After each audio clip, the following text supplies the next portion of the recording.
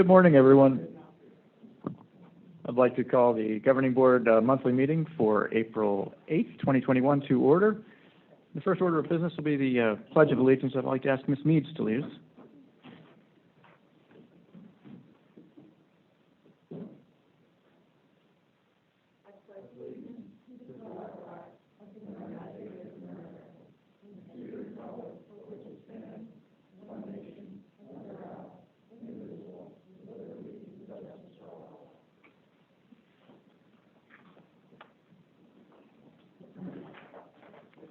Thanks, Cheryl.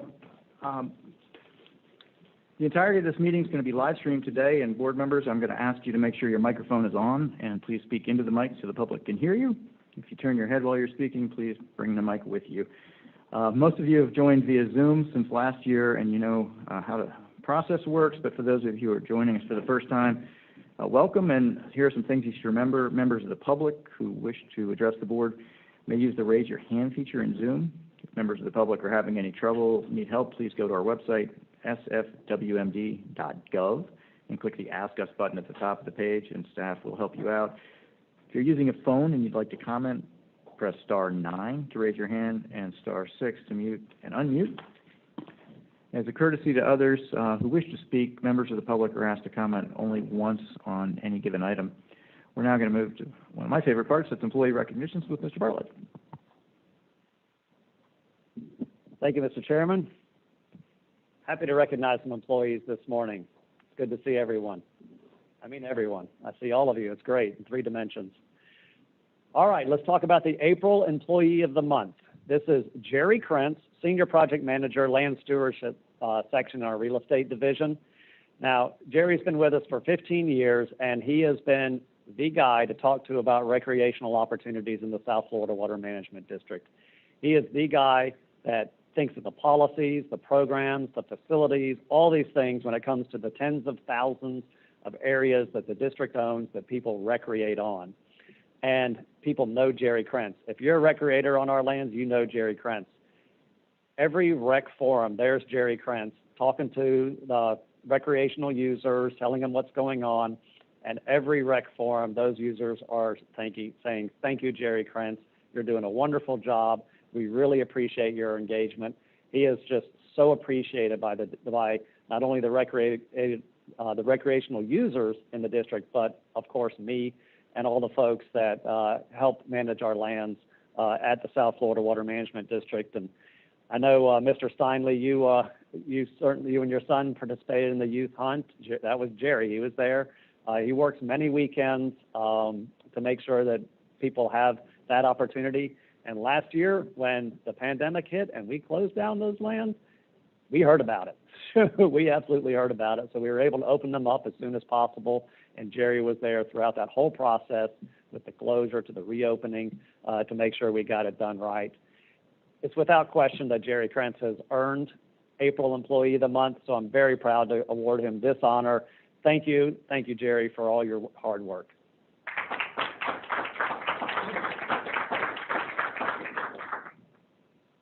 Now let's talk about the team of the month, the April team of the month, and this is the Kissimmee Water Reservation team.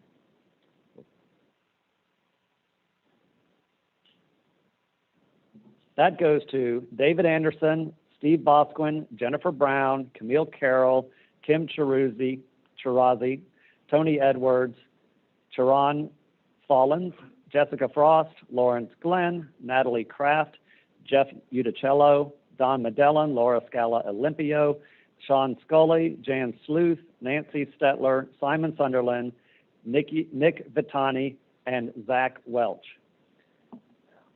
The Kissimmee River restoration is quite an effort. $800 million project, 27,000 acres of wetlands, 43 miles of meandering river, and 40 square miles of river and floodplain. If you've been on the restored portions of the Kissimmee River, you've seen the wonder, the birds, the wildlife, it's incredible. But let me tell you, it fails without water. You have to have water for this restoration program. And so this team spent 12 years reserving the water for the Kissimmee River restoration. They made 3 runs at it, a lot of stakeholder engagement, peer reviews. The process is monumental. Then they put together under your leadership, a final rule, 30 pages of rules. I've written a lot of rules. 30 pages is pretty astounding to adopt and reserve the water for this restoration project. It's been a decade worth of effort and a decade worth of expertise and commitment and persistence.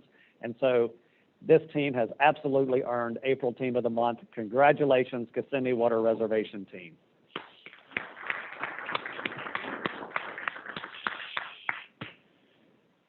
All right, we have a 35-year service award. Brian Turcott, he's an enterprise scientific data manager in our Applied Sciences Bureau, Water Resources Division. Now, Brian came to us 35 years ago after getting his master's degree in civil engineering from Cornell, very impressive. Started in 1986 as a water resources engineer.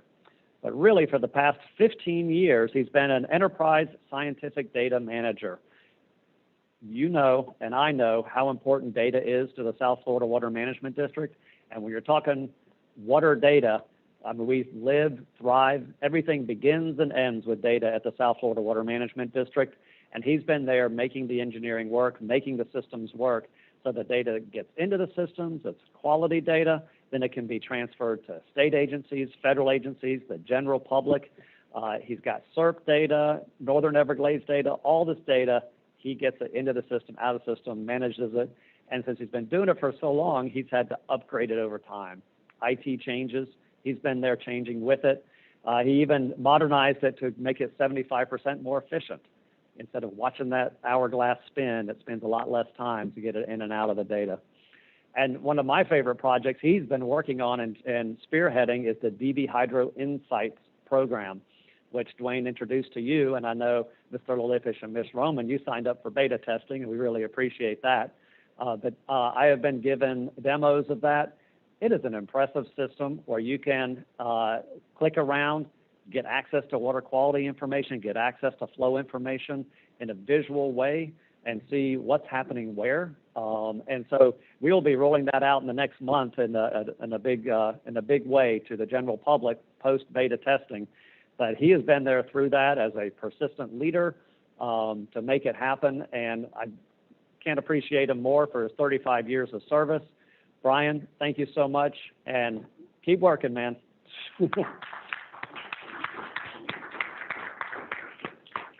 Now, before I sit down, I want to inform you of a special award that we didn't give, but was received by one of our incredible employees.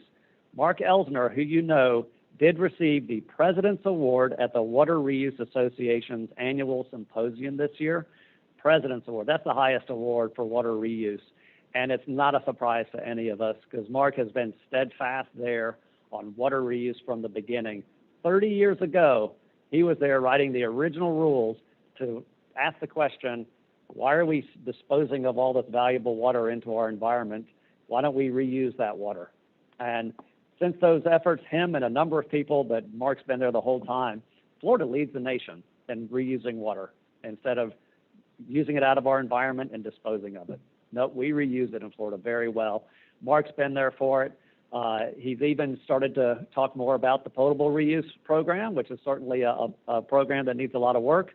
But that has been something that, you know, he was doing reuse when reuse wasn't cool. Now it's cool, and he earned this President's Award, and we couldn't be more proud of him. Congratulations, Mark Elsner, for that award. Thank you, Mr. Chairman. That's all I have. Oh, thank you very much, Drew, and congratulations to Mark, Jerry, the Kissimmee River Water Reservation Team, and thank you very much, Brian, for your years of service. Rosie, we're going to move on to changes to the agenda. Do you have any? We do, Mr. Chairman. Item 10A was postponed. The contract number for item 17A was edited, and the agenda item background for item 23 was revised. Thank you. Agenda item abstentions for board members. I'm going to poll the board, and I'll start to my left. Mr. Martinez? None. Ms. Meeks? None. Bill Orman? None. Vice Chair Wagner? None. I have none. None. Mr. Lopich? Mr. Simley? None. Mr. Bergeron? I'm abstaining from,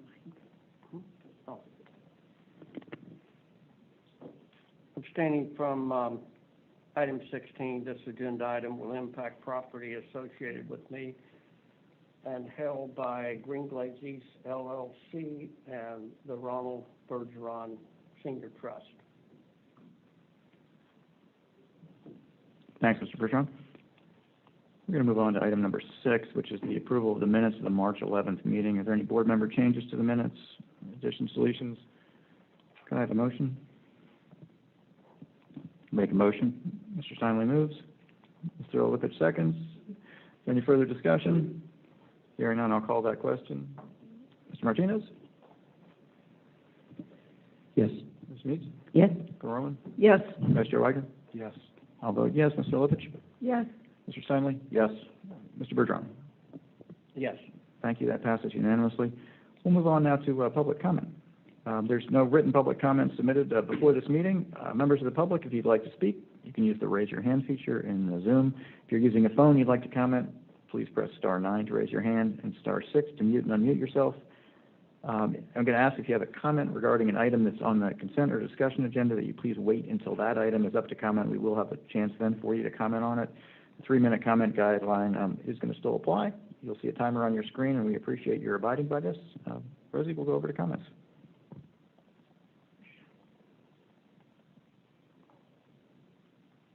Thank you, Mr. Chairman. Early this morning, I was notified of a public comment that was emailed in, so I'll distribute that to the board later on. First, we have Diane Goldberg, followed by Newton Cook, and then Mike Elfenbein.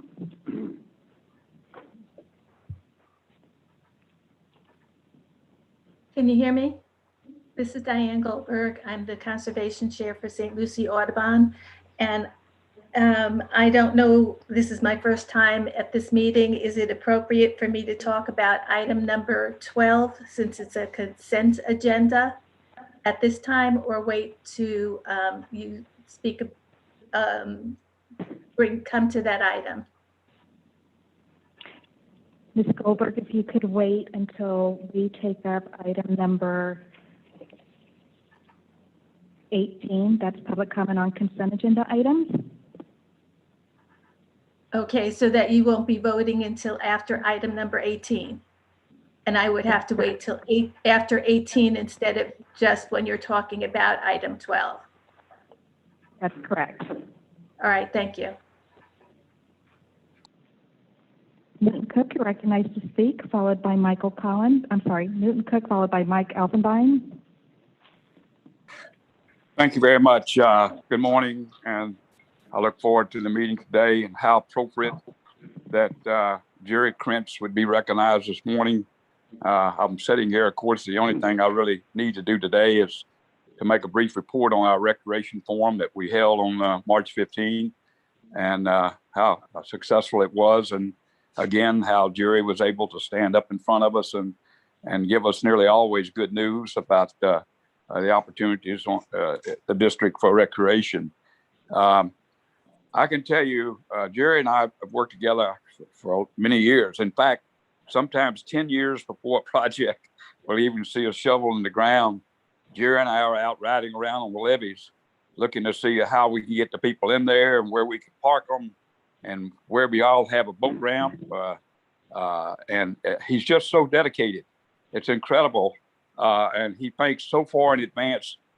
We learned over the years, of course, that these projects never move very fast, and they're subject to change. And I can only tell you, as a person who has worked with him for over a decade, he's just a wonderful employee and a tremendous asset to the public who recreates on the district land.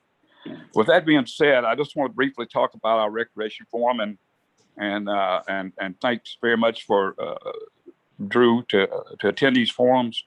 And basically, we had John Nelson, who's the president of the Martin County Audubon, make a presentation. I remind people, recreation on district lands runs hiking, biking, bird watching, boating, air boating, ATVs, hunting, fishing. It's a wide variety, and as I always mention, the stargazers, who are my favorite group. So we were so glad to have Audubon come and make this presentation at the meeting. Next item was the Arthur Marshall National Wildlife Refuge. Ralph Olson, who has over many years worked and dedicated the staff to improving the recreation and public access.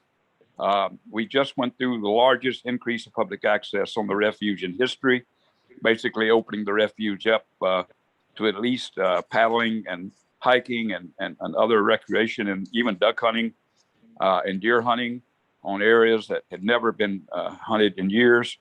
And he had a great positive report for us. And then Christina, the Everglades Region Land Management Update on all the different items going on, as we all hear at the meetings over and over again today.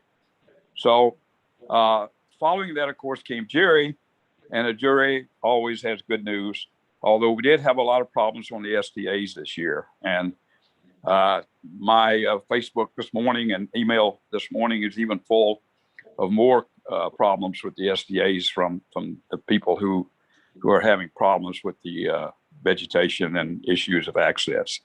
So, and Jerry will work with us on that, and your staff will work with us on that, and it's very much appreciated. So that's all I have this morning, and I look forward to hopefully these meetings going back in person again, and at that time we can have a longer discussions. Thank you very much. Thank you, Mr. Cook. Next, we have Mike Elfenbein, followed by Michael Collins. Good morning, everybody. Happy Friday Eve. And congratulations to all of the staff that were acknowledged today. But I do hold a very special place in my heart for Jerry Krenz as a recreationalist on district lands, and certainly appreciate and wanted to just give that little extra accolade on his behalf for his hard work and all that he contributes to recreation on district lands. I also wanted to take an opportunity to thank Jennifer Leeds and Armando Ramirez, two more of your excellent shining stars at the district, who took some time out of their busy schedules on the 25th of March to join me and about 120 other people for a congressional delegation trip to Water Conservation Area 3 and the Big Cypress National Preserve. It was an honor and a pleasure to be able to host 8 congressional districts, Senator Rubio's staff, both the Miccosukee and Seminole tribes, and representatives from all of the state and federal agencies, including the district. It was a great opportunity to show all of these decision makers exactly what's happening on the ground. It's easy to have these conversations over the phone and online and in meetings, but it's another thing to have these conversations when you're sitting among 20 or 25 different stakeholder groups, from environmentalists to conservationists to water warriors. It was a wonderful day for the Everglades. It was a wonderful day for restoration. And again, I want to thank district staff for being involved in that and contributing so greatly to the conversation. Also, I wanted to take a moment to let you all know that the aquaculture project should be going here soon. And we should be able to see the fruits of the labor, removing phosphorus from Lake Okeechobee, reducing harmful algal blooms, nutrient loads, and restoring some of those nutrients to the landscape. Just Tuesday, we had another resolution passed and adopted by another county that brings it to 15 counties, representing about 5 million people who are anxious and supportive of this project and look forward to it in the near future. As I speak to you, I'm on my way to meet with the city of Lake Helen, where they tonight will hear a presentation from us on this project and also vote on a resolution in support of it, hoping to bring the support for this project among counties and communities in this state up to about 6 million people by the end of the month.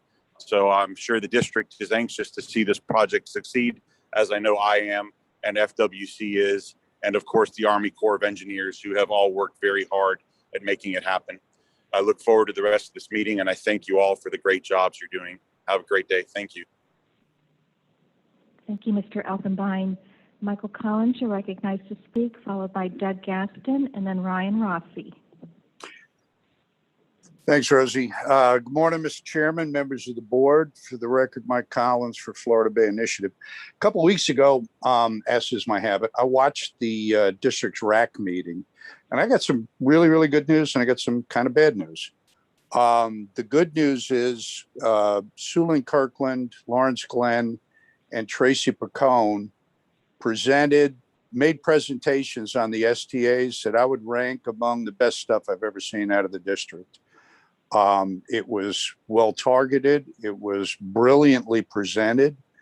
It told the story, not just the history, but what's going on today in stark detail. I mean, in terms that I think everybody could understand. So kudos to the staff. I mean, in an absolute sense, some of the best I've ever seen.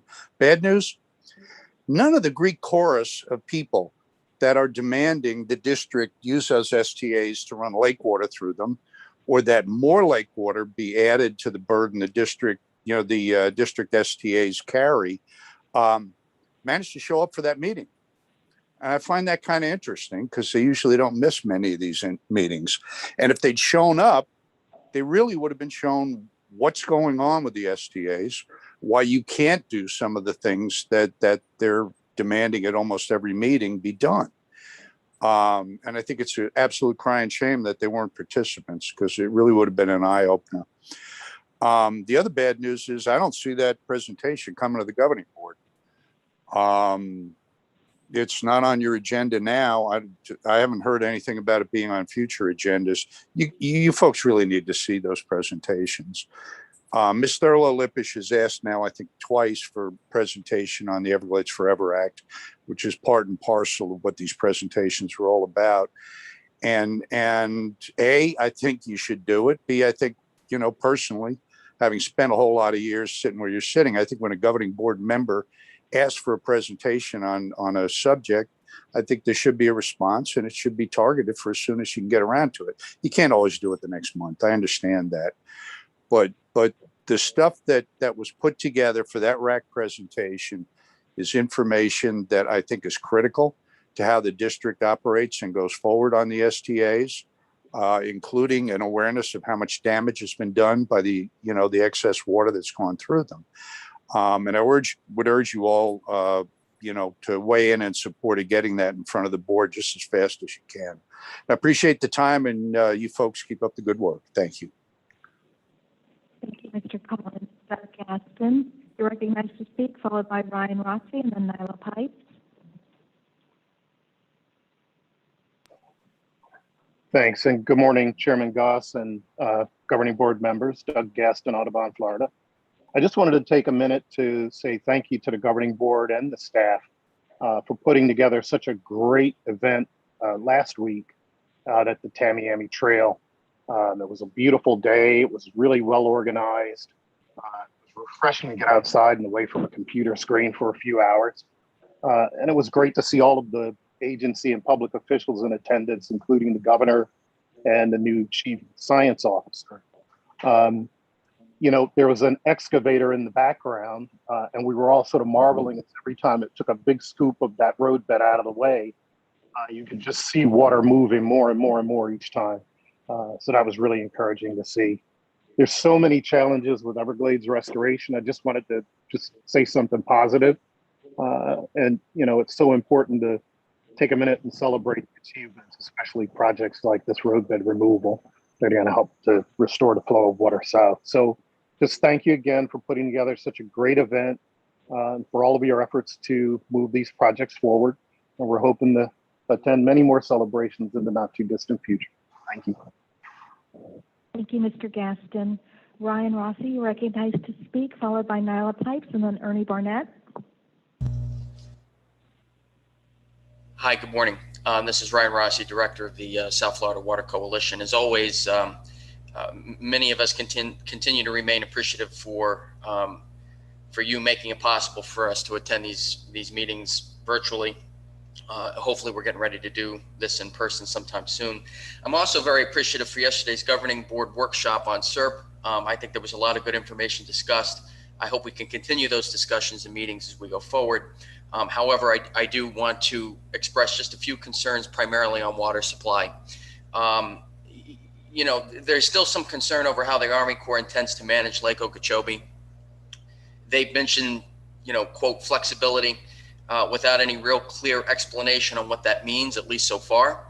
I know that the Water Management District understands the importance of water supply for our 6.5 million South Florida residents. The federal government also understood this 20 years ago, which is why they created the legal protections for water users to begin with. And I think as CERP moves forward, it's my hope that the district will work closely with the Corps to ensure that we don't end up in what could be a very compromising situation with regard to supply. And I know that for many that hear me speak at these meetings, you probably think I sound like a broken record, but it's only because I don't think we're getting any real answers on this still. We are again in a very dry time. Last year worked out weather-wise. We have no guarantee that it'll work out the same this year.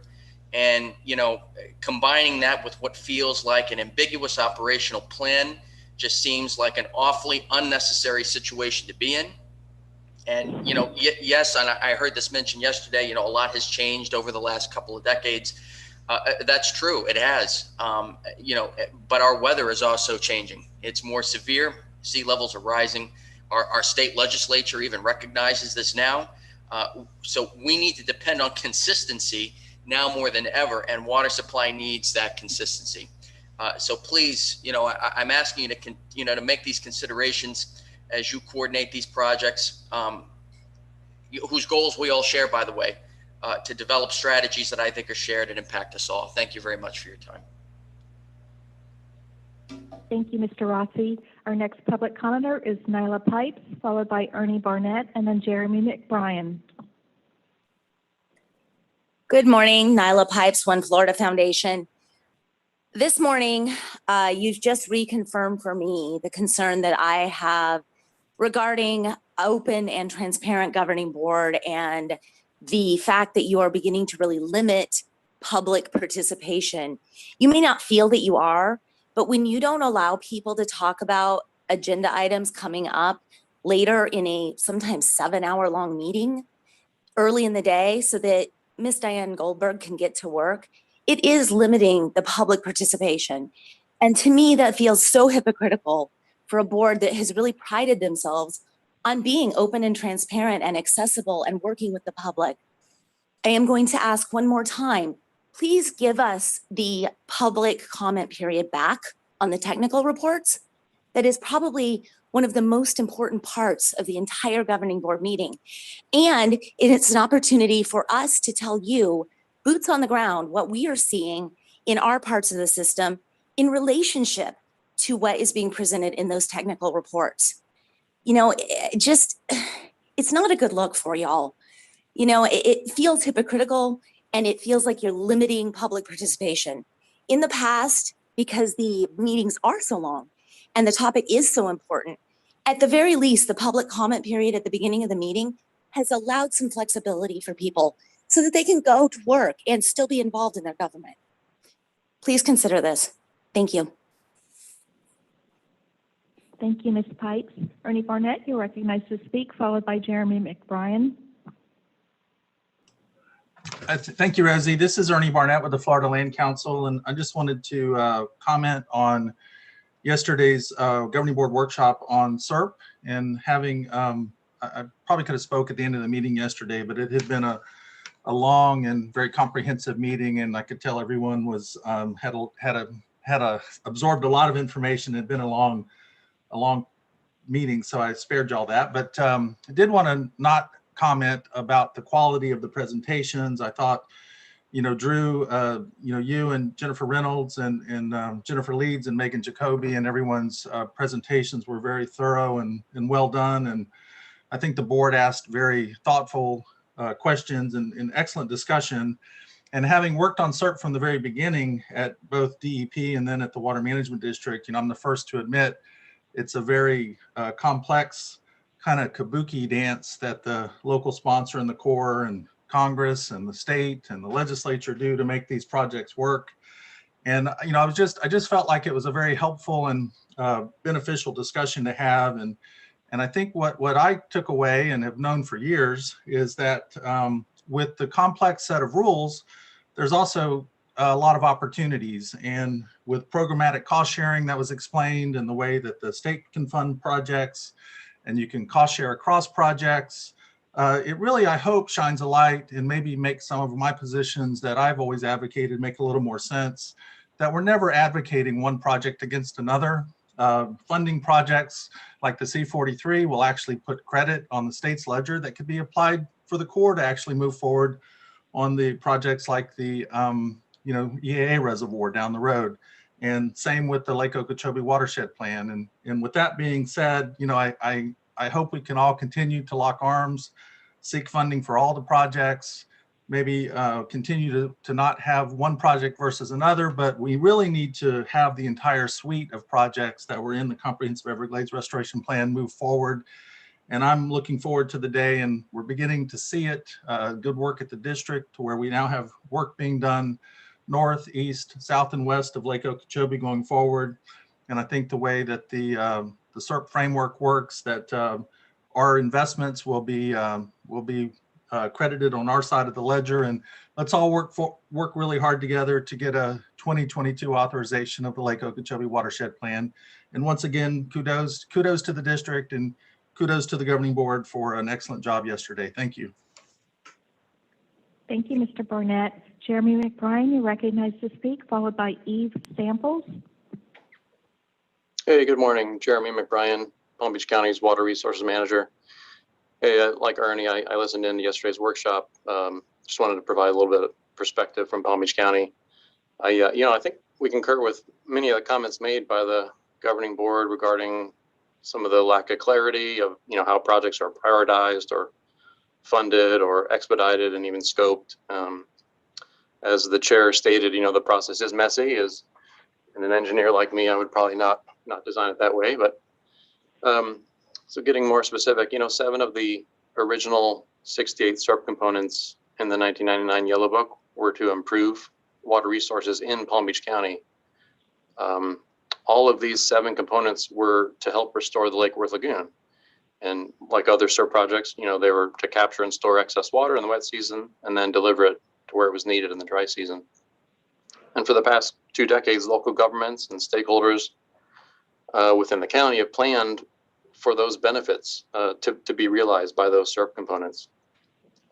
Specifically, the county, in collaboration with state and local partners, we've invested about $90 million to restore the Lake Worth Lagoon. We've had the opportunity to show Mr. Steinley and Ms. Thurlow-Lippisch some of our work, and we'd be happy to show some of our projects to the other board members. So, to sum up, I think it's clear to me that all 68 SERP components are not, they're not going to happen anytime soon. I think it's also clear to me that the 7 SERP components that were deemed essential for the restoration of the Lake Worth Lagoon are not likely to happen anytime soon. And so I think it's time that we collectively begin to plan for and implement alternative near-term strategies to achieve some of the ecosystem restoration objectives contemplated in SERP. So again, thank you for your time. Thank you, Mr. McBrien. Eve Samples, you're recognized to speak, followed by Mike Connor. Good morning, Eve Samples, Executive Director at Friends of the Everglades, which was founded in 1969 by Marjorie Stoneman Douglas. Thank you for taking my public comments today. I wanted to alert the governing board members to a post made a couple hours ago by the Colusa Waterkeeper that featured aerial images of a cyanobacteria bloom on Lake Okeechobee. These images were taken from the air just yesterday, and the telltale green streaks in the water are another reminder of the need to avoid discharging lake water untreated to the Caloosahatchee Estuary and St. Lucie Estuary, especially this summer as we're contemplating how to manage a higher than desirable lake level. This doesn't have to mean sending undue amounts of water south to the STAs. It just means sending what the Everglades Forever Act design documents call for sending to the STAs. So please look at those design documents. I'm happy to speak with any of you about what we believe they call for and how it can help the crisis in the estuaries that with each passing week seems to be inevitable. So thank you for your time this morning. Looking forward to listening in on your meeting. Thank you, Ms. Samples. Our next public commenter is Mike Connor, followed by Lisa Interlandi. Yes, good morning. Thank you. I appreciate the chance to speak as always. Mike Connor, Executive Director of Indian River Keeper. A quick comment here. I'm basically going to laser focus on STAs as well. We have great projects in the ground coming online, but not for another 4 to 6 years. We still have a problem with the STAs. And the problem I have with the STAs is the equality, the inequitable amount of water that the lake water that is put in the STAs. And, no one is in favor of blowing out the STAs with more water. And I know the STAs have to be healthy, and the STAs function well when they are maintained correctly. But I do believe it's high time to look at the STAs and look at the fact that the discharges to the estuaries are necessary, partly because the water can't be sent to those stormwater treatment areas as they were designed and as would be more fair. So in my mind, if we can get a 50-50 split on that, after all, taxpayers did pay for much of the construction of these STAs, which are very necessary, and they have to stay online and they have to be healthy. I understand that, but we need to have a chance to put more lake water directly in the STAs starting immediately. That's something can be done immediately, even before the LOSA model is picked out and it's inked and a done deal. We can put water in the STAs at a greater level for the estuaries' health. Right now, we're looking pretty nice in the estuaries. We're appreciative that the discharges are not what they were and what we thought they might be this week. I understand there's a couple reasons. And I hope in the technical reports this afternoon, possibly Mr. Micknick will talk about the specter of the snell kite season. And I understand the lake maybe receding too quickly. That's kind of confusing to a lot of us. We'd love to learn more about that. But in closing, I'm just saying, I'm hoping the STAs can be used more equitably for us and get water in the STAs now, rather than have massive discharges to the estuaries again, year after year. Because really the discharges to the estuaries are not that necessary for flood control Lake Okeechobee, as I think we're discovering. And I thank you for your time. Thank you, Mr. Connor. Lisa Interlandi, you're recognized to speak, followed by Emma Hadesy and then Kara Kapp. Hey, it's Lisa Interlandi with the Everglades Law Center. I just wanted to second the comments made by Jeremy McBrien about the Palm Beach County SERP, several of the Palm Beach County SERP projects, which have kind of, for various reasons, kind of fallen by the wayside over the years. Those were important projects for Palm Beach County that were really important in terms of providing restoration benefits to the Lake Worth Lagoon. And I agree that we definitely need to look at some sort of alternative strategies to try to clean that water. It's really one part of the system that is getting releases from Lake Okeechobee where there's not any sort of water quality treatment component even being planned or discussed. So we would definitely support working with the district. You have an excellent partner in Palm Beach County. So I definitely would love to work with both of these government organizations to try to identify some projects that will benefit this part of the system.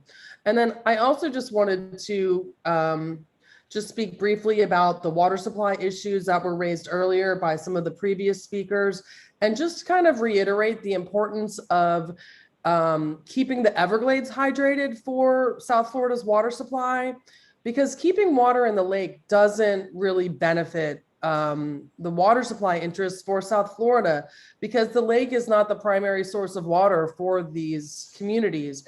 We have to get the water down into the Everglades where it can naturally seep out into the well field areas and rehydrate them.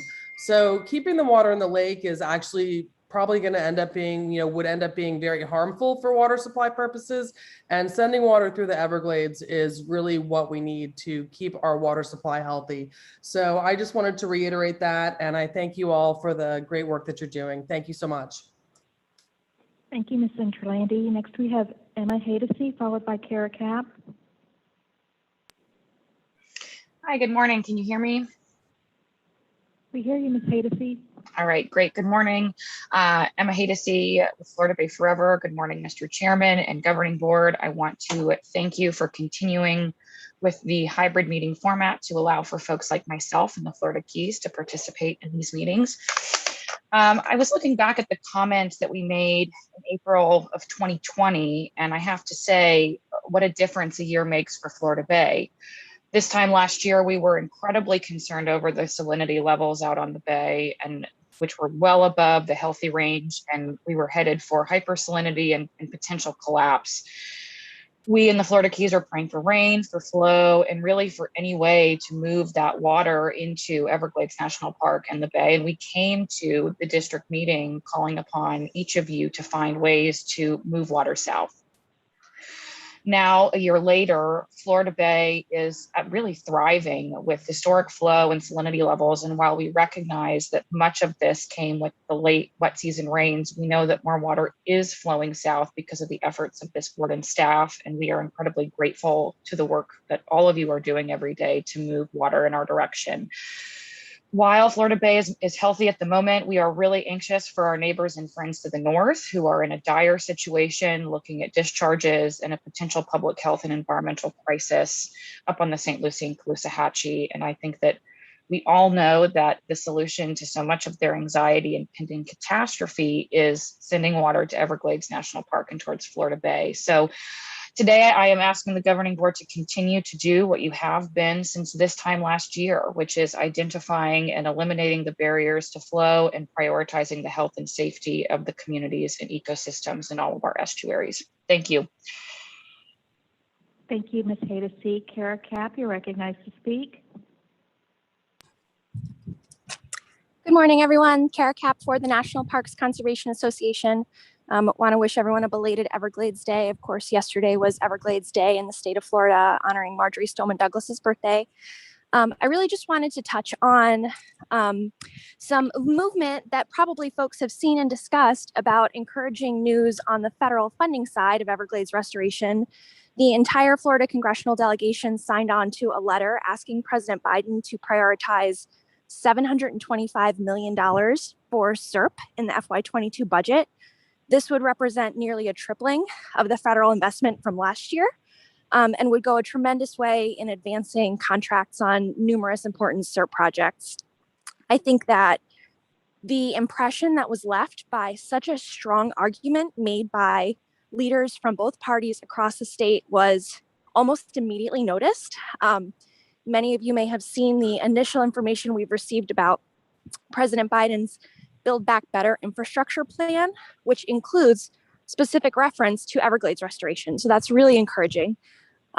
We know that another reason the federal government understands Everglades restoration can be a slam dunk is the strength of the South Florida Water Management District as a local sponsor. We hear repeatedly from the Corps that in projects across the country, the Water Management District simply doesn't compare to the rest in terms of the commitment, the expertise, the on-the-ground work being done. So I just want to thank you all and highlight the important opportunity to significantly increase federal funding that would get these projects done much faster. So thank you all, and looking forward to watching the rest of the meeting.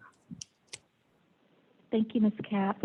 Mr. Chairman, there are no more hands raised.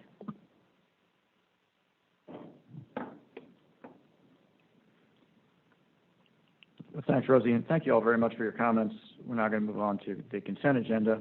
Are there any consent items that we want to move to discussion? I'll turn to the governing board for that. Mr. Olovich.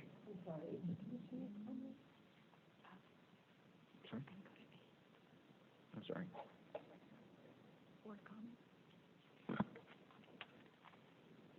I'm sorry, I was over anxious to get to consent. We're going to actually do board comment, which is slipped my. So I know we all have something we want to say. Mr. Olovich, I'll start with you since you brought it to my attention. Thank you. Good to see everybody. Again, that was a very helpful workshop yesterday. And the Tamiami Trail was an experience I'll never forget. Watching Governor DeSantis in front of that road being removed, and there he is talking, and the big crane is behind him, and the dust is going over the governor's head and falling on everything, like the dust settles and we have a new day. It was super cool. And, you know, all of this is hard, but these wonderful inspirational things are worth so much. And we're going to get there. I have my little triangle in front again, and that little triangle is a piece of longleaf pine from my grandfather, who worked for IFAS years ago. And it symbolizes that I really want us to pursue the agencies working together, as we talked about when we went through the 5003 process changing for 40E61. I would appreciate updates on that periodically, because I think until the agencies of FDACS and FDEP and the South Florida Water Management kind of work together, communicate together publicly, we're going to continue to be kind of stuck in quicksand a lot of the time. A report came out from the National Academy of Sciences. I saw it reported in Florida Trends. I thought, again, that was great. I would appreciate an update on that and how we feel about the comments made. My husband and I have continued to take pictures over the St. Lucie River, Indian River Lagoon since March 6th, when discharges started to the St. Lucie River. We've been taking them weekly. Thankfully, the river looks pretty good. And that is because the discharges are minimal, that now they're at 300 CFS. And also, there's nothing else coming into that river. No C23, no C24, no local basin runoff. So it looks pretty good. You know, it's not bright blue like the Bahamas all the time, but you can see through the water, and that's what's important. I took a tour with Drew and 2 scientists. And as I mentioned, I believe light was the main message that I came out with. You know, let there be light on those waters so seagrasses can grow. The RAC situation with the STA report, I do think I don't know who didn't show up for the RAC meeting, but I also think that the RAC meeting is mostly, you know, people. I love the RAC. That's how I started. I was on the RAC, but as an alternate. But sometimes, you know, it would be good to have it in a more open forum. These are important subjects for the public, and of course, we feel like the stormwater treatment areas belong to all of us. It all belongs to all of us. I want to thank Captains for Clean Water, who took my husband and I on the tour of a lifetime, going back into the Shark River, then into like Rookery Branch or something, and then to see where the Shark River, all those rivers kind of end and meet up with the Shark River Slough. And having that visual will be so helpful for me understanding to send more water south. And Captain Daniel talked about how the mangroves have been moving up into the northern areas because there's less fresh water. And the whole thing that started all of this, you know, SERP and all of it, was Florida Bay. So that we should be doing everything we can to get water to Florida Bay. And like Mr. Bergeron says, when you're sending the water south, that benefits the entire system. I visited C23 and C24 to see the new Eves property. It was, which was really beautiful. And I hope that it's also is maximized for wildlife as it will be for cattle. Beautiful lands, like a land remembered.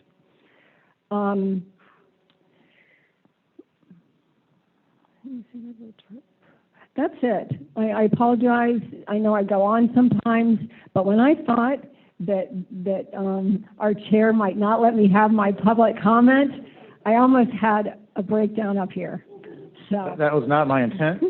It was a simple lapse in lack of caffeine. I wait all month. I'm like, I got my list. I'm like, what am I going to say? It was his what am I gonna April Fool's joke on you. Right. That's it. So, thank you, and I'll try to be brief the rest of the meeting. Thanks, Mr. Livingston. Mr. Siley. Thanks, Mr. Chair. Drew, I'm going to extend the employee recognition a little bit. So I think everybody knows Laura Corey, who supported our regional reps, supervised our regional reps, and represented Palm Beach County on all matters for the district, retired, I think, April 1st, right, after 32 years. I just wanted to say she made a incredible effort always to manage, the public's issues and concerns, and really represented the best of the district. So we're sorry to lose her, but and she was invaluable to me in terms of bringing me up to speed on all things board related and navigating issues. So I want to thank her for her service and tell her that we're going to be thinking of her as she has new time to enjoy her outdoor activity, skiing, hiking, and everything, and living vicariously. Loxahatchee, obviously, we know that the Loxahatchee River Restoration Project was incorporated into 2020 WRDA. As we learned yesterday from the SERP workshop, these are all long projects. The river needs to maintain an MFL. As we did last year, we're getting towards that, and in fact, at certain points, we've breached that. So we have obviously plenty and have had plenty of water, and we're ready to send it there, or areas around it. But the issue with the Loxahatchee is it requires plumbing that we don't necessarily control. So I've asked district, I've asked Palm Beach County, West Palm Beach, and other stakeholders to get together and try to develop a memorandum of understanding on how, if district has extra water, that we can deliver in excess of consumptive use, whatever's permitted, that a portion of that West Palm through Grassy Waters, that a best effort is made to deliver a third or a half. That's for discussion. Last year, we agreed to a half. So we have excess water. The river needs it. Salinity conditions are getting challenging. And so I'm looking forward to having that as an interim step to the restoration project. And then finally, the workshop yesterday, that was for me, and I think for everybody, an incredibly helpful review, tutorial, I'll admit, on the incredible complexity, messiness, I guess, of planning, approving, and appropriating. And I guess I had two main takeaways. After 20 years, this is, we all know this, but it's incredible. After 20 years, we've completed one project. That's not for lack of effort, but that's an amazing thing to think about. These are all long-term projects. They're all high-dollar projects, most of them. In every project, it seems, whether it's approved or not, fights for funding every step of the way. So that was a reality check for me, even though I knew about it. The second thing, and Jeremy and Lisa said this, or a form of it, I've also recognized there's no real formula for how things are prioritized. Certainly ecological benefit and importance plays into it, but really at the end of the day, it seems to be all about the strength of the voice, the importance of the voice that fights for each of these projects. So the Everglades obviously is a large ecosystem, but we're just organized into different regions, and some of those regions, and Palm Beach County is one of those, I recognize, has not had as much success prioritizing projects. And so I guess the reality check there is that it takes the community, it takes the local stakeholders, it takes voters, it takes their representatives to fight for these projects. And that's just the way it is. And to Jeremy's point, I think if there's a recognition, and I think the local regions need to recognize if things are not coming on their calendar, that they might need to explore other temporary or full-time options. So it was sort of eye-opening for me, although not new information, but just a sort of a clarification of where things stand, given the enormity of these projects and the duration. I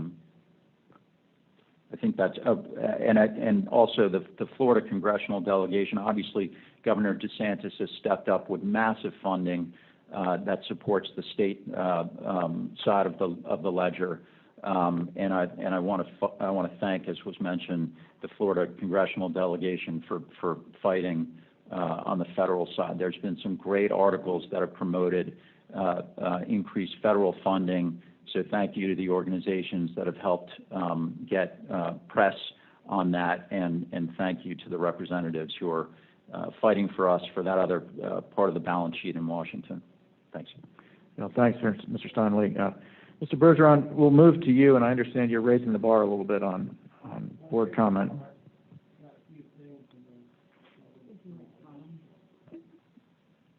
First, I want to compliment the board and all our staff on access to the Everglades, to all our stakeholders, the hikers, the bikers, the wildlife photographers, environmentalists, conservationists, hunters, fishermen,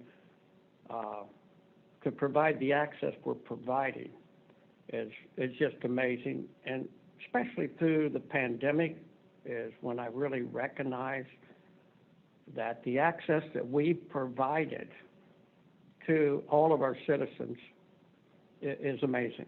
And the compliments, I'm a biker. I only do 50 miles a day on a bike, like you, Scott. Motorized. Yeah. But it's just amazing the compliments that I'm getting from the public based upon what we're allowing. Sustainable access, where they can fall in love with the environment and follow the mission that we're all on for a quality of life into the future. And the other thing is moving water south. And I know I sound like a broken record, but I really want to thank the board, want to thank our governor, want to thank our staff for recognizing these barriers that we're removing. The seepage wall, where water can flow year-round through Shark River Slope. DOT that's ready to release the restriction on the L29 where we can constantly stay at 8.5 because you can't move water south without doing that. And then 3 years from now, being able to raise that L29 to 9.5 and move water south to Florida Bay, stop seagrass from dying. I'm excited about our staff working on moving water southwest through the L28, another barrier, to the 10,000 islands, naturally by gravity. Modified water delivery can be in place in the next 3 years. We're raising the L29. We're removing the barriers. We're working with the federal partners on not shutting the S12s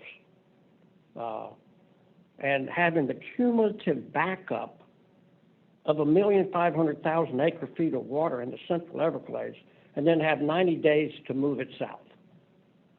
And we're really at the threshold of that happening. So I want to thank our staff and board members to see this vision. And this particular moving water south benefits the whole global system, because what goes south doesn't go east and west. You don't have to be a hydrologist to figure that out. And so I'm excited about that. And then I did prepare a little film. It is Everglades Day was this week. Marjorie Stoneman Douglas's birthday was this week, and I think it's important that we recognize these icons. A generation before us, and now it's our generation to continue the wonderful work that Marjorie Stoneman Douglas, her bringing the awareness to the world of the importance of the quality of life into the future. So I think you'll enjoy this presentation. Marjorie Stoneman Douglas was an icon who deserves to be remembered. She set the stage for Everglades conservation and fought tirelessly for this ecosystem. She passed down her legacy to the next generation, and it's all about we to protect the beautiful Everglades. Marjorie Stoneman Douglas once said, "The Everglades is a test. If we pass it, we may get to keep our planet." Today we celebrate Marjorie Stoneman Douglas and the Everglades on her birthday. She was a fierce advocate for the Everglades and its conservation.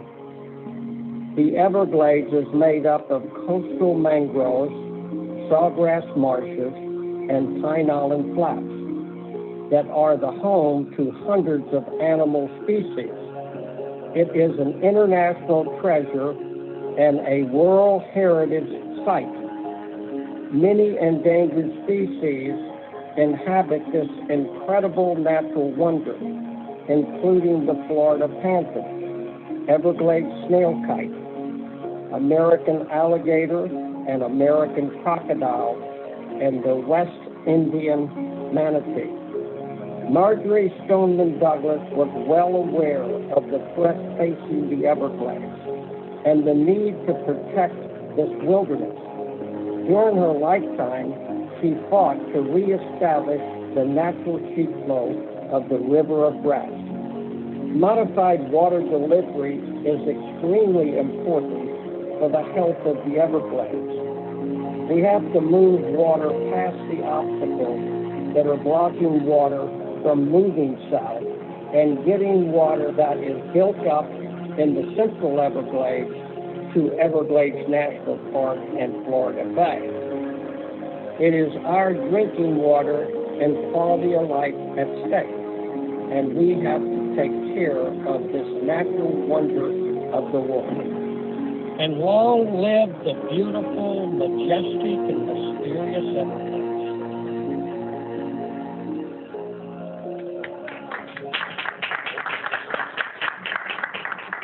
I'd like to thank my staff, too, that put this together. And I think it's important that we recognize, these icons of the past.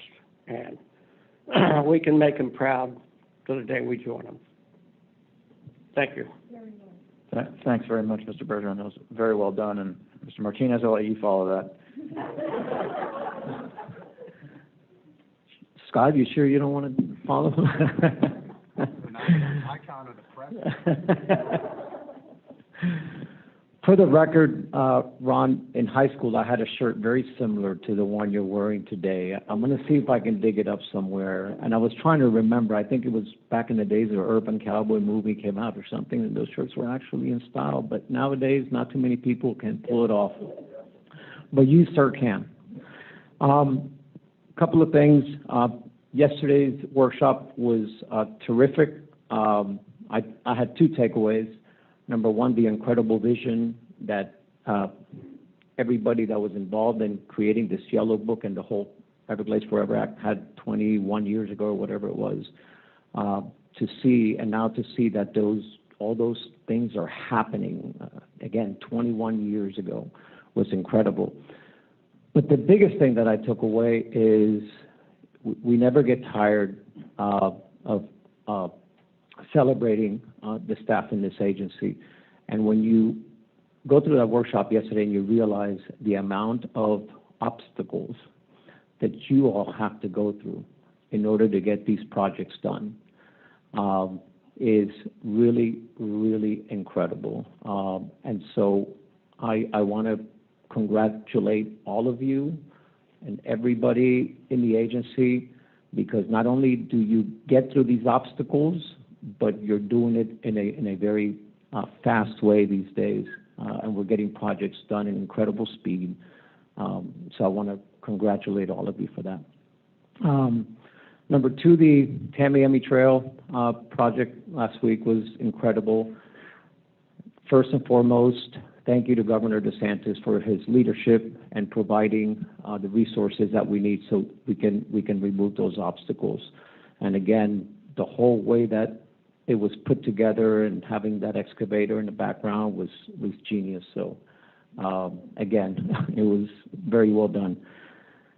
And last but not least, I want to address one of the comments on the public comment that was made, because I take it a little bit to heart when I hear that we're not being transparent, that it's not a good look. You know, I'm not sure how other boards in the past have worked, but I know that's been the cornerstone of this board and the cornerstone of the administration in this agency is to be transparent and to allow the public access always in anything that we do. And for somebody to come and say that we're not doing that, I think I find a little insulting, to be honest with you. You look at our agenda, and there is 6 different instances in today's agenda that we allow for board comment. We open up the meeting, not board comment, public comment. We open up the meeting with public comment. Before the consent agenda is moved, we allow for public comment. Before each discussion item, we allow for public comment. And at the end of the meeting, we allow for public comment. And at that time, public can make comments about technical reports or anything that happened during this meeting, for that matter. Some of these meetings go 7, 8, 9 hours, and we are asked and tasked to stay focused at 9 o'clock in the morning as well as 6 o'clock in the afternoon.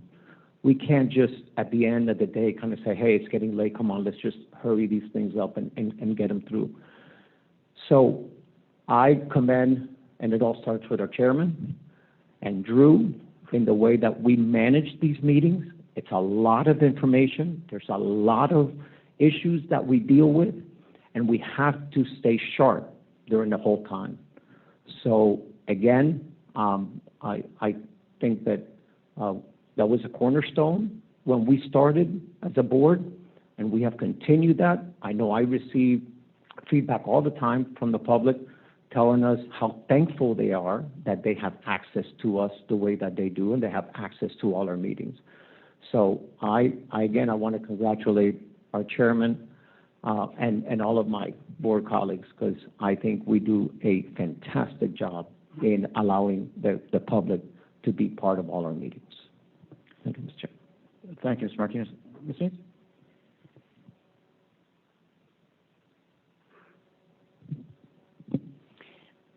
I'm going to start with just a personal comment. Some of you may know that my youngest child is 17 and is still at home, and he was so glad when the governor let him join the real world last June, and he was out and about. My husband and I are older parents when he's concerned.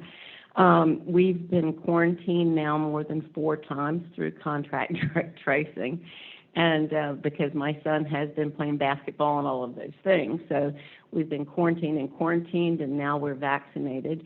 I was in the UK when the hoof and mouth disease with cattle and farm animals occurred, and I happened to be there the day that they let the cows out of the barn. And if you remember that, the cows stayed in the barn for months in a dark barn, standing in their own unmucked stalls.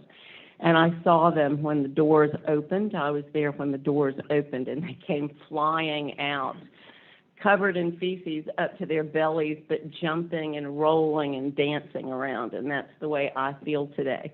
I feel like one of those cattle who has been set free. I'm so glad to be back. I am so glad that most of us are vaccinated, and I see that in many ways, one of the hardest years, I'm going to cry, of our lives. I see that it's almost over. I look forward to seeing the public back here again. We miss seeing you. I now am going to accept all of your invitations to go wherever you want me to go. I can't wait to see the things that I have missed.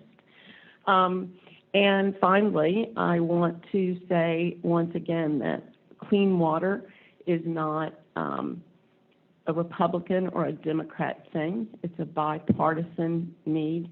And yesterday, learning that it is all about us being vocal about what we need from the state and federal government. We, of course, are so proud of our governor for what he has done and what he has started, that I can't believe how strong and wonderful he's been in this.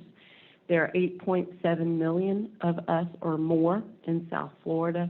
I want us all to be very, very vocal, stand together, and make our needs known to the federal government so that they'll listen to us, because that's what we're going to have to do.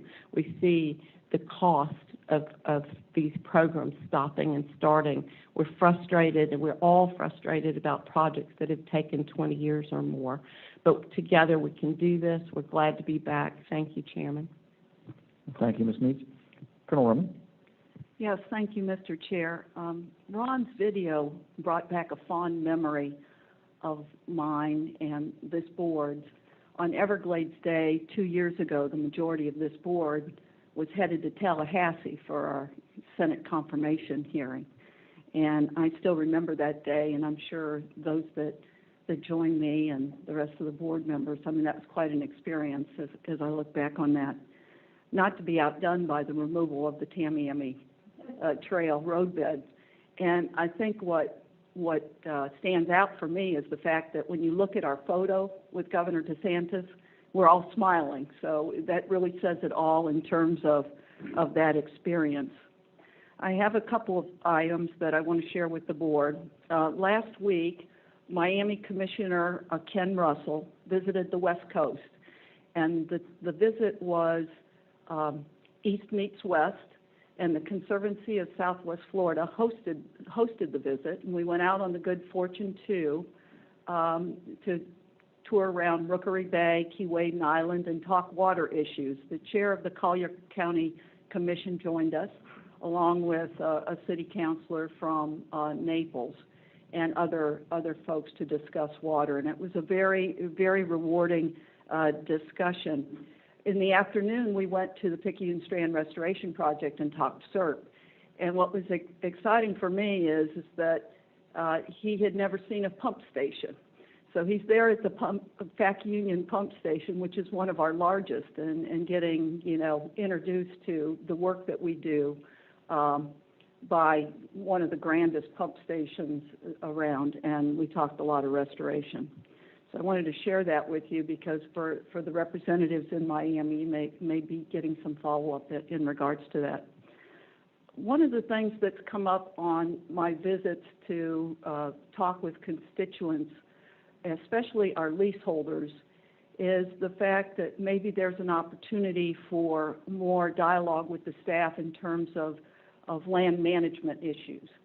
A couple of years ago, when we came on board as a governing board, we reviewed all of the committees with our agency director, and we reviewed those committees and selectively looked at which ones would meet the mission and best, and we had some continue and others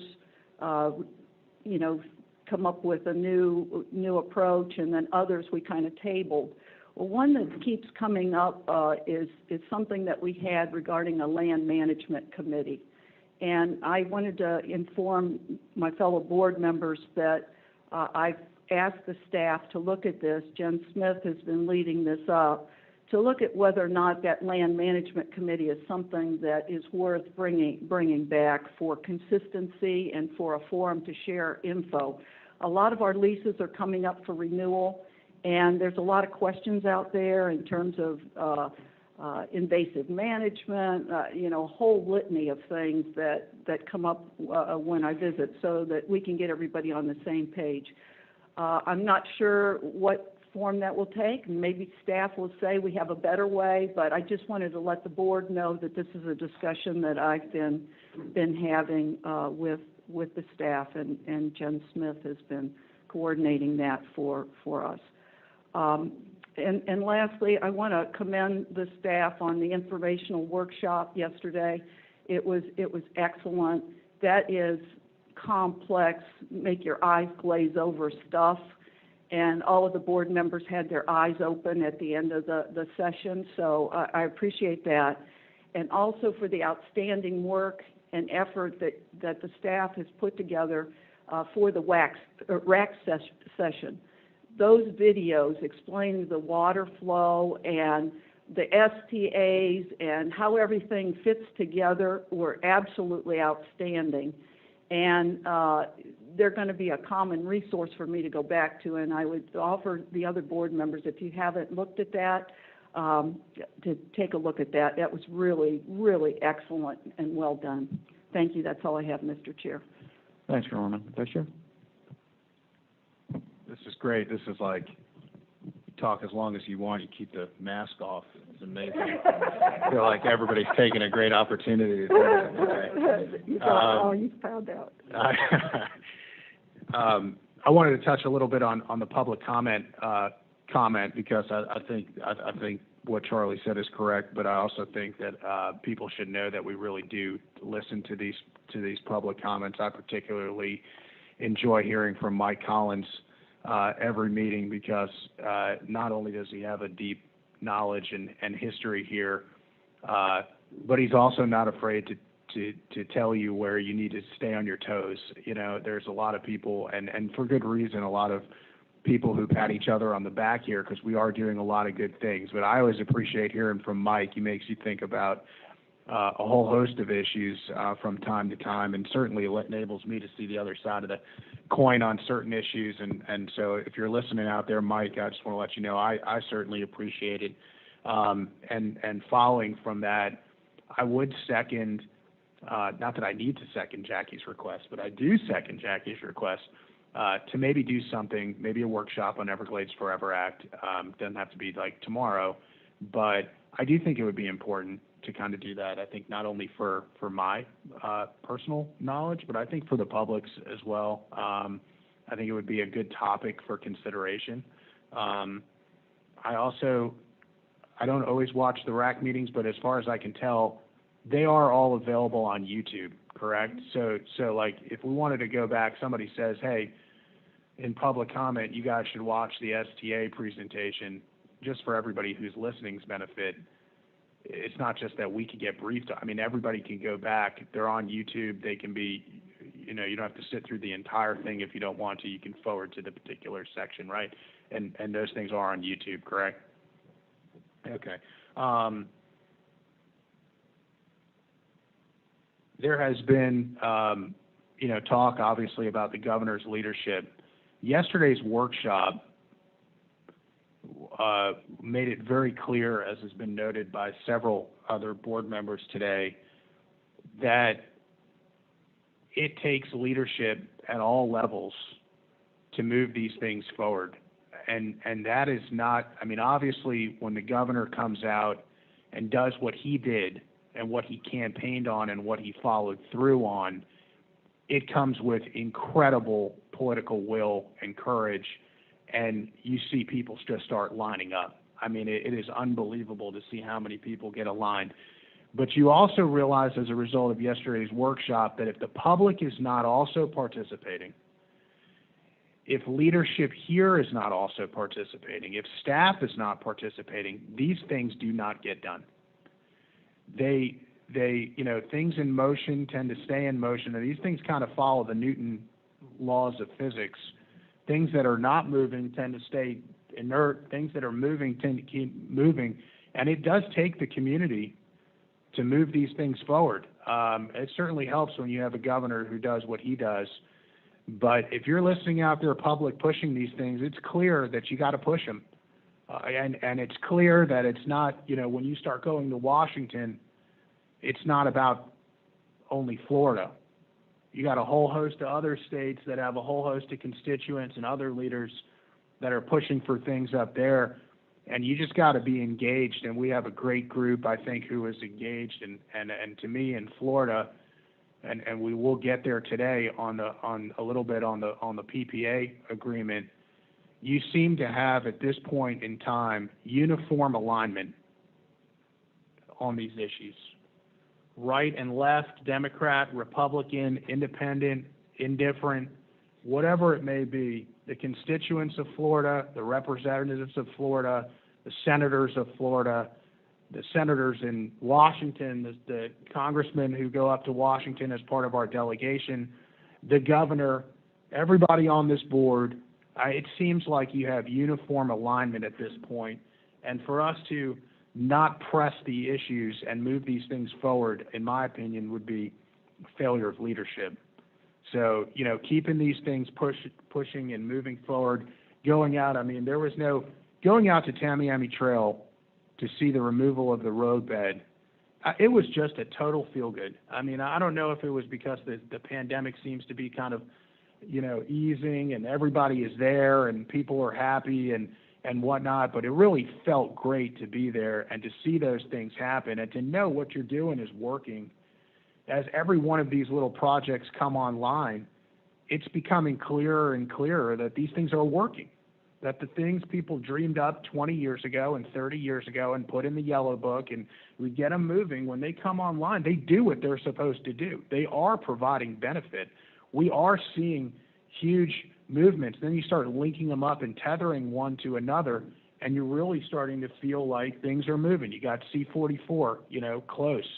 C-43 underway. God willing, EAA, I mean, you got the STA going. We're going to get this thing going. I mean, it's, you know, you start putting these combined reservoirs together, you have the ability to abate these unnatural connections to St. Lucie that happened in the past and pushing water south the way it should be, maintaining it. It's really, you know, just keeping this momentum is amazing. The last comment I will make, and I know we do a lot of, I talked a little bit before about, you know, okay, we slap each other on the back sometimes, but I will tell you something. This week, last week, you know, I've really powered up on this project partnership agreement with the EAA Reservoir, and it has been, once again, a total blessing to be part of this district because the staff members who are engaged from across the board, you know, between John Mitnick and Jennifer Reynolds, between Carolyn and Julia LaMonaco on council side who have really helped me power up, and Drew and Jen and everybody who's involved, trying to get information to power yourself up to understand exactly what's going on with nuances and details and legal language and context and efforts to lead up to where we are today. You guys are amazing.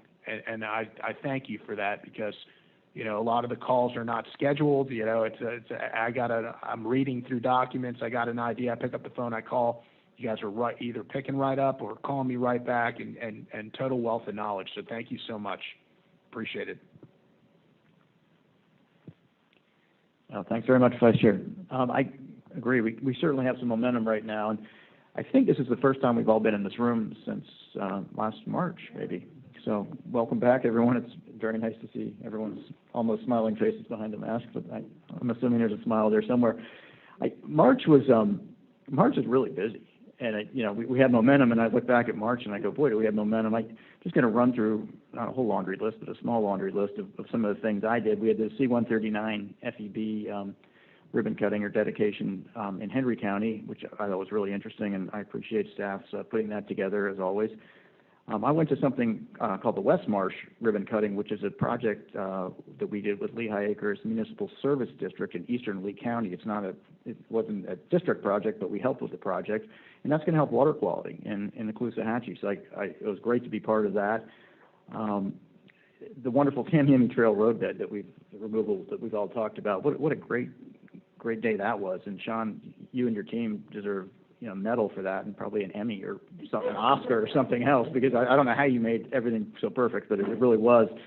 So thanks for pulling that together, and thanks to the governor so much for coming down for that. It really made a lot of difference. It was nice to see. We had some federal partners there, we had some state partners there, we had some local partners, and that's what this is really all about, is bringing all those partnerships together to celebrate progress when we are making progress. The staff, I want to thank very much for giving me a tour of the STAs. there's been a lot of talk about the STAs, and Mr. Collins, I agree with you that the presentation that staff did at the RAC was excellent, and everyone should watch it, and I commend it to everyone. There's some huge challenges there with the STAs, with what the staff is doing with the STAs, and there's a complexity that I didn't recognize until I went out there and saw them. And I'm sure you all, if you have a chance to see them, you'll realize the same complexity. And what struck me is there's no handbook. We're sort of doing this as we go along. We're the first people to ever do this, and so you can't go and say, well, how did someone else do it? We don't know. So, you know, maybe we've made some mistakes, or maybe there's some things we wouldn't do again, but, you know, we didn't know that 10, 15 years ago, so now we're dealing with it. And we're doing this while we're trying to operate the STAs. And that's the hard part, because they're functioning, and they have a purpose, and their purpose is to clean water. And if they're offline, they're not cleaning water. So it's hard to take them offline. So it's you know, like fixing the airplane while you're flying it. It's not ideal, but we're doing the best we can with it. So I have a huge appreciation for what we're doing. A small segue to that is I had a really nice reception and a tour at the Naples Botanical Garden. Carl Roman was there, and I learned something that she knows, but I didn't know, that vanilla beans are orchids, which, yeah, who knew? But now I do. So vanilla beans are orchids. But going back to the SDAs, I'm not totally off book here, just a little bit. Their staff did say, you know, we're doing a lot of work with wetland species.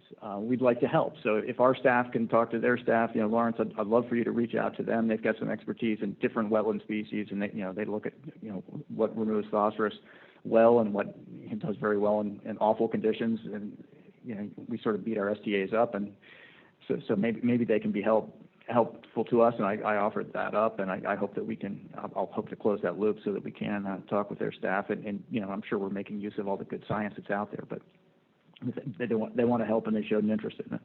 I'd like to thank my congressman, Byron Donalds. He's a freshman, was in the state legislature, just elected to go up to D.C. He came out with us with Sanibel Captiva Conservation Foundation, with the Ding Darling Refuge, and with Captains for Clean Water, and we had a nice tour of Tarpon Bay, which is part of the refuge on Sanibel, and it was the first time I think that Congressman Donalds has been on Tarpon Bay. Got to see it, and we had a nice chance to educate him as to some of the things we're doing, and that goes back to the conversation we had as a result of yesterday's workshop, which is we really need to make sure our federal partners are involved and engaged in this, and I think they all are, and he's a freshman, so we're making sure he is. Because we're not going to be able to finish SERP without our federal partners, and they need to, you know, it's a huge undertaking, and so they need to understand it so they can support it. So yesterday's workshop was awesome. Thank you all. It was incredibly dense, and we were all still awake at the end of it, so it was very well done, and I appreciate that from a staff standpoint. And I'll finish up here, and I just want to thank Newton Cook. You know, Newton works very hard for us on the RAC, and I don't know that I don't take Newton for granted, but I want to make sure no one takes Newton for granted. I want Newton to know that we don't take him for granted, because he does put a lot of time and effort into it, and I really appreciate his updates that he gives us as to what's going on with the recreational community. He's a great liaison to have there, so thank him very much. Okay, now we're going to move on to the consent agenda, which I tried to do a while ago. I'm sorry. So is there board discussion for any consent agenda, or do we want to move any consent agenda over to the regular agenda? Mr. Chair? Yeah. I don't want to move anything off of it, but just a couple of questions, if I may, for either Alan or John on item 17, and specifically 17A. John, we're calling it's being called a change order, but in essence, it's really not. For a layperson, they see a change order and they're thinking that it's something that maybe was unforeseen or something in the scope was changed. That's not the case here, correct? Correct. Okay. This is actually work that was going to be done, but it was going to be done by our federal partners, and we're moving it into to do it ourselves so that we can speed it up, because this is an integral part of the STA, correct? Correct. It was for the overall project, and that overall project being the EA reservoir and the stormwater treatment area. This work was always planned to be done and always had to be done. We recently appreciated, after we had already let that initial construction contract for the inflow-outflow canal, that the timing of the subsequent construction didn't line up when we needed to get power to our STA and our construction features. So that's why, instead of having that incorporated into the Corps' construction contract, that we are now coming to the board and requesting your approval of this change order to include that on our construction contract so we can have power to the stormwater treatment area. Okay, and you're using, or the contractor, you have, in your negotiations with the contractor, this is done by Ryan, correct? Correct. And in your negotiations with them on this change order, you're using the same unit prices for the existing contract that you have, is that correct? Yeah, Alan, if you could speak to that real quick. Yes, Mr. Martinez. Yours. And so, by the way, kudos to you, because if you're getting somebody in the construction world to give you two honor prices today of what they have given us sometime in the past is incredible, because construction prices have completely skyrocketed and gone through the roof. So, okay, that's all I had, Mr. Chair. Thank you. Thank you, Mr. Martinez. Is there any other board comment on any of the consent agendas? I have Mr. Bertrand? a short comment on item number 11, and I would like our staff to look into, when we're uplifting wetlands, is there a possibility of us being able to model something that would give us wetland credits similar to what the federal government does in the hole in the donut, and then these credits become available? They create tremendous value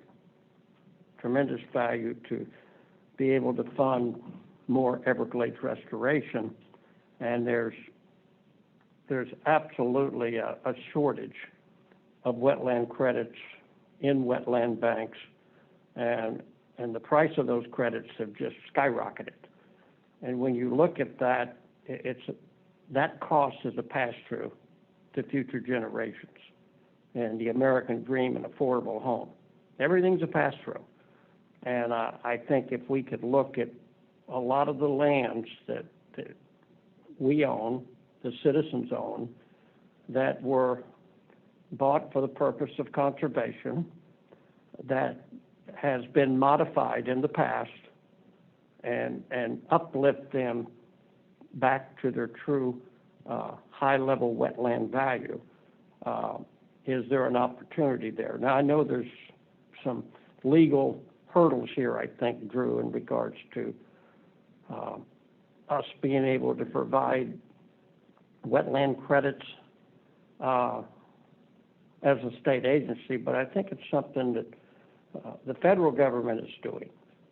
And it just creates revenue for projects that we need to build, and it creates credits that can allow controlled growth in the right place and future economical growth at the same time. So if we can see how we can possibly do that on our state lands that we're going to uplift back to natural, it's a revenue source, and I think that is something very important if we can work on that. Thanks, Mr. Marino. Seeing no further board comment, we'll move on now to item 18, which is public comment on consent agendas.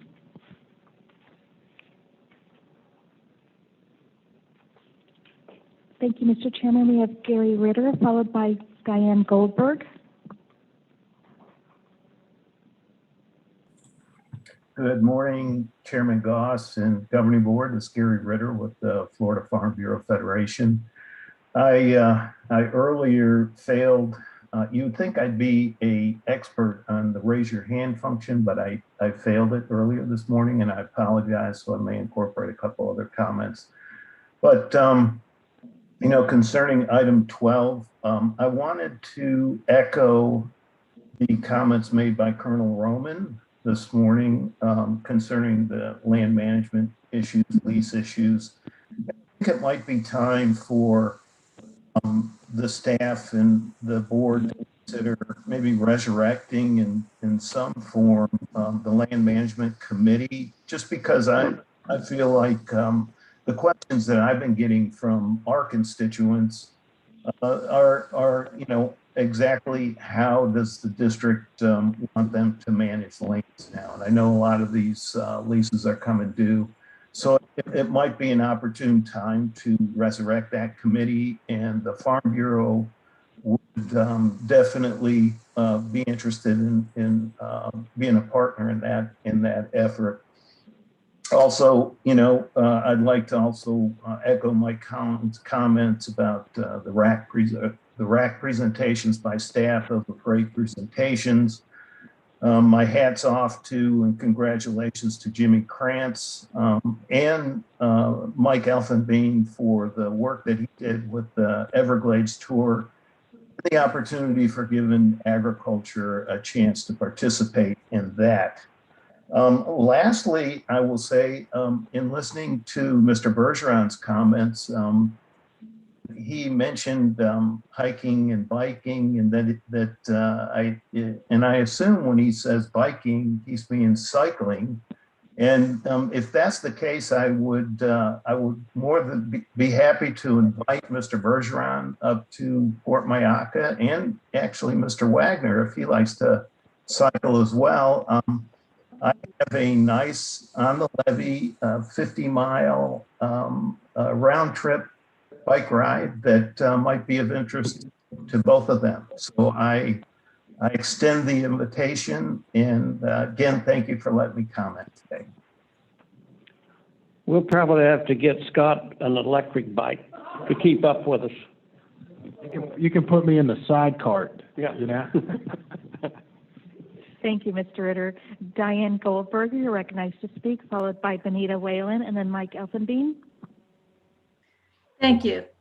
I'm representing St. Lucie Audubon, and on item number 12, you are planning to lease some property that you've purchased for cattle, and I don't know what your original purpose for buying this property was. You did say something in there about in the lease that you will be able to store some water, but that the purpose for the cattle was to eat some of the invasive plants to protect the property.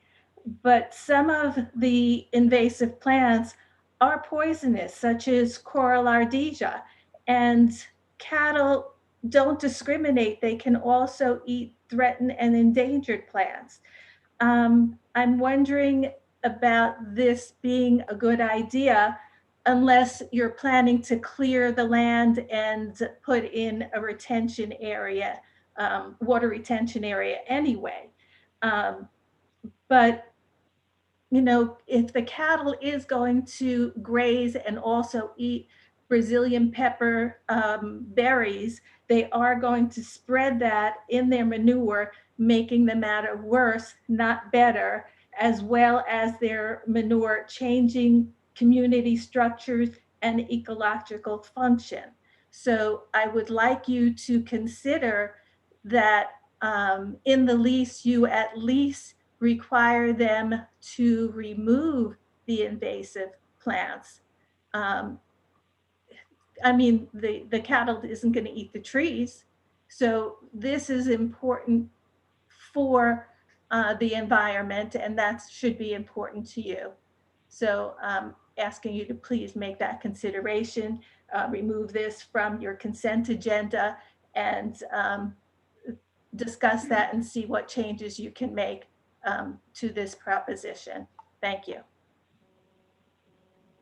Thank you, Ms. Goldberg. Next, we have Benita Whalen, followed by Mike Elfenbein.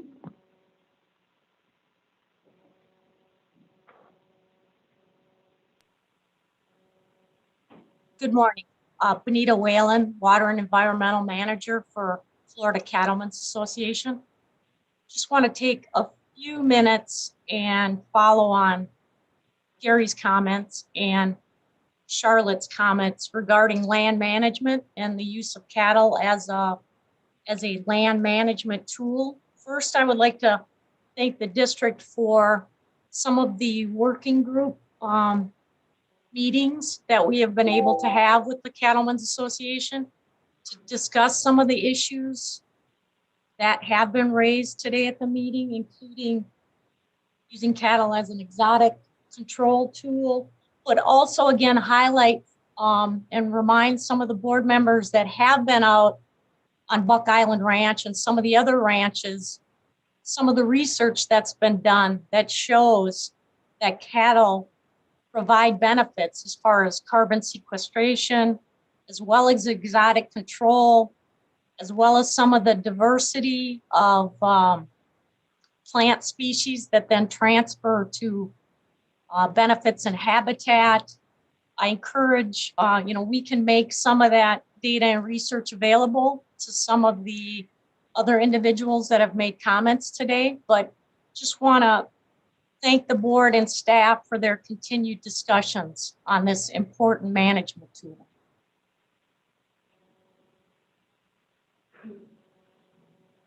Thank you, Ms. Whalen. Mike Effelbein, you're recognized to speak, followed by Matt Pierce. Good morning, everybody. Again, this is a great meeting so far. I wanted to, say that Ronnie Bergeron's comments about public land and resurrecting them were spot on. And I'm proud of Ronnie for having that position and for sharing it with everybody. Our public lands are in dire need of better care and management.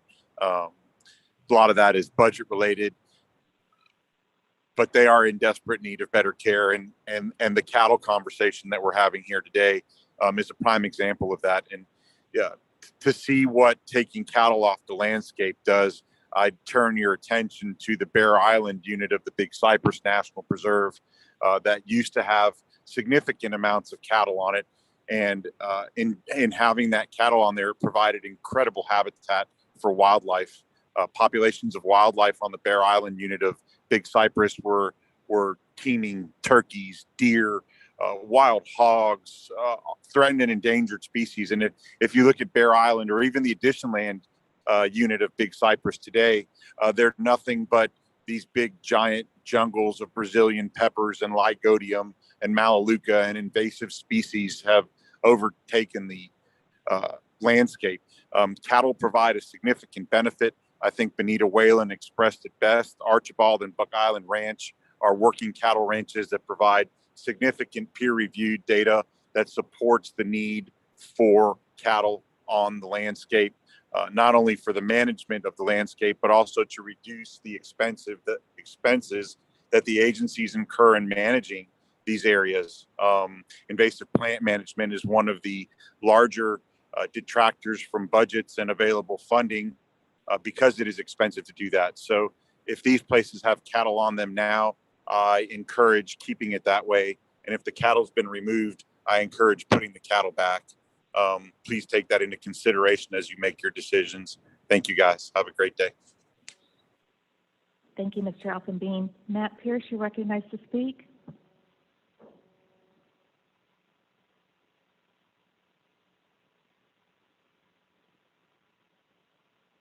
Mr. Pierce, if you could unmute your mic.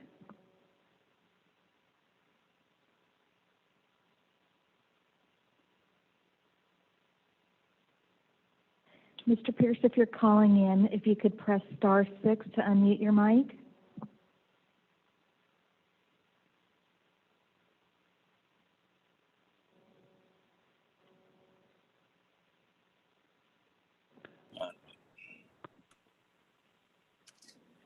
Mr. Pierce?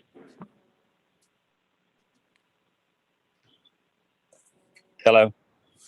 Hi, Mr. Pierce. Yeah, sorry about that. In a rough area. I appreciate Mike's comments about the cattle and the grazing, and just to make a few other comments about the board members that are talking about this land management. In the past, that was always productive in keeping your lessees involved with staff. I mean, we're doing that now through the Cattlemen's Association. Just be more transparent if we could have an official committee. To speak about cattle have grazed the land in Florida for 500 years, more so than a lot of folks that have been on the landscape. So it's used as a tool. Cattle are a tool to manage the land. I just left the Kissimmee River restoration on Highway 98. And that's going to be a beautiful site when it's completed. But one of the things that happened was they took cattle off of the marsh, and it grew up in exotics and Brazilian peppers and wax myrtles. And today the district is paying a contractor to go in and roller chop those exotics. And cattle would have done that in the meantime over the last several hundred years. And those exotics came after cattle were taken off the land. So that is going to incur probably a $50 per acre charge to the district to maintain their land, where they could be getting 3 times or 4 times that much in revenue having cattle on it as a tool. I call them a 5-inch mower. They mow every day. And they're not going to spread the Brazilian peppers. The birds do that now. And if you take the district's current land use or their current platform of land that they own, most of it is being underutilized and it's being consumed by exotic vegetation that the district can't keep up with. So I would encourage to keep using your lessees and cattle on the land to manage it. So I appreciate the time today and everybody's efforts in making this a better place to live. Thank you, Mr. Pierce. Mr. Chairman, there are no more hands raised. Well, thank you all very much for your comments.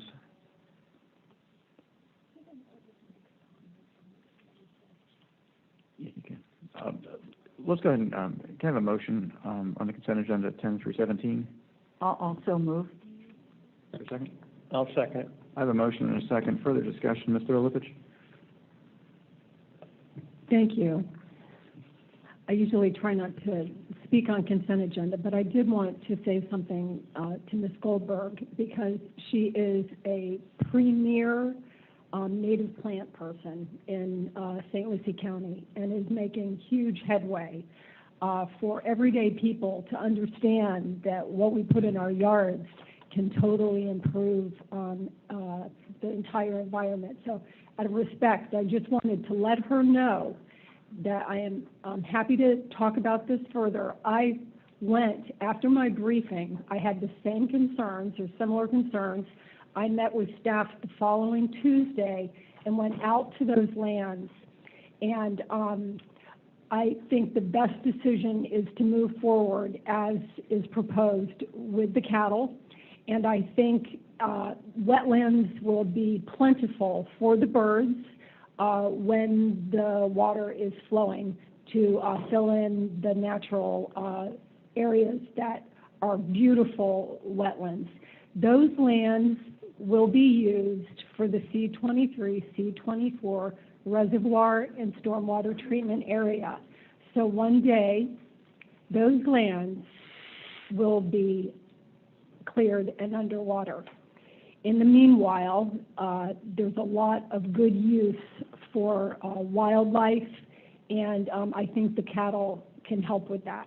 So I just wanted to let you know, and thank you so much for your work. You're such an inspiration. When I saw you on the front page of the newspaper standing up, I was really proud of you. Thanks, Mr. Olipich. Is there any further discussion? If not, I'm going to call that question. Ms. Martinez? Yes. Ms. Neese? Yes. Colonel Roman? Yes. Vice Chair? Yes. I'm going to vote yes. Mr. Olipich? Yes. Mr. Stanley? Yes. Mr. Bergeron? Yes. That passes unanimously. Let the record show that Mr. Bergeron abstained on item number 16. We'll now move on to technical reports. First of those is item 20, the water conditions report with Mr. Mitnick.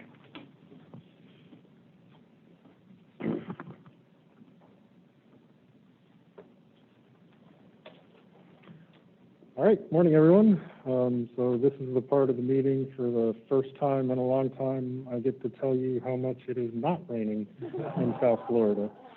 So we look back here at the month of March, you can see there was a significant rainfall deficit, close to 1.6 inches less rainfall than we typically receive during the average month of March.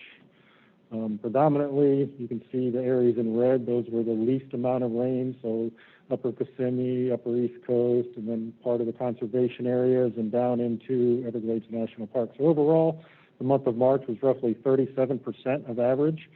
So that puts us for the dry season with a roughly 4-inch deficit in rainfall going back to November of last year, which makes it roughly 60% of average for a typical dry season. And so you see predominantly the areas of lesser amounts of rainfall along the East Coast and then down through the central portion of the district and over towards the lower West Coast over here. So it's gotten pretty dry, which in some respects is a welcome break from what was the tail end of the wet season back in October of last year. Looking at the status of the upper chain of lakes, you can see East Lake Toho, as I've talked about in the prior month. All of these lakes, East Lake Toho, are all making their way down to their summer pools, so they're going through their recessions this time of year as we look to prepare them for the onset of the wet season there in June and draw some of those water levels down. Similar story for Lake Kissimmee. You can see it's starting to recede down. Right now we're moving approximately 600 cubic feet per second down the Kissimmee River. We're trying to still keep that below 900 cubic feet per second in recognition of all the construction activities that the Corps of Engineers is doing along the Kissimmee River for that restoration and filling in the C-38 canal. So we're just trying to keep it below 900 so they can get to work and finish up that job and not have excess water coming in on top of them as you're trying to fill in an active flowing river. Go a little bit farther south, looking at Lake Okeechobee. This is the projection. We're still continuing to incorporate some of the harmful algal bloom deviation that the Corps of Engineers is currently operating under. So that's what this projection is reflective of, as we've talked about in prior months. But looking at this projection there, you can see there's roughly a 50% chance that Lake Okeechobee on June 1st will be somewhere between 12.5 and I'll call that 13.5 feet. So that's kind of what we're looking at. Right now, today, the lake stage is just slightly lower than where this projection started, probably right about there at 14.2 feet. You can see that over the month of March, with that drier weather, the lake has started that recession as you typically expect during the dry season. So that's kind of what it looks like going out in the future. As we've talked about before, we still are experiencing La Nina-like drier conditions in here in South Florida. So if we excise out from that previous projection just those years that had La Nina-like conditions, then this is what you could reasonably expect for Lake Okeechobee over the coming months as it continues to recede down towards the onset of the wet season. And I'll talk a little bit more about that later on in the presentation. Can I ask a really quick question on the last slide? I know Chauncey's brought this up a few times. I'm curious, where do the titles for the particular bands, what is the genesis, the source of that? Where do they come from? You're talking about down here, why is this called base flow, low flow, intermediate, and high? Yeah. That was just the nomenclature that was used when LORS 08 was developed. As we go through the Lake Okeechobee System Operating Manual, we can call this anything we can call it. Scott, Chauncey, Cheryl, whatever you want to call it. Okay. Yeah, I just want to note you just said that you should call the one that's called low me, and that's really insulting. No, it's odd to me that and I think Chauncey's pointed this out repeatedly, but it is striking. The yellow band, it's not really the low band, right? Right. It's the middle band. There's nothing in here that talks about really ecological health of the lake. It gives you an indicator where that particular envelope sort of lies. And, when you say it, call it low, if that's kind of where you want to be, shouldn't really be called low. you know, so, I just pointed out, I mean, I know Chauncey's made the point in the past, but it does stick, every month it comes up, I look at it, I'm like, you know, these titles, they just don't make any sense. So I think if that's where it comes up as LOSUM next, okay, fine, but I think that we need to earmark that and kind of maybe think about rebranding the particular categories. Yeah, absolutely. I mean, it's something that district staff has definitely heard from the board as we move forward with LOSUM, and I know the Corps of Engineers has heard that as well, so it'll be a topic in that effort. So looking at the southern part of the system, currently right now, the Corps of Engineers is moving water out of Lake Okeechobee to the west at about 1,200 cubic feet per second and to the east at 300 cubic feet per second. Over the course of the past week, the majority of the water, a little bit more than half, has been exiting the lake, moving south. The 7-day average has been about 2,000 cubic feet per second. When I looked at it this morning, it had increased from that point and it was around 2,300 cubic feet per second. That's indicative of the drier weather that you see. So the majority of the water, other than evaporation, that is leaving Lake Okeechobee is moving south of those structures at the bottom end of the lake. From the stormwater treatment areas perspective... I'm sorry, yes. Mr. Mitnick. So is that 2,000 all for water supply in the Everglades agricultural area? No, it is not. So for the stormwater treatment areas, we are, as I said, last month, we had been moving 500 cubic feet per second through stormwater treatment area 2 into water conservation area 2. The update from last month to this month, we have increased some of those flows, and in particular, we have installed some temporary pumps over here on the western side to move approximately 100 cubic feet per second over to stormwater treatment area 5-6 to help it as it continues to dry down and maintain some of that vegetation in that stormwater treatment area. So the district has taken some proactive actions to, and I got to commend Lawrence and his team and the field station under Rich Virgil and how they've been able to mobilize those temporary pumps over there in relatively short notice and get that operation cranked up so we can start moving some of that water over to STA 5-6 as we continue to move water out of the lake. John, follow-up question. Sorry. Yes. Whatever the scientific term is, but if you move 2,000 CFS south, and say 1,000 is going to the STAs, what's the processing time in an STA to get that 1,000 through the other end? I mean, I know it's imperfect, but typically just so we know how quickly that water can actually move south. Right. So as you've already alluded to, there's a number of different things that go into it.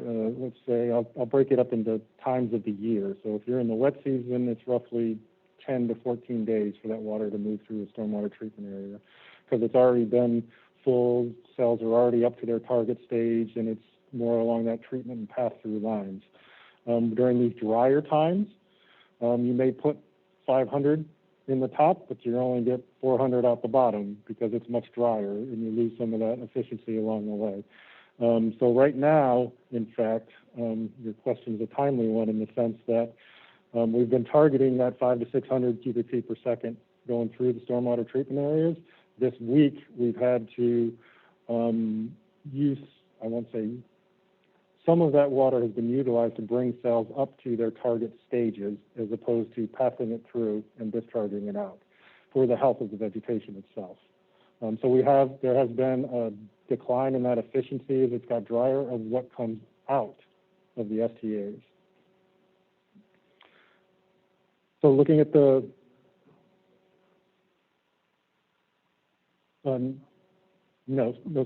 for everyone else. Like you put in 500. If it's wet season, you may get the 500 out the bottom. It'll take about 10 to 14 days. Right. You put dry season, you put the 500 in. You may get less out. Some of it stays in the cells. The stuff that does come out, does it still take 10 to 14 days, or longer, or shorter? Yeah, they're about that same. Okay. Yeah. All right. Thanks. And that's why in the past, when we've talked about the conservation areas, some of the conservation areas have requirements. When they get low down here below these lines, the brown or tan line on the graphics, you've got to precede water into the conservation area before you can take it out of the conservation area. So there's roughly a 2-week run-up to be able to do that. So looking at Area 1, you can see the Area 1 has been receding along with its schedule down towards its summer pool down here. Area 2, a similar story. It's been receding. Right now, we're currently about 0.4 of a foot above its regulation schedule. I would expect more than likely it will get down to its regulation schedule by the end of this month or the beginning of next. We're continuing to move some water supply out of Area 2 towards Broward County through the structure that sits right about here, as well as taking it down the North New River out this route. For Conservation Area 3, we spent a lot of time in previous months talking about Area 3, but you can see it has been receding very nicely. And now that it's below its regulation schedule, as I talked about last month, the Tamiami Trail flow formula has kicked in, and that's what's dictating flows out of the conservation area. So right now, the flow formula is calling for, I'll call it 1,100 to 1,200 cubic feet per second, with the majority of that moving to the east through the 333 structures and into the L29.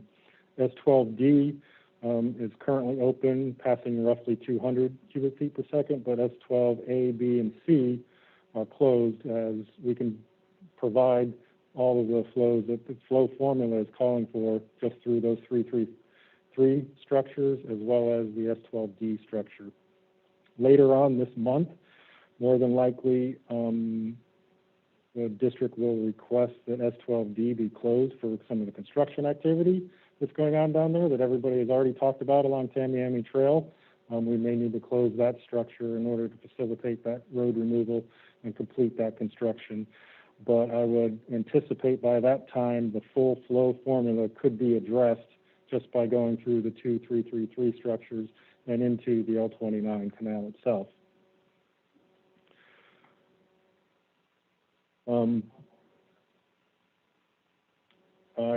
The question was how long would it have to be closed for?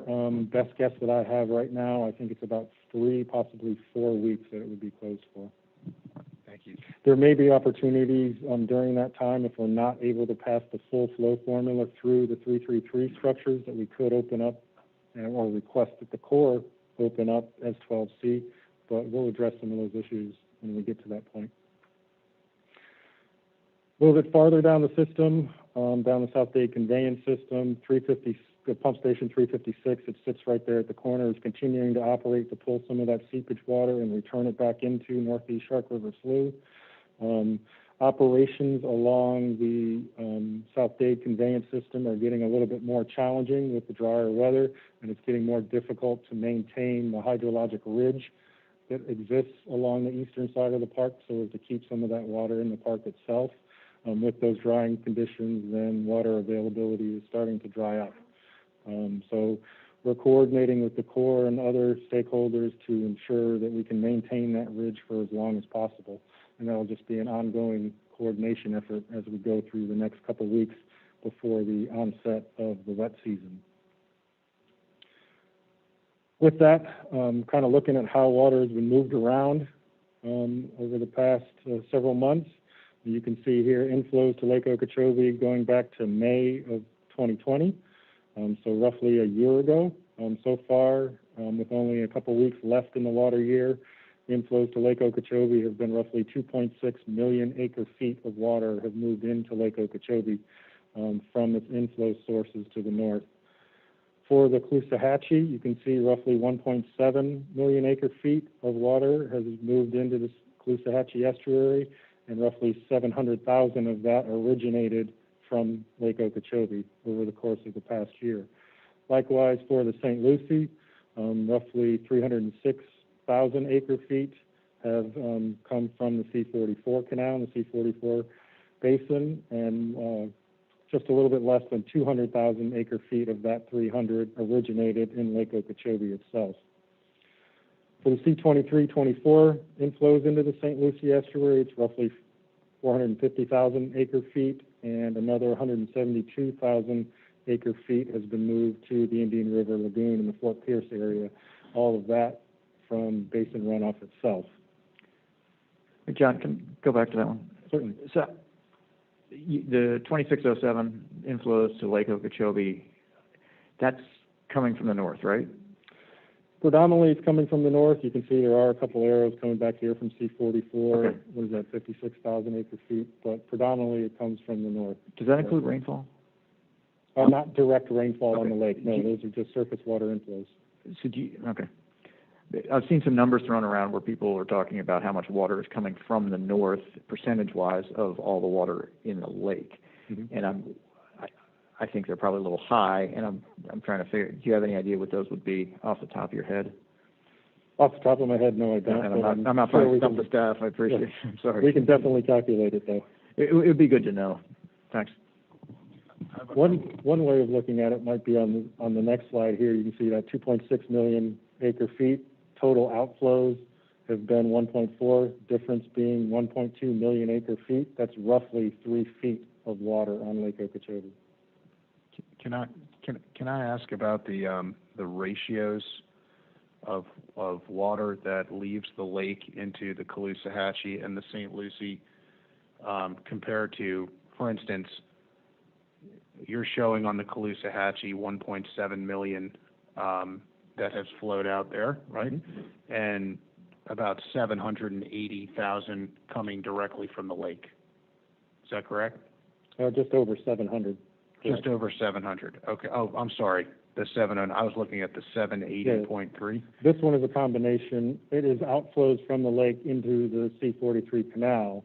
Mm-hmm. And some of that gets used along the way. Okay. And what actually made it to the estuary is that 700. Okay.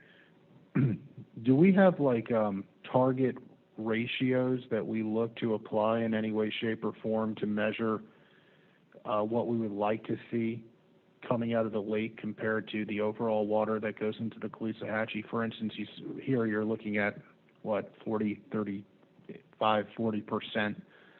of the water in the Caloosahatchee is coming from the lake, right? Do we ever, I don't know whether we do or not, but is there some sort of like target ratio that we're hoping for, or is it?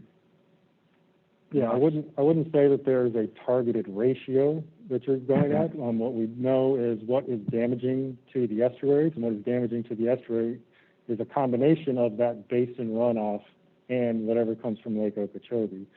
And you know, along the way, how much can get used up. There, as we've talked about before, in LORS 08, there are discharge limits, but that is lake-centric and not estuary-centric. It's only when you get to those lower levels in the lake and you get those supplemental base flows to the Caloosahatchee that some of that comes into play, but I would not say that there's a targeted ratio. Is there a way to measure water quality calculations based, because there's water quality coming directly from the lake, and then there's water quality issues just based on basin runoff. Mm-hmm.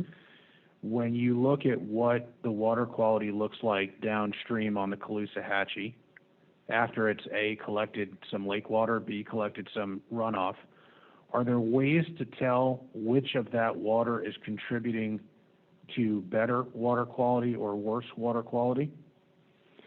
So you'll recall, I think it was within the last year, maybe a little bit longer, that the board approved some additional sampling.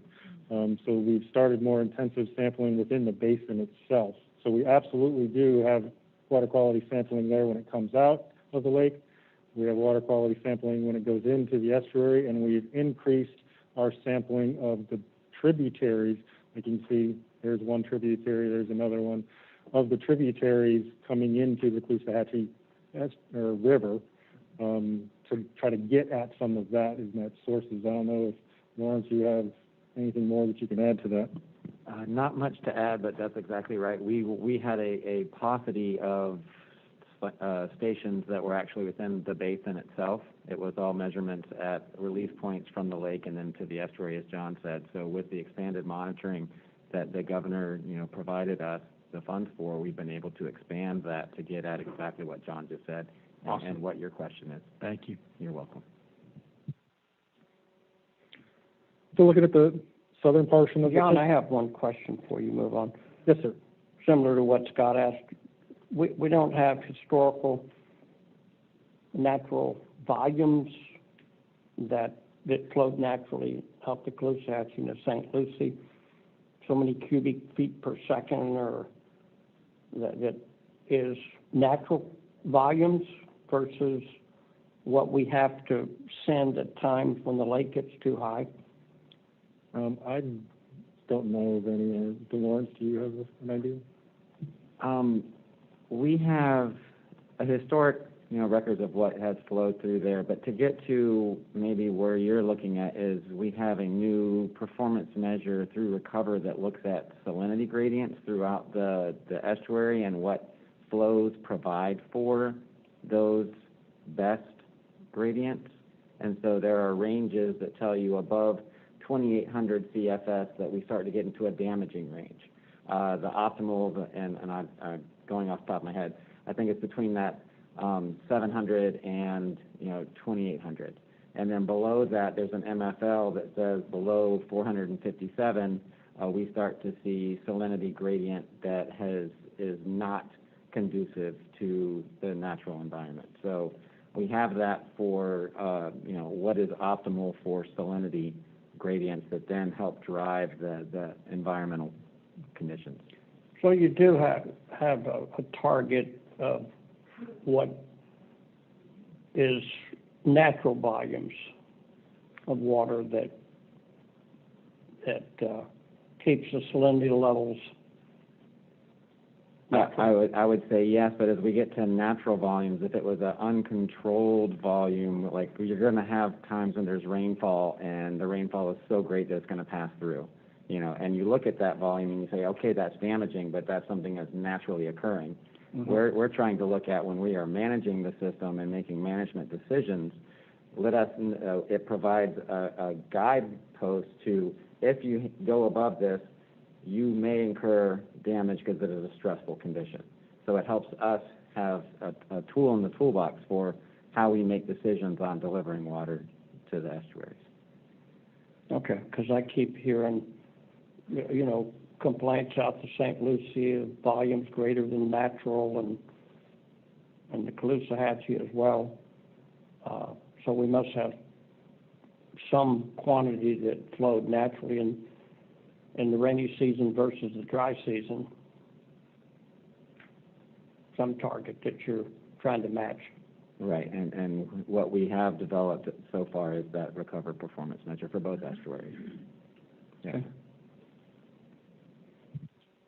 All right. Looking at the southern end of the system, you can see the inflows to the water conservation areas from roughly these three aggregate sources have been about 2.2 million acre feet of inflows into the Central Everglades, and then outflows towards the bottom have been roughly about 2.6 million acre feet. But again, I'll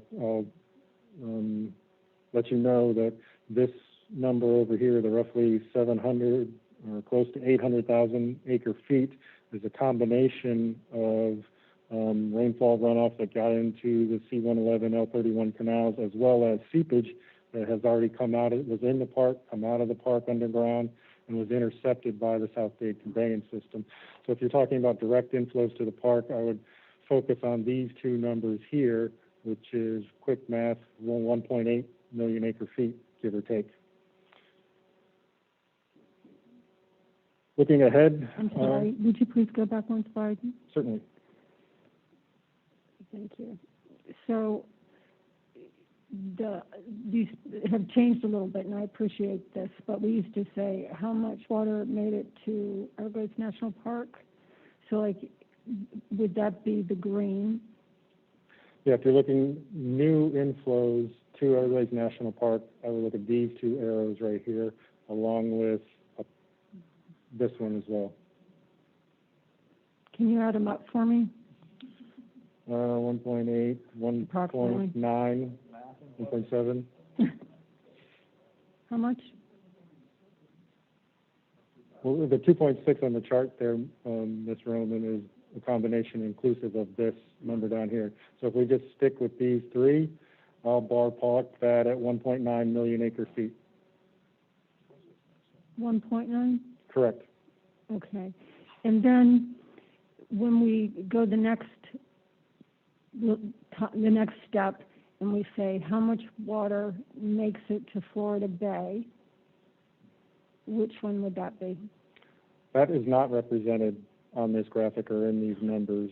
I can challenge staff to see if there's a way to derive that number, but I don't have it right now. Okay, but it's going to be some of the water that went into Shark River Slough, and it's going to be some of the water that went into Taylor Slough. Correct. And then educate me on the C-111 and the L-31, because when I was down there with my husband and I was taking pictures of those canals, and then I followed them on my Google Earth to see where they went, it seemed like they went kind of off to the east.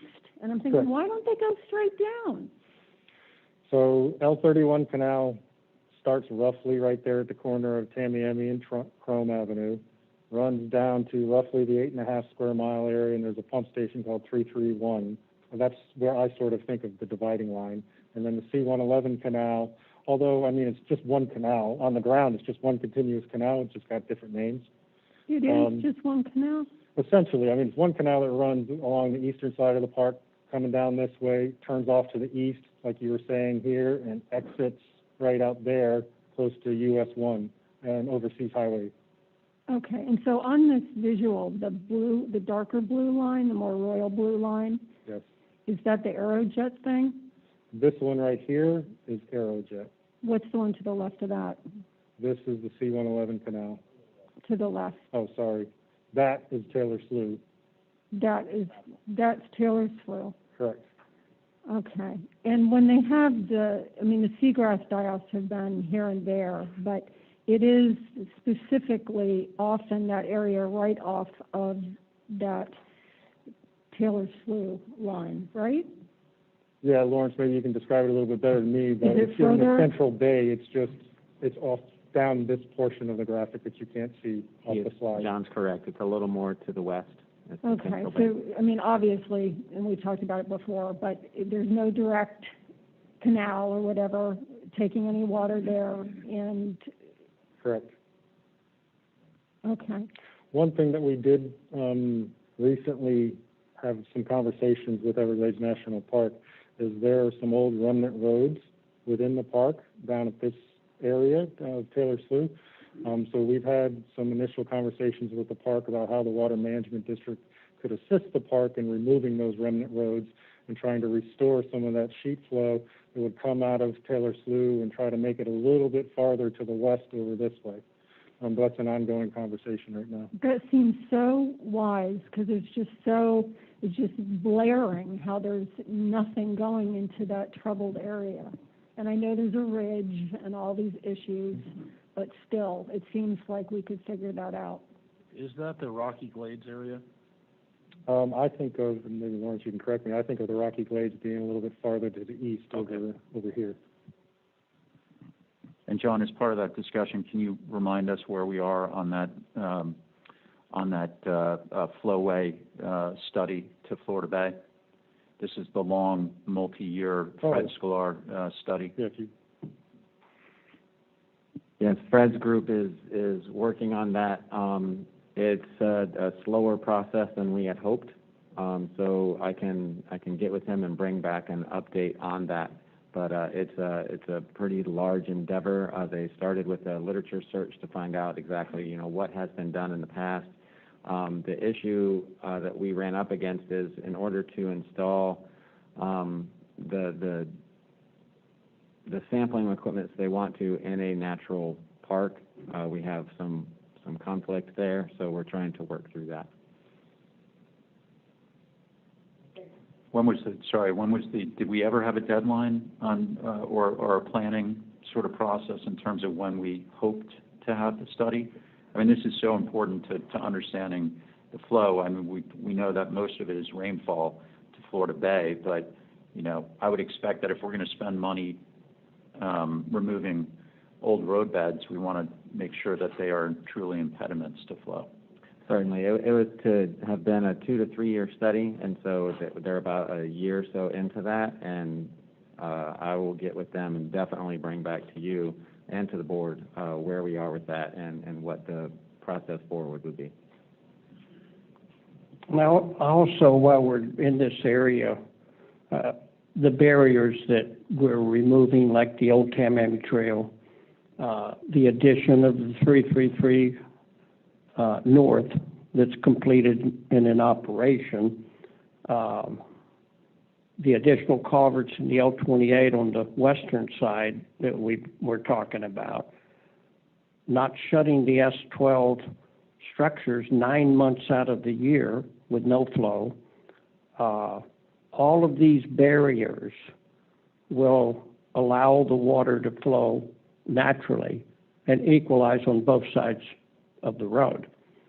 This past year, we had 1,500,000 acre-feet in the Central Everglades that cumulatively backed up because of all of these closures, because of the Tamiami Trail, because of the 8.5 square mile area, because of shutting the S12s and the 243A and B or 343A and B and 344 had to be shut. And as we remove these barriers, the Central Everglades will equalize on both sides, and water will flow in the oozing river of grass year around, not back up cumulatively 1,500,000 acre-feet, and then we got 90 days to move it. And it looks like the Colorado River rather than the oozing river of grass. So we're heading in a good direction on removing these barriers. The seepage wall that protects the 8.5 square mile area, and that's one of the barriers. Not closing the S12s, 243A and B, or 343A and B, not shutting them. These are all barriers, and we're heading in the right direction. Chairman, can I ask Drew a question?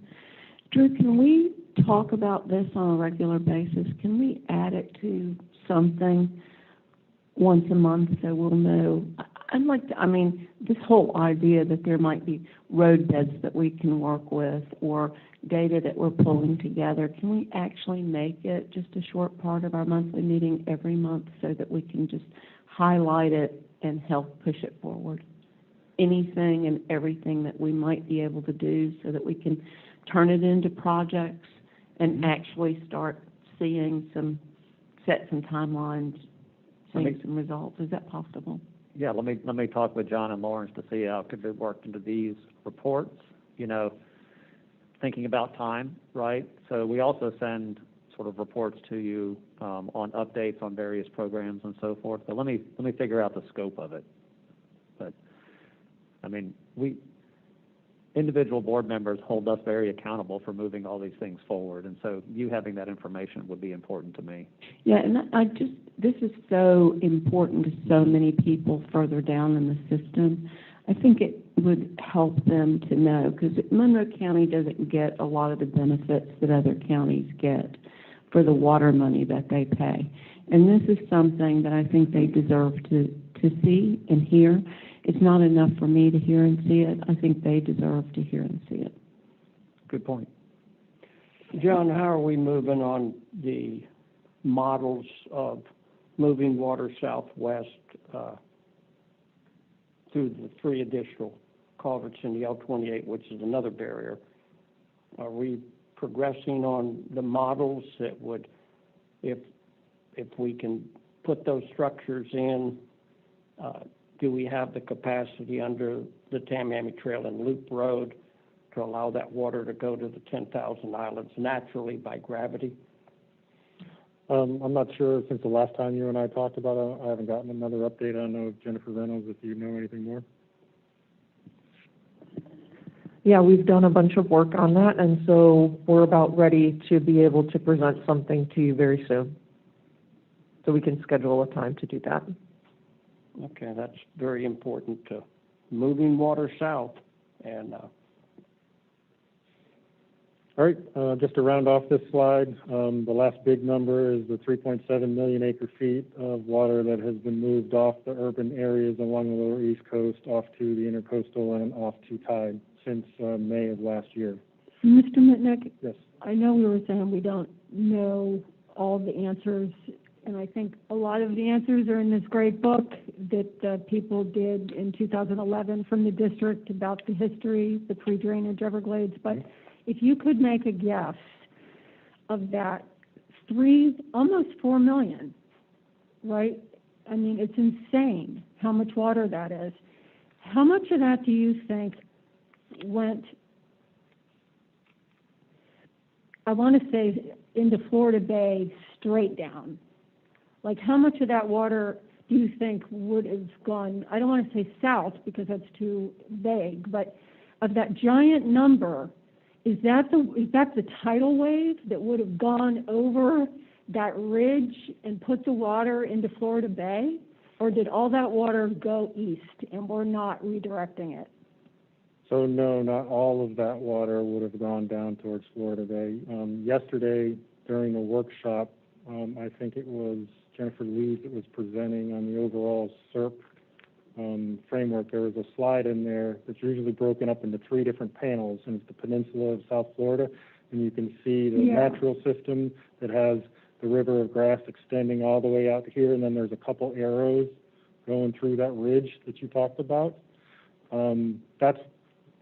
That's sort of the dividing line in that water. So as that sheet flow came out and went through Weston, Coral Springs, which is part of now this 3.7 million acre feet that would have fell on Weston and Coral Springs and then moved off to tide. I don't have a number what that would have been off the top of my head, but we do have a natural systems model that we can probably extract information from to give an idea of it. Thank you. I mean, one can safely say that some of that water used to definitely go south to Florida Bay. Yes. Thank you.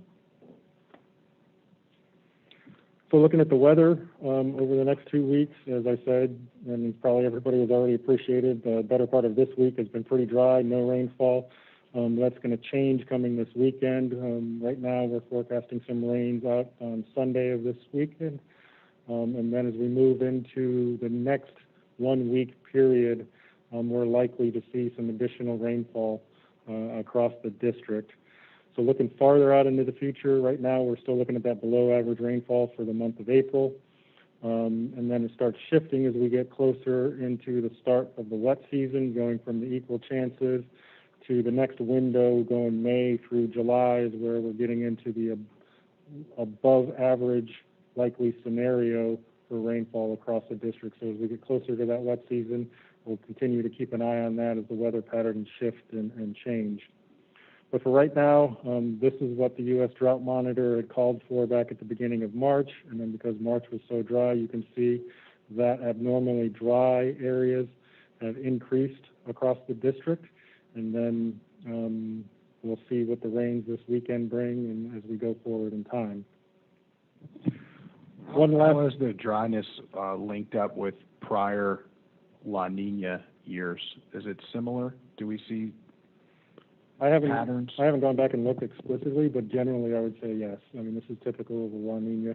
And it's not only typical of La Nina, but it's also typical of you're at the tail end of the dry season. You're now close to, 5 months maybe into the dry season. This is the kind of pattern that you would generally see this time of year. Mr. Mitnick, would you please go back to the first multicolored slide of arrows? This one? Yes. So please do the math for me. How many acre feet has come to the St. Lucie River from Lake Okeechobee? Almost, I mean, this is great because this is almost a year where we are in the water year. 196,200 acre feet $196,000 from Lake Okeechobee.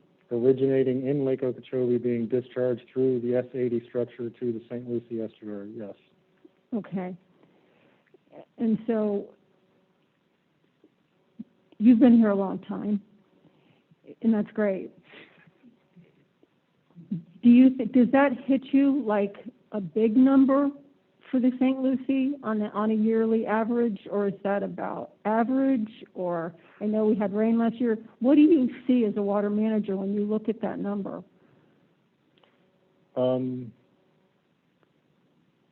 I would say it is in the lower amounts over my tenure. There have obviously been years, some of which you are already familiar with. Right. 2016, 2018, 1998, those years were excessive damaging discharges where that number was a lot higher. Like in the millions? I wouldn't go that far. I'd have to go back and look. But very high. Okay. So do you think they're going to stop discharging to the St. Lucie because it's so dry right now? Based on our conversations with the Corps of Engineers so far, the commander has yet to make his weekly decision. He typically does that either, I think it's later this afternoon or tomorrow morning when he makes his decision, and they implement it starting on Saturday. They are having conversations about reducing flows because of the continued recession in Lake Okeechobee. Don't really have that one. But they are seeing a rapid recession in Lake Okeechobee. So they are talking about reducing those discharges east and west. And that's all I can say right now. We're waiting for the commander in Jacksonville to make his decision. Okay, and just one final thought, since we were kind of talking about it today with with item 12 on the consent agenda, those lands, the Eves property, the C-23, C-24, Reservoir STA. Mm-hmm. So it doesn't say the names of the canals, but yes, the C-23, the C-24 particularly. So those are like little Kissimmee rivers. And what they did is they cut these canals right through the marsh and through everything else. And it's like what happened when the Kissimmee River just shot down into Lake Okeechobee and was all dirty. So I just think it's important because the St. Lucie River, those areas were part of the watershed for the St. Lucie River, but it used to be cleansed. You know what I mean? And even local basin runoff to a certain degree gets cleansed. There is no cleansing here. You're looking at C-23 and C-24. They are wretchedly gross canals, just like the C-44, and they're shooting water in all the time if it's raining. They're not now because it's not raining. But the issue with the St. Lucie River, this little river, is that you have those other areas where Port St. Lucie was built up, south of Fort Pierce, all of that. And so you're constantly dealing with that. There's nothing we can do. It comes in unfiltered. And then when it rains from Lake Okeechobee, we get on top of that the water from Lake Okeechobee on top of all of that stuff. And people will say things like local basin runoff. It is not really local basin runoff. It is like local, it's what Mr. Bergeron and what Jay were asking earlier, like we have to have some kind of comparison to what it was before. Do you know what I'm saying? These amounts of water that are coming into these water bodies, not only are they high, they are filthy. And so I just want, my community is very nervous about what's going to happen this summer. My husband did not see algae when he was flying over the lake yesterday. Apparently someone from the West Coast, the riverkeeper, did. And so if indeed we end up with a tough summer, I think it's important that all of us, and we're all learning together, what Biscayne Bay, what Lake Worth Lagoon, what the St. Lucie River, what the Caloosahatchee, what Florida Bay, what we're coping with here on so many different levels. And I know we will use this to inspire us to be on fire, to push for all these things that we're going to push for and get while we're on here. But when we talk about the St. Lucie, I'm sorry, I feel like a lot of times I have put the emphasis just on the Lake Okeechobee, and I'm forgetting to share the story of all the other damage that happens to that river. And it's my responsibility to share that with the public and my board members. And I want everybody to know it is my goal to help all of us together. And I think Mr. Bergeron's push to move the water south of the system to Florida Bay, what she got so excited about what she saw today was that if we're talking about sending it out, maybe we're bringing it from the messed up top and moving it south. So anyway, I'm excited about your work, and I just wanted to talk about it because I know you put a lot of time into these charts, and these have been extremely helpful in understanding the system. Yeah, you're correct. I mean, the natural watershed, natural drainage basins, all this area used to flow to the St. Lucie. Just when the state of Florida requested help from the federal government to construct the flood control system, which is all those canals back in the 40s, it changed the timing and the speed at which it gets there. So that's what Everglades restoration is about. Just eliminating Lake Okeechobee discharges to the St. Lucie estuary is not going to restore the St. Lucie estuary. You've got to do all the other projects that go along with it in the Indian River Lagoon South project. That's what Everglades restoration is. Thanks.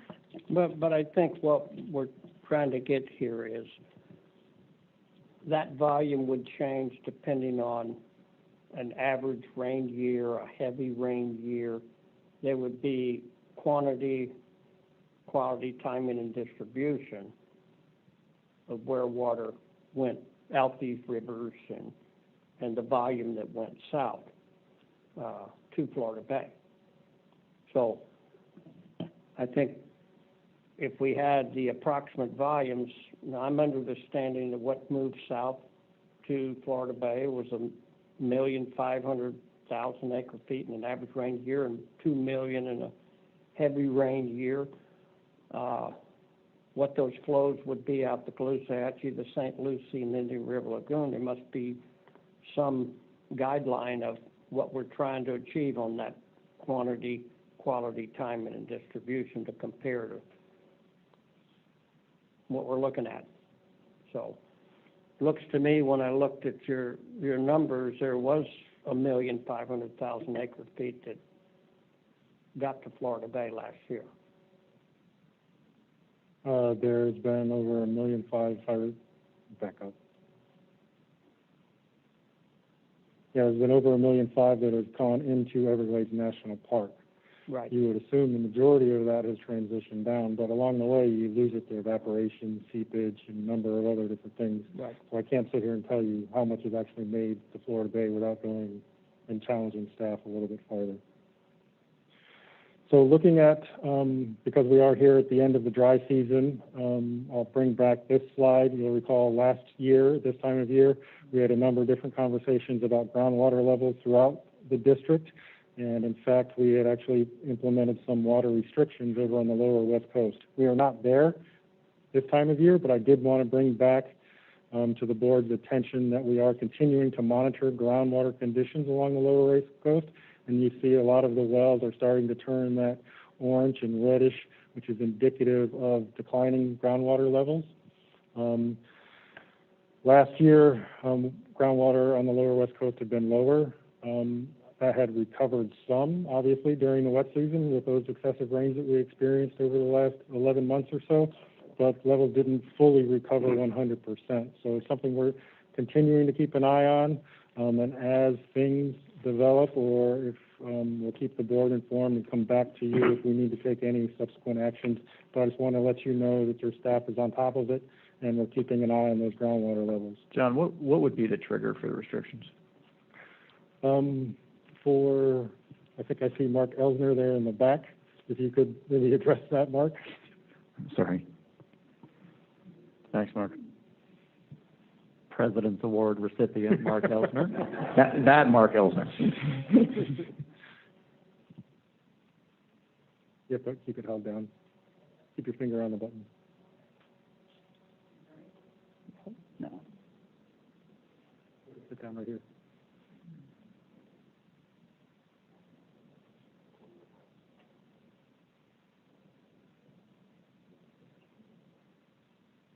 There we go. All right. There's not necessarily an exact number that once we hit this, it's water shortage on. We look at a number of variables, like existing levels, what's the rate of decline, what's the projected precipitation coming up in rainfall, demand, because demand does shift. This year's a unique year with seasonal populations or may not go back north. So, and with the dry season coming up, hopefully within a month and a half, we take all that into account and look at that and work with our local partners in the conditions and should we declare a water shortage, a warning. This is conservation month, and sometimes awareness is enough to go ahead and decrease that demand enough to extend those available supplies until the rains start. One thing that John went through and showed that we're 5 inches below normal, but those small rainfall, man, we don't get a lot of rain during the dry season, but that rain that we do get is so important to the aquifers because it curtails irrigation and it does provide some recharge. And for example, in the West Coast, in some places they got about an inch of rain last week on Thursday, Friday, I think it was. And we actually did see a positive response in the aquifer. Now, is that due to recharge or is it due to people not irrigating? There's another front forecasted to come through later this week or this weekend. So those little events are really important in bumping us along in the way of water levels. And those look at water levels this time of year compared to historic values. That doesn't necessarily mean harm when you see red or orange. Red or orange means it's low to its historic record. So we are watching how close is that to the bottom of the aquifer. In this area, and the two areas of big concern are Lehigh Acres and Northern Cape Coral. They're on private domestic wells. Besides drinking, there's irrigation that comes from those. And this time of year is a time of year that we really start watching because you may start seeing wells that weren't drilled deep enough or don't have antiquated pumping equipment may start having issues in getting water. Thanks. I remember that happened last year, and there's clearly a lot of variables you're paying attention to. Is it possible for us to, probably not wholly possible, but partially possible for us to manage our way out of it through conservation? So if we don't actually have watering restrictions, we do let people know that we're getting into these red dots. And if you live in one of those areas with red dots, you don't have to stop watering, but it would make sense to lay off a little bit to, Yes. Awareness. To let the resource recharge. Awareness is a big part of this in education. And being able to do that does extend that available resource, engaging our local partners and increasing their presence, compliance, enforcement of the year-round irrigation ordinances. All that go to extending that available supply. And sorry, I was just going to state that Mark's team has done a great job, and we've talked about this over time.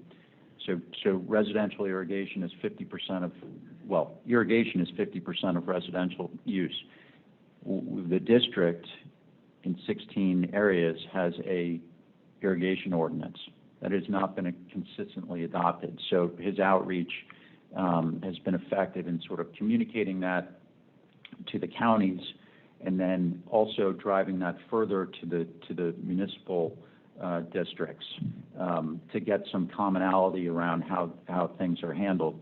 And the West Coast in your area has done a great job in terms of adopting, I think some of the more restrictive ordinances. Yeah, Collier County is 3 day a week. Most of Lee County is 2 day a week. And I was going to follow up on that, Jay. I had the same thought. I was wondering about the municipalities that are involved right now. How do we look in terms of them having adopted that ordinance? And on the West Coast, as was stated, they actually asked for a year-round rule from the district back in 2003. So that was the genesis of the district's year-round rule. And in 2010, we expanded it district-wide. So those local governments over there all have a year-round ordinance in place, either a 2-day or 3-day. And ours is the 2-day that we're recommending, right? We're asking municipalities where appropriate to do a 2-day. Collier County and Marco and those municipalities have had 3-day for a long time. And at this point, they're staying there. In Lee County, the county is 2-day a week. Cape Coral is 2-day a week. Fort Myers is transitioning to 2-day a week. And Bonita Springs, I think, is 3-day a week. Mm-hmm. So Cape Coral is one of the areas that you're watching, and they're already minimizing their irrigation by the 2-day a week, from what I'm understanding you're saying. They do, and they actually bring in contract enforcement people during this time for compliance and enforcement. So they have, I want to say last year they had 5 people at this time. That's what they did, is drive all night looking at who's supposed to be irrigating and who's not, and they have very strong enforcement presence. Yeah, those are the kind of folks that you don't mind helping because they're taking the measures, local measures as well. Okay, thanks, Mike. All right, that's all I have. Thanks, John, very much. Thank you, Mark. Move on to Lawrence.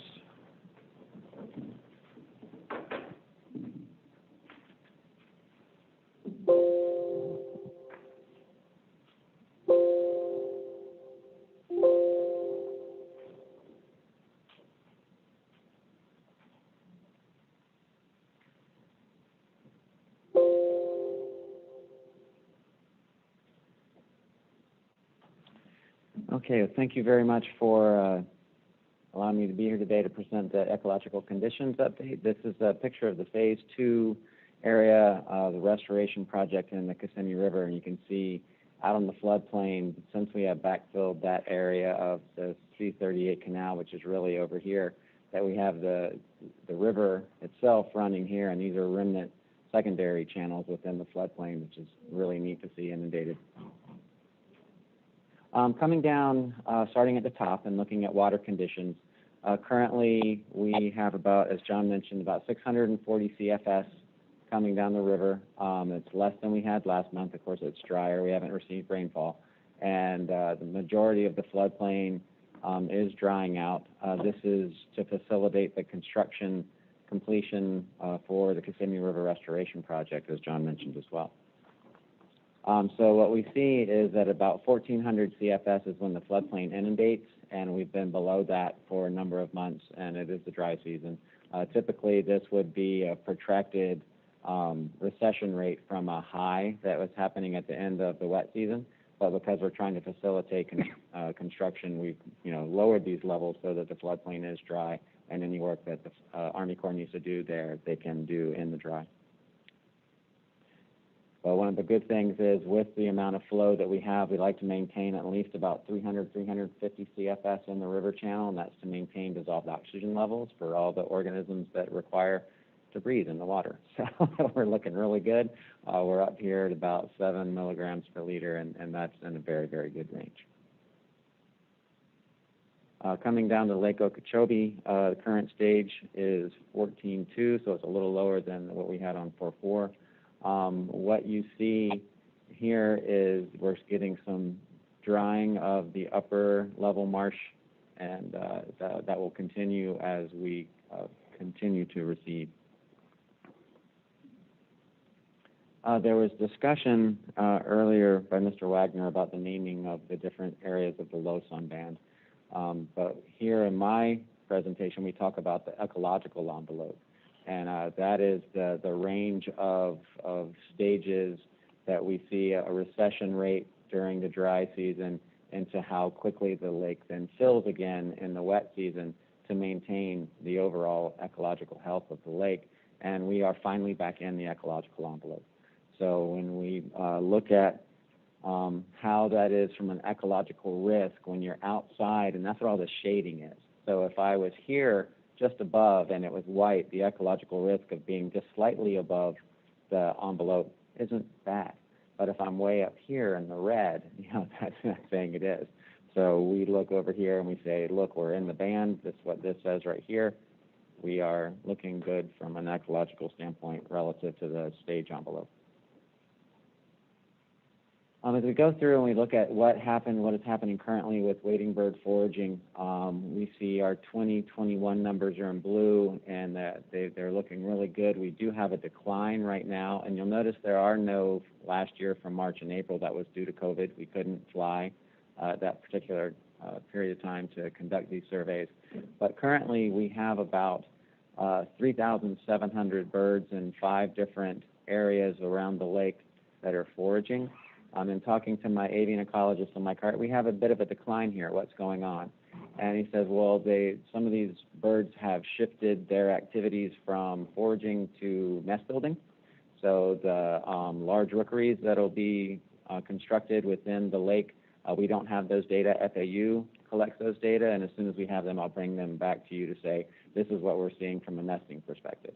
So the shift from their foraging behavior to their nest building behavior is a natural phenomenon.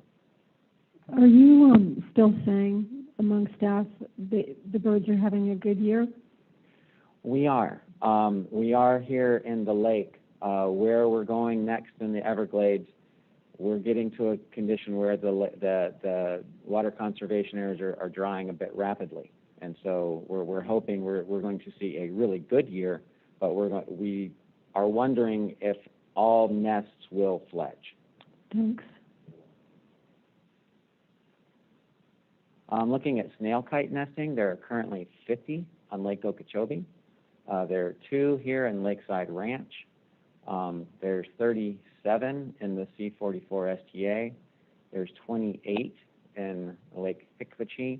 And these nests account for 76% of all known nests in the state. So it's a pretty big deal with 32% of them being on Lake Okeechobee. And that's after not having nesting in the past couple of years.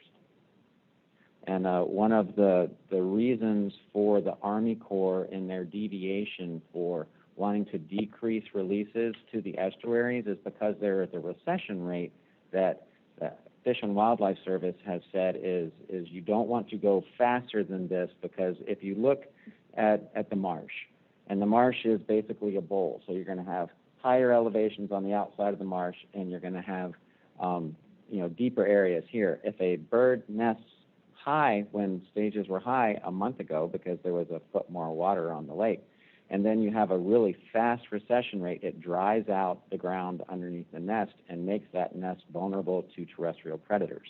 So that's where Fish and Wildlife Service says you need this type of recession in order to keep, it depends on where the nests are, in order to keep those nests best protected from predation and to be successful. Looking at the algal bloom potential, it has been very windy. The wind conditions have a lot to do with how that breaks up any algal formation.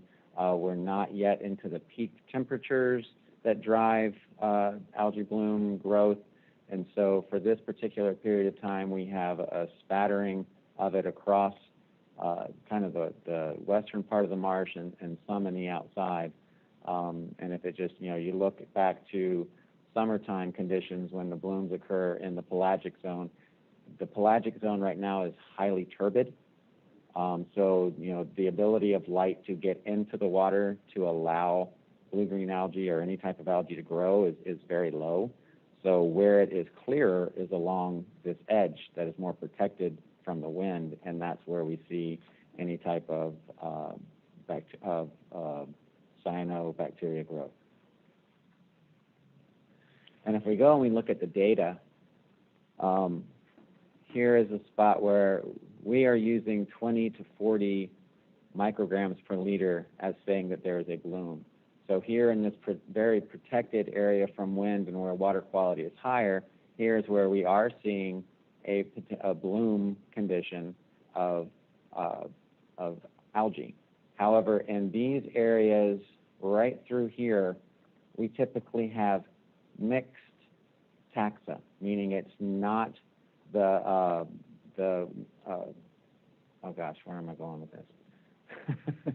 I have totally forgotten the name of. Thank you. Oh my gosh. Sorry about that. Microcystis usually is more predominant here, and we have a lot greater species diversity here, some Cylindrospermopsum and others. And talking to some of our scientists, there's also what they call a nano blue-green algae, or a nano algae that are smaller that make up this area here. So not a Microcystis bloom, but definitely an algae bloom. Moving to the St. Lucie, we're looking at releases right now of about 600 CFS over the last week. That's been reduced to have an average. The Army Corps was looking at releasing a 300 CFS weekly average. They ask us for recommendations on how that should be released based on our science, and we suggest a pulse release where it starts and it has a change in it, usually a bell-shaped curve that more resembles a flow event from rainfall, because that's what the system is used to receiving. But as we look at what salinity conditions are like within the estuary, we see that between 5 and 18, and then have a demarcation here where we get to that 18 to 30, and then as you get saltier towards you as you hit. So we're very much within the good range for adult oysters within the St. Lucie.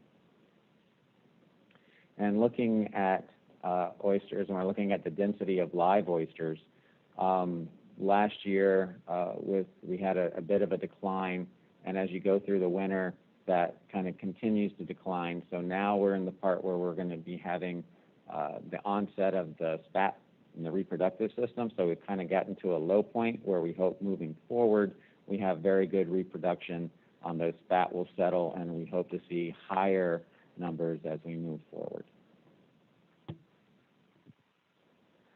I told you I'd come back. Mr. Wagner had asked, I showed that really neat animation of seagrass dynamic growth through time, and asked what were those factors that we are seeing that most help or suppress seagrass growth. So we are in collaboration with Dr. Charles Jacoby at St. John's in doing the evaluation along all these segments of the Indian River Lagoon. And within the most, there's 6 species that are most widespread in the lagoon, and the most abundant is haliduli. So I said, let's use the most abundant species that's out there, the data for it for 2 years, combining all these segments together, and try to figure out what are the factors that are driving seagrass cover. Is it temperature? Is it light? Is it salinity? What is it? So I'm just going to walk you through these data real fast. And this is very simplified. I just want to say that up front, but it's just an easy way to explain what's going on. And here we see on this axis, this is cover. So if you were to throw a quadrat, out and into a square, and you look into it, what percentage of that quadrat has grass in it? Is it 0% or is it 100%? So it's like 0 to 100, and that's pretty simplistically done.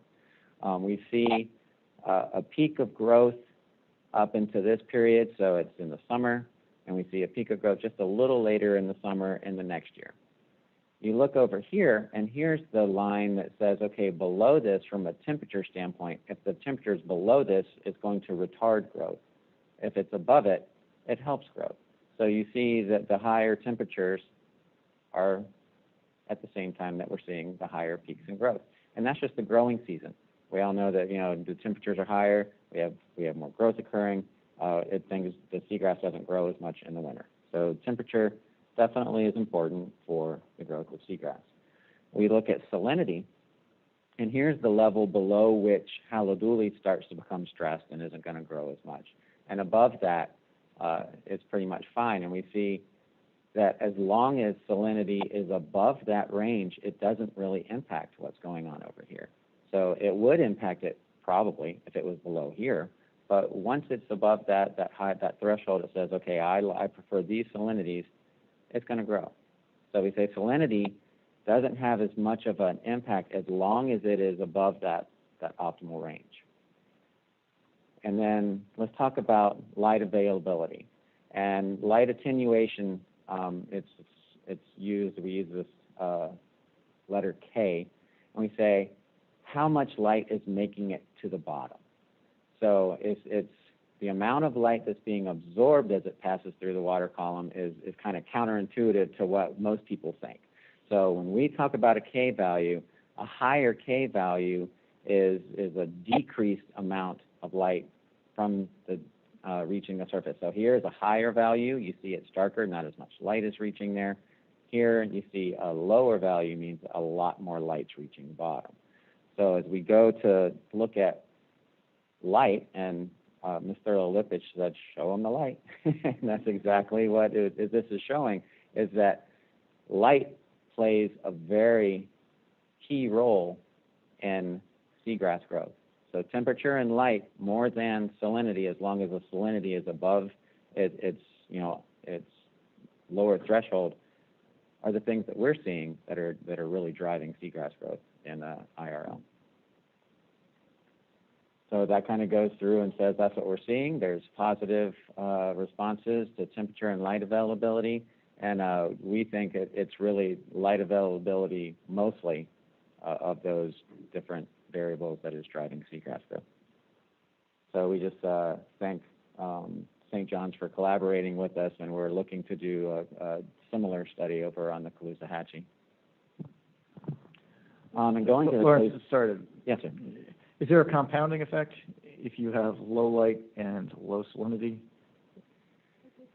I would imagine. We haven't looked at that. Yeah, but, I know yes, it doesn't make but sense. in anything, any type of variable like that, once you get one hitting on it and it's going to become stressed, the next stressor comes and definitely is going to compound. That's typically what happens in ecological systems. Okay. Sure.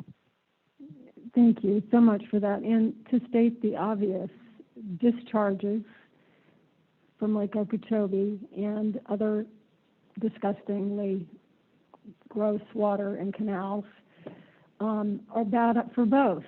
Usually because the light can't reach the seagrass because the disgusting water has covered everything, and the salinity changes too. So all the more reason to stop the discharges. Thank you. I got one question. Yes, sir. Is the seagrass affected by volumes of water greater than natural to or lack of water, fresh water, meaning salt water?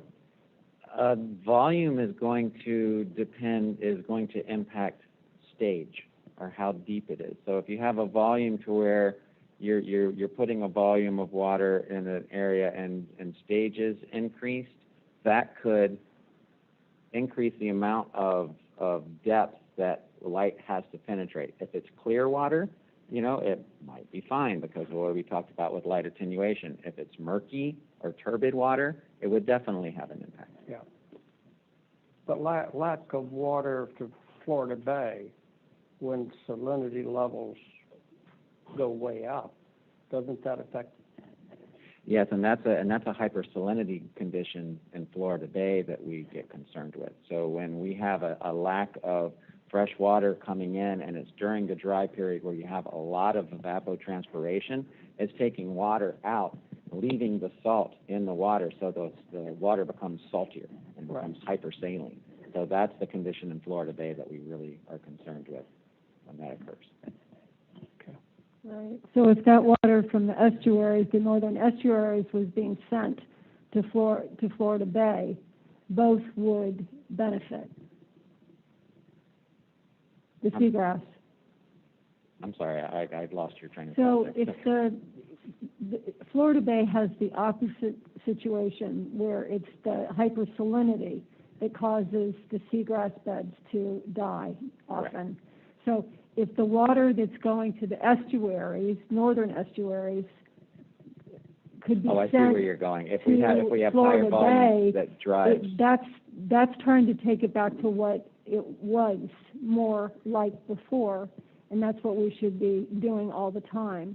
Correct. And I spoke to the salinity performance measure for both sides. And I misspoke about the number for the Caloosahatchee up to 2,800, damaging starts at 2,600. But say for the St. Lucie, the optimal range, and this is from all measured sources. So this performance measure doesn't look at just lake water. It says for all measured sources within the St. Lucie River, the St. Lucie's optimal flow into it is between 150 and 1,400 CFS.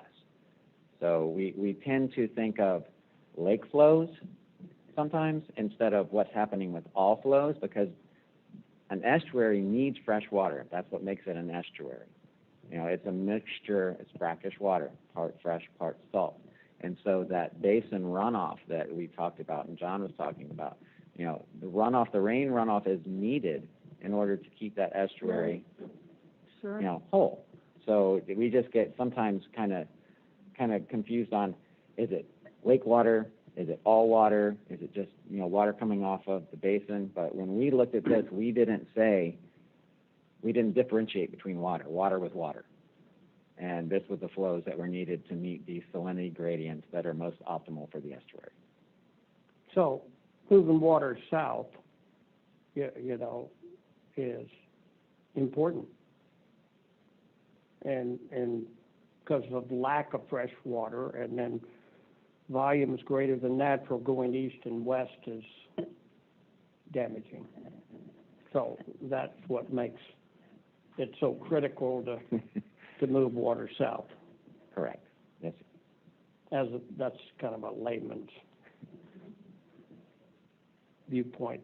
Yes. Cowboys viewpoint.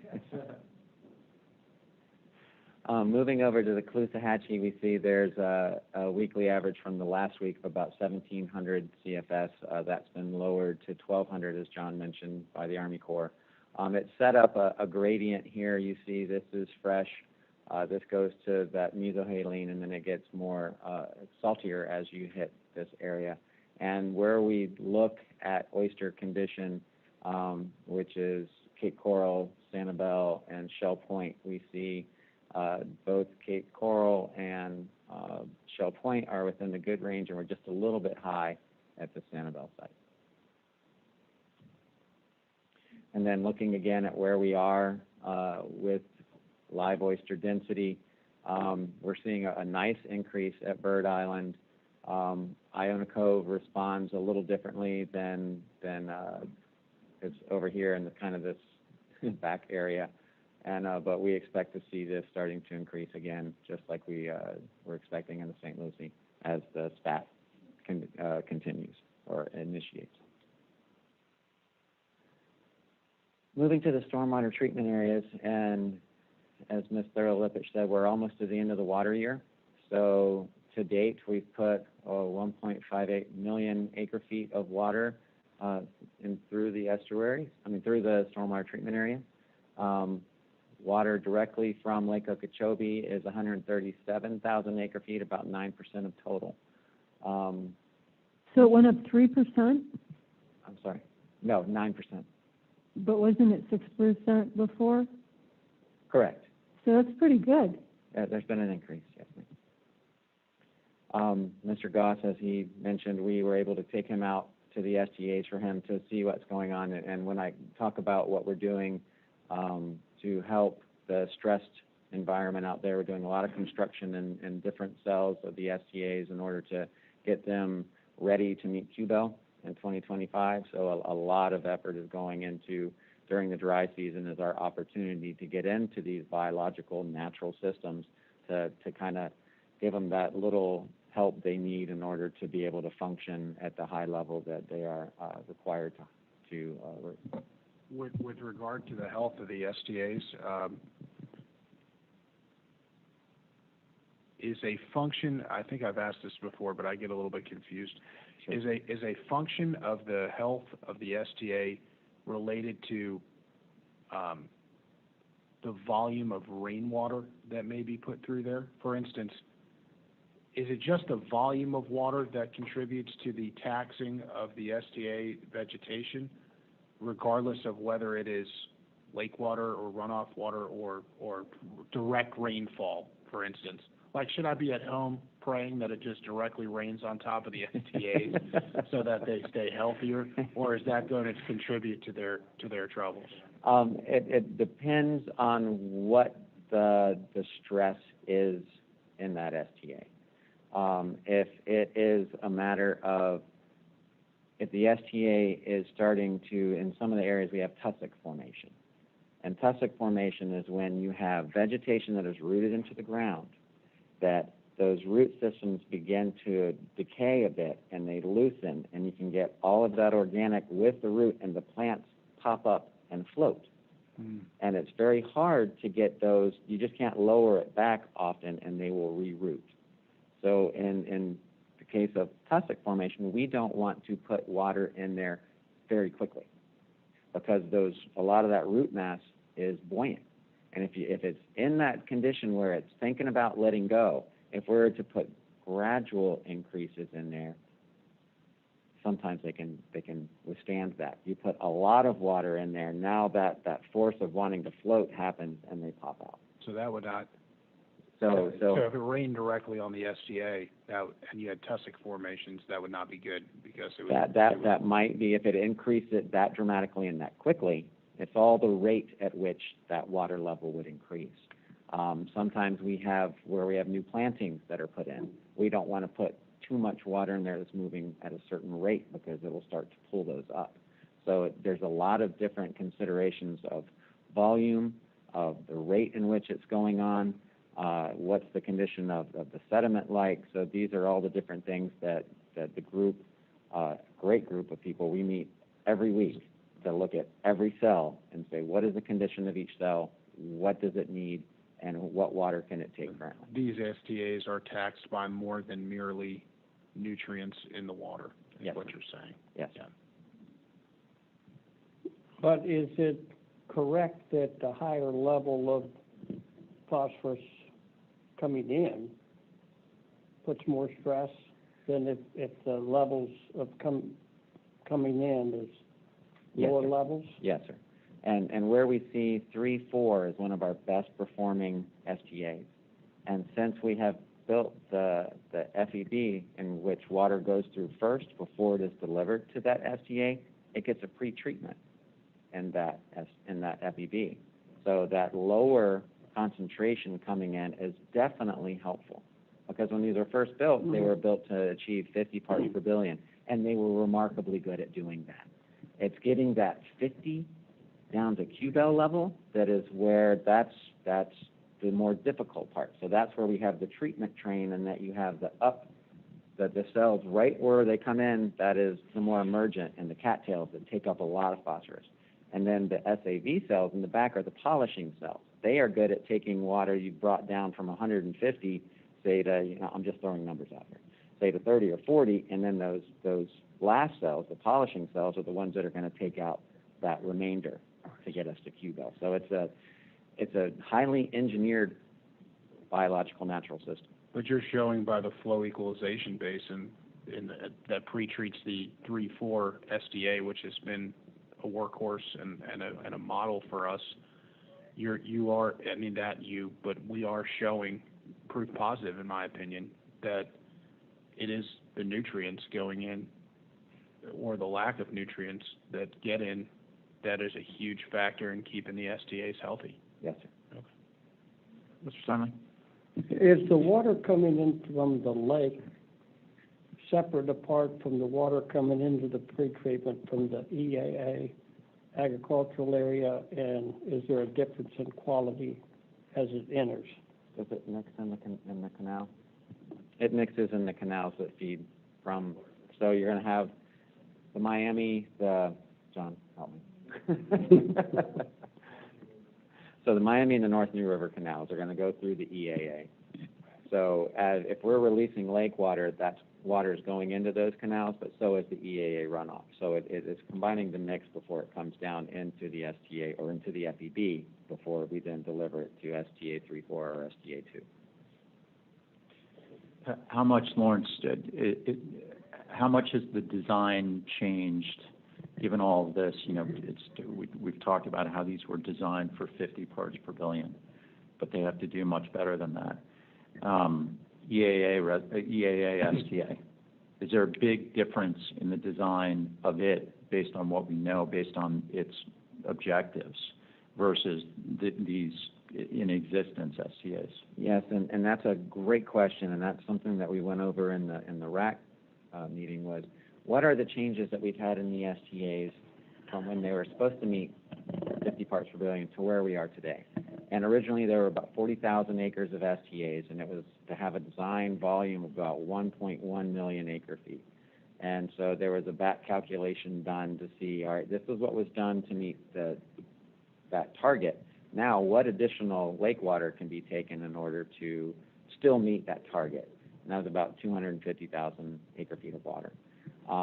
Then there was more stringent rules put on the STAs to meet QBEL, much lower number, 13 and 19, and there's nuance between those two that I won't go through right now. But so in order to meet that much lower number, that's where restoration strategies comes in and says, okay, you need to increase the size of the STAs.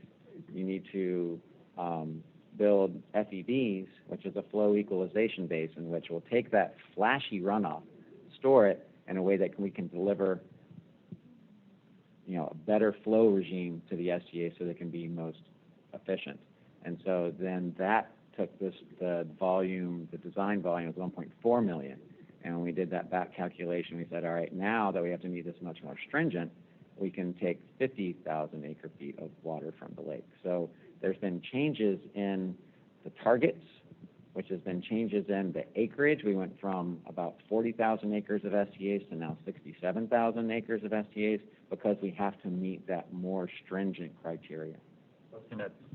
But can an acre design today be more effective than an acre design, 20 years ago?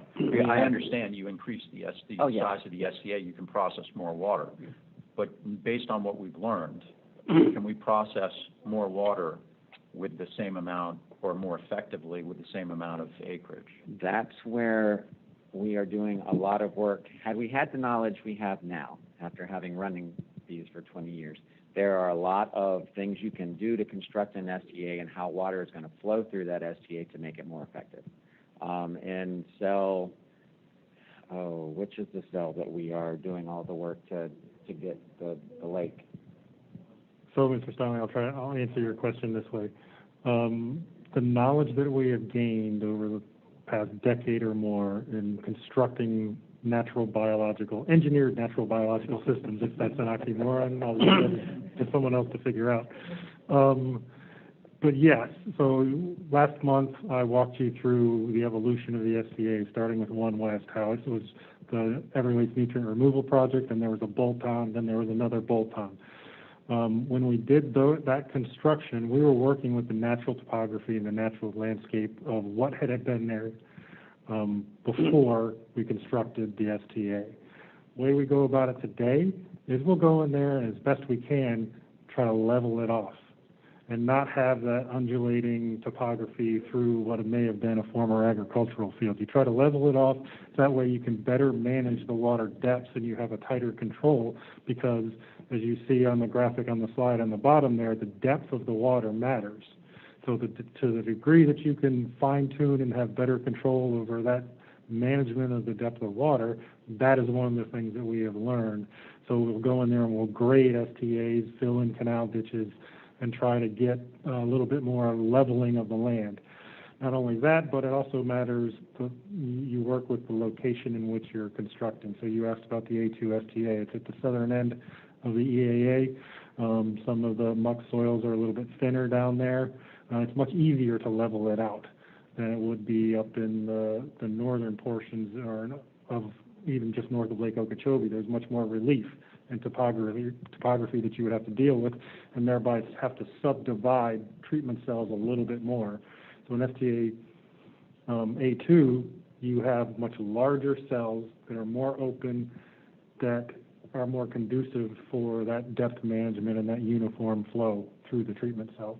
Can I ask about, we talk a lot about 3-4, being a great example, but I feel like we talk about 3-4 and we only look at the outflow TP concentration, because if you look at, for instance, 1 West, based on these particular numbers, right?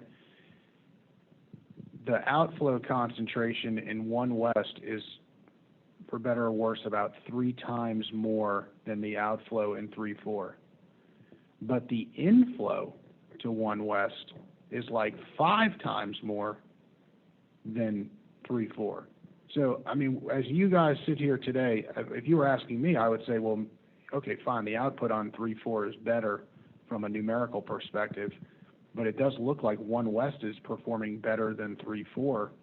It's just getting hit with a lot more phosphorus on the front end. Is that how you look at it as well?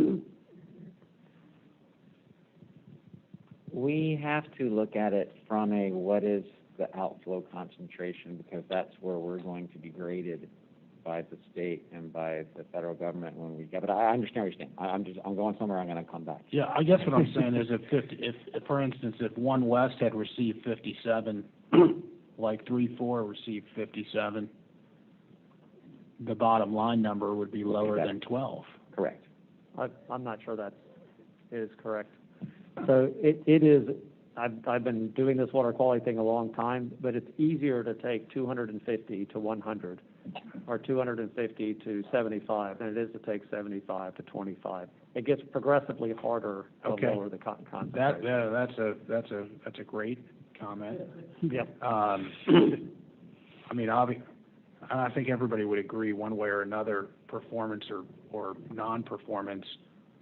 The first goal has got to be decreasing the amount of phosphorus going in on the front end. Whether or not you're accelerating the removal initially and then it's slowing down a little bit over time as you get to the bottom part, coming in at 257, coming in at 281, it's just, no matter how hard these things run on the treadmill, there's only so much they can do before they, either pass out and die, or they just get to a point where they just can never get there. So, I mean, we kind of come back to this time and time again, but it doesn't. At some level, it doesn't matter how good a shape the STA is in. Is if you're on the front end, that phosphorus going in is too high, you're going to be screwed. I mean, there's just no other way to go about it other than. So that's how the SDAs were designed, right? If you remember the framework we were handed, it's like first reduce through BMPs 25% of what's coming in through BMP implementation, right? And then you get to a level, and then you size your STAs to get the rest of the way till you get to 13, which is why STA 1 West had the 1 West expansion. Okay, so we're being asked now basically, and I think this is what a lot of people have said who have had the historical context of this, is that when these things were designed, when EAA and the agricultural community was designed to take a reduction of the 25% or whatever it may be, and the STAs were designed, they were not designed in a fashion to get to 19 or 13. They were designed to get to 50, and technically, except for 5, 6, they're all doing it, right? They were originally designed to 50 until restoration strategies were designed to. Right, but that was after the SCAs were already sort of underway, right? Or this size SCA was built for 50. Now restoration strategy says build this size and put an FEB on it and do all these things. I mean, the thing is that as we continue to move towards the QBEL, the 2025 QBEL, the thing that, and I had asked for this, following our briefing, which I was provided by Stuart Van Horn and Mr. Mitnick and Lawrence Glenn, which is, there is a chart out there that I think is incredibly helpful, and it was encouraging to me, which is, we have all these monitoring stations for water quality, and it's true that as we exit the STAs, which is how we're measured, it's not trying to move that needle, but yes, we're not meeting it there, but as you move down to all the other monitoring stations in the Everglades protection area and down into the park, in like 90-something% of them, you are meeting it, and you're lower. And so I think that's encouraging because it wasn't that way originally. originally it was like 50%, then it was like, okay, we're 60% of them are 70%. Now you're at almost 90% in certain areas, maybe even over 90%.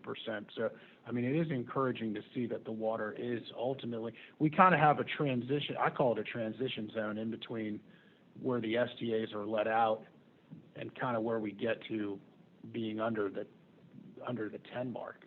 And so, you know, as long as we're just continuing to work to close that gap, it seems, it would be a lot less encouraging if all the water flowing south was looking like it was coming out of the STA.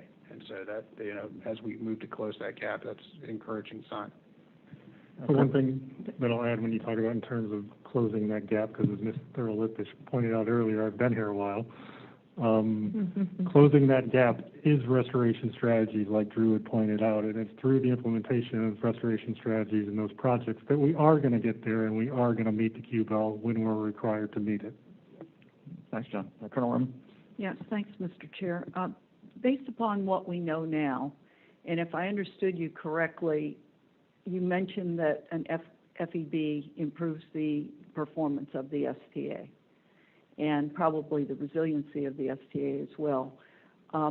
Based upon that, are we going forward always going to have an FEB leading an STA in terms of the partnership in cleaning the water?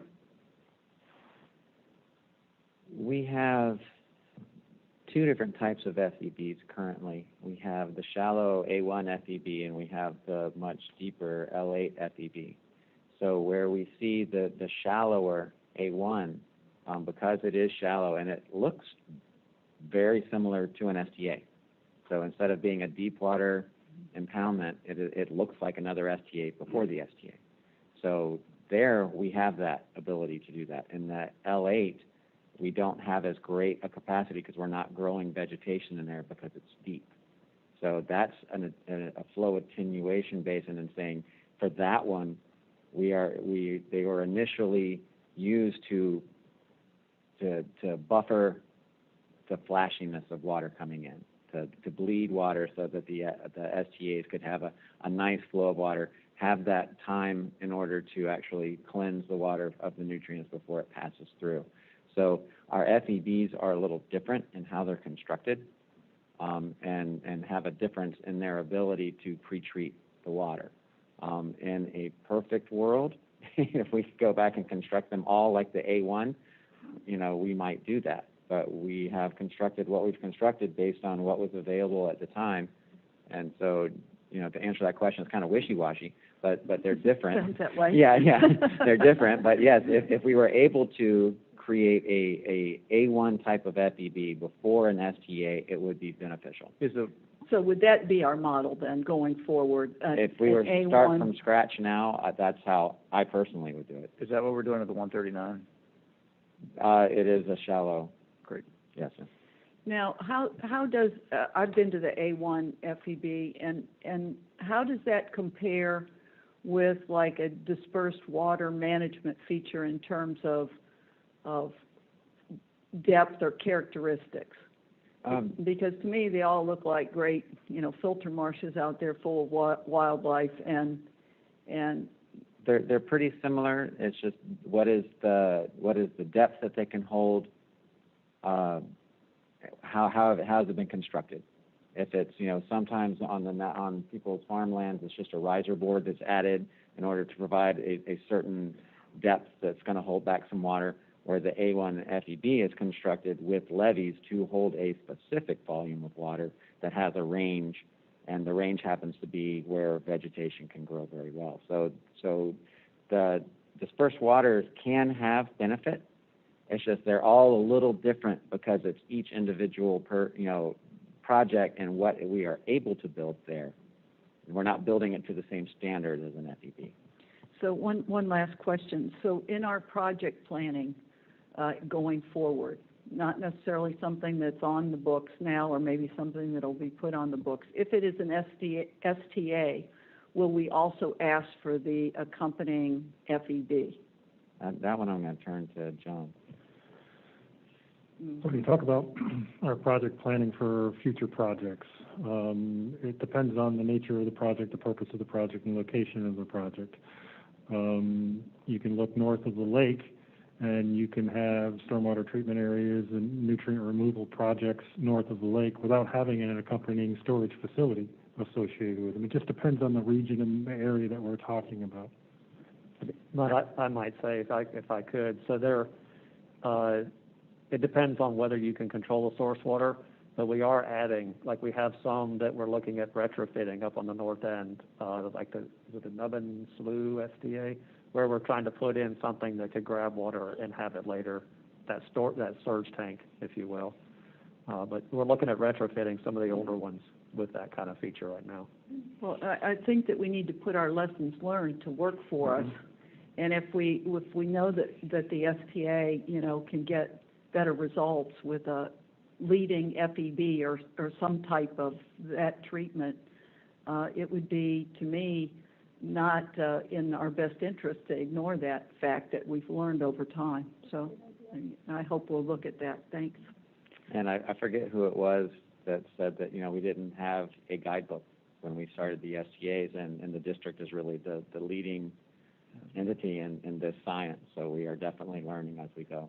Lawrence, let me just jump in real quick with something, because I think it was one of my takeaways from the tour, and it was very helpful to me, and I think it might help Vice Chair Wagner understand a little bit of sort of what opened my eyes. We spent a lot of time in the northern section of STA 3-4, right?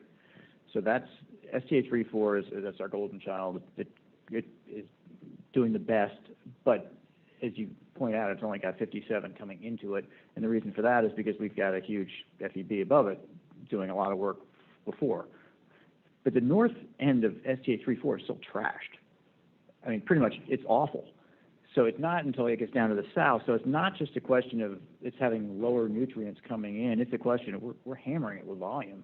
And until we figure that out, until we get the depths right, it's not going to be performing well. And that's the sort of building the airplane while we're flying it thing, where we're trying to figure that all out. I just want to say that. And Chauncey, I learned a lot on that tour too, so if I could add to that, 'cause I just stepped out to call Tracy Picone, one of our tour operators. You had asked about high phosphorus damaging the plants coming in. She says, no, that actually doesn't damage the plants. It's the volume, the velocity, the hydro that damages the plants. High volume phosphorus coming in puts the Q-bell at risk, right? Because you have so many plants that can take up so much phosphorus, and so controlling the inflow concentrations helps you meet the Q-bell, but it's not something that actually damages the plant. But it does influence the type of plants that are growing. In other words, there would be more cattails if there's a higher phosphorus level, right? So it might not damage, but I would imagine it influences the type of. And we go to a lot of effort to plant those upper cells with the vegetation that we say is going to take up the most phosphorus. So it's not a turn to that because that's there. That's what happened in the natural Everglades when they became phosphorus rich. We put the plants in the upper part of the cells that we want there. That cattail is a great plant to take up that nutrient. So that's something that we manage the plant communities so that they are really good at taking up that initial load, and then the SAV at the bottom does that polishing. Are you able to protect those zones? In other words, if the load coming in is high content, you've got the cattails at the front zone.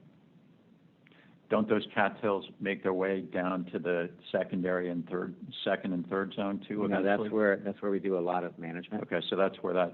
Have we been successful? Oh, we do a lot of management, and we have found that when we flew over, this was really neat, that we used to have our SAV cells just as a wide open SAV cell, and now we've kind of put a fringe of cattail around it, and that is to sequester wind energy, so that water can remain very clear, so that the SAV, which is within the water column, can actually do its job. So that's a lesson learned, where that mixed marsh is what we call it, is not just purely SAV anymore. We've learned that if you can buffer it from different conditions to allow the SAV to work at its optimum, then we get better performance. So there's a lot of active management that goes on in our STAs to try to maintain the balance of vegetation that we see as the best performers. Is the comment that you made, Drew, about the level of, you just made a comment basically saying that the vegetation at the front end is not being beaten up due to level of phosphorus or higher level of phosphorus concentration in the water. It's being beat up because we're putting a larger volume of water through it. The question I had was, is maybe I'm wrestling with this concept. I think what I'm hearing now is the plants do not care how much phosphorus is in the water. The plants will suck up the same amount of phosphorus regardless. They only have a certain capacity to suck up a certain amount of phosphorus. Higher on the front end is only going to suck up a certain amount, so you're going to be higher on the back end, as opposed to higher on the front end means they're running harder. They're not running harder, they're just sucking up the same amount, and what's coming out the back end is just higher. That's right, and that's what the example Tracy told me was fertilizing your yard. Okay. Only give it as much nutrients as it wants, or else it's going to go through your yard and get off. And the problem that I have with that conceptually is I cannot square that concept with your comment before about the fact that the higher it is on the front end, the faster it's processed. But when you get down to a certain level, it starts to taper off. That does not square with the plant just sucks at a constant pace, and if it's those two don't match in my mind. Well, that's why we use different plants.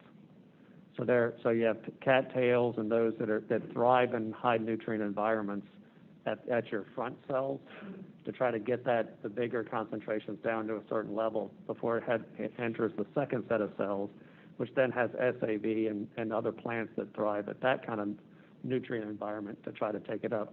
Okay. They take it up at different rates. That's why you have different cells. Okay, but it doesn't, okay, I understand that, but what I'm saying is even if the cattails run at a faster rate, suck it up quicker, spit it out lower, and then you got polishing things that do things down the road, it still doesn't make sense to me to say, well, if you put it in high on the front end, it's just going to suck at the same rate and come out the back end. So all you need to do is kind of lower it at the front end and you'll do better at the back end, with the argument being that the nutrients themselves are not damaging the plants. They have a certain rate at which they suck up phosphorus. That doesn't make sense to me. I'm not saying we got to square it here, but I would like to kind of have some conversation outside of here about how that squares with the fact that the lower it goes in, the harder it is to get it lower. That doesn't make sense to me with respect to those two things don't square in my mind. I think you understand what I'm saying. I'm going to articulate it for the second time here, but I did a better job the first time around. But, no, I get it. That's where I'm. I get it. Yeah, and I mean we'll get. You need to hook up with Tracy Picone and have that conversation, right? Okay. Because she is pretty brilliant at it. Yep, I'd love to. Thank you. Yep. Mm-hmm. I would like to say I kind of have that same thought. I just have a brief question. I guess the EAA itself has a certain regulation before certain, 50 parts per billion, or what is it before they discharge into the system? Obviously, the lake must be higher on phosphorus than the EAA. Am I correct? It depends on where you're pulling from. The STA 1 East and 1 West, that canal that pulls doesn't come through a marsh compared to the Miami and the New River that do come through a marsh.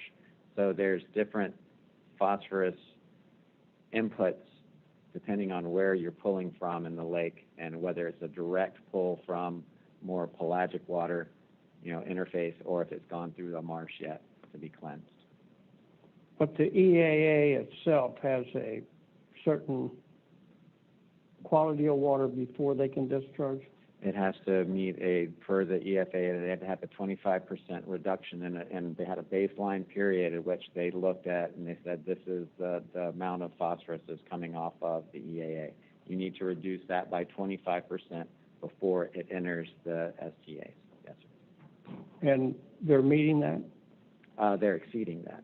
They have been above, I'm going to say 60% over the last 15 years or so, or since the EFA. They've been really, really good at besting that 25%. So the water coming out of the lake, the more water we send south out of the lake, does that put more stress than the water coming out of the EAA itself? That's due to higher nutrient levels and... Yeah, that goes back to this circular conversation that we're having. So we'll definitely take that offline with you, and Tracy and I can meet with you on that. Okay, thank you. Yes, sir. Mr. Olovich? I have a short question for you.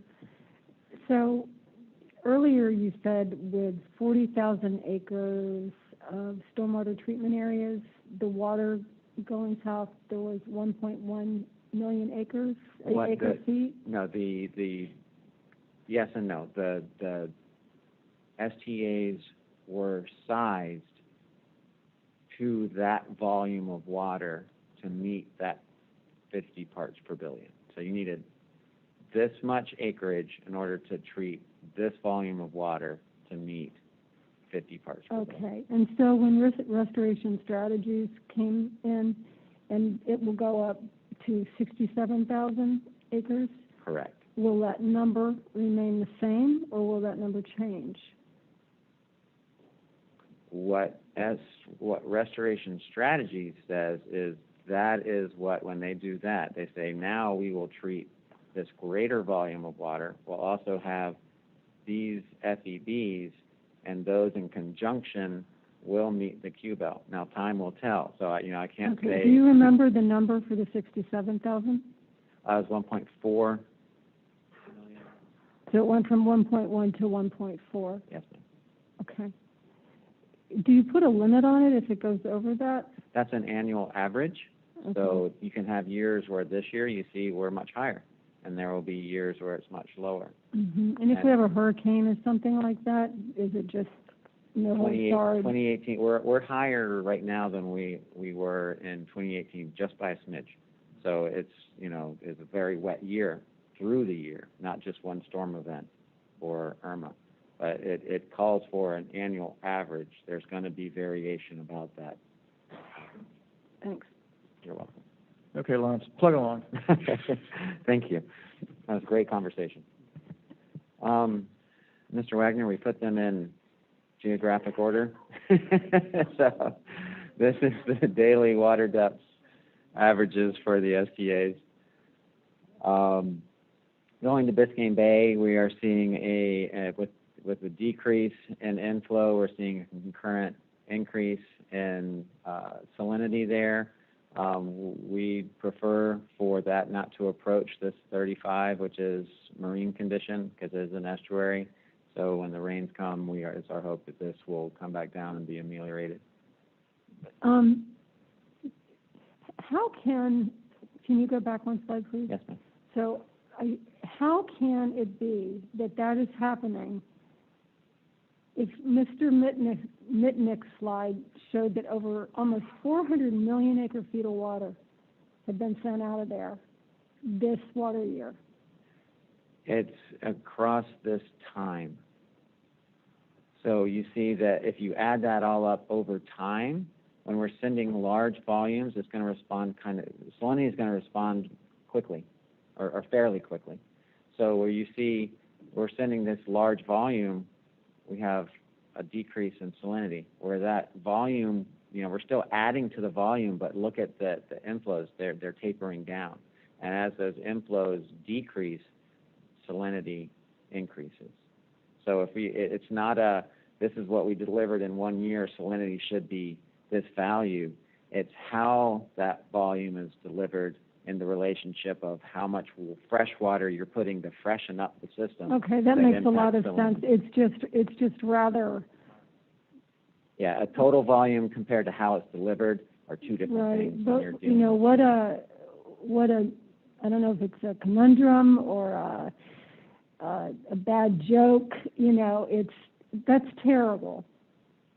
You know, all that water wasted, and now we're right back to, it's just, maybe in the future they'll figure out how to make a big, huge reservoir in the middle of the ocean.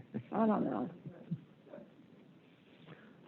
Lawrence, and Yes, sir. and also the fact that all that water that John showed us earlier that got dumped just north of Biscayne Bay, those are single point discharges, right? For the most part, They are. which is what Biscayne Bay coastal wetlands is hoping to do, right? To kind of spread Exactly. out. So that, The Biscayne Bay coastal wetlands, you have Cutler wetlands, you have the Deering Estate. It is trying to take those point sources and have a spreader canal that then moves that water into a wetland. Instead of being a point source, it's coming as sheet flow through a natural environment and into the bay. because maybe if you had that monitoring station very close to where those single point discharges, you would get a really skewed reading. Sure. Okay. Getting out into the Everglades, this is where we were a month ago. This is where we are currently, and it's a far cry from where we were about 3 or 4 months ago when we were extremely deep. But the take-homes of what we're seeing now is this northern area of 3A and this central area of 2 is getting very dry. And it's just a matter of how we can get, you know, how water is being delivered in through there. There's still that connection through Shark River Slough that is good. The Lossman's area is still hydrated from a wading bird perspective, but you know, the take-home from this is we're seeing drying happen a little more rapidly than the environment would like to see. And what we worry about up here is this drying out and those peat soils either oxidizing or burning. And coming down into the wading bird foraging,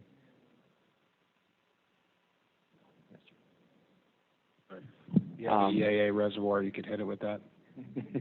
yes.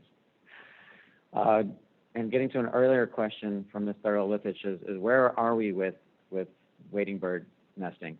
And this is a great number of nests, 52,000 nests currently occurring within all of the Everglades. Now, what we are concerned with is, I had asked, all right, the wood storks a year ago, you know, because they didn't nest early and they nested later in the season, and we had a lot of failure in those nests. How are we doing with wood storks now? Many of the wood storks nested earlier, so that means that they're ahead of the game compared to where they were last year, but it's just waiting to see how this recession rate continues as to whether they're going to successfully fledge or not, just because they are the longer, their chicks take longer to actually leave the nest. Are we allowed to intervene in that? Do we intervene on their behalf? Like, could you say, just like people need water supply, you know, the lake's still pretty high, why don't we just send them some water? We're physically constrained by the water that we can deliver. Why? What we've talked about, this John's conditions report of, you know, what we can push through the SDAs currently. Oh, the STAs again. Yeah. Sorry, Yeah. I forgot. No, that's okay. So we're going to have a really good year this year for wading birds, but whether or not we're having that 2018 year, you know, we'll probably have a really good year, but we might see some nest failure at the end of the season. But overall, we're going to have a good wading bird night. Lawrence, did John do too good a job in hindsight moving water out of the conservation area? Sorry, John. He's my boss, so I'm not. Well, I mean, I guess you know, obviously there has to be some analysis on you know, actions and you know, whether there's ways to improve. I mean, I think based on where we started, we wanted to recede, right? Certainly. So the question is, I guess in my mind, maybe I'm seeing it too simply. the lake, we've been able to keep, I mean, there's been lake recession, but we've been able to keep it higher than normal, or the Corps has kept it higher than normal. The conservation areas were high. We did an incredible job bringing it down very quickly. In hindsight, and we don't have that answer, I guess, yet, could we have kept them higher longer, or could that recession have been more, you're going to come defend yourself, John? Gradual. I'll start, and John, if you want to finish. As you said, hindsight's always 50, it's 2020. Where we needed to bring these levels down was a real fish and wildlife concern, especially the fur-bearing animals when it was that deep. So, and Mr. Bergeron has spoken to that very often, and there's a certain stage in there at which FWC, says this is the high water line, and we try to help manage that for that particular group of animals that use it. So we were focused on getting there. Now, and where we have gone past that, I'll pass it off to John. Yeah, I would just follow on with what Lawrence was saying. So you're looking at an overall ecosystem, and there are many different components of that ecosystem. So this particular slide is addressing wading birds and foraging for those wading birds. And you heard Lawrence say earlier how we're going to have a good, if not a great, wading bird nesting season. Could the recession have been a little bit slower than it was in some of those areas that are showing up as dry, be wetter still? Yes, but that would have come at the expense of other parts of the ecosystem. So when you look at it in its totality, we've performed and managed the system the best we can given what Mother Nature has provided us over the course of this past year. Not guilty. Yeah. And I believe that takes us to that makes full sense. The next slide that's going to add to what John was saying. Can I have a comment before you move on? Certainly, sir. Go back. I think when you're looking at managing compatible water levels with the environment, the ecology, all our wildlife, endangered species, plant communities, you have a target. And when you're 2 feet above that target, there's substantial damage, to multi-species across the board. I think, and I will compliment our staff, along with the Corps and all the federal partners, state partners, that we lowered that water level by 2 feet in 4 months. Incredible, through an emergency deviation. And you see how 3A is the volume of birds, but we maintain 2A much longer with water above the scheduled compatible water level, and it doesn't seem like we have as many birds in WCA2. This area right in here. I think we're still half a foot above. Yeah, and compatible. So it really runs when you have water that's so much higher than what's been established by the FWC as compatible across the board for fur-bearing animals and birds, and it seems like your numbers here reflect that. They do, and they also depend on the mosaic of vegetation in this water conservation area is different from this. And where you have the large rookeries along here, they are long-term rookeries that have been in place for a long time, lots of them on tree islands. We've had an incredible loss of tree islands in this water conservation area over time for how it was managed in the past. So it's not going to provide the same exact habitat needed for nesting as is needed down here. Where you come up into Water Conservation Area 1, which is the refuge, and it is much different than 2. And so you see nesting occurring there greater because the habitat availability is different, and it's better. It's better suited for these birds to nest. Right, but the high water that's been going on for decades in 2, when we get to the point we can have compatible water levels, I think that area can recover. I know there's loss of elevation in the islands, the Deer Islands, which are really Indian mounds built 10,000 years ago. But we certainly don't want to give up on getting it to normal Correct. fast as we can. And that's where we've had some conversations offline where in here our scientists are looking at what does restoration look like in here? What is the end goal for the habitat? What is that habitat value going to be? Will it be tree islands like here? No. But is there something that we can do actively in here to make it better and have an end goal that can be more suitable? Yeah. Okay. And taking another component into consideration, we talked about how long tree islands were inundated and how deeply they were inundated. And I had made a comment that as long as they can dry their feet out, they can have they can sustain themselves. So we're getting to where this is drying down, where we're down to only 8% of the tree islands are currently inundated. So from a tree island perspective, this dry down is good, and it's what it needs after that period of high inundation. Coming down into Northeast Florida Bay and the MFL, there is the 365-day moving sum of these 5 creeks that you see along here, and you have to be above 105,000 acre feet, and we're well above that at 428,000 acre feet, and that is moving water south.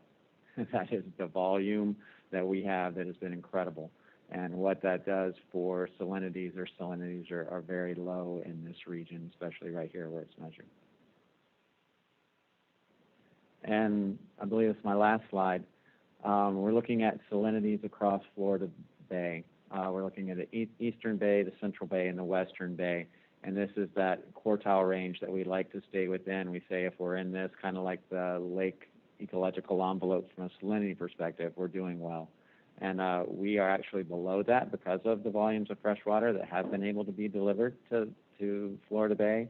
So the scientists that I speak with, they say, we are well poised to not be in that place I was last year, where I was saying we could experience hypersalinity if the rains don't come in time. They say we're poised in a very good spot right here because we're actually below the interquartile range. And Easter just passed us. There he is. Take any additional questions you might have. Any other questions for Mr. Glenn? Thanks very much, Lawrence. Thank you, John. Those are great reports, both of them. I think we'll break for lunch now, and I'll come back around 1:45.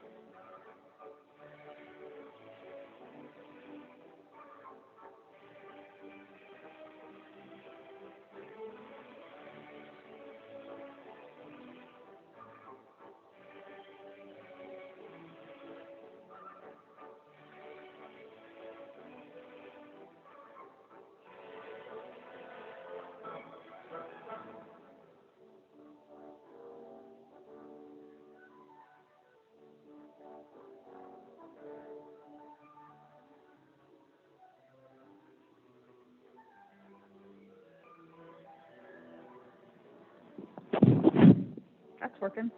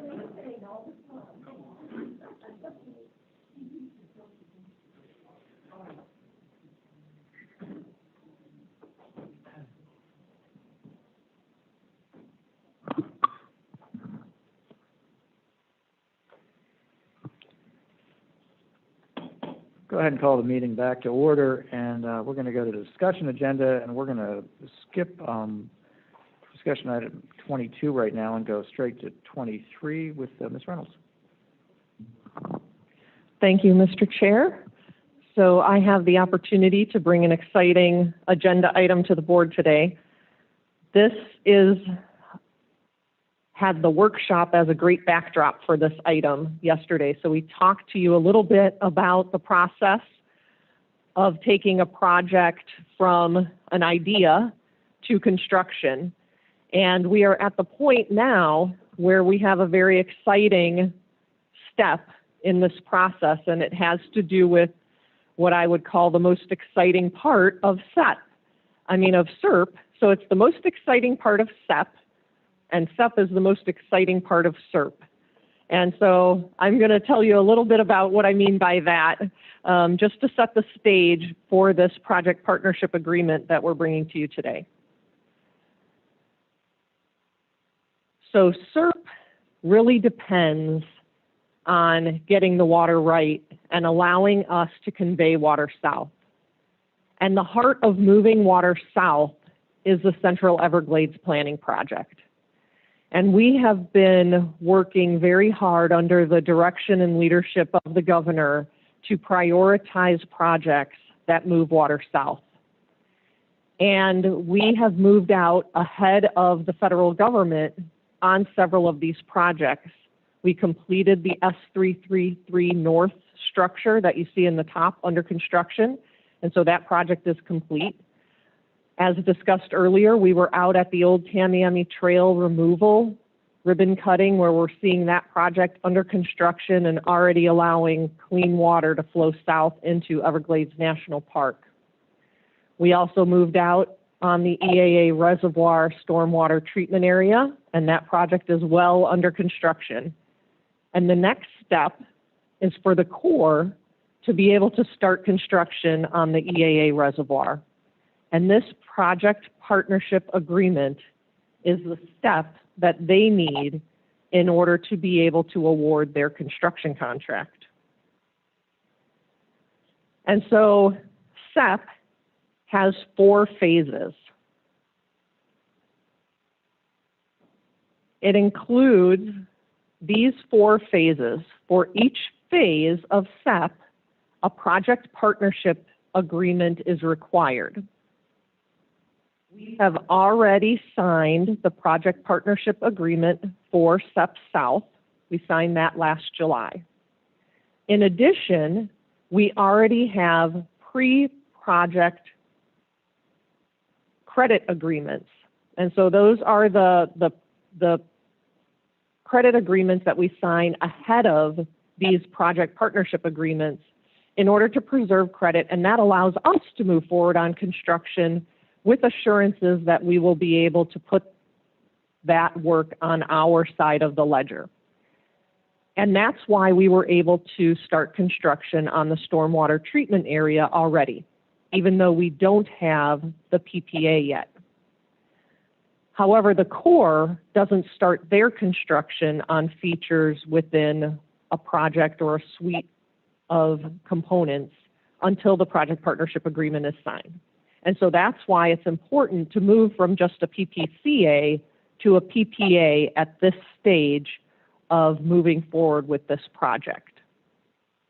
In addition, I just want to let you know that part of, and we talked about this a little bit yesterday, part of the project partnership agreement includes a report that validates the features of the project, and it's called an Integral Determination Report, or IDR.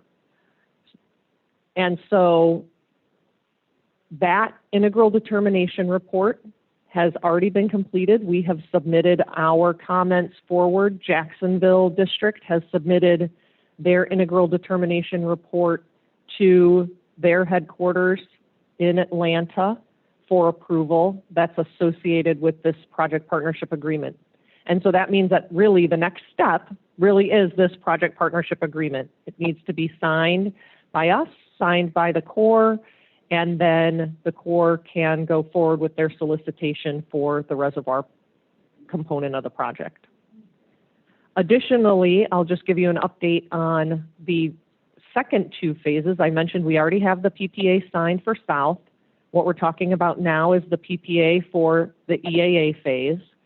We are currently working on the Integral Determination Report for SEP North, and we anticipate that PPA later this calendar year. So the IDR is on schedule for completion in September-October timeframe, and then a PPA should closely follow after that.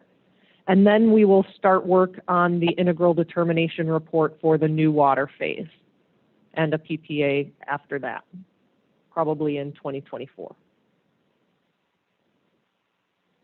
So what is this phase of the project partnership agreement?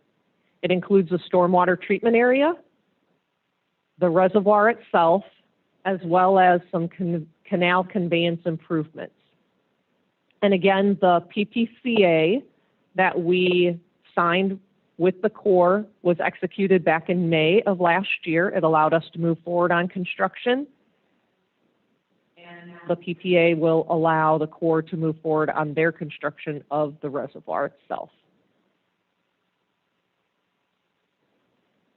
And so this diagram, I really just put it up here to show you that this really is the last step before construction.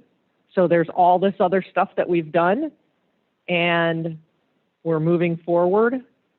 And so this is an exciting step of the process. A project partnership agreement really includes just a few things. It talks about the 50-50 cost share, and it outlines the specific costs as annotated on this slide. And the project partnership agreement, the other purpose of it is to outline which portions the Corps is going to construct and which portions the district is going to construct. And so that's the purpose of the project partnership agreement, and these are the costs that are outlined in that agreement. Again, it is required for the Corps to begin construction, but as we talked about yesterday, it's also required for the district to receive credit for the construction that we have already completed. And so it's very important to the Corps to start their construction, but it's also very important to us to get credit for the construction that we may have already begun under a PPCA and that we continue under the PPA. So that's my last slide. I know we're going to take some public comment on this item, and then Drew is going to talk to you about the specifics of this project partnership agreement in terms of the language itself. Great, we'll go ahead to public comment. Rosie, you can.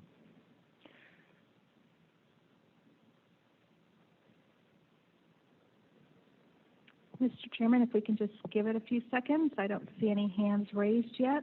Sure, if anyone has public comment on this item, please raise your hand in Zoom or use *9 to raise your hand on the phone.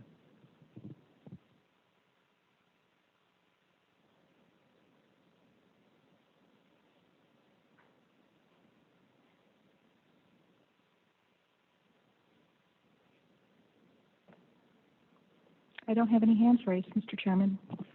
Thanks. Mr. Bartlett? Thanks, Mr. Chairman. So last month during my executive director's report, I did talk to you about some correspondence we had with the Corps of Engineers, really asking why we weren't using the model agreement at the time, because we didn't see the reason not to use the model agreement. Mostly our concern was, well, the language a little bit, but really timing, right? We need to get construction. We wanted to get the construction this fiscal year with the Corps, and that kind of delay in the chain of command review was concerning to us. So since then, I have been engaged in a lot of conversations with the Corps. I feel like they're committed to timing and to making sure there's not a delay here, but they are also very committed to deviating from the model agreement. And what we had posted in your agenda is the agreement we got from them with new language, and the bulk of the new language and the really relevant new language is in 2.16 of the PPA. And I can tell you that Mr. Wagner has gotten very intensely engaged in this, putting his lawyer hat on just to really understand the new language, and has been talking to me and Carolyn and staff a lot about this. So relative to all the conversations we've had with all the board members, I would really suggest that Scott be given the floor. One of the things that won't be a problem. One of the things is so we asked the Corps to be here, and usually Colonel Kelly is sitting right there, but he couldn't make it today. So we actually have the chief counsel for the Corps. He's online. He's on Zoom. His name is David Cooper, and I felt like the council's office was very much engaged in the building of this PPA.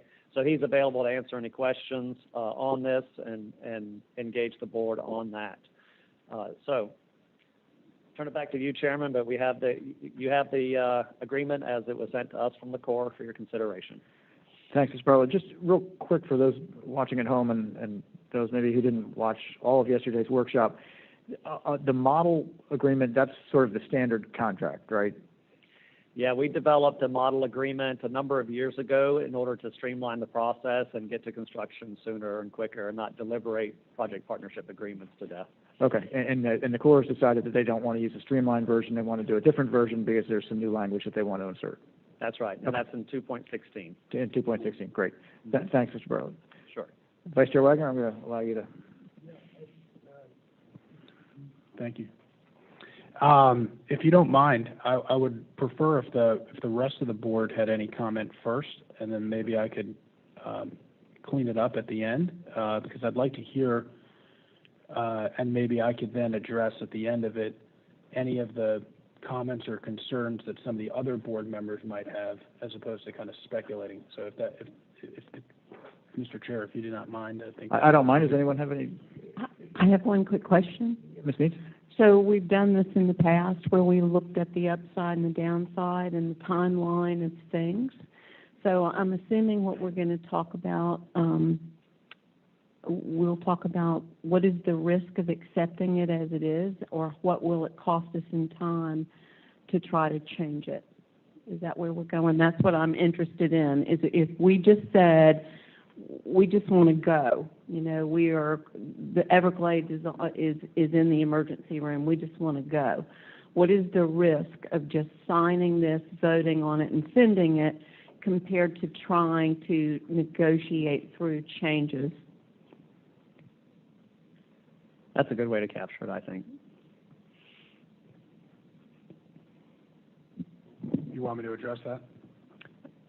I can address it just in a brief thing, and I'll try to address it a little bit later. But I think you framed it correctly and accurately as far as I can tell, which is we have a PPA that's been proposed to us that is different than the model PPA that we typically use under a master umbrella agreement that we have with the Corps, because we obviously have recurring business and partnerships with the Corps on a variety of different infrastructure projects. That has a master agreement. That master agreement has an exhibit to it. That exhibit is a model PPA that we typically use. That model PPA has been apparently rejected to be used by the Corps. They have submitted to us a proposed PPA that has additional language in it.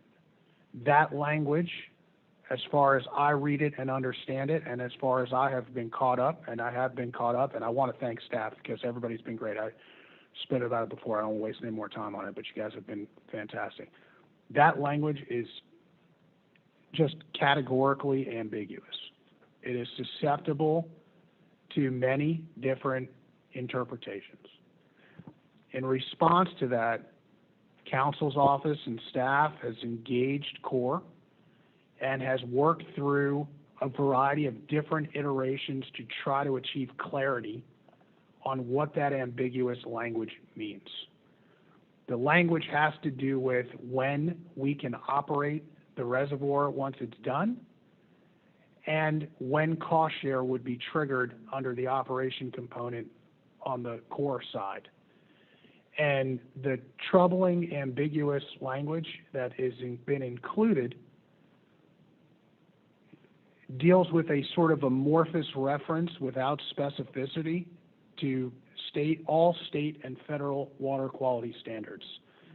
So if I could give you a for instance, I'll give you a for instance, which I think is a little bit of an extreme example of how some of the language needs to be tweaked, notwithstanding or how it should be interpreted the way we interpret it, even though it's ambiguous. For instance, the first sentence of the language in one of the clauses says that the reservoir will not be operated for state restoration purposes. Okay? This project is for restoration purposes, and so it can't possibly mean that we're going to build a $3 billion project and not operate it for restoration purposes. This is a restoration purpose. This is a restoration project that aligns both federal restoration purposes on the one hand and state restoration purposes on the other hand. So saying that we've authorized it's obviously not true that Congress has authorized a restoration project that can't be used for restoration. So that language in and of itself is ambiguous. It's obviously got to mean something else.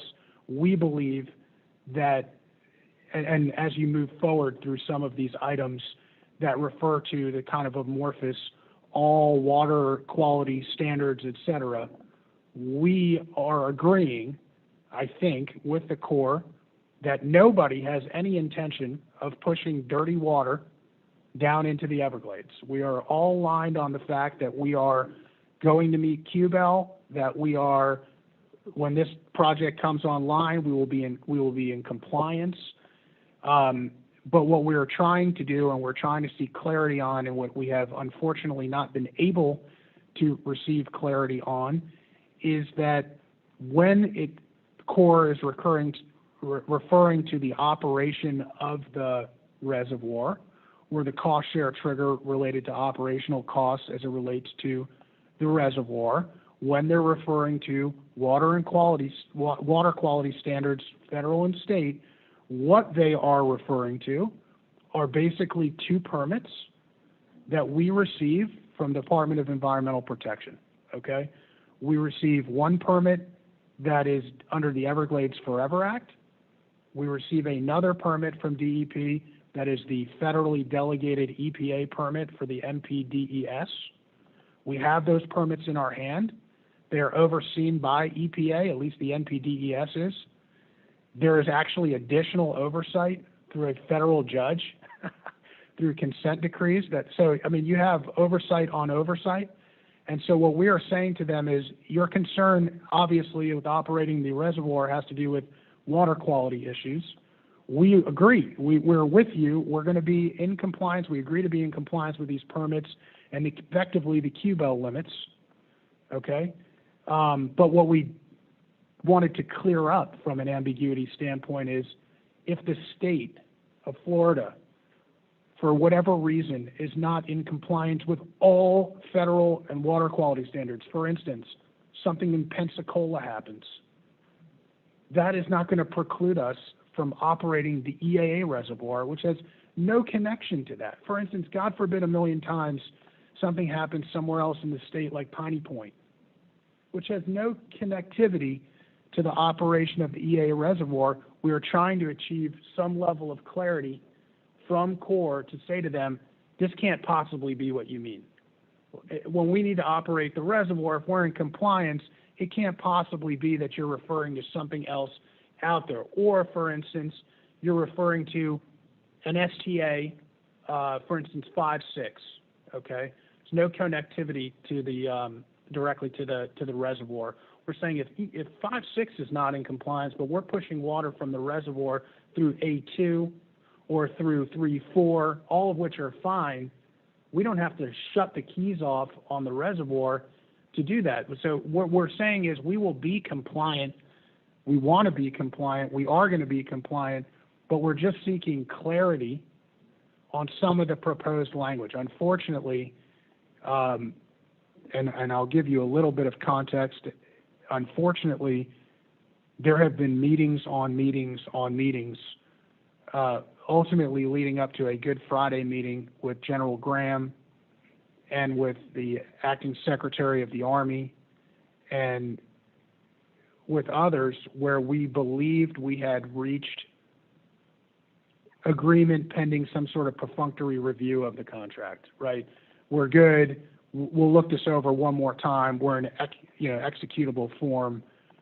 And unfortunately, that was Friday. Come Monday, it was like, well, we can't do that. We got to go back, and we're not really reaching, where we don't feel like we're reaching at some level anyone who can give us some sort of clarity on what we think everybody is kind of aligned on, which is pushing clean water south.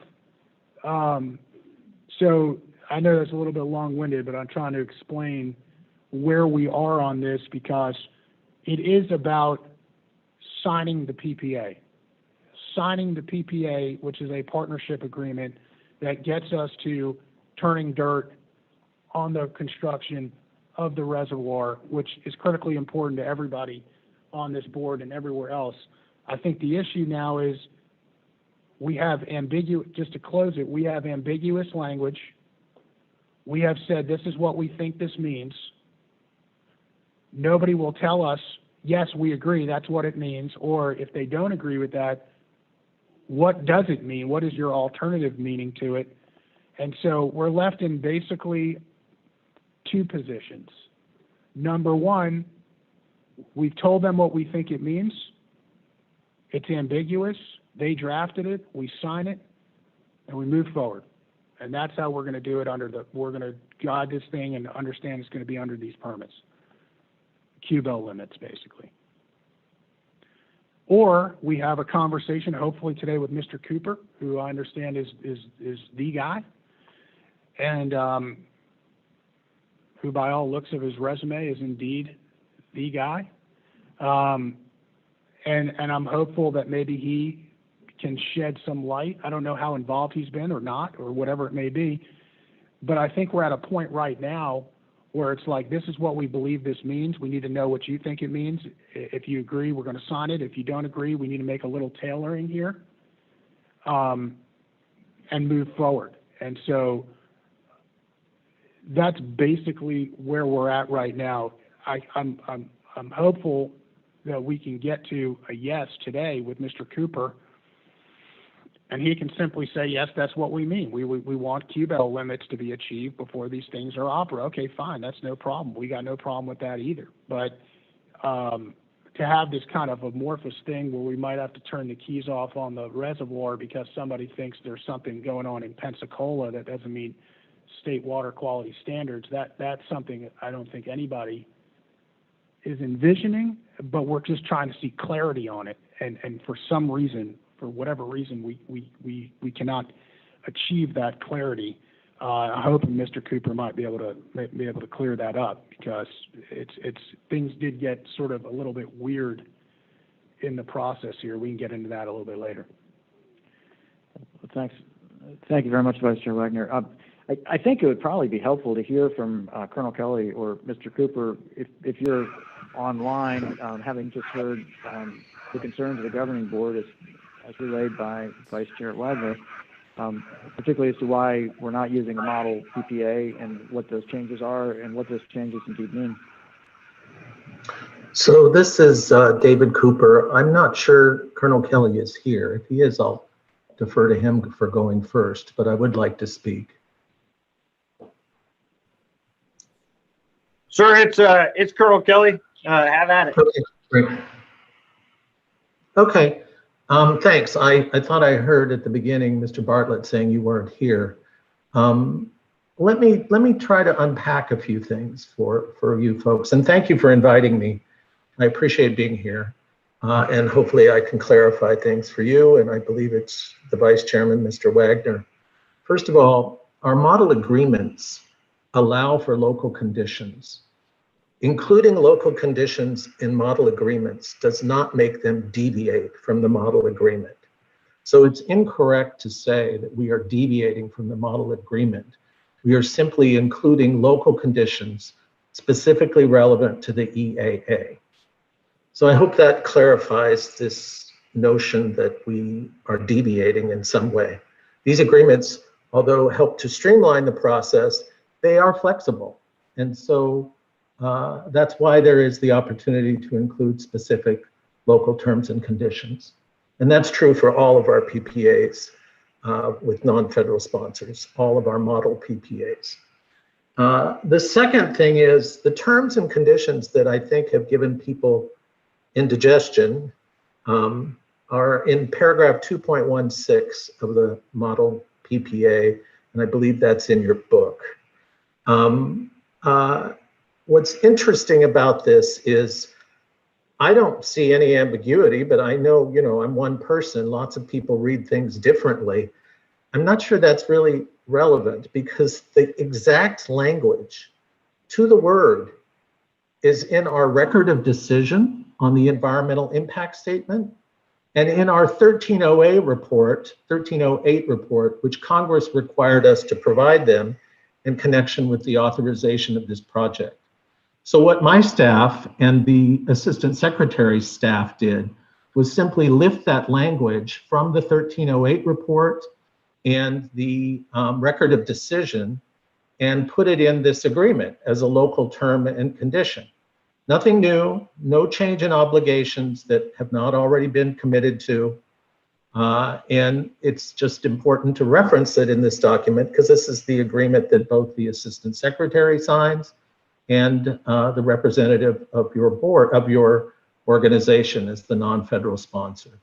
So I understand people may think there's ambiguous language in there, but it's not new language. It's language that's been signed off on by a number of authorities. And I would say, I have not been directly involved in the last week's negotiations.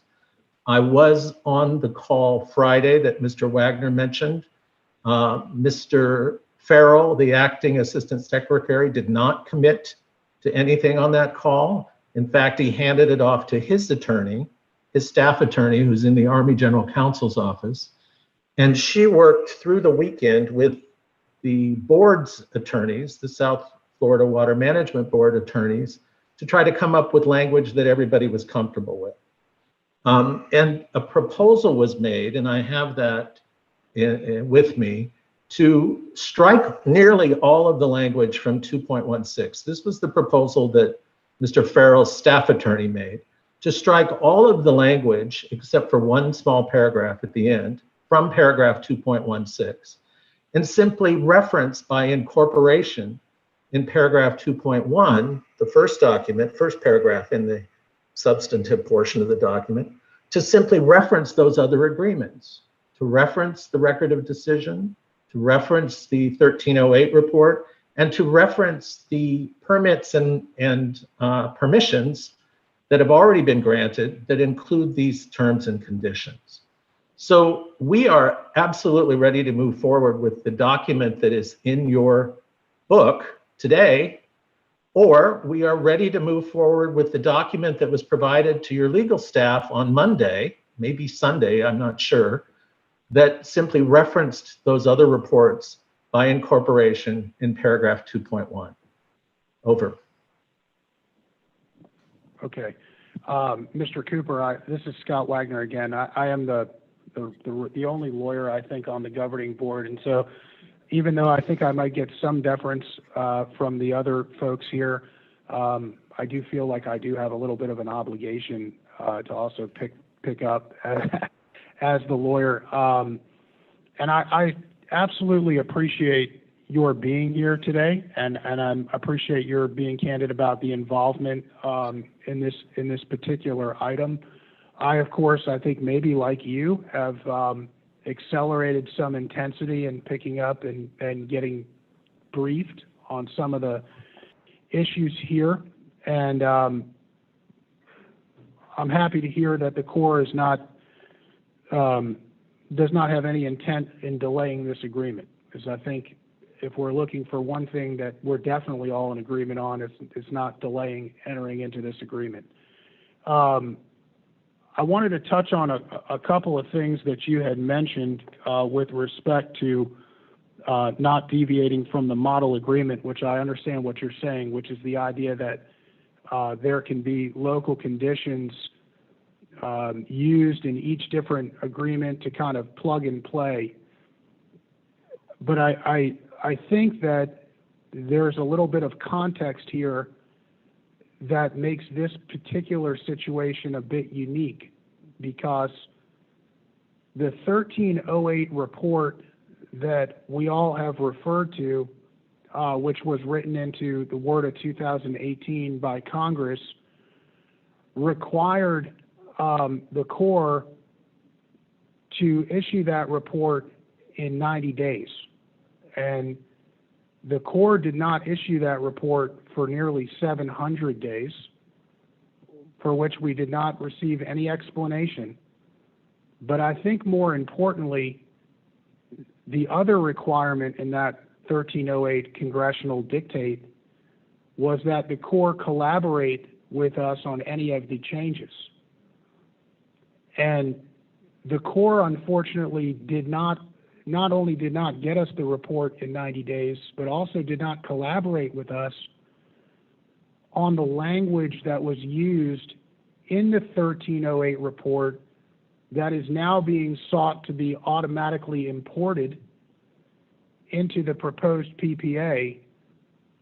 And the problem with the language used in the 1308 report, which at least the copy of I have is not dated or signed, or there's nobody's name on it, so I don't even know who wrote it, to be honest with you.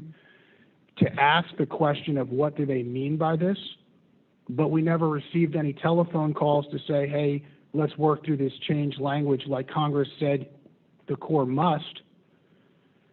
And ultimately, that language is so vague and unclear that I am in possession of a 4-page single-space PDF document with probably 60 questions on the small clauses that have been inserted because they are so unclear as it relates to the actual operational components of the reservoir. And so it may be true that the model agreement allows for changes to plug and play on local conditions, but it is also true that Congress dictated that this report would be done in 90 days. It was not. That the report would be done in collaboration with the district, specifically as it related to changes, of which this language is one, and it was not. And so therefore, this two-option prong of either take the contract with the language we imported from 1308 that we did unilaterally, or we'll remove the language from 1308, but we'll incorporate it all by reference, a report done unilaterally and 600 days late, is problematic for people at the district who are actually in charge of operating this reservoir because none of the language really makes sense. The only way that this language makes sense is based on the interpretation that we have presented, for which nobody has returned serve and said, no, that's not what it means. And what we're trying to do in this situation, with all due respect, because quite frankly, we look at the Corps as a friend, not as an enemy. We look at the Corps as a partner, not as an adversary. And so we're in a situation now where language has been proposed by the Corps, and what we say is these are two friends talking to each other, and one friend is asking the other for clarity on the language. Please confirm that this is what it means, that we'll meet QBEL limits, and we have these permits and oversight by EPA and the federal district court judge. Can you just confirm that's what it means and not some sort of esoteric reference to a water quality standard that's not connected to the reservoir? And unfortunately, we can't get a confirmation on that. So as you say, if that's what the language is and nobody wants to give us clarity, we're just telling you we think it's ambiguous and that's our interpretation, and maybe we sign off on it. But what we're hoping for in an agreement amongst friendly agencies who have a long-term relationship with one another, long-standing master umbrella agreements, which, by the way, also call for when items to come up and they're going to be changed, they're supposed to be raised as a matter of process under that master umbrella agreement. Once again, this did not occur in this case. So I hope that as general counsel to the Corps, who can make a decision today, that you're in a position to understand the context in which we come to you, merely to say we are jointly aligned in the idea that we're going to meet QBEL and that we're going to be pushing clean water in the Everglades, but that we'll also be able to operate the reservoir based on our understanding that this has to do with our 2 permits and QBEL limits and consent decrees. If somebody could just simply say to us, yes, that's what we mean, which we, by the way, think that is in fact what you mean, we're ready to go. But we can't get that clarity for some reason. And so we thought we might get the clarity with the general and with the Secretary of the Army, but we didn't. So hopefully, and we didn't really hear any objection either on the Friday call. So, I mean, if perhaps we could just, strike this one off our lists. We got a bunch of lists that we're doing with each other. My attitude, I don't know if everybody else's, was like, if you can strike something off the list, let's just strike it off the list. And to us, we're just looking for some clarity and confirmation that that's what you guys mean, that we'll meet our QBEL limits. If that's what you're asking of us, we're good.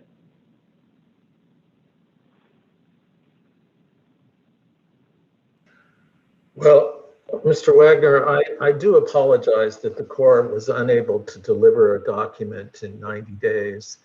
I had no engagement in that. I wasn't aware of that until you just mentioned it. But I will tell you honestly, I'm not surprised. You know, we're the Corps of Engineers. We're not always the fastest ship in the channel. So I do apologize for that. I do think that the language is clear. The language is all about pushing clean water to the Everglades. It's about ensuring that the state of Florida's requirements are met and that federal requirements are met, and that we don't commingle the two. We don't confuse people about who has what obligations. You've mentioned the consent decrees and the court orders. That's all very true, and I believe this document that's in front of the board addresses that. But it concerns me when you say, you know, you don't agree with the language in the 1308 report, so incorporating it by reference won't solve the problem.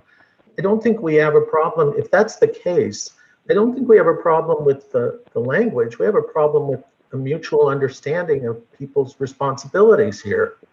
And I hope that's not the case, because I think ultimately we do agree, and we're quibbling over something that we don't need to quibble over. If you don't want the language in front of you that is in there now, then you don't need to have that language in there, but we do need to incorporate by reference as an alternative the language from the 1308 and the ROD on the EIS. But if you don't agree with that language, then I think we have a bigger issue. We have to go back and look at that. Yeah, And I hope that's not the case. Over. Yeah, so I think what you're saying is, and I think we're in agreement on this, we are not looking to shift obligations. We are not looking to mesh obligations, but there are meshed restoration purposes. So for instance, language that says you can't use the reservoir for restoration purposes, restoration purposes, I mean, that's exactly what the reservoir is designed to do. And so, but we're not looking to shift burdens. We're not looking to shift obligations onto the Corps. We have no desire to do any of that, but I think it's a little bit of a distinction without a difference to say we'll take it out of the contract but incorporate it by reference, or we'll leave it in the contract and not incorporate it by reference, because it's the same language that's giving people heartburn. And the heartburn we're getting is not about shifting obligations. The heartburn we're getting is about providing some clarity to what that language means, which I think you have said today is ensuring we're pushing clean water to the Everglades, which we totally agree with. We have no problem with that. What we're trying to do is remove ambiguity that the reservoir could not be operated because something like a Piney Point situation was going on, where the state might not be meeting water quality standards somewhere else that has absolutely nothing to do with the operation or connectivity of the EA reservoir. So we are not talking about a bigger problem as it relates to shifting obligations or 1308. What we're concerned about is that we were required to be included in the collaboration of the language for the 1308 report. We were not. We were, for whatever reason, completely cut out of that process. So we could have, with all due respect, cleared up this issue during what was a congressionally mandated collaboration process that, for whatever reason, we were cut out of. So now we're to a point where we have to clean up, and this isn't the 90-day timing issue, but with all due respect, it didn't come in like the 99th day or the 110th day. It came in like the 700th day. And we were cut out of the process. So now what we're saying, the operators, the people on the ground with knowledge, this is not a one-off podunk village somewhere that doesn't have an ongoing relationship. We're a 1,300-person strong organization that has superior knowledge about how to do things, and we're simply asking for clarity on an issue that Congress mandated we be collaborated on, which we were not. And we're simply saying, I think, exactly what you said earlier. This is about pushing clean water south from the EAA reservoir. If that's the case, we're all on board, we agree. And I think if we're talking about some sort of esoteric concept about other areas, it's just something that We're not saying, we're just saying, I don't think you even think it applies to that. But we're merely seeking clarity from you to say, yes, that's not what we're talking about. 216 is specifically talking about the EAA, the central flow path, the QBEL limits. If that's what you're talking about, we're all on board. We would like to get this checked off and move forward. I think we're all on board. I only got one vote here, but you know, I'm fairly confident that's what we're talking about. But you know, we have been diplomatically trying to meet with the right people, to have substantive conversations, to merely say, look, we need some clarity here. If that's what we're all talking about, we're good. But I think you do need to appreciate, Mr. Cooper, that the 1308 report was prepared in a vacuum by somebody that we don't know, who included some language that we should have been consulted on, and we're not. And so now we're faced with cleaning up the thing. And I don't think we get there by saying we'll leave it in the contract or we'll incorporate it into the contract. What we're saying is just give us a little bit of clarity. I mean, we're partners on this. Just give us some clarity. Are we talking QBEL? If so, we're good. I appreciate that. I really can't say any more about the collaboration of, or lack thereof, on the 1308. I'm not sure, Mr. Wagner, what you need in terms of clarity. The first sentence of 2.16.01 is perfectly clear to me. If it's not to you, and you don't want to proceed with incorporation by reference because you're not happy with the 1308 report, then I would ask you to offer alternative language. And I would ask our staff, your staff, to consider that alternative language. My hope is that you don't need that you're comfortable, the board is comfortable with what's before them. But if not, we're happy to discuss it further and to get it done quickly. Over. Okay. You would say the first sentence of 216.01 says the authorized SERP project cannot be used for state restoration purposes, period. Is that the sentence you're looking at? Yes, and continue on to the next sentence. Okay. Would it be fair to make an amendment that said as set forth below? Sure. That as set forth below, as set forth as follows? Sure, as long as that language follows. Okay, and then the language that follows when you start talking about, because I think there's a lot more agreement than perhaps it sounds in this particular meeting. I mean, I do think that there's a lot of agreement here. So when we talk about, and then I think the question is where it starts talking about all federal state water quality standards, we're talking, I think, about the quality-based effluent limits, the QBELs. Would that be correct? You know, I can't answer that. I would have to rely on my staff to answer that. I didn't draft that language. Over. Okay, because I think that if the answer to those questions are yes, these are really minor modifications that the staff that I've spoken to would be comfortable with. Is that correct, Drew? Yeah, that's correct. So we did go through, just for your benefit, because again, I don't know how involved you've been. We did offer and go back and forth with a tremendous amount of alternatives. I will tell you that when I looked at the language that we proposed, I honestly thought it was language you guys proposed. I mean, that's how specific it was about what we would follow and how much we would follow. And for whatever reason, even though it provided clarity, we could not get anyone at the core to say yes or why they disagreed with it, or provide us with alternative language that would tell us what exactly we were dealing with. And so I will tell you, we have been down the road of providing the alternative language. But what I think is merely being I think we're at a point where we are merely looking to change a very minor amount of the original language proposed by you guys, which to effectively say that the water quality standards we're looking at are the water quality based effluent limits. Because as I understand it, there are state water quality standards and there are federal water quality standards, which is what you guys are worried about, and frankly, what we are also worried about. And that these particular standards, those standards are implemented through vehicles called permits.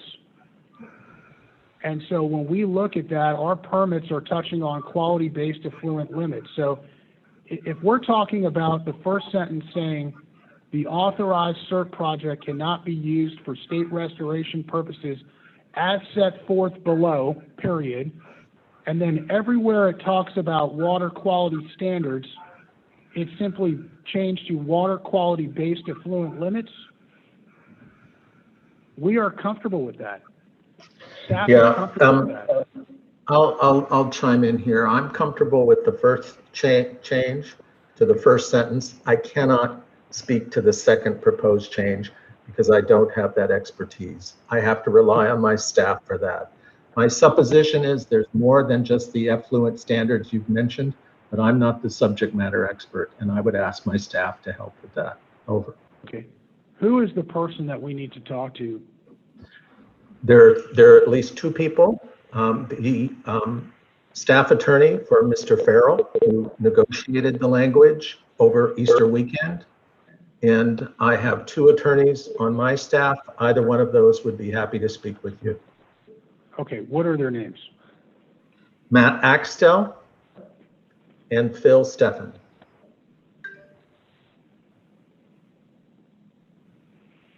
Phil, how do you spell his last name? S is in Sam, T is in Tom, E is in everybody, F is in Frank, F is in Frank, E, N is in North. Okay. Those are the two individuals we would have to speak with in order, and if they said yes, you would say yes? And the staff attorney for the acting assistant secretary, since she's advising a higher level authority, they would have to be comfortable with it as well. Over. Okay. And that's the attorney who wasn't available today, who worked with the district staff. Over. Okay. Who do you? What? Kate, is that Katie? Yes, Katie Roy. Katie R-O-Y. Okay. And none of them are available on the phone now? No. No, they weren't asked. No. I would have made them available gladly, but I was the only one asked to join. Okay, because I will just tell you, Mr. Cooper, it's been a little bit frustrating trying to get to yes, I think, here at the district, because we've had multiple meetings with people, and every step of the way, we're sort of getting, I can't really make that decision. And so for me, it's aggravating. I'm just going to be clear on that. It's pretty aggravating to have people on staff and myself and others get into meetings only to be told, we can't really say yes. I mean, who is the person that says yes on this? The signatory, Mr. Farrell. Okay. I believe he was here on Friday, and I'm not necessarily sure he can make the decision either. He's the only one in that building who can do so right now. Over. Okay, so you're telling me Mr. Farrell can make that decision himself? Mr. Farrell, who will make a decision based on the advice of his counsel, Ms. Roy. Okay. I mean, he can make a decision on his own, right? I mean, I'm a lawyer. I get told by my clients what to do all the time. He can make the decision himself, right? I'm sure he could, but I can't speak for him. Okay. Go ahead. Scott, do you mind explaining to Mr. Cooper where the Q bill came from? Because I understand how he wouldn't know. I wouldn't expect him to know. Well, I mean, unfortunately, I mean, you can explain it to him, but it sounds to me like we're in a situation where no matter what we say at this point, Mr. Cooper unfortunately can't say yes to these changes, and we're back to where we are. anybody else has any. Well, why don't we get a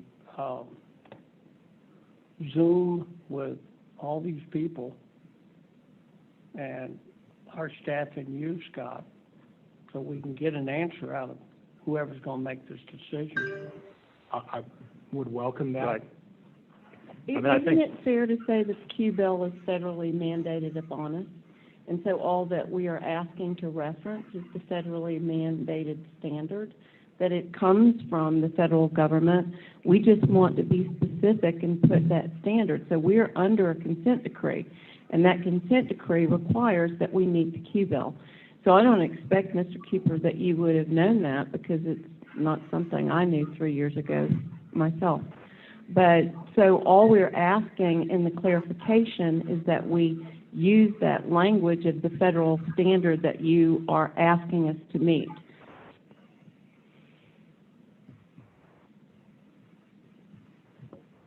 Mr. Lippisch? Hi, I'm Jackie Thurlow-Lippisch, and I welcome the Army Corps here today to go over this contract. And I thank our Vice Chair for his excellent work with everything. My recommendation is that at some point we read aloud so the public knows what we're talking about here. Page 6 of 2.1601. And as the gentleman on the speaker said, the language is pretty clear, you know, what it says. So I think it would be a good idea if we write down what our questions are based on that specifically, and there might be a few more going through page 7, but then kind of rather than going back and forth, we can pin down specific questions that I think our staff has probably already put together. And I think this is very nice that this has all come before us today, but I want to walk out of here as friends. I recognize how much we need the Army Corps in this. I thank them very much for speaking like this. I've never seen it done like this before. And nobody needs to be on the spot here. We can work this out. We have common goals. So my recommendation would be to take the Zoom meeting as asked, to finish this conversation, and to move forward with another date, to go over specific questions and get specific answers, and then make a specific decision, unless you think that we need to make that decision today. Well, I will say something that I think is worth noting. There have been a lot of meetings. There have been a lot of Zooms. There have been a lot of telephone calls. All the questions that you are asking to be jotted down, they have been jotted down. They have been presented to the Corps. For instance, 2.1601, the authorized SERP project cannot be used for state restoration purposes, period. Okay, so Hold on. what does that mean? Tell me what that means. Questions. How do you define state restoration purposes? No answer. Isn't it a state restoration purpose to send lake water south instead of out to tide? No answer. What about harmful algae blooms going to the reservoir instead of out to tide? Can we not do that because it serves a state purpose to save the estuaries? No answer. Does that mean if there are ancillary benefits to a state restoration purpose, then our cost share is at risk? No answer. If our STAs are dry and need water, can we send them lake water, or would that be a state restoration purpose? No answer. These questions and a litany of others have been presented but not clarified. And my point is that we're at a point where we can't keep kicking the can down the road because faceless, nameless people at the Army Corps of Engineers can't figure out how to give us any clarity. And So, Mr. Wagner, Wagner, if I could speak for a moment, I am faceless right now because I can't get on the video. but I am not nameless and I am not speechless. I don't know to whom those questions were addressed. They were not addressed to me. If they were addressed to someone in the Corps, I don't know when that occurred. But if you want answers to those questions, we'll get them for you. I have no problem with that. And I really do appreciate the gentlelady's suggestion. I welcome answering any questions you have. But those questions you just read, I've never heard of before. I understand that, Mr. Cooper, but I'll be honest with you, that's a little bit part of the problem right now, is that we have people that have been asked these questions, they don't answer the questions, and as general counsel, you don't have any clue that these things are going on. The 90-day window is blown by 600 days. Nobody knows. The questions we answered aren't answered. I'm not trying to, I understand you're on the phone now, and my frustration, Mr. Cooper, is not with you. My frustration is with delay. We can't keep delaying these things, and I know that my learned board member, Ms. Thurl Lipich, has suggested we kind of reconvene and go backwards, and the problem is that these things are not going forward. And we have tried time and time again to get these questions answered. I think it'd be a good question to know why they're not being answered, but the bottom line at the end of the day, as far as I'm concerned, is that I think we're all on the same page. That we want federal water quality standards implemented through permits which talk about Q-belt limits to be in place, and we're totally comfortable with that. We're just looking for somebody to clarify.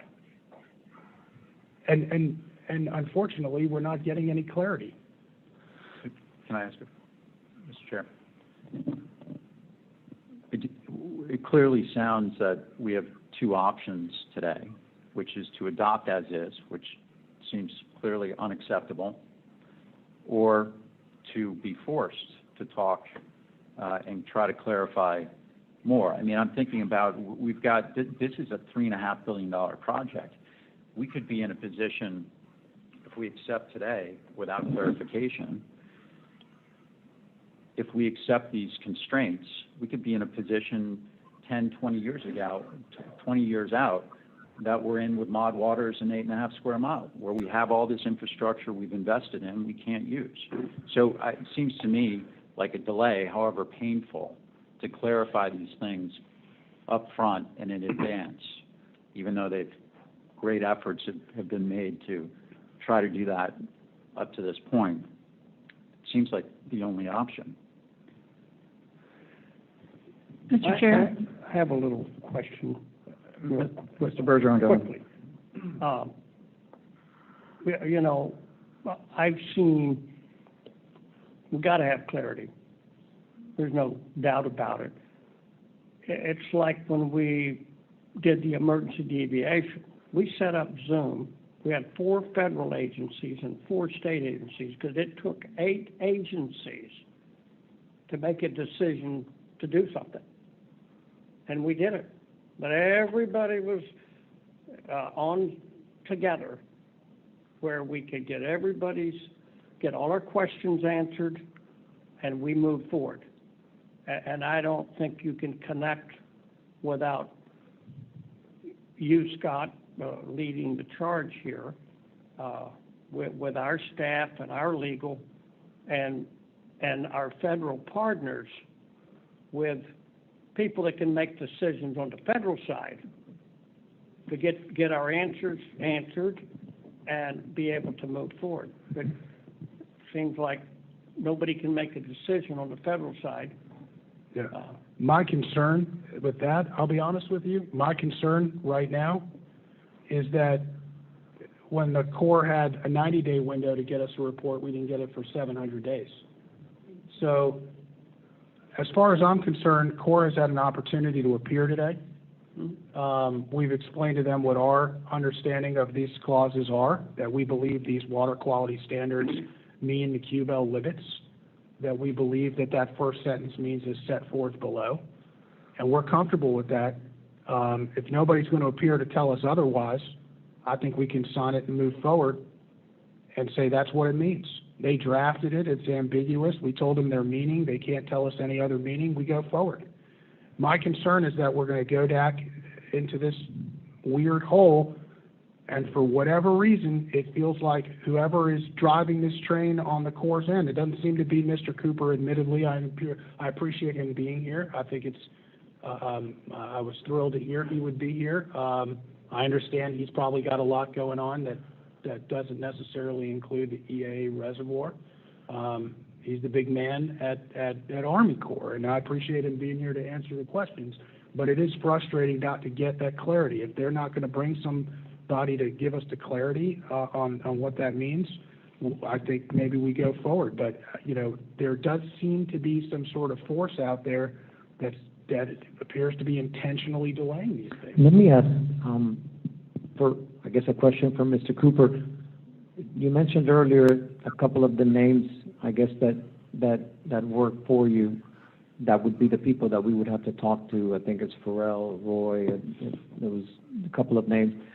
I know that you weren't asked, sir, to have them available today, but is it possible that you could call them and have them just call in for 15 or 20 minutes? When I was asked to join you, I was asked day before yesterday. It was because Ms. Roy, who negotiated with the district staff, was not available today. She's not working today. She's on leave. And she doesn't work for me. She works for Mr. Farrell. She's in the Army General Counsel's office. I am teleworking from home. I'm not sure I could get Mr. Steffens or Mr. Axtell. They work for me. I'm not sure I could get them on the phone in the next whatever time is allotted to me. I apologize for that. If I had known that I was going to be asked a specific question, such as the question Mr. Wagner asked me, I would have prepared and had an answer for you, but I did not know that. Over. So Mr. Cooper, this is Cheryl Meads, Governing Board Member Cheryl Meads. I just wanted to explain to you the passion that you hear in our voice. We represent more than 8.7 million people in South Florida, and we have suffered here mightily because of our need for water, specifically clean water. And we need to move water south. We need to get water out of the lake. We need to get it south where it's needed desperately. I live down south in the Florida Keys. The Florida Bay is hypersailing from lack of water. And then our friends up in the East Coast and the West Coast up that align with Lake Okeechobee up there, they're being given sometimes polluted toxic water that is polluted with blue-green algae.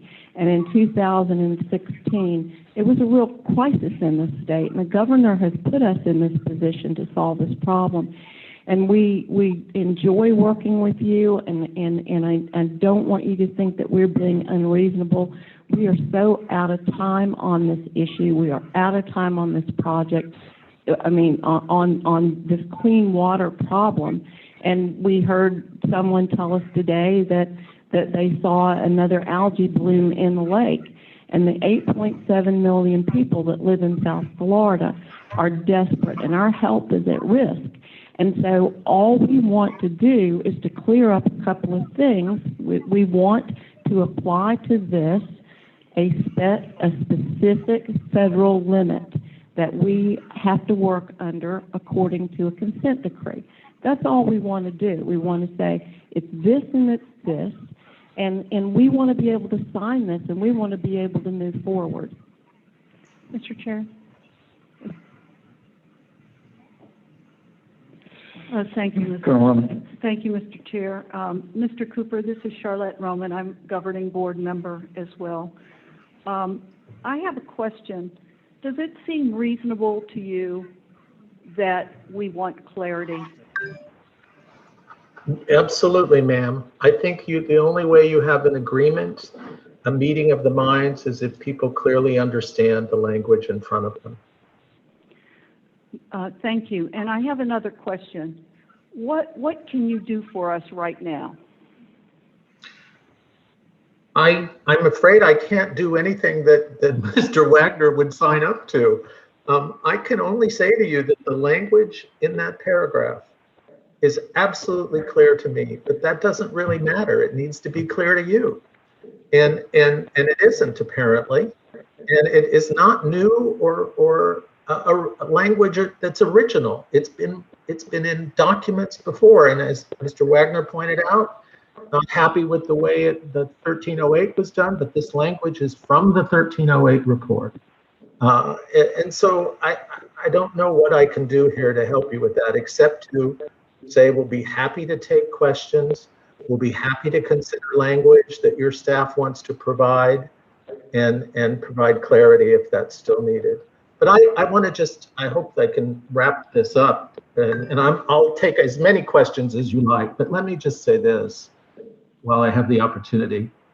We have the same goal, and we are good partners, and we have a long history of working through difficult projects.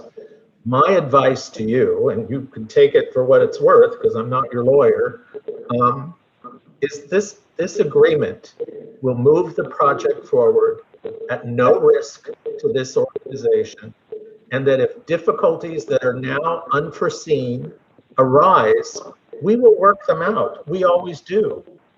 And again, I have to apologize for the delay that Mr. Wagner alluded to. That really bothers me, but I was not engaged in that. I can't fix that.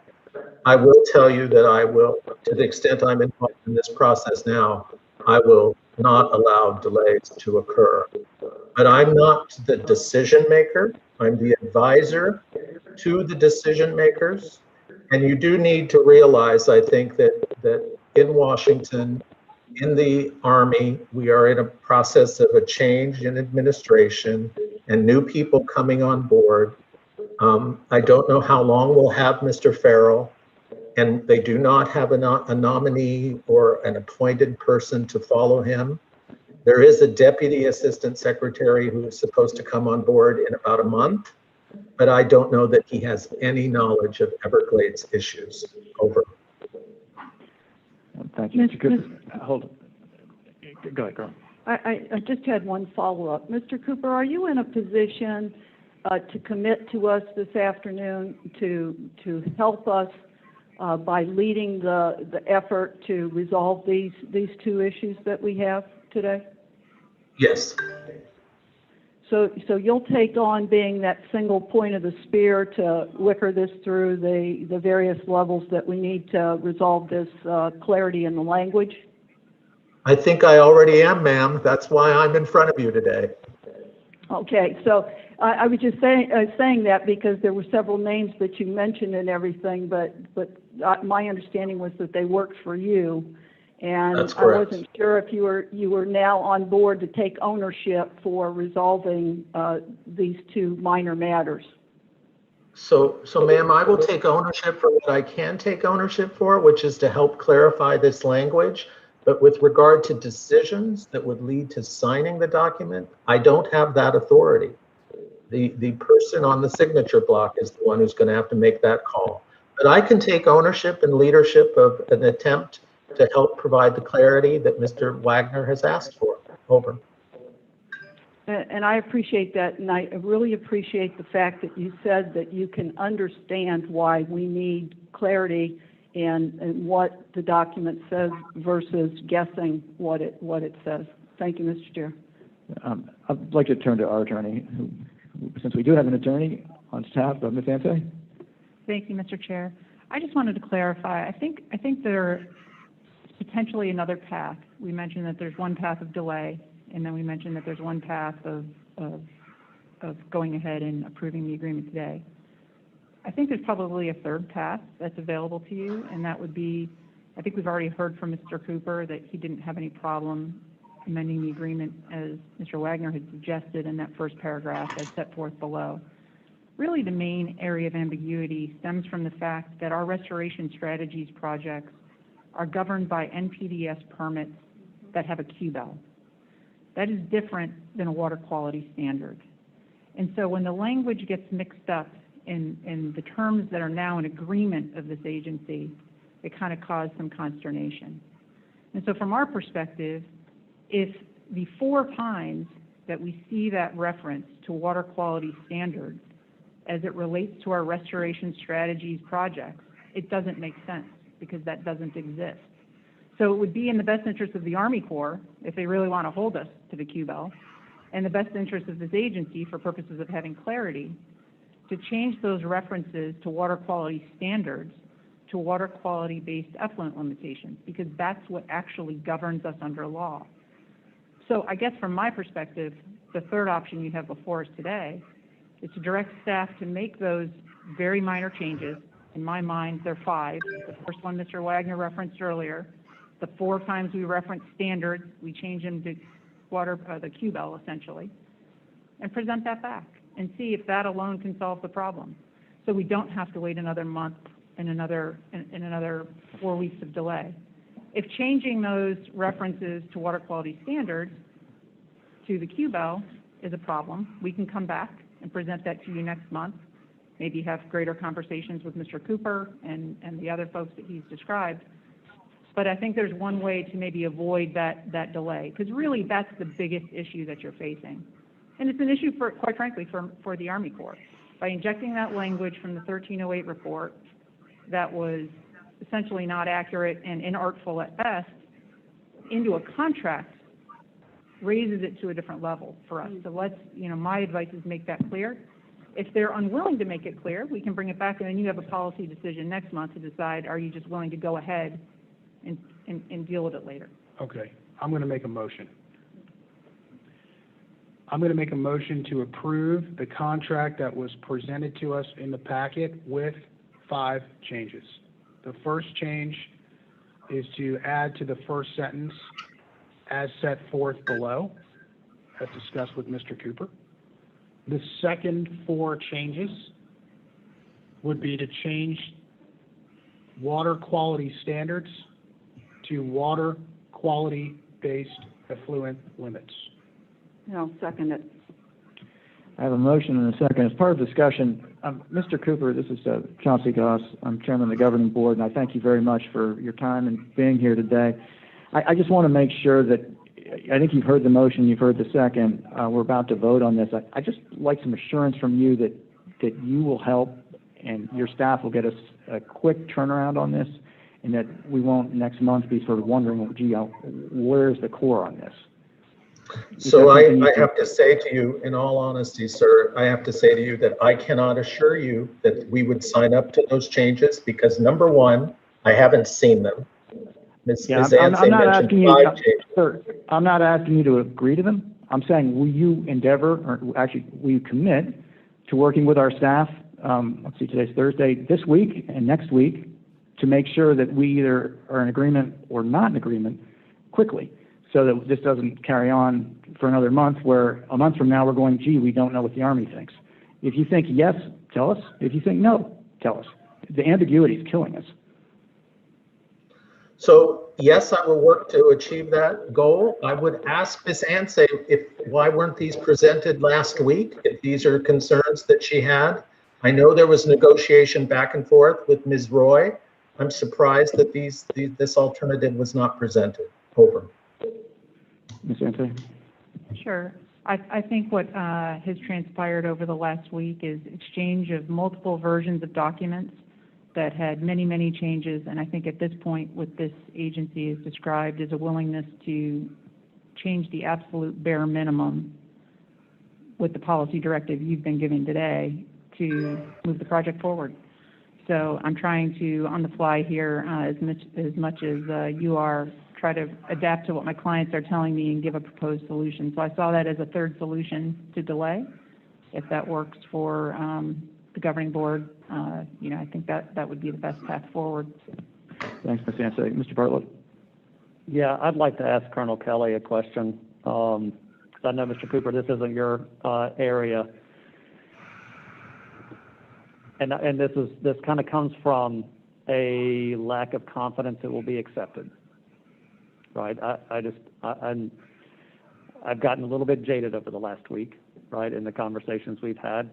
But if we bring it back in May, can you still have the time to issue a contract to build the reservoir or start the reservoir construction this fiscal year?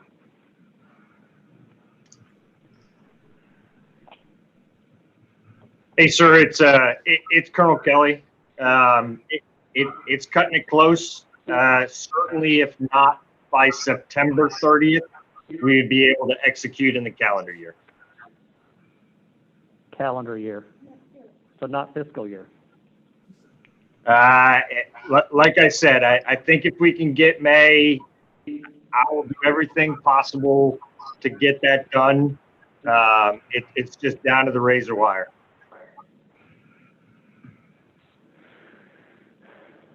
Look, I mean, I think, look, okay. here's my sense, okay? The Corps has included language in its proposed language that has no meaning. There are no applicable water quality standards. There are applicable water quality-based effluent limits. We're asking for that to be changed so that it actually matters. Something that we think matters to the Corps, something that clearly matters to the district. If they agree to the change, which is really what everybody means, and they're not intentionally trying to delay this thing, they'll sign off on it. We'll get it before, we'll get a fiscal year contract like we deserve. If they don't agree to the change and we sign up for it, there actually are no limits for us to operate because there are no water-based quality standards that are in place. So the Corps is actually hurting itself by not agreeing to the change. If that's what they truly mean and they truly care about the water quality-based effluent limits, which are indeed the QBells that matter. So we are trying to do something. I think, this is one of those things where, it's like no good deed goes unpunished kind of thing. We're trying to get the clarity to achieve what we think the Corps actually means. And I expect for them, quite frankly, with these nominal changes, actually help their position, sign off on it. But if they don't sign off on it, maybe we're back. So then, this is Cheryl Meath again. So then should we not, I know we have a motion on the floor. I understand that, and we have to deal with that. But then are we not better off, in order to get construction started this year, are we not better off to sign the contract that has the no standard? I see some people shaking their head. I want construction to start. I don't want us to run into a problem down the line, but what I just heard from Colonel Kelly is that if we don't sign this today, then based on our experience, I think, that we've had with just this, if we don't sign this today, we will not start construction this year. I don't think it's the actual signature today. I think it's the authorization today, and I can't remember. That's what I mean. I'm sorry. Scott, I don't remember exactly how your motion read. Was it contingent or was it definitive? No, I think I think the motion is the motion is to approve the contract that was proposed to us with the 5 changes. 1 for the first sentence that says as set forth below, the remaining 4 to change from water quality standards to water quality-based effluent limits. Do you want to amend that, or would you consider amending that to saying, and if the Corps doesn't want to take us up on that, we'll still approve it? It's their language, they own it, and then we never sign one. I don't think so. Well, because as Scott just said, it's meaningless. I mean, I'm assuming their lawyers who work for the United States of America, who work for the federal taxpayers, want the best language in there, and right now the language is meaningless. And I think their general counsel, when he engages on this a little bit, will understand that. May I ask a question? Drew Bartlett, you are our executive director. You are an experienced person in these type of arenas. You have worked for the Department of the Interior. You have worked for the Florida Department of Environmental Protection, and you've done an outstanding job. You're doing an outstanding job as our executive director. What do you think we should do? And we won't blame you. We have a gun at our head. We can lose in both directions now, we realize.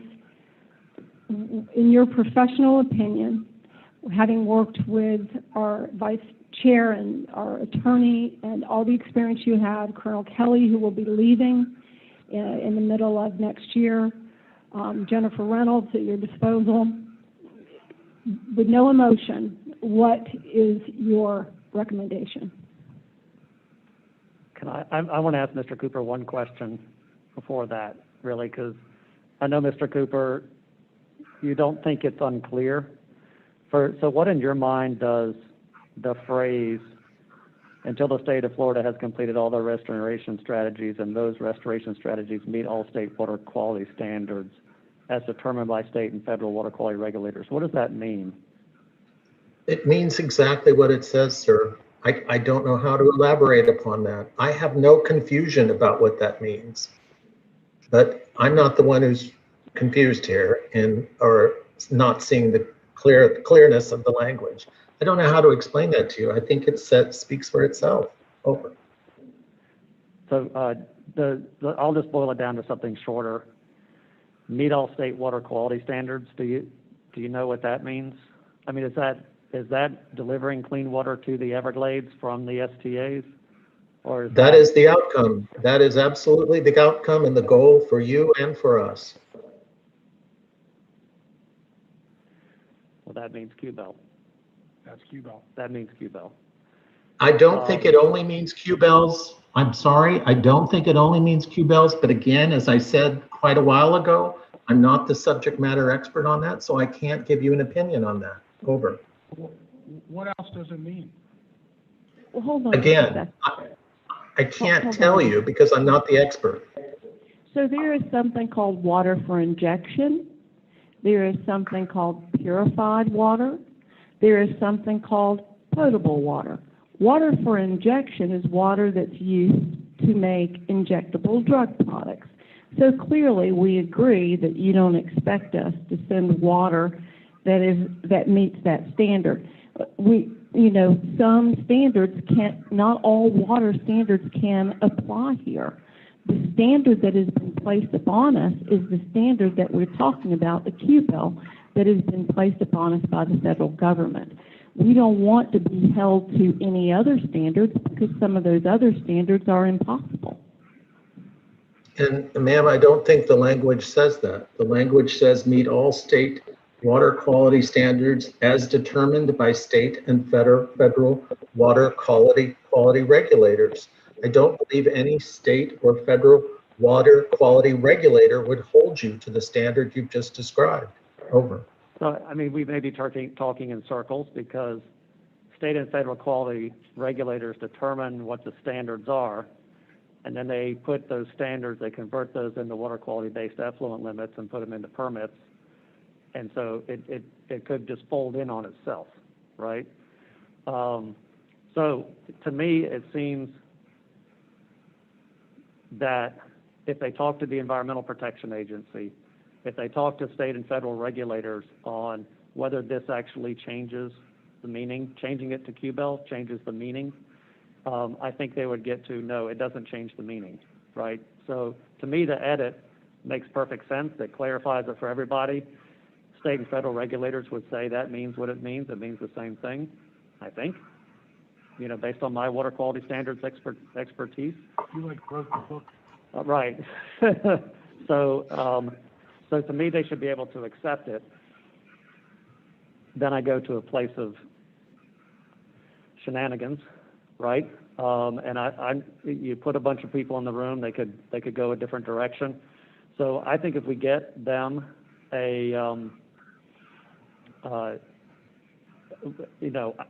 I go, honestly, Mr. Lipish, I go back and forth, right? Sign it now, deal with it later, or clarify it, and put them on the spot. I think if we give them, like Mr. Goff said, till the end of next week to tell us yes or no, I may even call a special meeting of the board if we get Where is the greater risk? Is the greater risk in losing the reservoir until next year, possibly, or is the greater risk signing a contract that has language that could make the reservoir something we don't want it to be? Where is the greater risk? Where do you have a longer chance to fix it? On which side? it really gets to the, and maybe Colonel Kelly, you can tell me, if you execute the contract in October versus September, how big of a risk is that?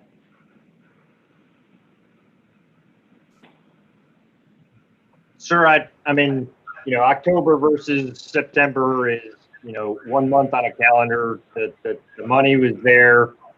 We'll be able to execute as soon as possible. So in terms of a month delay, I'm not convinced that's the big risk. Over. So you're not going to lose the money or anything like that? Negative. We are pre-set to execute this calendar year. We have the ability, if we can get this work through, to execute within the fiscal year, but we'll be able to do it either way.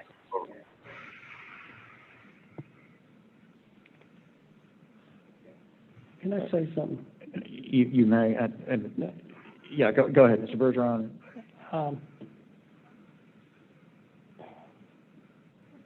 To me, I think we need to have clarification. And I think what Scott has explained to us is important. We can have a special meeting next week on this. We can give authority to our executive director and to Scott and I think the Corps, realizing how important this is, that would get the decision makers to make a decision based upon the minor clarification that's been brought to us by our staff and by Scott and our executive director. This doesn't seem like we should be delayed by not being able to, whoever Mr. Cooper's boss is that's going to make the decision or whatever, should be done immediately. Who does, for instance, if you got a letter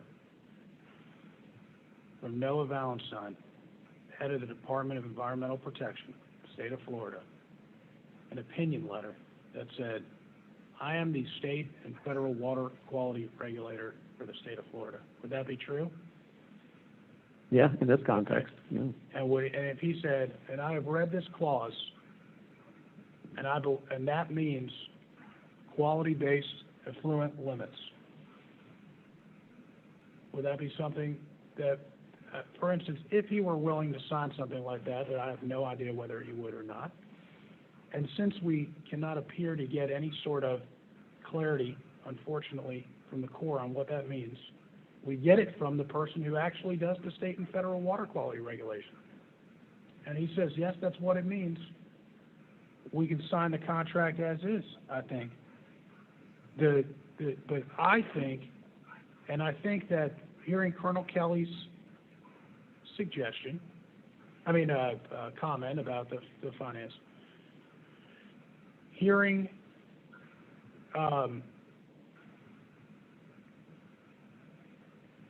the proposed changes in the motion I made, quite frankly, I think maybe, and hearing your suggestion that you could call, if you wanted to, a special board meeting, we can make it, I do think we should give the Army Corps one more shot. Okay, we got Mr. Cooper on the phone. I feel bad in certain ways because there's certain things he's just not able to answer right now. I'm frustrated. I'm not necessarily frustrated at him. I'm just frustrated because it's a frustrating situation. We waited 700 days for a 90-day report. He didn't know about it. It's not David Cooper's fault. We waited. We didn't get collaborated to on the report. Mr. Cooper didn't know about it. It's not his fault. But it's frustrating nonetheless. But I do think we have, and I trust we have, his attention now for some period of time. And I believe him when he says he will marshal this thing forward. Now, I also understand he's not the guy making the decision. He's not the guy putting his pen on the paper. I hear all that. But I think the fact that he is involved, I think the fact that he has heard from us, I do hear his concerns. I think he hears our concerns, okay? I think that, unfortunately, maybe we didn't get them a list of questions we're all going to have. I mean, we can't do that. We can't even talk to each other. Okay? But I do think we can give CORE one more chance to understand now, and I think Mr. Cooper also understands now exactly what we mean and really articulated best by Carolyn, which was they've included words like all state and federal water quality standards by the regulators, whatever. We all know what that means. It's QBEL. Mm-hmm. Okay? I think it's been articulated now. I think we give them one more shot to do it the right way, to have CORE sign off on it with the clarity that we're asking for as a partnership agency, the long-standing relationship. As they're stand-up people, we love Colonel Kelly. We love everybody we interface with over there. We'd like to have this relationship. Let them clarify and say, yeah, you know what, you're right. This is what it means. Let's sign off, we'll move forward. And if not, then what does it mean? If not, what does it mean? And if we can't, and if we have to reconvene after that on some other basis or go to Mr. Valenstein or whomever at DEP, we can explore those routes. But I think Army Corps is proceeding right now. I think Mr. Cooper's here in good faith. Okay? I mean, the guy's been waiting around all day. I think he's here. He stood in the box. He answered the questions he could. There's certain stuff he can't answer. I understand that. Let's give it back to him. We're not talking about complex changes, like 5 changes. 4 of them are identical. Yep.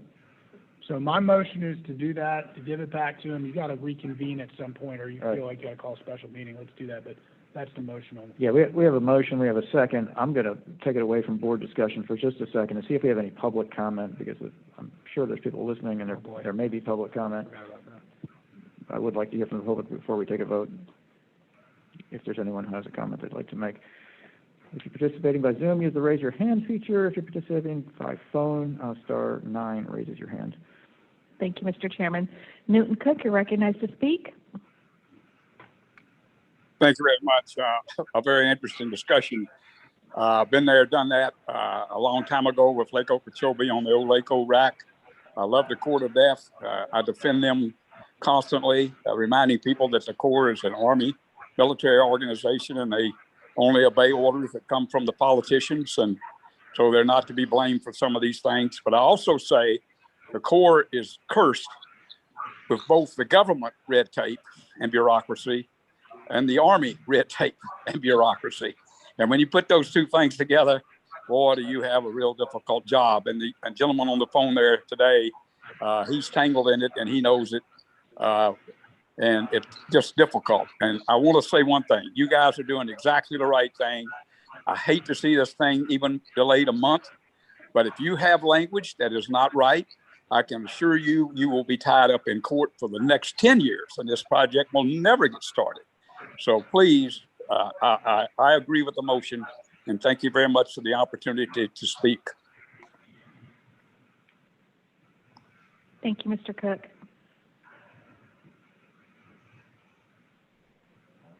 I don't see any more hands raised, Mr. Chairman. Mr. Cook, thank you for your comments. I have a motion and a second on the floor. I'm going to call that question. I'm going to take. Yes. No. Ms. Martinez. Yes. Thank you. Colonel Roman. Yes. Vice Chair Wagner. Yes. I'm going to vote yes. Mr. Olivich. Yes. Mr. Bergeron. Yes. Mr. Steinman. Yes. Ms. Meese. Yes. Thank you. That motion carries unanimously. I'd like to thank Mr. Cooper and Colonel Kelly very much for being here and working through this with us. I really appreciate it, and I do hope that the Corps is going to be able to work with us quickly and turn around and sort of say yes or no on this, and then Drew will proceed from there based on their decision. Thank you all. April is Water Conservation Month. Give you a little break from a little levity anyway. I know you got a big topic behind this, so I'll try to go a little bit fast if I can. My name is Jim Harmon. I'm the Water Supply Implementation Section Leader. I'm here today to talk about water conservation in general, but more specifically to ask for we got a proclamation to declare April as Water Conservation Month. So, why are we talking about conservation at all? Obviously, we've got a lot of folks moving to this area. Population is increasing, and we're looking to see the water demand increase along with that population increase, looking at about a 15% increase over the next 20 years from 3.6 billion gallons per year to 4.1 billion gallons per year. So we've got those demands growing, and there are consequences to using more water, and some of those consequences being you're depleting your water storage volume for groundwater and surface water both. You can also impact, say, saltwater intrusion, have some impacts on that, as well as the occurrences of water shortages, and also negative impacts to wetlands, lake levels, and spring flows. So with this increasing demand, how do we meet that demand? We can either expand or increase our capacities, put in new well fields, build new treatment plants, go after alternative water supplies. All those things are really expensive and take planning and take time. Or we can do an easier and cheaper thing, which is just try to decrease the demands to begin with through water conservation. And water conservation, as sort of a definition, just using less water for a specific purpose and trying to reduce wasteful use. So one of the things to help us do that is to bring about some public awareness, which is why we're here today. Have been partnering with the Florida section of the American Water Works Association for over 2 decades to proclaim April as Water Conservation Month, and we've asked other local governments and agencies to join us in this proclamation, and to date we've had 27 of them join us as of today, and that's a good thing. So just want to talk real quickly about some of the tools in the toolbox that we have. Regarding outdoor water conservation, you've heard it said a lot that almost half of your water, or sometimes more than half of your water for residential use, is used for landscape irrigation. And so we want to try to kind of get that under control if we can by having functioning rain shutoff devices that are required by law. If you've got those on your systems, it'll shut that down when you receive rainfall. And that's something that you definitely want to check because they don't last very long. They're really only good for a couple of years. And so if you've been more than 3 or 4 years, you probably should make sure that's still functioning. We advocate for the use of advanced irrigation controllers, which use either soil moisture sensor to see the amount of moisture that's in the root zone, or use weather stations to record what's already happened. Some of these even predict what's going to happen to forecast it. And they inform the irrigation decisions that those controllers make, and they do save a lot of water over just a standard clock-based timer. We recommend irrigation system audits where you're just going to go through, walk your yard and see if you're watering something you shouldn't be. Your sidewalk, your driveway, do you have cracks, do you have leaks, you got fountains in the yard of water from a broken sprinkler head, kind of fix all that kind of stuff. We also recommend Florida-friendly landscaping principles. The primary one for us is really the right plant in the right place because you want to use plant material that's sort of adapted to Florida environment. It doesn't use a lot of water to begin with. You don't want to plant something that really uses a lot of water. And there are other principles that we also support that have to do with fertilizer use and pesticide use and mulching and other things. So we do support that program for a lot of reasons. And of course, we want you to follow local irrigation ordinances that are in place. And I'll talk about those in another slide here in a few minutes. As far as indoor water conservation, you want to be using high efficiency fixtures, those toilets, shower heads, and faucets. Look for that EPA WaterSense label that's on it. That means that product's been tested and delivers at a flow rate that they're advertising that it does, and it still performs as it should be. And for appliances, for your dishwashers and your washing machines, look for that Energy Star label. It's primarily to save energy, but they've also been shown to save water. So we want to use those if we can. The district has a couple initiatives that I wanted to just highlight. The first one is leading by example. We've already performed water audits at all of our facilities and have replaced all those fixtures and appliances that we can to make sure that they're as efficient as possible. 9 of our district facilities have already been certified as Florida-friendly landscape. We do have a dedicated position that his full-time job is to talk about water conservation, to push those things and to kind of keep that moving forward. And we do have a written comprehensive water conservation program. We're the only district that has one, and it contains initiatives in there about voluntary and incentive-based measures that can be taken, regulatory measures, and education outreach that we're doing. Another initiative that I really wanted to talk about, because you're probably familiar with it, is the year-round irrigation rule. That's Chapter 40E24, and that rule prohibits irrigation to either 2 or 3 days a week, depending on what county you're in. It also prohibits daytime irrigation between 10 a.m. and 4 p.m. when evaporation is the highest and you'd be losing as much water as, or more water than usual. We also did have model ordinances that we put together to help local municipalities. We did a 2-day ordinance and a 3-day ordinance, and also a 2- and a 3-day code, and also did one for water shortage, although that's not part of the initiative. We also put those models together to do that. And the rule itself encourages local governments to adopt our rules or an ordinance to do this locally. One of the things that we did back last February was we went through and looked at all 155 of our local governments that are within the district to see where they were at regarding irrigation restrictions. 25 of them at that time had acceptable ordinances that we felt were okay, that didn't need to be changed. The rest of them we sent out letters to and got in touch with and tried to see if we could get those updated. Since that time, 17 of those have adopted new ordinances, which is good.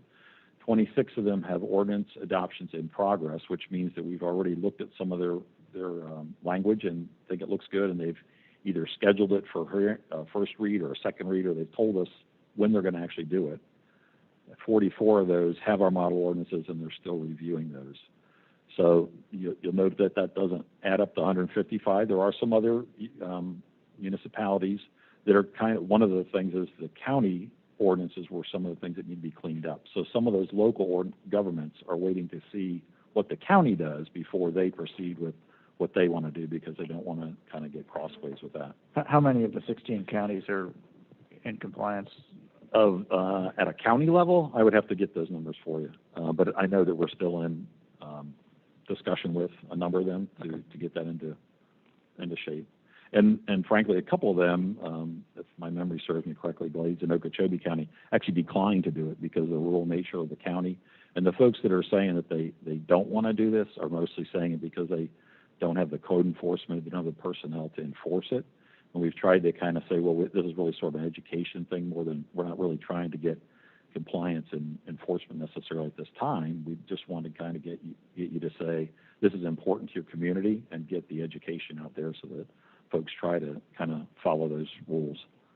And if you've got questions about any of the particular municipalities or your areas, feel free to contact me, and I can let you know where anybody's at. Mr. Steinman? Jim, thanks. And as I understand it, in the past, and maybe even more actively in the future, when district is looking at consumptive use permits and renewals, this will factor into that process consideration, right? Process review. It will, yeah, and I think it actually has historically. That's part of the conservation element that they look at when you review or you modify or get a new permit. Those are some of the requirements of the permit, that you have certain elements of conservation in place. And for a municipality or a utility, that would be one of the things that they would look at, certainly. It's also, as you may remember, one of the things for our cooperative funding program. This time we said, we'll give you some extra bonus points if you've applied for funding and you have it in place. And I think in future years, if you don't have it in place, you may not be eligible. And that was the direction that we've gotten from you previously. We do have some district-supported programs that you may be familiar with already. There's the Florida Water Star program, which is a voluntary certification program for new construction. It's just certifying that homes are built with those water-efficient fixtures indoors and a good irrigation system, water-efficient irrigation system outdoors. We have our Water Champ program that we support, which you're also probably familiar with. It's a recognition program for hotels and motel lodging industry. That's where you're going to reuse your towels or your linens when you're staying more than one day. That saves water on the laundering side of it. And we do support the Florida Friendly Landscaping Program, as I said. It's a recognition program that does save water, and it promotes some other things that are good for the environment, so we do support that program. And we do education and outreach as well. Mr. Herman? Yes. Can you please, ISIS also does the Florida Friendly, Yes. is it, or University of Florida? So what's the best way for someone who's interested in that program, or a city that's interested in that, in recognizing yards in their community for that program? Is it to call the district, or is it best to call University of Florida? To contact IFAS or your local, So the IFAS, county but- extension office or someone, yeah, that does that. Okay, Yeah, we support it, obviously. If someone wants to do that, we encourage them to do that. but it's not now through us? It's not through Okay. us, no. It's not something that we administer necessarily, no. I did touch on the cost share funding program. That's the local implementation of water saving hardware and technology. In the past 2 fiscal years, 20 and 21, we had 24 conservation projects that you approved, around $2.1 billion, estimated to save 963 million gallons per year from those projects. On the education and outreach, these are 2020 numbers. We had over 32,000 followers on our social media page, for Facebook, Twitter, Instagram, LinkedIn, 9,600 website visitors to our conservation page, 600 materials distributed, 25 speaking engagements, which is kind of a low number because of COVID. We weren't out talking to people face to face. And we do have some coordinators that deal in conservation from utilities and municipalities. We meet together quarterly to kind of discuss ideas and make sure things are going well. And Sean's group did a really good job this month so far with conservation messaging, tweets, and things happening every day, kind of keeping that in the forefront for at least the month of April. And we hope that that'll continue. We touched on the water use permitting. There are requirements for conservation elements in those permits. It's part of the permit application process. It's tailored to the specific use type that you're looking for. Our water supply plans also include some of those recommendations by water use sector, as well as conservation and planning that we do as a district kind of describes that. And the biggest thing is that we try to project the amount of conservation, the amount of water that could be saved through conservation over that 20-year planning horizon to try to get those demands down so that, maybe you don't have to construct so many projects in the future. Just because there might be some folks listening on the phone, these are sort of some things that citizens can do indoors. I talked about some of this already. Make sure your timers are set for irrigation. Make sure your timers are set to run for those 2 or 3 days and not during the daytime, that you're actually following the ordinances that are in place. If you see leaks in the irrigation system, go out and repair things or replace stuff. Make sure that if you've got a rain canceling device, which you should have, make sure that it's functioning properly. Look for leaks indoors. If you see a running toilet or faucets, you want to fix those things. Replace anything that's older with newer and more efficient models, and run full loads of dishes and clothes. And we've got other ideas on our webpage that folks can go there and look at to see. So the question kind of is it working? And I'm showing here the gross per capita has been dropping, not precipitously, but it started around 170 in 2005, and we're down below, we're actually I think at 128 in 2020. So it's a downward trend, and most of this is due to water conservation and more efficient water models coming into the construction, new toilets, and they're more efficient than what was there before. Passive conservation that you're getting just because you've got more efficient things in the available. So, trying to just get the message out that conservation should really be a way of life. And with that, unless there's questions, just looking for the resolution to be approved. Maybe there's... Thanks very much. Are there any comments or questions for Mr. Harmon?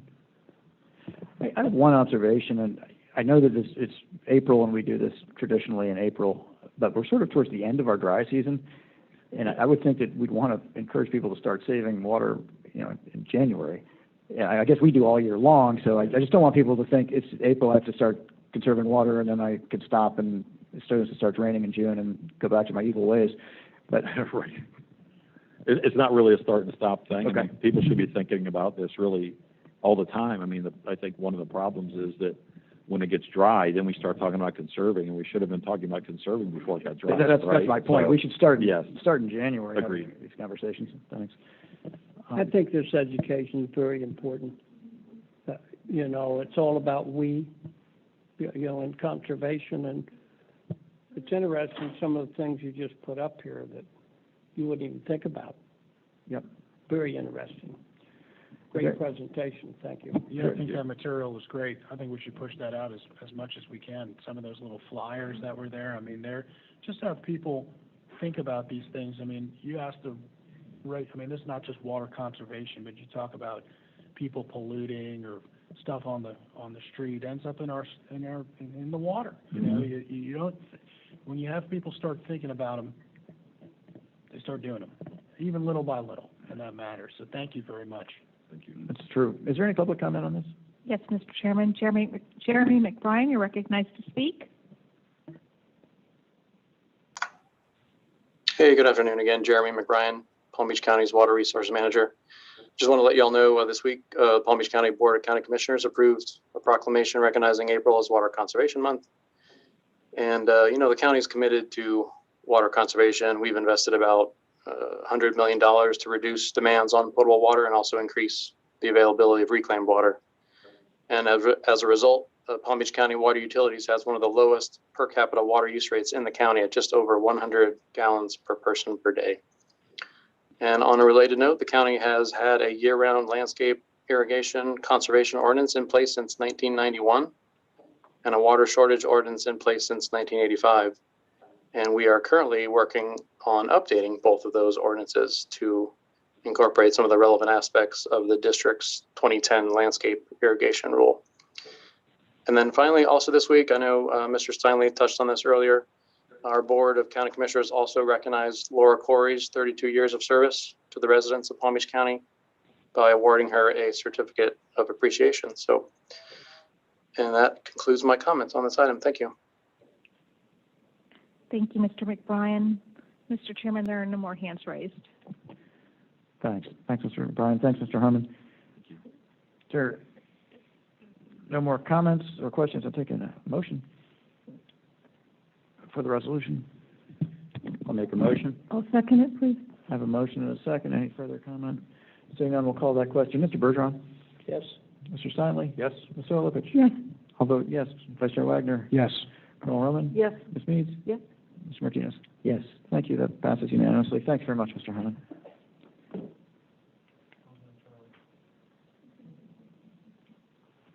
We'll move on to item number 24, the LOSUM.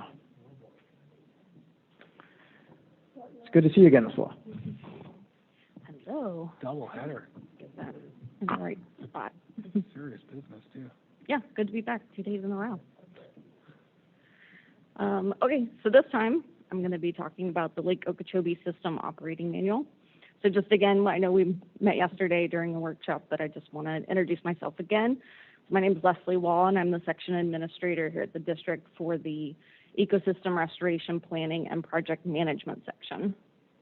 And today I'm going to be talking to you about the planning effort for the Lake Okeechobee System Operating Manual, or LOSUM. And then after I'm finished talking about the planning process, Walter Wilcox is going to be providing more of a technical presentation on some of the modeling output. So his part of the presentation is probably more exciting, but we got to get through the planning process first.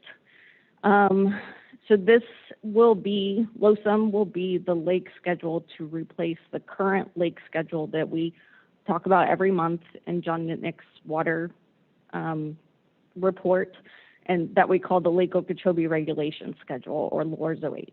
So once this planning process is complete, this schedule will take the place of that.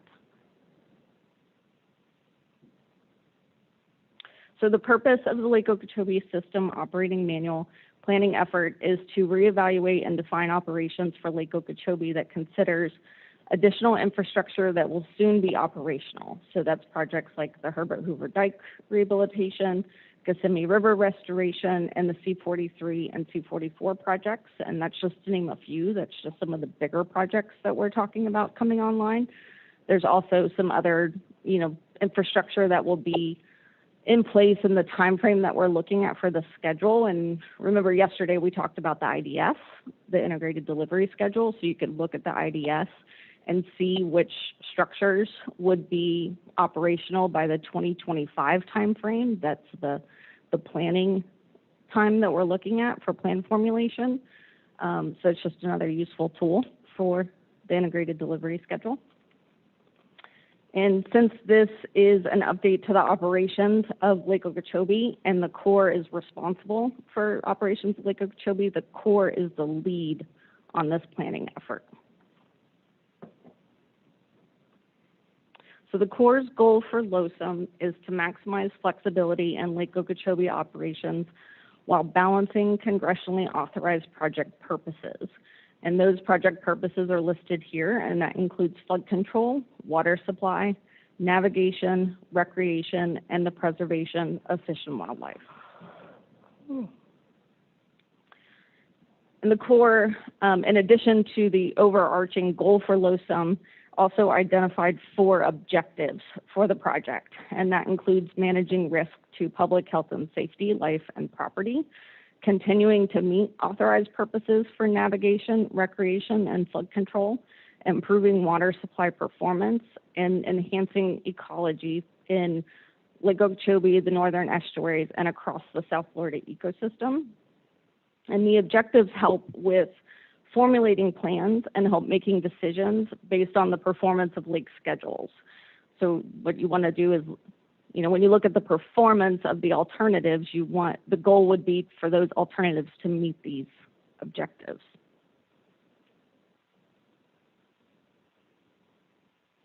So the district's role in LOSUM planning, it's a little different than what you might be familiar with, say if we're doing a SERP project where we're 50-50 partners. Since this is under operations, it's under operations and maintenance, our role is slightly different. We are a cooperating agency for the National Environmental Protection Act, or NEPA. We are a member of the project delivery team, and I will define that in the next slide. We are the non-federal sponsor of the CNSF system, which the lake is a part of. And then we also have the Interagency Modeling Center, and the modeling is being done through the Interagency Modeling Center, and that's a joint modeling center between the district and the Corps. So we have been involved in the planning process throughout the entire process, and we have been providing technical support, evaluating alternative plans for performance, and then we'll also help with the development of NEPA documents once the recommended plan is selected. So the flow chart that's on this graph just gives you an idea of the planning process that we're in. It's very high level of the different steps that we're going through. It is a 4-year effort that started in October 2018. We're currently in the plan formulation and evaluation of alternative plans. That's the phase that we're in now. And then the effort will conclude October of next year with a record of decision.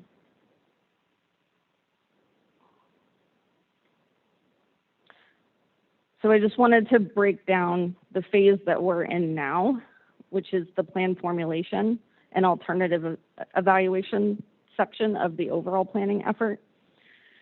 So this is a public process through the project delivery team, and there's PDT meetings, there's sub-team meetings of the PDT, and then there's also public workshops that are hosted by the Corps.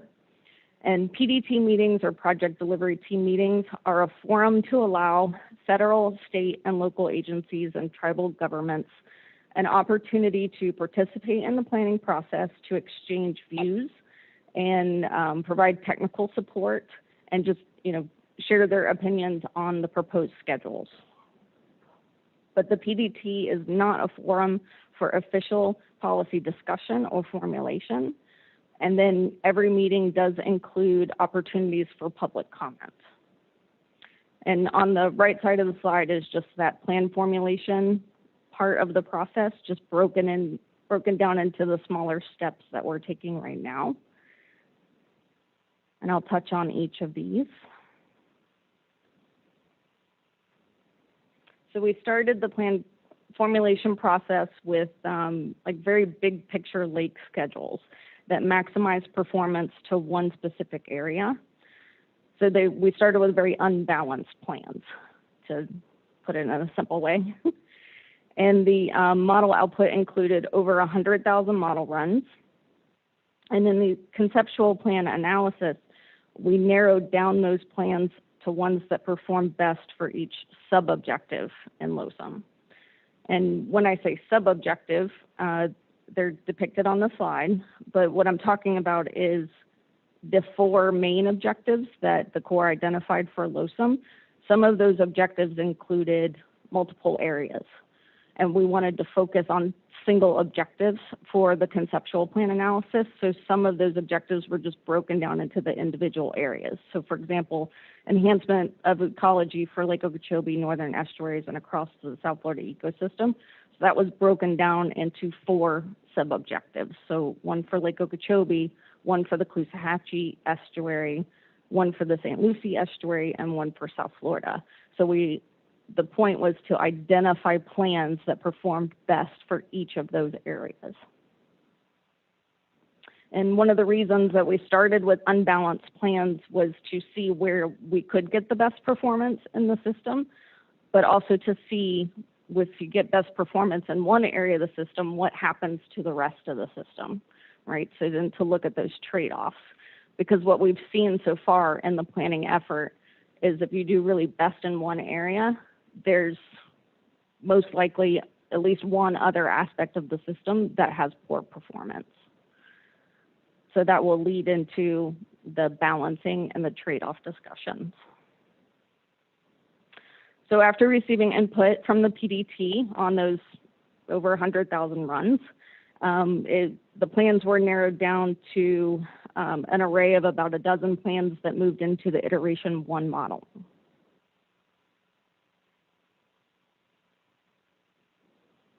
So this is the step that we're in now for iteration 1.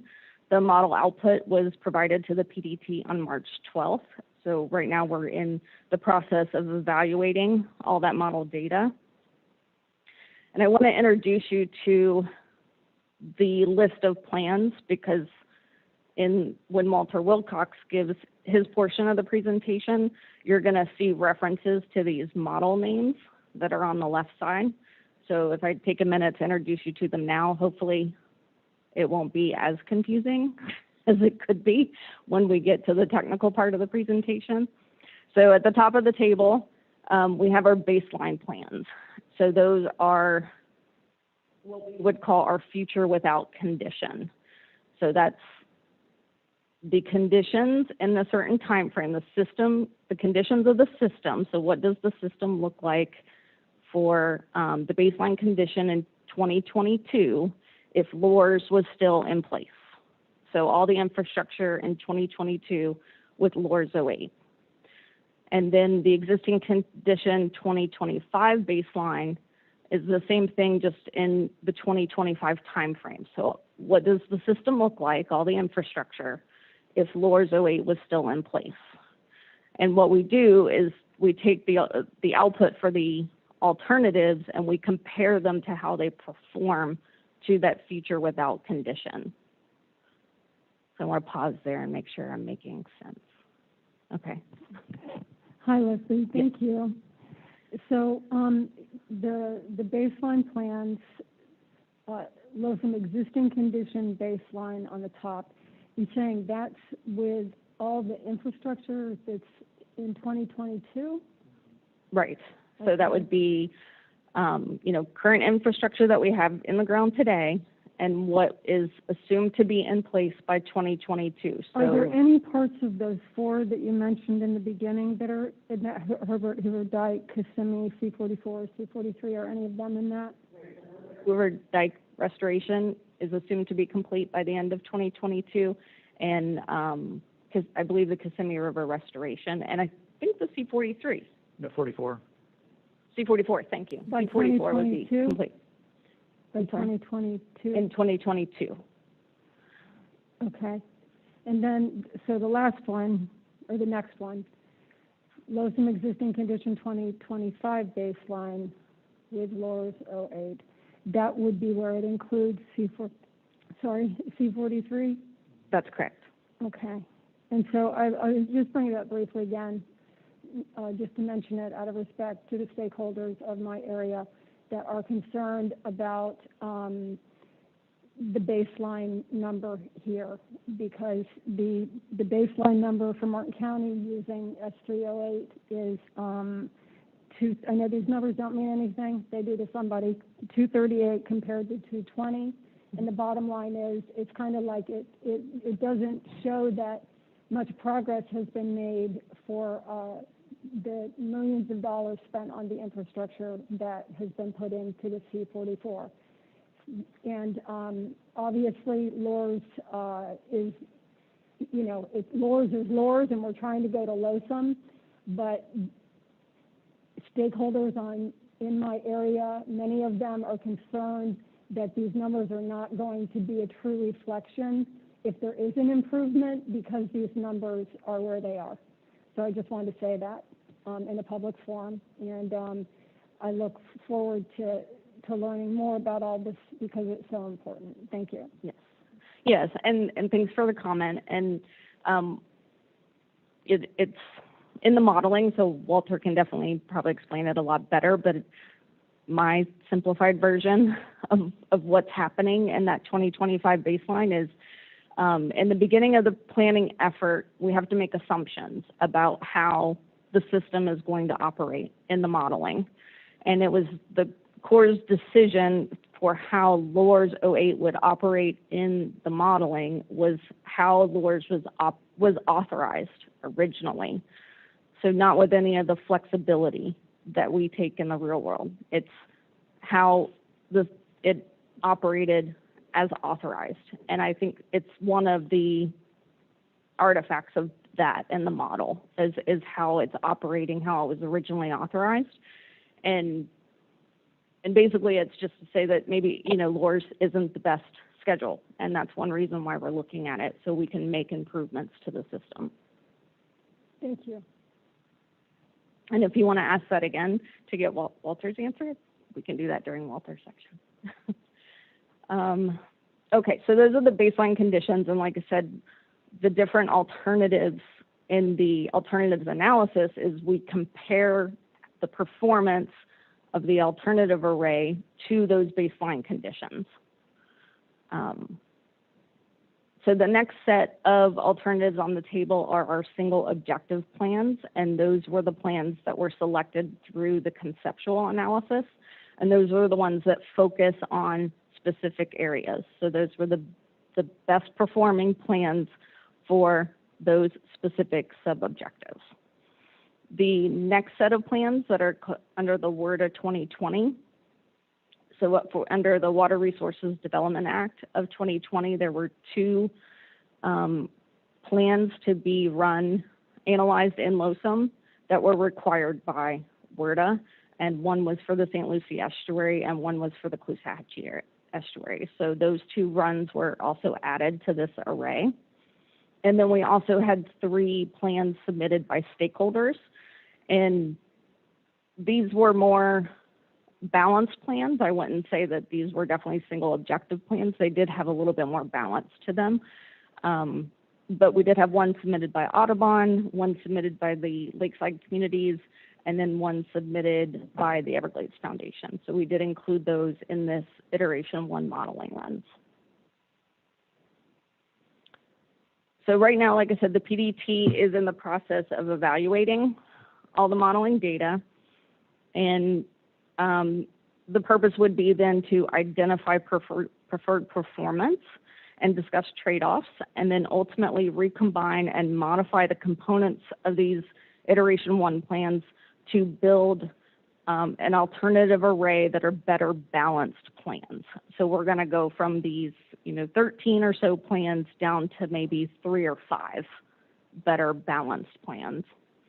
And then that better balanced plan array will move forward into the iteration 2 modeling. And then also, in addition to the alternatives evaluation, the Corps is also asking for input on operational flexibility from the PDT and stakeholders. So what's next for LOSUM? So the Corps is hosting a couple workshops next week, and that's where we'll be talking about balancing and trade-offs. So there's one on Monday, April 12th, and then one on Friday, April 16th. And the target date to have an array of balanced plans finalized for iteration 2 modeling is May 7th. And then after we have that model output for iteration 2, we want to come back to the governing board and do a workshop. So we want to be able to do a deeper dive into that model output of the balance plans and have more discussion about, what does a balance plan look like? Because after, with that model output, we want to be able to get to a tentatively selected plan by the end of July, and then a final recommended plan by September.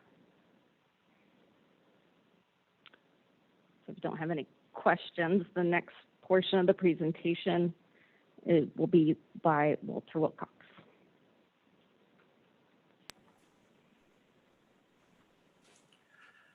Okay, good afternoon. I hope that you can all hear me well. I apologize that I'm not there in person, but hopefully we'll have some fun this afternoon going through model data at 4 o'clock after a very long day already. I don't know why, but the modeling section always seems to fall at the end of these agendas, and there's a lot of detailed information that we'll be going through today. But I'm really hoping that we have some good discussion, and I know that this governing board has quite a bit of stamina, so appreciate you all sticking with us through the agenda today. So I'm Walter Wilcox. I lead the modeling section of the Hydrology and Hydraulics Bureau here at the Water Management District. And for the purposes of LOSUM, as Leslie mentioned, there's actually an interagency modeling team made up of both Water Management District staff and staff from the Army Corps of Engineers. And so we really take direction in this project from the Army Corps, and I work closely with Jessica Mallett from the Jacksonville district. And so I'll be presenting here today some of the modeling work that we've been done to help provide information to the planning process that Leslie just took you through. So you can go to the next slide, please. So just as a quick kind of introduction, I know that you all are familiar with these modeling tools and these modeling projects that we use very frequently in the work that we do here in South Florida. But just to recap, when we talk about computer modeling, what we're attempting to do is we're trying to take a computer simulation of our system, and you can see on the right there that our entire South Florida Water Management District watershed is covered by a group of computer models that help us to simulate how the system would respond from the Kissimmee all the way down through Lake Okeechobee, the Lake Okeechobee service area, the northern estuaries, the Lake Worth Lagoon, the Everglades, and the Lower East Coast service areas. And so we build these computer models, and we try to build them in such a way that they match the historical response of the system. And once we have these tools available to us, it gives us an opportunity to test different ideas, in this case, different ideas of how you should operate Lake Okeechobee, and see how those ideas would play out if we fed through a wide variety of rainfall conditions and kind of tested those ideas across wet years, dry years, average years, et cetera. So the models that we're using in the LOSUM process are the regional simulation model basins for the northern part of the system that essentially covers the Lake Okeechobee watershed, the Caloosahatchee and St. Lucie River watersheds, as well as the Indian River Lagoon, and then Lake Okeechobee and the Lake Okeechobee service area. And then we also have the regional simulation model Glades-Lexa, which covers the Everglades and the Lower East Coast service areas. These models are what we call hydrologic models. So they basically focus on how water moves around in the system. And as I mentioned, we can change the input to these models so that we can put in different protocols for how releases are made from the lake and test different ideas of how to manage the lake schedule. And we run through a climate record that represents 1965 through 2016 rainfall. So when you see on the upcoming graphics, if you see a year shown in these simulation runs, if I show 1965, we're not trying to reproduce the historical behavior of the system in 1965 in this case. We're saying, what would this future system look like if we got the same kind of rainfall that we experienced historically in 1965. So it's a way of seeing how our system will change as we introduce these new operational protocols. So the RSM, or the regional simulation model, provides that hydrologic simulation of how water is moving around in the system. We also have a water quality model, the dynamic model for stormwater treatment areas, which we use to understand how the water quality performance, in particular, leaving the Everglades agricultural area and into the greater Everglades, is performing. And so that model is also being applied in the LOSIM process to essentially ensure compliance with the QBEL, which you all had a lot of great conversation on today. So as Leslie mentioned, all the model data was posted in the early part of March, and the project team is going through that data. There's a link on this slide that could take anyone who's interested if you follow that link, you'll be able to access all of the model data, and I'll show you in the next slide what that looks like in a second. But everything that we produce is available for download. You can look at the model data sets, you can look at some summarized information. There's thousands of pieces of information. And what we're trying to do here in today's presentation is just provide you kind of a high level overview of some of the trends that we're seeing in the system so that we can start the process of hearing from you all and from the public what we like about the performance and what elements of these different plans we want to consider moving forward as we continue to try to figure out what's the best schedule for the system in the future. So as Leslie mentioned, there were about 15 different scenarios that were released.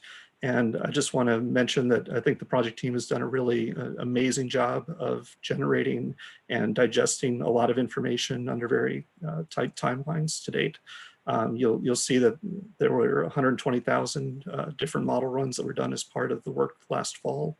And the team kind of diligently worked through those and identified the 8 single objective plans that you'll see some of that output today. The user community, the stakeholders, the public have all been very engaged in providing really good information in this process.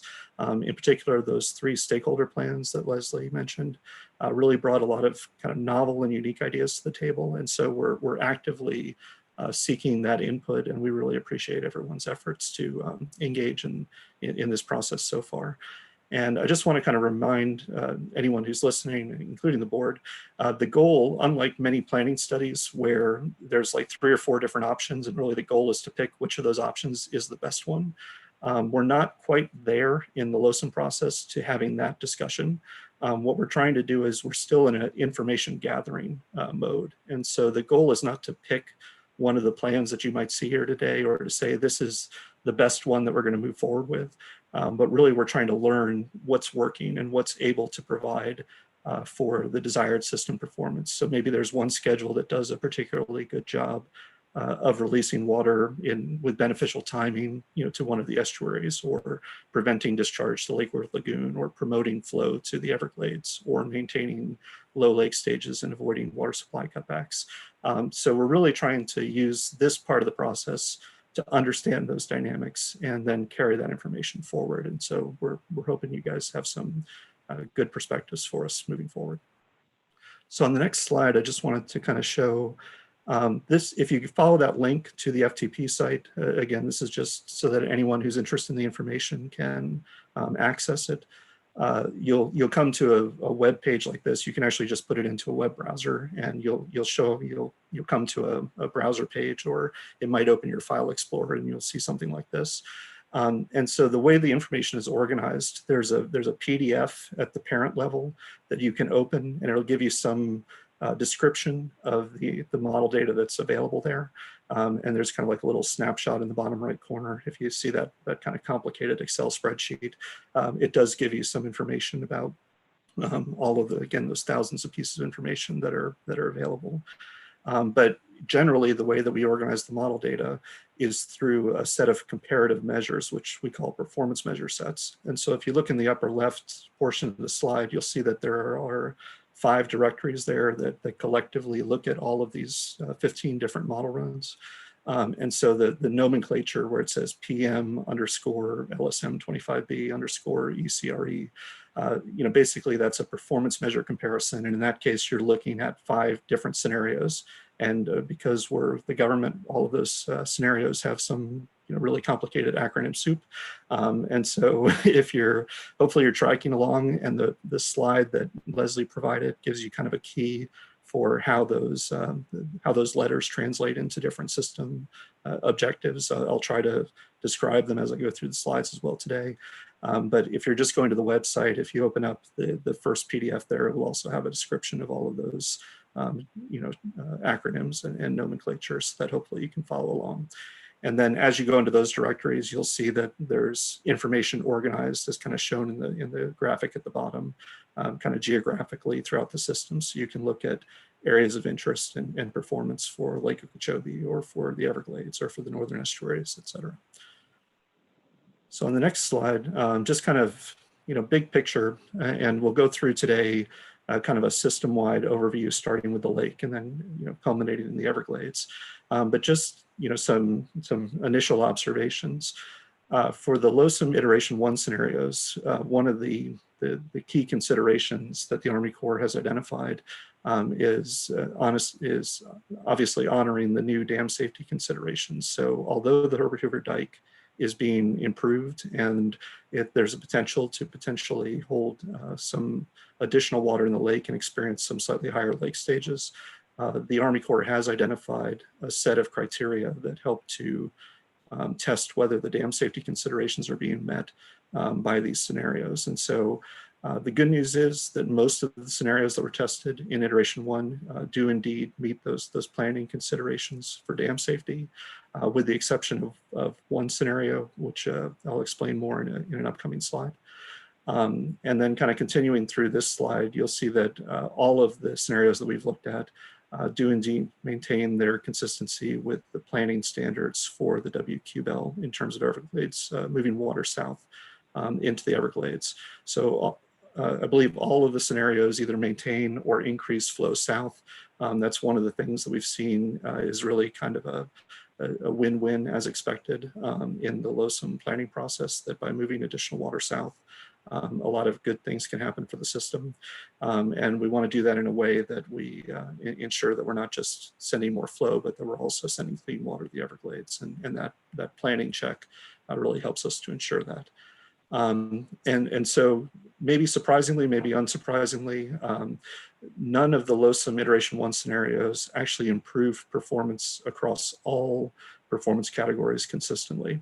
And I say maybe that's a surprise and maybe it's not a surprise because, as Leslie already mentioned, if you try to optimize performance for one part of the system, it's very kind of expected and likely that you may impact some other part of the system unintentionally. And we're definitely seeing those trends. We're seeing that as you move water away from one area into another area, sometimes the performance can show up as a trade-off. Sometimes it can be synergistic. But the other aspect of it, just for your understanding, I guess, the step of the process that we're in right now hasn't really looked for those balanced plans that have the potential to lift everything across the board. Again, we're still in this kind of fact-finding, information gathering mode. And so most of the scenarios that are going to be presented today, they're really kind of pushing the envelope in one direction or another. And the goal is to understand how we can operate the system in different ways to try to then take that and stitch together different pieces that ultimately will provide better balance, but we're not quite there yet.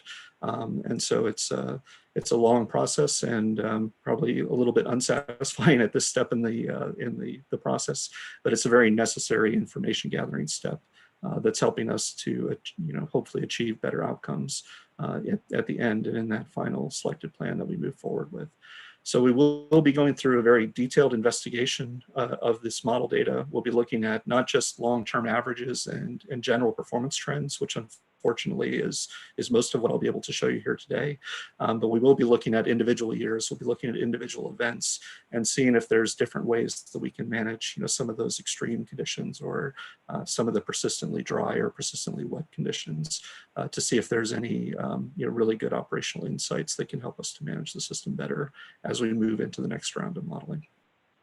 So if we look at the next slide, we're going to start reviewing the performance of the system. And what you can see here is this is the Army Corps of Engineers criteria for dam safety. And so there's a table in the middle, and the rows in the table are the different scenario runs that are part of this iteration 1. So it's the same 15 runs, including the baselines that Leslie already talked about.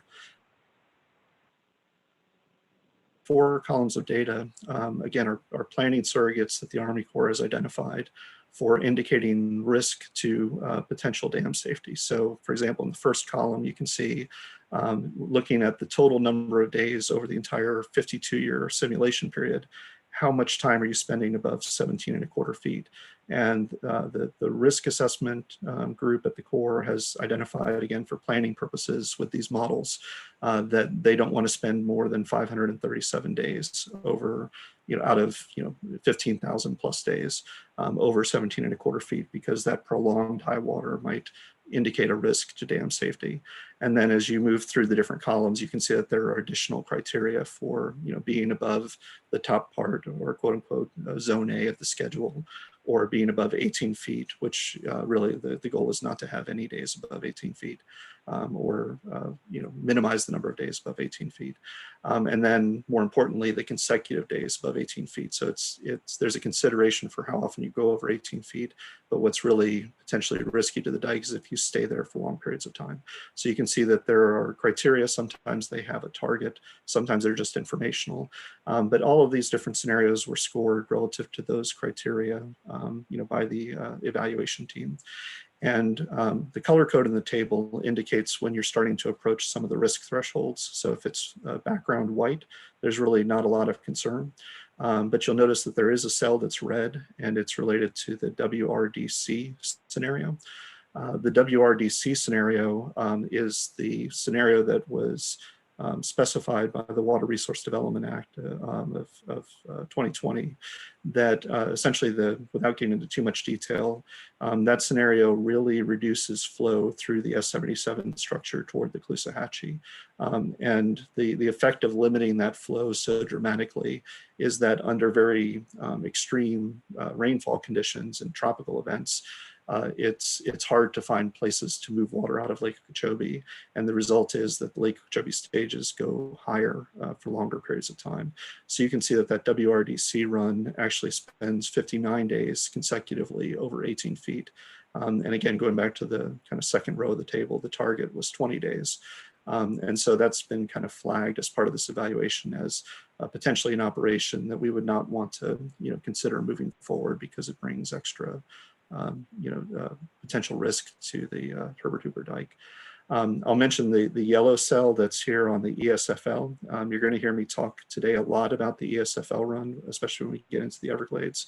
The ESFL acronym stands for Environmental for South Florida. And essentially, it's the run that tries to promote flow south into the Everglades and try to maximize that flow. And interestingly, the run that was selected out of the 120,000 different scenarios that maximized flow south was actually a run that kept Lake Okeechobee a little bit higher.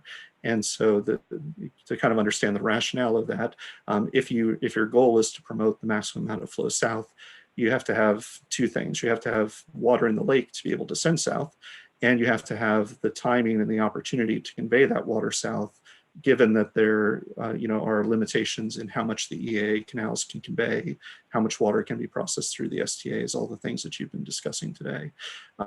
So that ESFL run actually kind of held the lake, I would say, generally higher than LORS 08 in order to try to promote additional flow south. And you can see that that's starting to butt up against some of the dam safety criteria associated with the 17.25 foot in that particular run. But for all the other scenarios, the Herbert Hoover Dike criteria from a planning perspective, we're fully honored, and we have a lot of information available to us that doesn't bring with it a lot of HHD risk. So if we move on to the next slide, and I know this is a lot to take in again at 4 o'clock, so I apologize, and I'll be happy to answer any questions that anyone has as we go through the presentation. This slide is looking at the flow south, so this is kind of the second planning level check that I mentioned in my overview, looking at flow south from the WQBL perspective. So again, this is a complicated table, and across the different columns in the table, you can see again those 15 runs, all those different scenarios, the baselines, the different scenarios and the stakeholder plans and the WRDA plans are all listed there. The second row, which is a pillar, is just kind of a modeling nomenclature. As you probably all are aware, there's different ways that you can approach trying to send flow south. So you can try to send flow south when the Everglades needs it, or you can try to divert water away from the estuaries when the estuaries don't need it, or you can try to do something like a uniform flow and just fill in the gaps every time that the STAs can take a little bit of extra water. So that pillar concept is some of those different types of operations that we tested in this iteration of modeling. And the expectation is that we'll again look in more detail at the individual years and really try to maximize the opportunity to send flow south under many of these iteration 2 scenarios as we move forward. But the table again has a lot of information, and the different rows represent sources of water that reach STA2 or STA3-4 in the model. And again, all this information is here in your board briefing packets and in the presentation, but I wanted to focus on 2 rows in particular that are highlighted in red. So the top row that's highlighted in red, Lake Reg, what that is that's the average annual volume of water that these different schedules are sending south from the lake.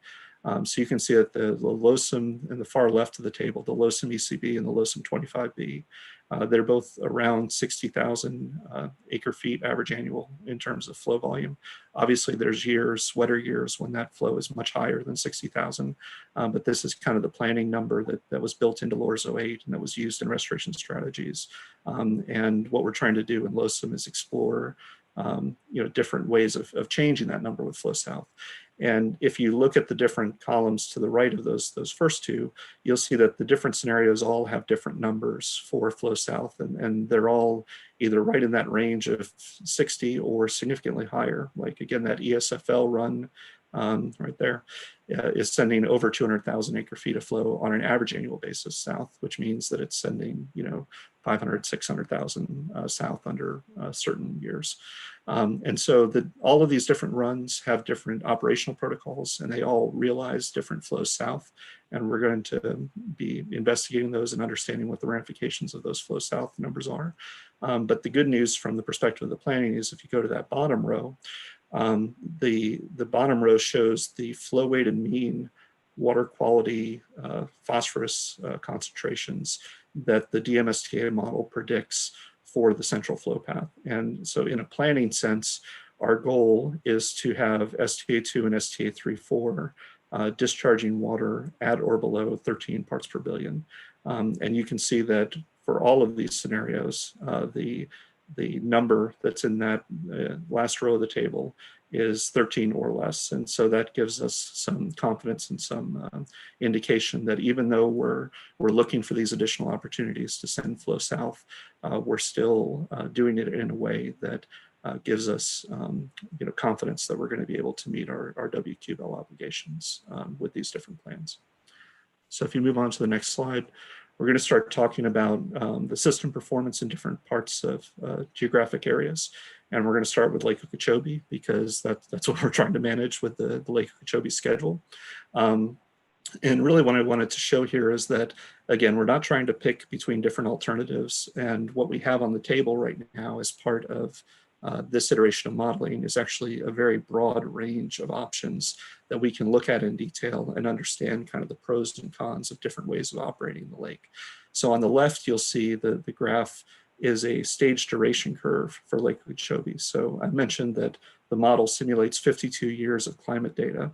So if you were to take every day of those 52 years and sort them from highest to lowest and plot it, that's what you see in the graph on the left, where basically the different colors are different scenarios, with the highest being the NAV, which is the navigation scenario, trying to maintain navigation levels within Lake Okeechobee.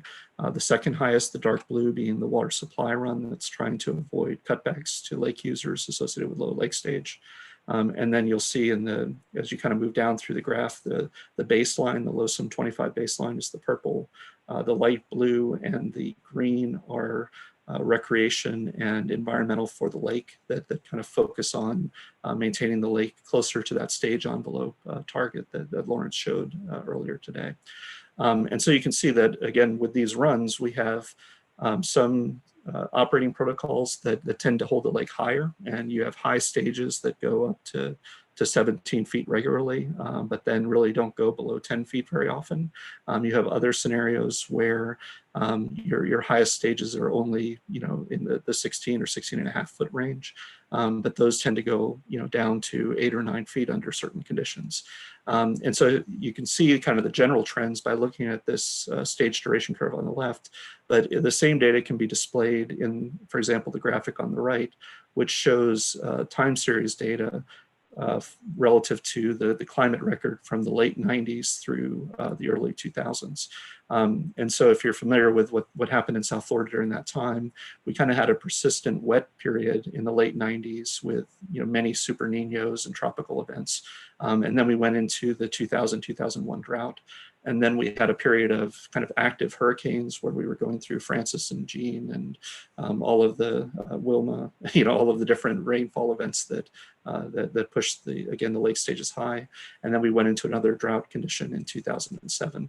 And so you can see by looking at the time series data, you can get a feel that some of those scenarios that tend to hold the lake higher, even though they may look the same on the stage duration curve, for example, the red dashed line and the blue line, which are the navigation and the water supply runs, you can see that there are differences in the way that some of those individual events are handled. So for example, during the storm years of 2004, the navigation run tends to spend a lot of time up in the 16 to 17 foot range, whereas the water supply run doesn't really do that. And so, again, we have information available to us that lets us look at these runs and identify return frequencies and how frequently we're experiencing different lake stage conditions, what happens during the driest years, what happens during the wettest years. And we're really sifting through that information to try to understand how we can best operate the lake to kind of thread the needle between all of these curveballs that Mother Nature throws us. So if you move on to the next slide. So I'm going to talk about water supply performance here for a second in the context of LOSM. And when I say water supply performance in this context, I'm talking about consumptive use water supply performance and not environmental water supply performance. And so on this graph, on this slide, you can see three different graphs. The one on the left is for the Lake Okeechobee service area, and it's kind of focused on some of the more extreme drought conditions. And you can see on the bottom there, it's looking at the 73-74 drought year, the 81-82 drought year, the 2001 drought year, 2007, et cetera. So these are some of the more severe declared water shortages that we've experienced in our historical record. The graph on the right shows more of an average annual number for the Seminole tribe. So just to kind of acknowledge that we're not just looking at LOSA users, but we're also looking at how that performance affects the Brighton and the Big Cypress reservations and other users.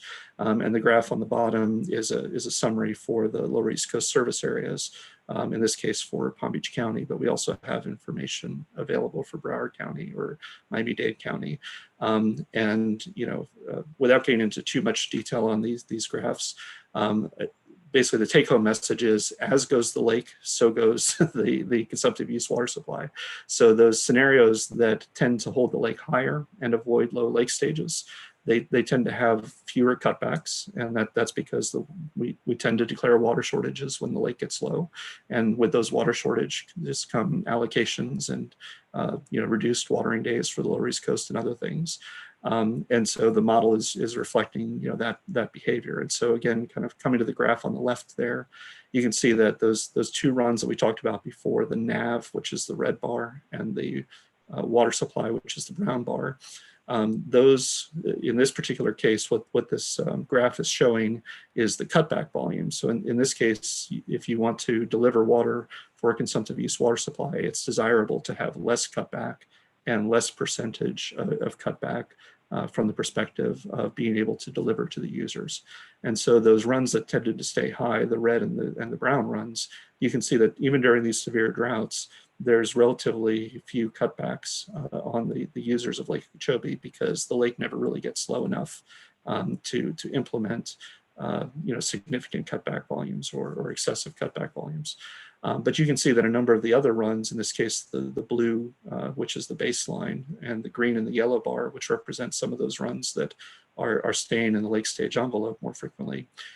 Because you're staying in the lake stage envelope, and if it stops raining, you're kind of along for the ride. The lake is just going to continue to recede from ET and from deliveries.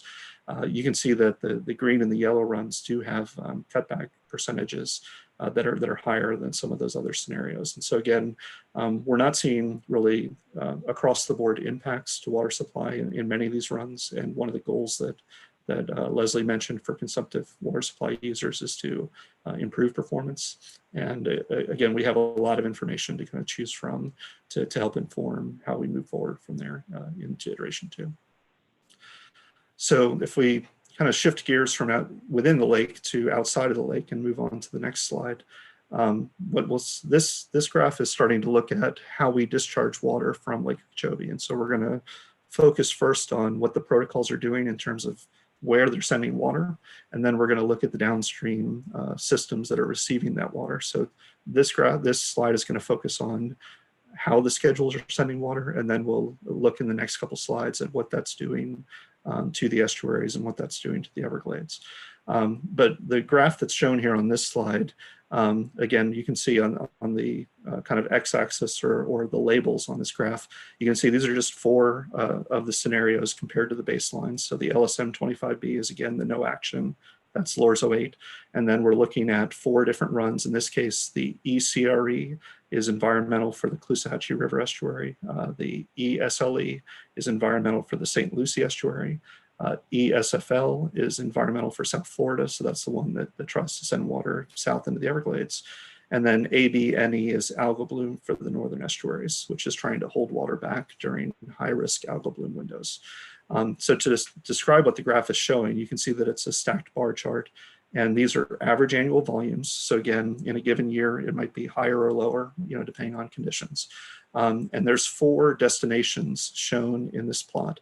So the light blue on the top is water that's going toward the Lake Worth Lagoon, leaving the what used to be called the C10A and is now called the S271 structure, going out the L8 and down the C51 canal toward the Lake Worth Lagoon. So that's the blue color along the top of those bars.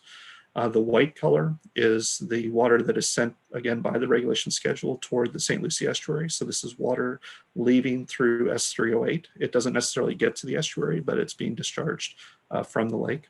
The gray is water that's leaving S77, again, toward the Caloosahatchee estuary.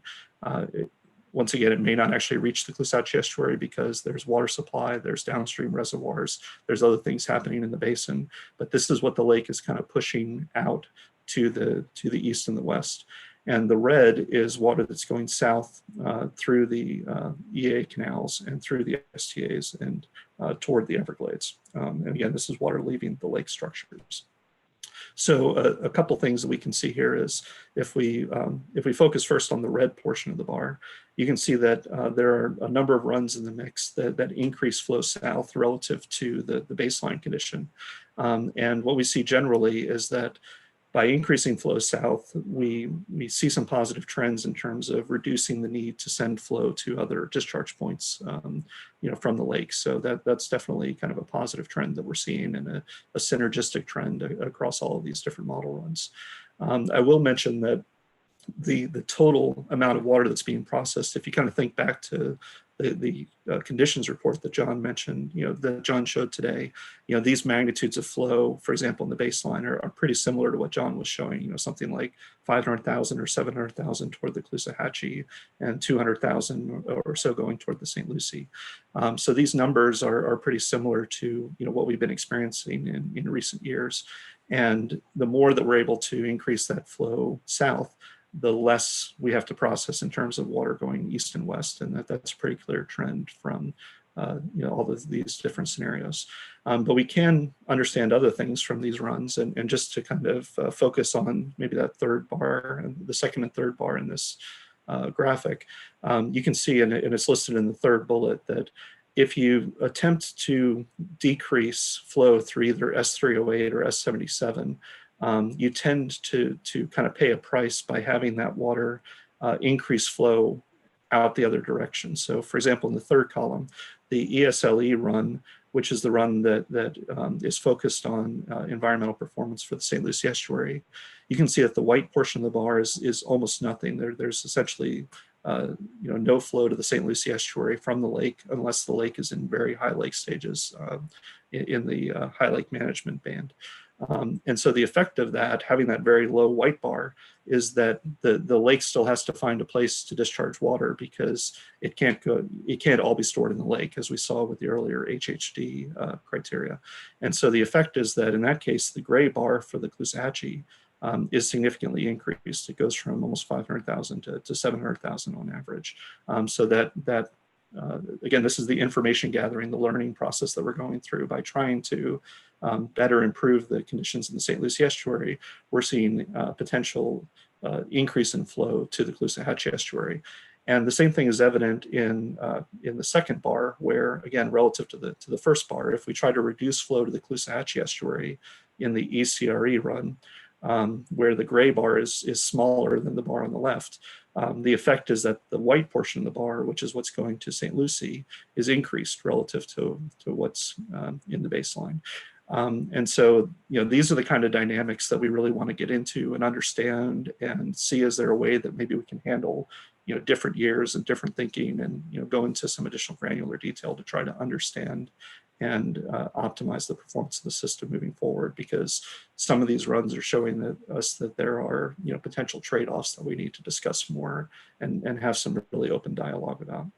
And I'll just mention kind of in closing on this slide, although this particular set of runs does not show any scenarios where the blue portion of the bar, which is the LA to tide, is fully, significantly reduced. There is a thinking going into iteration 2 that's one of the places where we can find some opportunity for further refinement, and we certainly understand the challenges associated with water going out the LA to tide and to the Lake Worth Lagoon. So there'll be more emphasis on that, kind of moving forward. And then just kind of a hopeful thing for the future that really isn't built into LOSUM, but the LOSUM plan, because it's focused on that 2022 to 2025 timeframe that Leslie was talking about, it is not considering things like the expedited A2 STA that's being built, or potential addition of Lake ASR, and those SERP components that are coming online and that may be available to us in the future. It's very likely that those SERP components will help us to improve our trends that we see in these graphs, moving forward. Hey, Walter, I got a quick question for you on this slide. Sure. Can you explain why the column heights are different? Where's that water? Sure. Yeah, and so it's a good point. The column heights are this is probably the difference between model perspective and non-modeler perspective. In my world, those are pretty similar. I'll just mention that. And they are different, but the challenge is there's a certain amount of water coming into the lake, right, from the Kissimmee, from the Lake Chubby watershed, et cetera. And that water needs to be processed. So you can affect things to some degree by holding water in the lake. If you hold water in the lake, like the ESFL run there, the fourth column, you tend to hold water in the lake. Yeah, if you tend to hold water in the lake, you tend to have slightly higher ET. Some of the water that you're not releasing for regulatory releases, it goes to water supply and it's not accounted for as flood control releases. But in the grand scheme of things, the height of these bars is all relatively similar. And so the differences you are seeing are due to those accounting differences of either more ET or water going for water supply instead of as a flood control release. But in general, even though we see very different lake stages in these scenarios, sometimes on the order of a foot or 2 feet under certain conditions, if water is coming into the lake, it has to go somewhere. And all of these are still sending a lot of water east, west, south, and other locations. So, yep. Okay, so I know it's been, yes. I have a question, please. Sure. Jackie Lippish. So this chart is a LOSUM chart, LOSUM iteration 1, Lake Okeechobee releases, right? Yes. So the left graph is LORS 08. So just just as a reference, I know it's not labeled that way, but LSM 25B is the LORS 08 schedule, and the other 4 are LOSM ideas. So I've tried to sit in on, or just listen in on some of the meetings, the PBT meetings or different meetings over the years since 2018. So WRDA required, I believe, that the St. Lucie was to be worked out as if just to see, with no releases, and that's what has been very clear by Congressman Brian Mast and Gail Harrell, who's our senator in our area, and Toby Overdorf. And then was there also one within WRDA that said they had to do it for no releases? I'm sorry, I'm so tired. No discharges to the Caloosahatchee?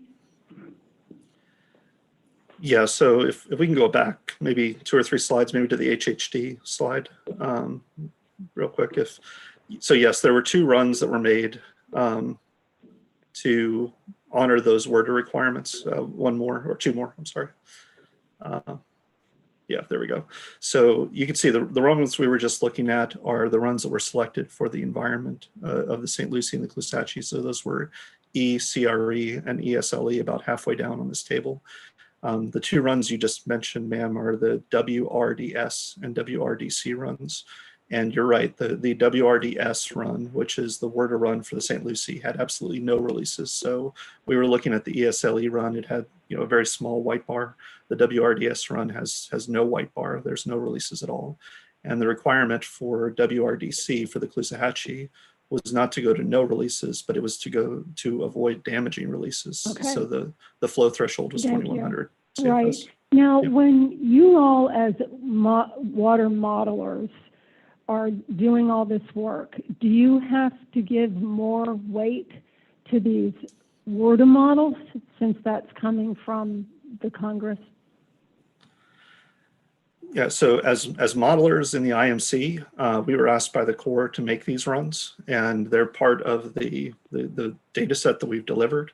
As far as how they're used in the plan formulation process, I think that the Corps is the one that's kind of deciding how those runs are used in defining what goes forward. So we ran the runs that focused on the environmental benefit. We ran the runs for WRDA.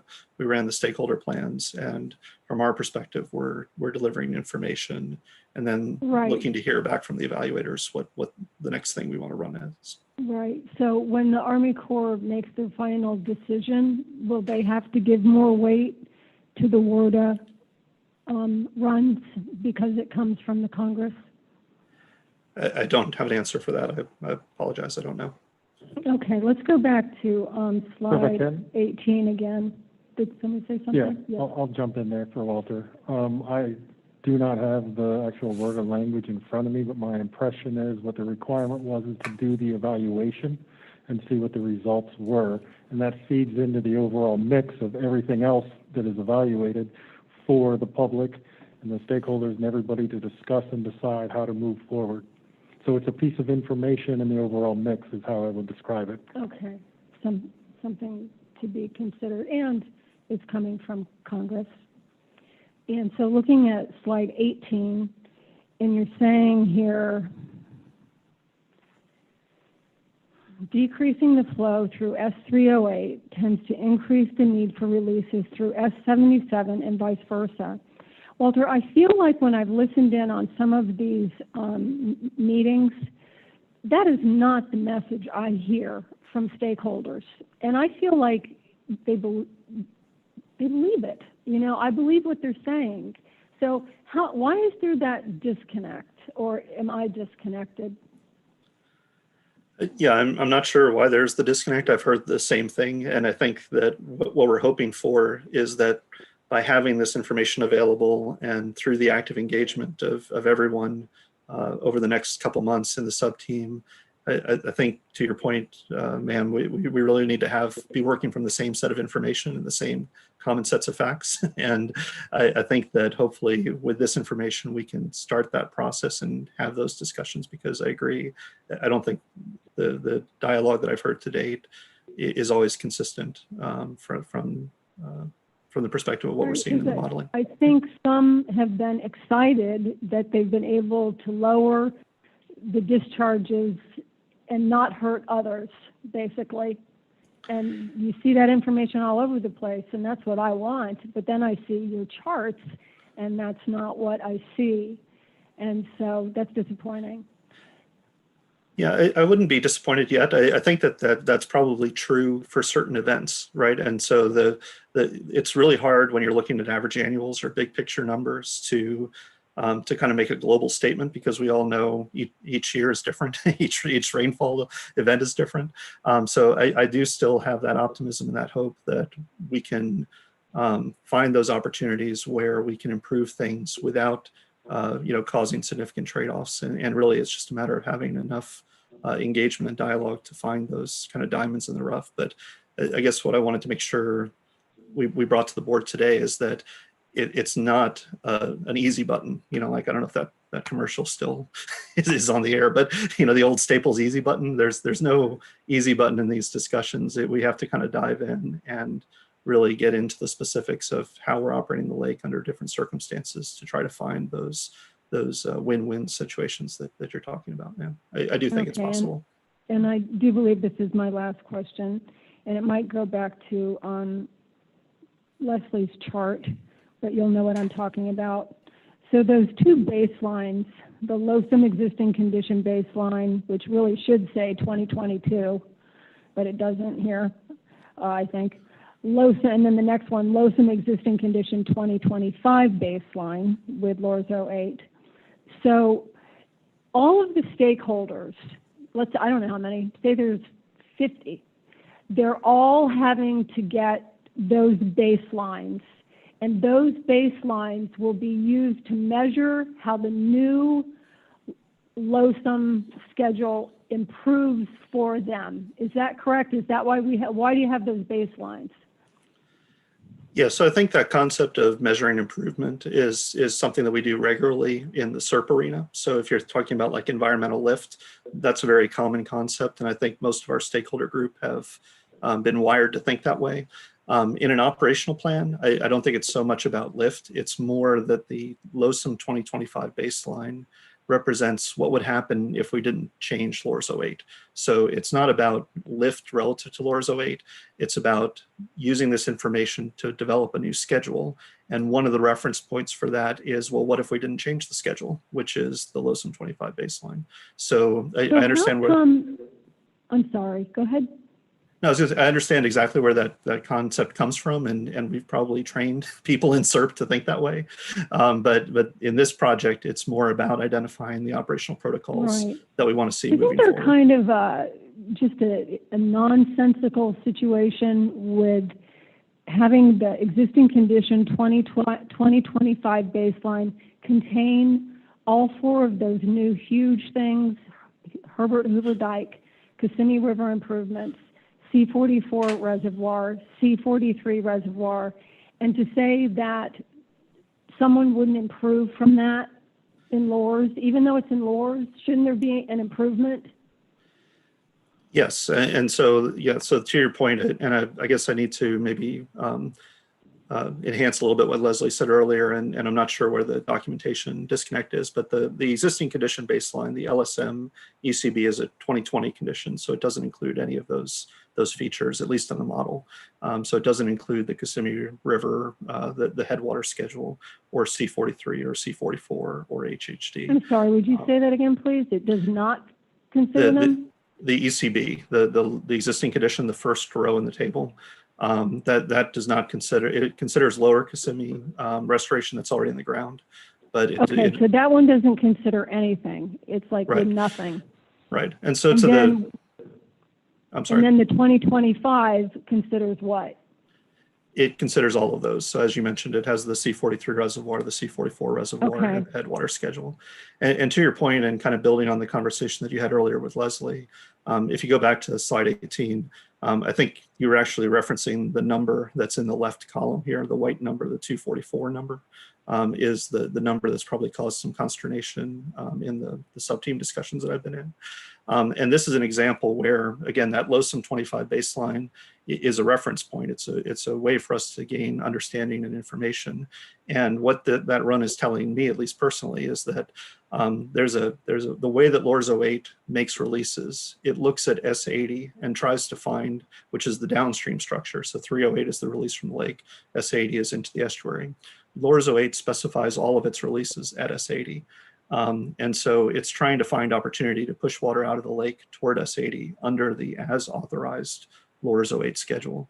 What's happening in the 25 baseline is when we build the C44 reservoir and we start managing the basin runoff and bringing water from the basin into the reservoir, that's a great thing for the estuary, right? It's better managing some of that local basin runoff that you were describing earlier. Unfortunately, in planning world and in model world, when we put that operation together with LORS 08 as defined, the way that LORS 08 sees that is it says, hey, great, I have more opportunity to send water to S80 because some of the basin runoff isn't going there. And so it actually promotes more water toward the St. Lucie as a result of the way that LORS 08 is defined.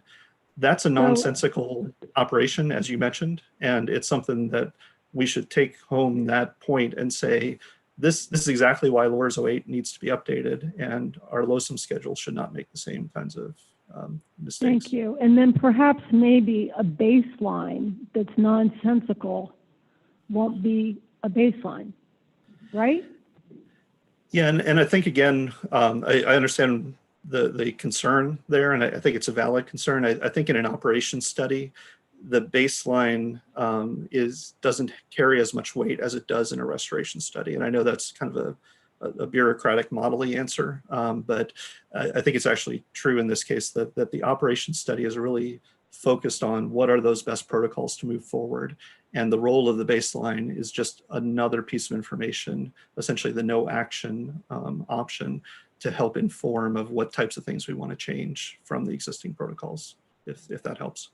More so than a standard of performance, you know. Thank you, Walter. I appreciate it. This is Scott Wagner. I just want to say something on the record. I used to think that John Mitnick would be the most difficult person inside the district to cross-examine, but I think Walter Wilcox has become the gold medalist. This is incredible. I think he's unseated you, John. You're done. Sit down. Walter Wilcox is the champion. This would be impossible to cross-examine. Walter, you got this area totally owned. This is your space, my friend. Thank you, I think. So, yeah, I'm very familiar with the data, and I'm hoping to share that insight with all of you, because you bring, great information to the table that helps us understand where to go forward. So, should we continue? Okay, so the next slide is now we're shifting from where the lake is releasing to what it's actually doing to the downstream ecosystems. And so you'll see my first bullet on this slide is that this set of graphics, probably more than any other, illustrates how complex the LOSUM evaluation is, because these graphs are the recover performance measures for the northern estuaries. The top graph is the St. Lucie, and the bottom graph is the Caloosahatchee estuary.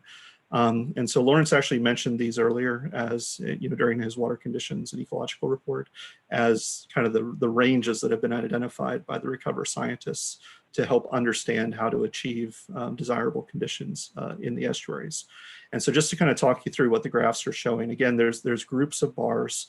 Each of those groups is for the different runs. And in this case, we're only looking at 5 runs, the same runs that we just looked at in the previous graph. So we have the LOSUM 25 baseline, the ECRE, the ESLE, the ESFL, and the ABNE. So again, that's Caloosahatchee Estuary, St. Lucie Estuary, flow south to the Everglades, and a algal bloom scenario. And so for each of those runs, there's a grouping of 6 different color bars. And those different color bars represent how frequently within the simulation period you experience different types of conditions.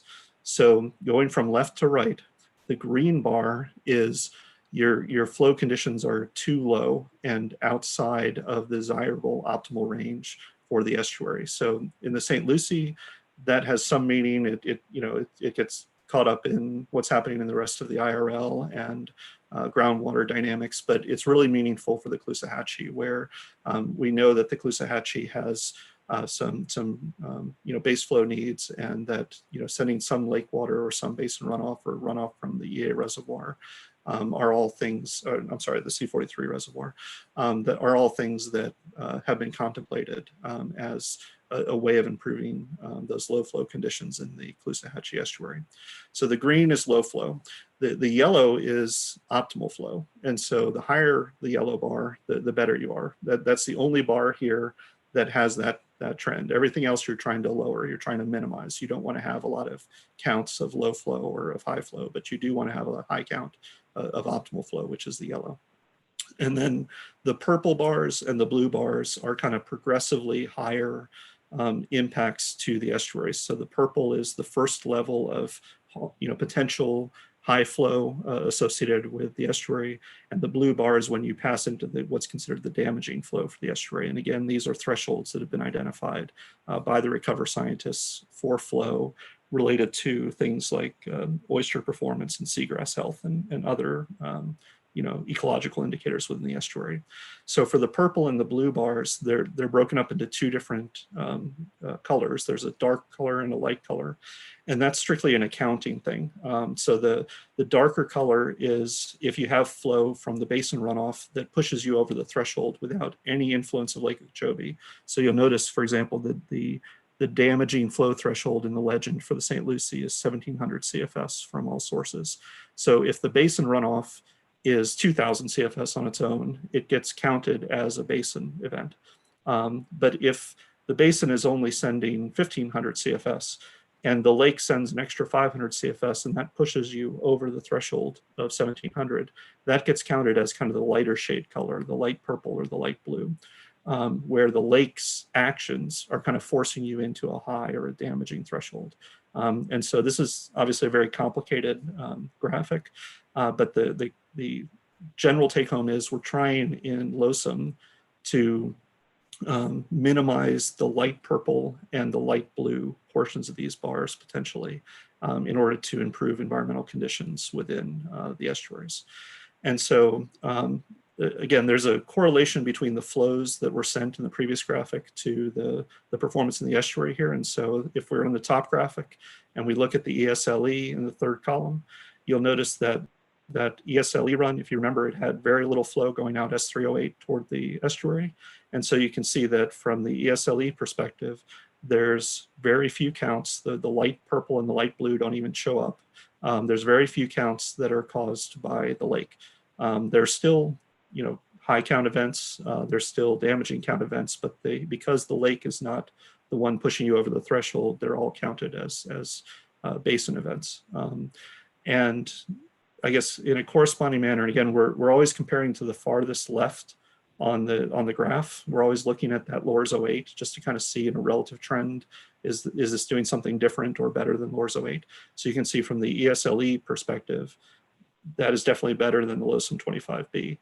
But if you go into the lower graph, the Caloosahatchee estuary portion of the graph, and we look at that same ESLE run, we can see that the light purple and the light blue counts actually increase compared to the LSM 25B. And so in that case, we're seeing the effect of, you remember the gray portion of the bar on the previous graph where there was more flow going toward the Caloosahatchee. We're seeing that that's not just more flow, but it's actually pushing you into some of the higher and damaging flow conditions in that scenario compared to the LORS 08. And again, the trend is similar, but not exactly the same. If we move to the second column and the ECRE run, you'll notice that the ECRE run in the Caloosahatchee, again, this is focused on Caloosahatchee estuary, single objective, not trying to balance everything. You can see that the light purple and the light blue are lower indeed than LORS 08, the no action condition. But if you go up to the St. Lucie, if you remember, the St. Lucie flow was increased in the ECRE run. There was more flow going toward the St. Lucie because of that dynamic that we talked about in the previous slide. But if you look at the counts here, the light purple and the light blue compared to LORS 08, even though there's more flow, the way that flow is timed, the counts of the damaging and the high flows are not as dramatically influenced in the ECRE run relative to the Lowson 25 base in that top graph. So there's benefit observed in the Caloosahatchee in the bottom graph, but in the top graph for the St. Lucie, there's essentially minimal change relative to the Lore's 08 no action condition.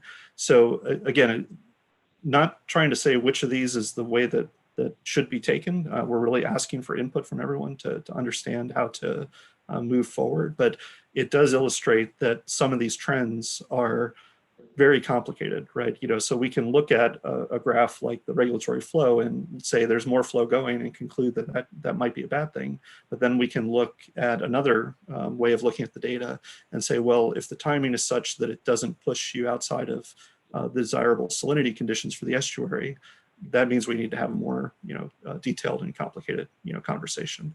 Walter, so could you please explain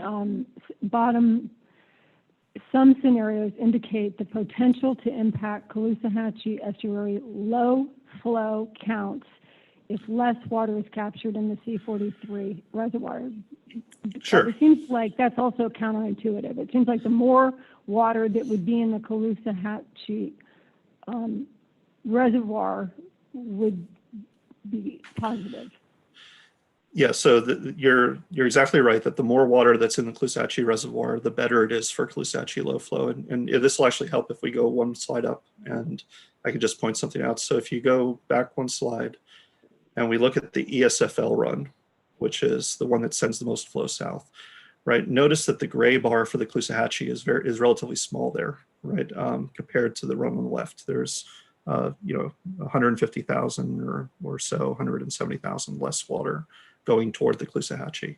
So now if we go back to slide 19 and we look at that ESFL run for the Caloosahatchee, right, we can see that from the high flow perspective, that's definitely a positive, right? There's less of those light purple and light blue perspectives. But if you focus on the green bar, which is what you were pointing out, ma'am, the green bar actually goes up compared to the Lowson 25 baseline. And it may be counterintuitive, but what's happening there is the Caloosahatchee reservoir was designed in part to capture lake regulatory releases. And so if you kind of take this to the extreme and go to almost like a worst case scenario, if you completely shut off flow to the west, what that means is that the Caloosahatchee reservoir would be less full more often, right? There would be less water in the Caloosahatchee reservoir. And under that scenario, you don't have water to send to the estuary during those dry conditions. So there's again, a complex timing relationship between finding the right way to send excess water from the lake in a way that it can be captured into the C43 reservoir so that the C43 reservoir can do its job, but try not to send so much that you overwhelm the ability of the C43 reservoir to capture it and you kind of impact the estuary from a high flow perspective. So again, these runs weren't really trying to find that balance, and we're using them to try to understand the system. And that's something that we have noticed and we need to look at more. Walter. Yeah. Thank you. Yeah. So again, I know this is complex and it's late in the day and it's already past 5, so I only have 1 or 2 more slides, so I'm going to try to go through them quickly. So if we move to the next slide, just looking at the Everglades performance, and I think the Everglades is a little simpler story to tell. I think it's very complicated in its own right, but from the perspective of the Lowson study, what we're seeing is we've already talked about many of the runs send more flow south. What we're observing in these runs is that the graph in the middle is a map that shows the difference in water level, average annual ponding, for a particular scenario relative to that Lore's 08 no action alternative. And you can see on the scale there, if it's gray, it's basically no change. If it's blue, that means that it's getting wetter. And then you don't see it on the graph, but if it was showing yellow or red, that would mean a drying condition. So we know that most of these runs are sending more flow south. And the run that I'm showing here on the slide is the ESFL. So you can see this is actually the run that sends the highest flow volume south.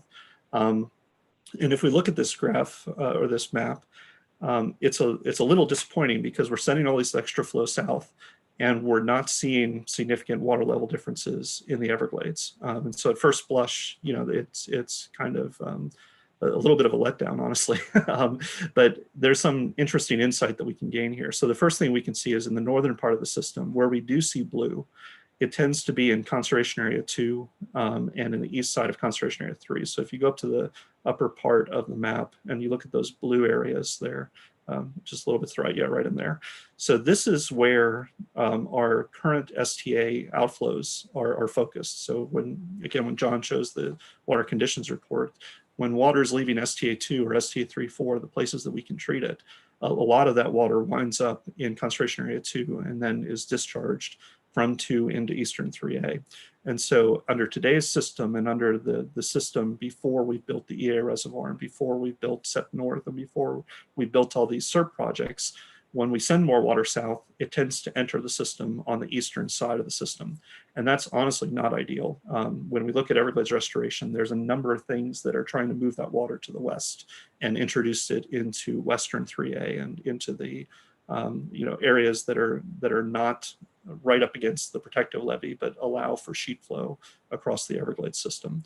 So in the context of LOSUM, even though we can send more water south, that water is not reaching the most desirable places in the Everglades because of limitations in the current infrastructure. And again, as we move forward with SERP infrastructure improvements, in particular the SEP North project that Jennifer Reynolds mentioned earlier today, we will experience the opportunity to promote more of that water into better places in the Everglades where it can have a larger system-wide effect. And in fact, if you look at Southern 3A, at gauge 3A28, which is the breakout there. Again, this is one of those stage duration curves that just kind of gives you a general idea of our water levels getting higher or lower. And I don't expect you to read the legend on that graph or anything, but these are 4 different runs that are part of the LOSUM mix. And you only see, unless you squint a lot, you only see one trace. And that's because there really aren't a lot of water level differences in this portion, the southern portion of the system, even though we're sending more water into the system.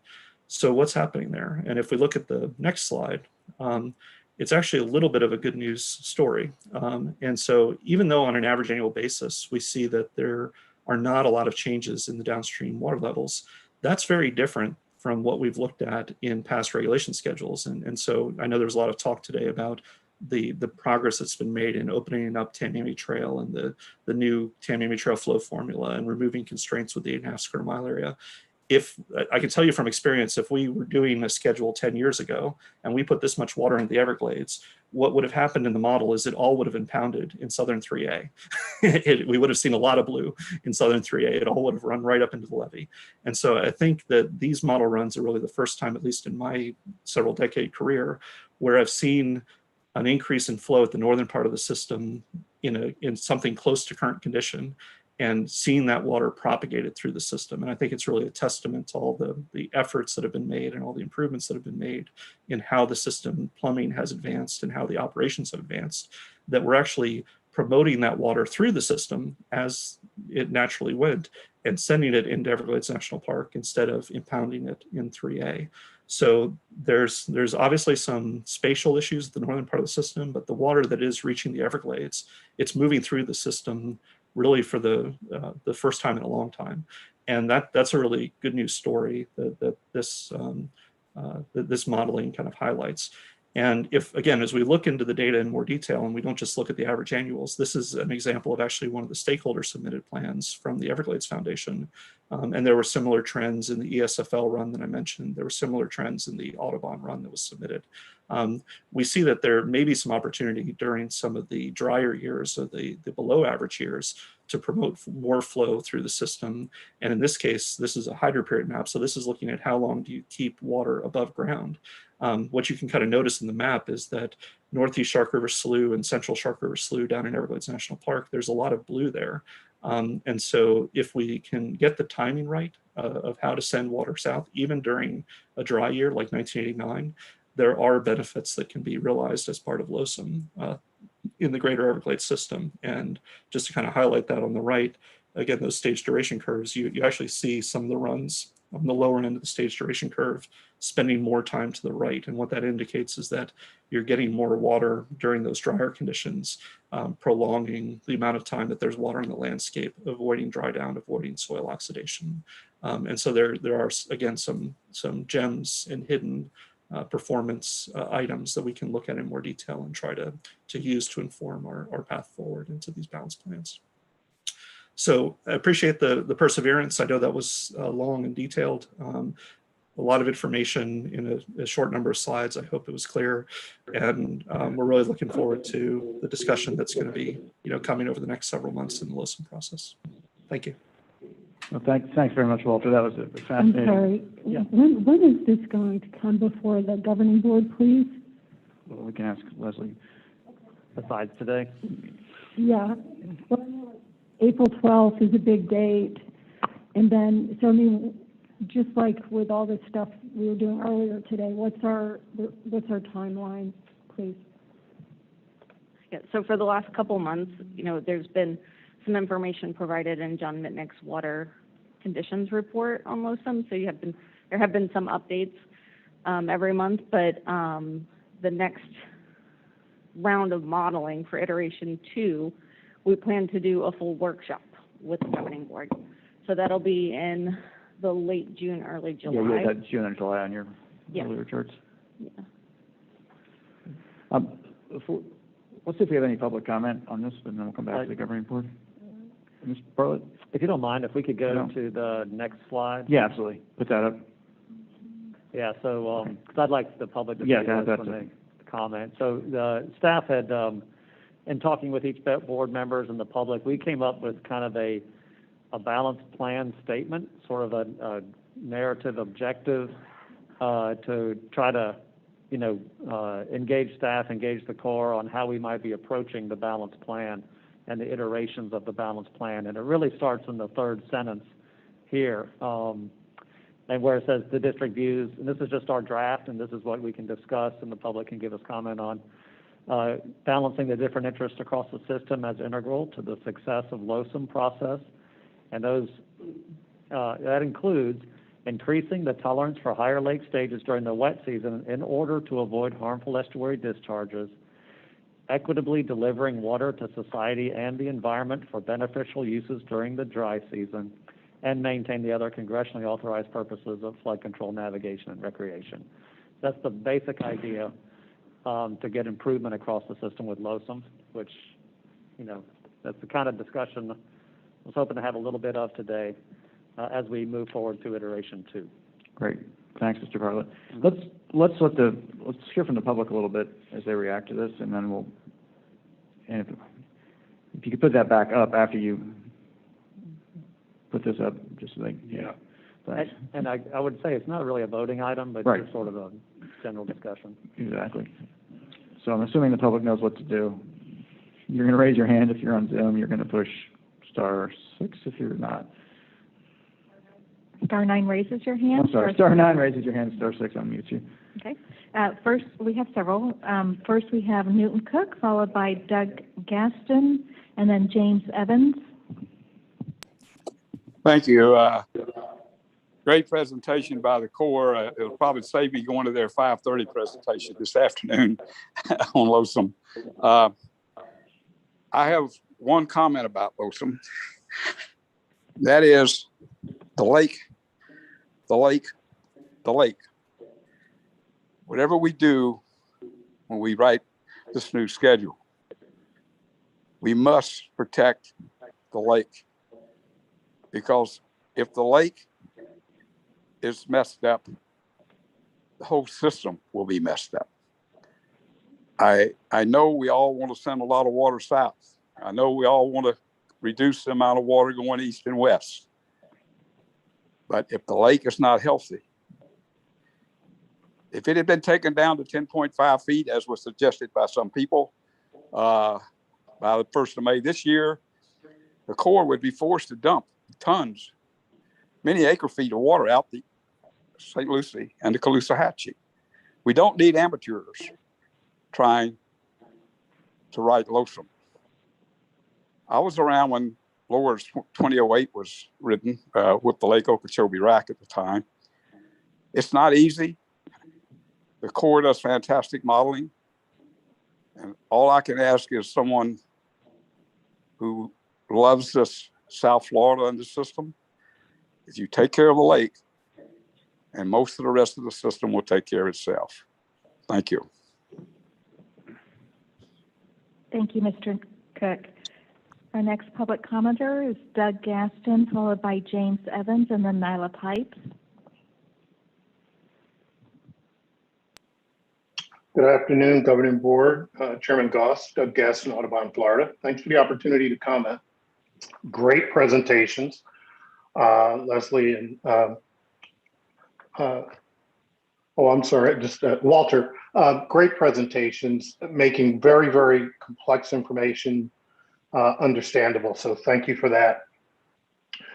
There was a comment at yesterday's LOSUM Eco Team sub meeting, and that's that the lake has a lot of demands and interests to be satisfied, and our efforts to try to meet those demands, satisfy those interests, often take a toll on the lake in one way or another, whether it's too high or too low, their impacts.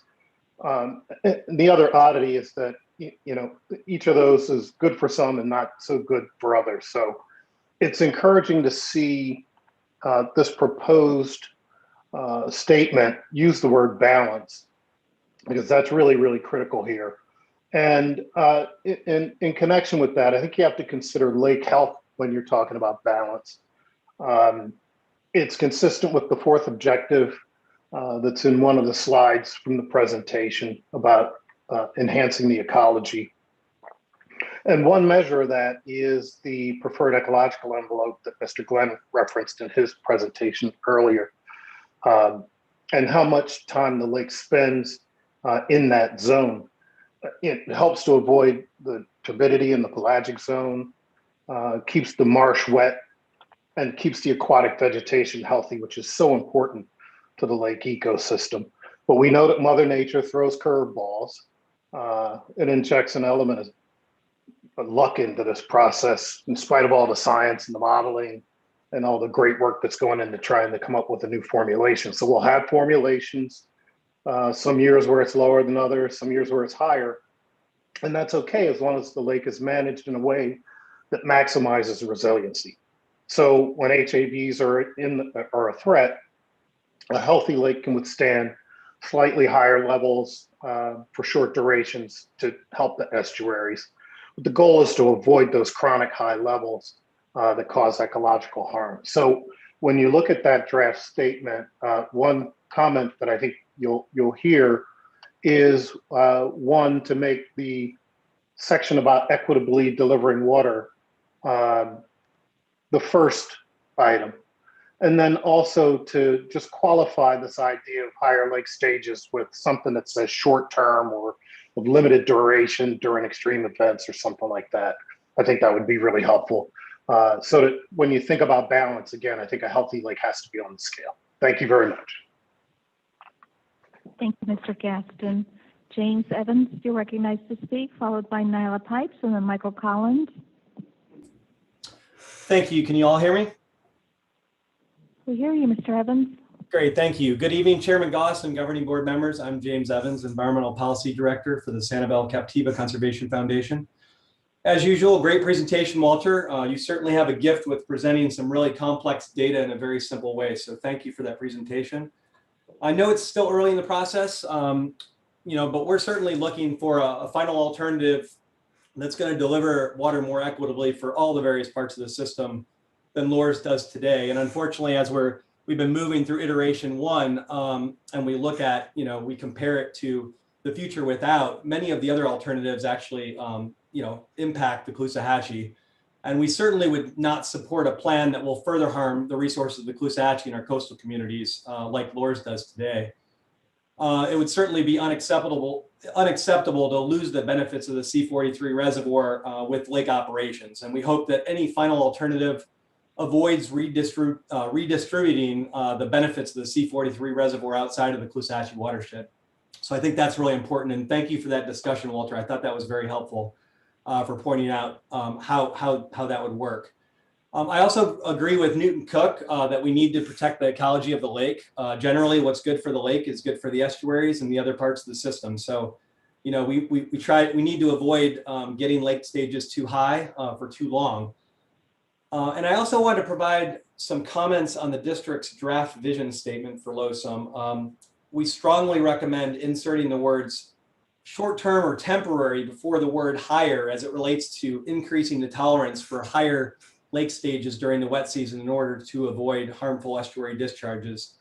We think that this would ensure that the district is not supporting holding lake levels higher for long periods of time, which may be harmful to the ecology of the lake and could ultimately lead to more water being sent to the estuaries if lake levels get too high. So I want to thank you again for the presentation, great discussion, and thanks for providing an opportunity to provide these comments today.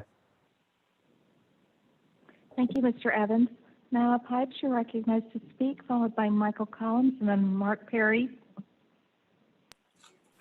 Good afternoon, Nyla Pipes, One Florida Foundation. It's very difficult to follow on some of the previous speakers without, jumping on and saying the same things they did. I particularly like the emphasis on looking at what the lake itself needs. As you all know, I've been speaking about that for quite some time, it being the heart of the Everglades. When we're talking about equitable delivery of water, I do want to just remind people that sometimes equitable delivery means that you also allow for the dry down periods that need to occur, which is particularly important in the Central Everglades. We can't just flood out water conservation areas just to avoid discharges to the St. Lucie Estuary and the Caloosahatchee. I want to commend Walter, as many have, for the great presentation and for boiling down some really complex stuff into really easily understood slideshow and presentations. Thank you for that. On that note, there is a little bit of misinformation being put out about a set of models, 4C1. I don't think people are understanding that 4C1 was fed into the ESLE, which of course benefits greatly the St. Lucie Estuary because it stops all discharges. But as you guys have just seen, it really has some negative effects on the Caloosahatchee, the lake, the ecology there. So I just wanted to clear the air on that a bit because it's like 4C1 is a different thing and it's actually encompassed in ESLE. So the last thing I want to say is in this planning process, there's been a lot of talk about flexibility. And I just want to caution that at the district, you have goals that have to be met, legislatively. I mean, you've got statutes that have to be abided by. And if we build too much flexibility in, flexibility obviously is needed and we have to be able to respond, and this has to be done with nuance. But if you build too much flexibility in, the opposite of flexibility is certainty. And as we're managing flood control and, ecological needs and water supply, certainty is something that we all need. We need to have a level of certainty for the environment, and we need to have a level of certainty so that municipalities know that they've got the water supply for their people. We need to have a level of certainty so that businesses can continue to plan and know that they're going to have the water they need for their businesses. So be certain as you move forward that you're not building in so much flexibility that we no longer have the certainty to run the system the way that we need to. And on that, I just want to caution that that could become in the future a sword wielded differently if somebody else was in charge at the Army Corps who may have a different goal for the entire system. So those are my thoughts on this. Thank you very much and have a great day. Thank you, Ms. Pipes. Next, we have Michael Collins, followed by Mark Perry, and then Jeremy McBrien. Hey there, Mike Collins. I just want to thank Mr. Wagner. As you folks will find when you leave the board, the number of people willing to say nice things about you when they have nothing to gain will go down in a fairly massive sense. So, Yeah. thank you. Mr. Collins? Yes? Hi, if you don't mind speaking up, we can barely hear you. How's this, Rosie? Much better, thank you. All right. I just want to thank Mr. Wagner. As you guys are going to find out when you leave the board, the number of people willing to say nice things about you goes down substantially. And along those lines, the conversation, Mr. Wagner, you just had with the Corps is a virtual duplicate of half a dozen conversations that I had going back to prior to us adopting SERP, prior to us adopting the programmatic regs, prior to any number of issues involving water quality. And I'm not going to tell you what to do or how to proceed. Other than the fact I will warn you, I didn't win those fights, I don't believe. And if you're going to proceed, You need to dot all the i's and cross all the t's on any of these issues. Rosie, can you bring up the slide with that statement that Drew alluded to, so we can see it? I've been listening in on all and participating to the degree I'm allowed on pretty much all of the LOSA meetings, and there's reason for hope. There's a huge amount of great work has gone into this, but I've got more than a little bit of a concern, because we're getting in the habit when we discuss this. If you look at the last line and maintain the other congressionally authorized purposes of flood control, navigation, and recreation. The other stated goal is water supply. And I'm looking at a whole lot of documents and statements that it's being kicked to the back, the back of the bus on. And I would suggest that's not a very good idea. It's not a good way to be thinking about these things, because that little duke out you have with the Corps today is a very, very pale imitation of what's going to happen if you don't deal with the actual authorized purposes of these projects. A lot of good work, I mean, really good work, is going to fall by the wayside. So I would suggest that rather than consistently leaving out water supply, which is a congressionally authorized purpose of this project, that you start including it. I think it'd be a really good idea. And again, thanks for all the hard work, guys. Have a good one. Thank you, Mr. Collins. Mark Perry, you're recognized to speak, followed by Jeremy McBrien and then Richard Weisskopf. Okay, thank you. Good afternoon, Governing Board. The LOSM process, all of us are participating in as best we can with the Corps, running through the iterations, and it's sometimes hard to follow all the modeling and the science and working through that. But ideally, when you boil it down to what we're trying to do and to a statement like you have here at the end, it's somewhat difficult to kind of come to that conclusion at this point without getting through these balanced iteration, which starts on next Monday and with these iteration runs. Those of us have been through run 25, the lowers at 2008, and looking for a new kind of water control plan for the lake, but it's also managing, as we said, the lake, not just as a lake, not as a reservoir, but as a lake, and how to manage that equitably for distributing or letting the water go and releasing the water to various other areas for different purposes. And I think, when you look at the recover performance measures that Walter and others brought up, and you look at the St. Lucie estuary, you remember earlier statements that it involves all sources coming into that basin. There are 5 other basins to the St. Lucie estuary: C23, C24, C44, 10 Mile Creek, and the tidal basin. And then you have the largest freshwater flow into the estuary, which comes from Lake Okeechobee. So those other basins have to be within all the range of 150 to 1400 CFS to be at the optimum level. So make sure that modeling is kind of considering that. But when you talk about South Florida run, we're going to complete SEP and get through the L67 and try to move those waters where it's supposed to go. And as Walter said, I think those improvements are going to really help in balancing this out. I also have problems with the last statement that says that, they're going to increase the tolerance for high lake stages in the wet season in order to avoid estuary discharges. I think you want to, balance things out and say that you want to avoid lake stages that are harmful to the lake, and you want to avoid harmful discharges to the estuary. And you want to equitably deliver that water to the society and the environment for those beneficial uses, and also other congressional purposes, including flood control, navigation, recreation, and water supply.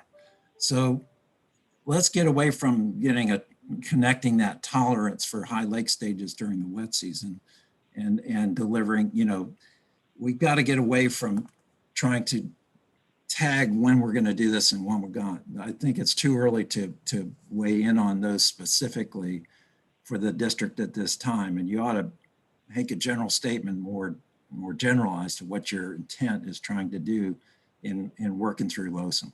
Thank you.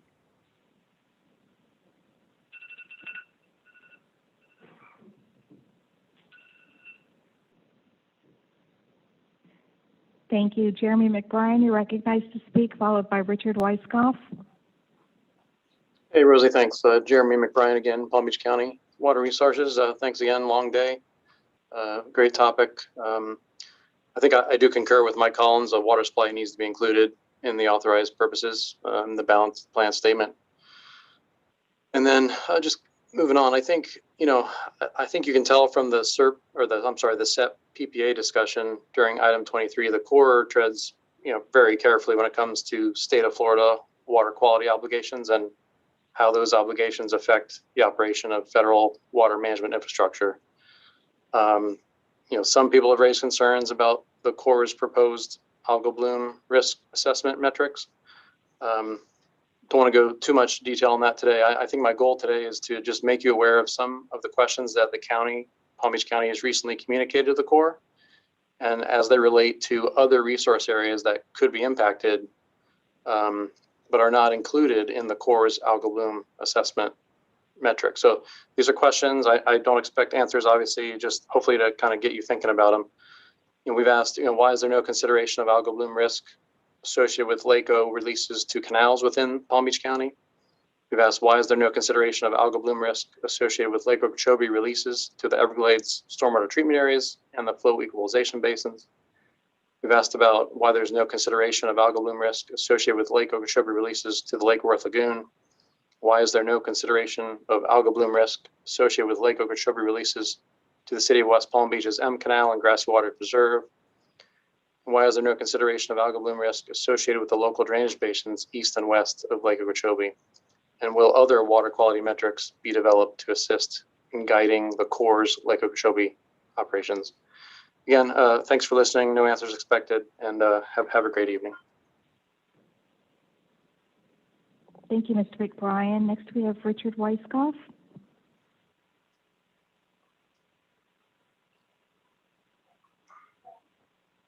Okay. Hi. Can you hear me now? I hear you, Mr. Weisskopf. Hey, hi. I'm a professor of economics at the University of Miami, and this has become almost an addiction. I must say it's a favorable addiction to come to your monthly meetings and to sit here for 5, 6 hours, 7 hours and get to talk for a minute or so and to think about things that I haven't really thought about in a long time.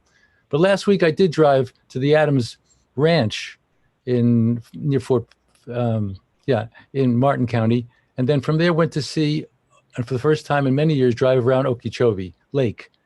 So what I'd like to bring up today is the fact that, look, when you do the plans, you go back in with the weather, maybe, what was it, 25 years or 50 years of weather. If you did that in the economy, you would not recognize what was here 50 years ago, even though maybe we were here 50 years ago.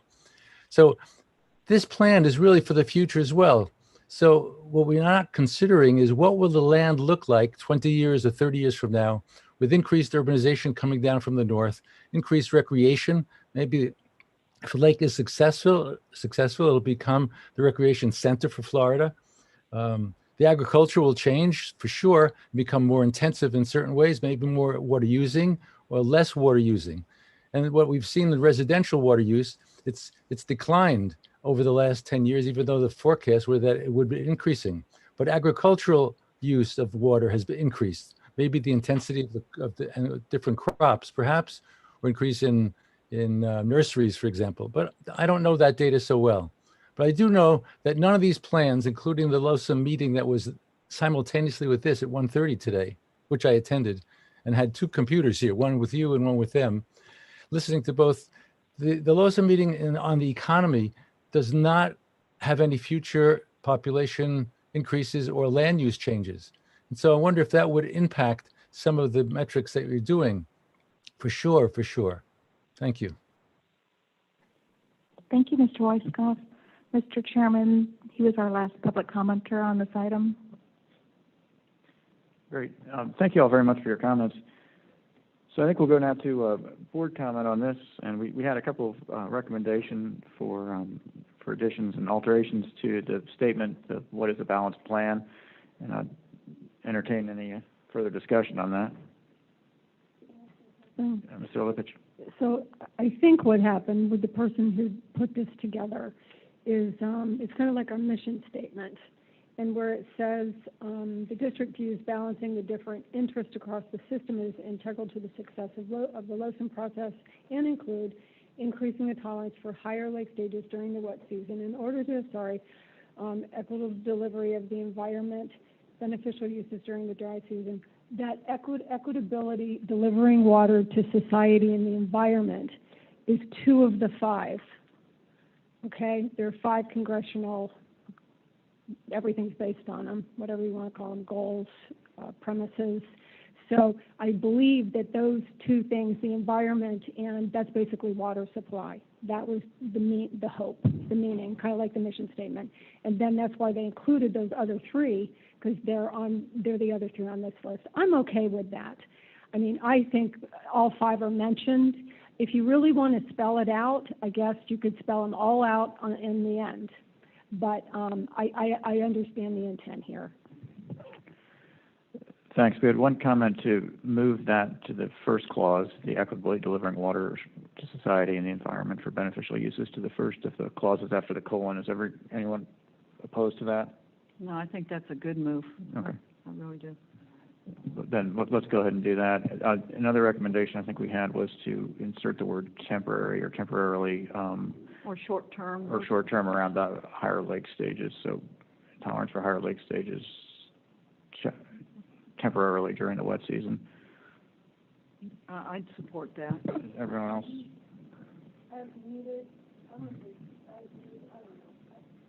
I mean, it gets into what your view of temporary is. Sure. It's good guidance, right? Because we're not thinking high lake stages for a long time.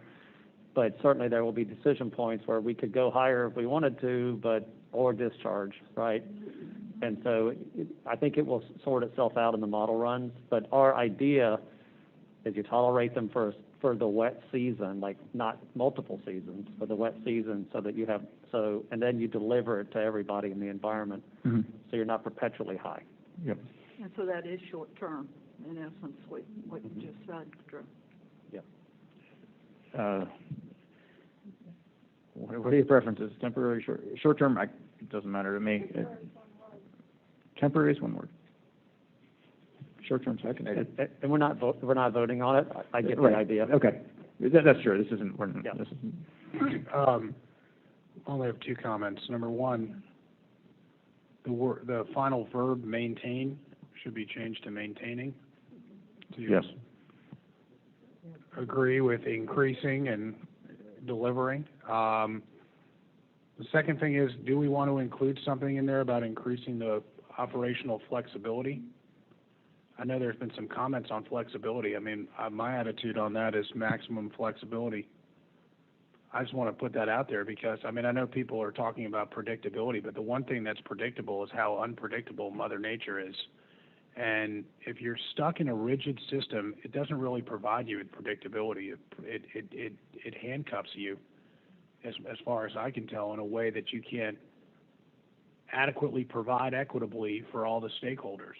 I mean, and that includes the ecological stakeholders, and that includes the business stakeholders. I mean, it really does include everybody. Giving the district maximum flexibility allows you to account for the biggest factor in the mix that we have no control over, which is Mother Nature. And so I think that LOSUM,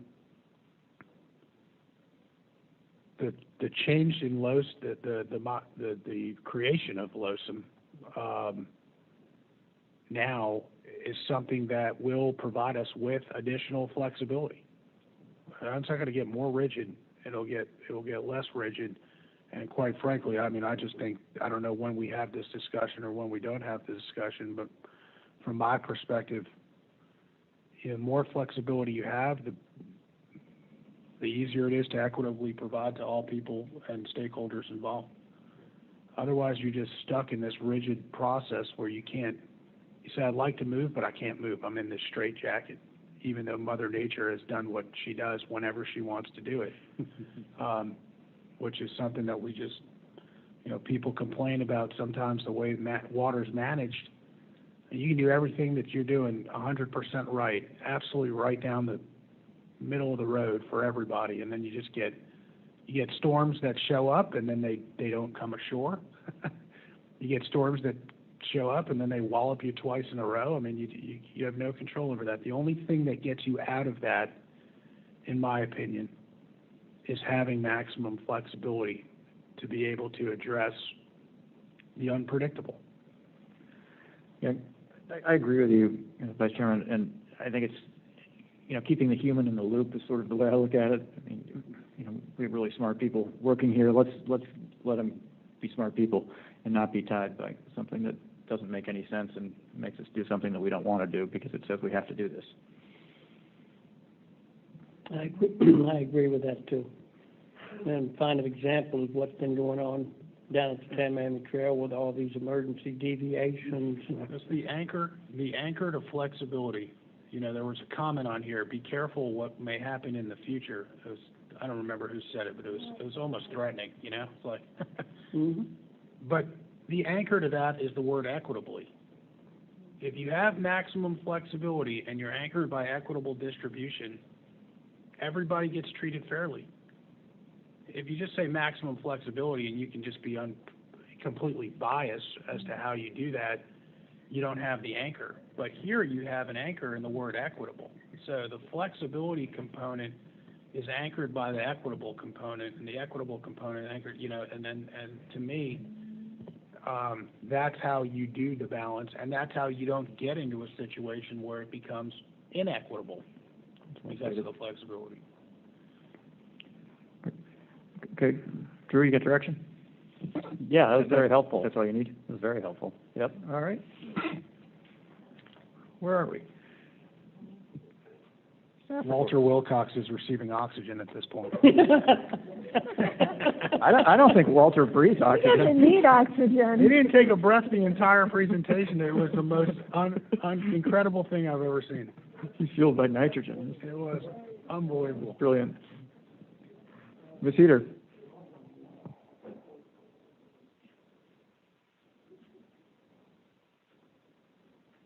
Thank you, Chairman, board members. The monthly financial report is through the month of February. We've collected $52 million between January and February. That's good. Your recurring revenues that cover your recurring expenses are about 76% collected. That's good. We're not even halfway through the year yet, so that's what you want, front-end money. So that's good. We've collected $251 million out of $299 with your recurring, your taxes. The area that I do want to say that staff is watching is your investment earnings. So we budgeted investment earnings to cover recurring expenses. Right now, we're behind on those collections. Lucy will be discussing some options and recommendations to the Audit and Finance Committee that will hopefully help us. Your budget staff is running trends to see if there's areas within the agency expenditure-wise that we would need to maybe offset if we don't bring in those collections, as well as looking at your ad valorem collections, et cetera, of additional funds that may be coming in to those funds that can offset the loss in that area that we budgeted. So I just want to bring that to your attention. In addition to the monthly financial report this month, we do have the submittal of the 2020 Lake Belt Committee annual report. The Lake Belt Committee is comprised of an interagency committee that is chaired by our very own Ms. Reynolds. That Lake Belt Committee report includes the financials, the revenues coming in from the Department of Revenue into the Lake Belt Mitigation Fund, as well as it details out the approved expenditures that the committee approved those revenues to be utilized on. And the collections through the 2020 fiscal year, was about $1.9 million, and then about $1.5 million of earned investment earnings, and they spent about $2.3 million. So this fund is important to the agency because it does cover expenses related to the Abiaki Prairie Restoration Project, also known as your C-139 Restoration Project. So that concludes my reports. Thanks, Ms. Heater. Does anyone have any questions or comments? And you're going to have an Audit and Finance Committee immediately following this, aren't you? Yes, sir. Great.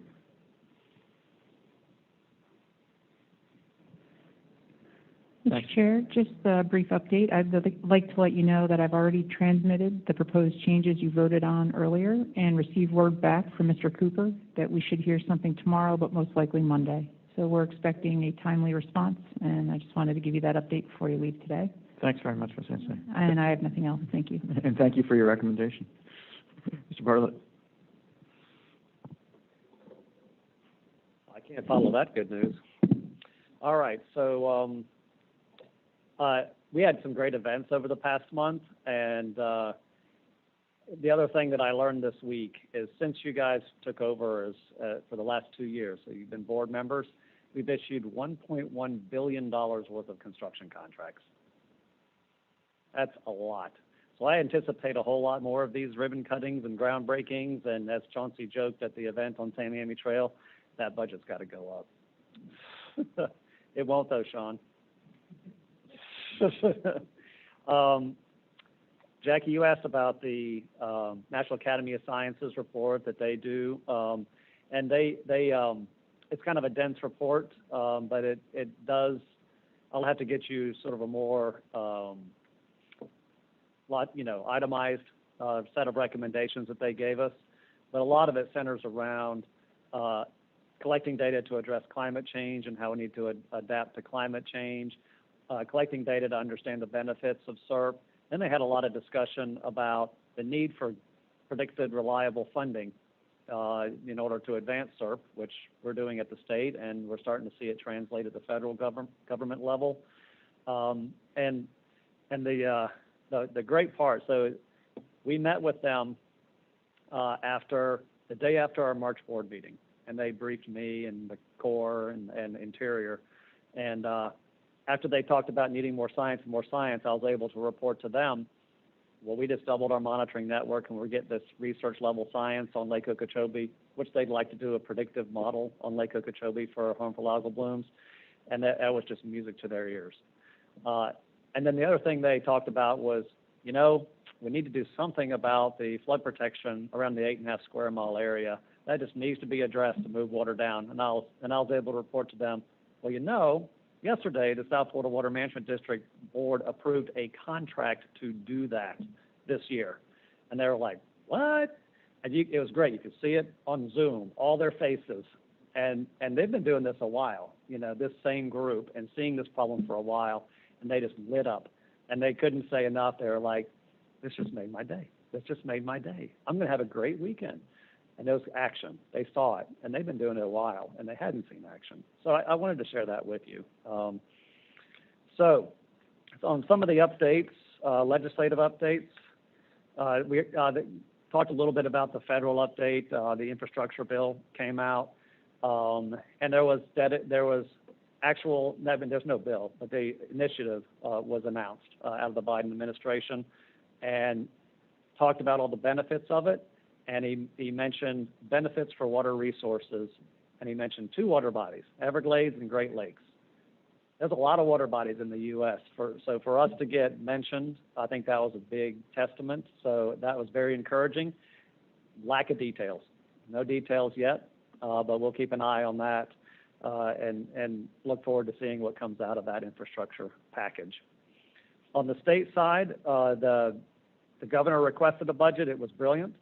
The Senate and the House have produced sort of the first iteration budgets out of subcommittee, and usually those budgets get deliberated at subcommittee, then get deliberated at probes, then get deliberated on the floor.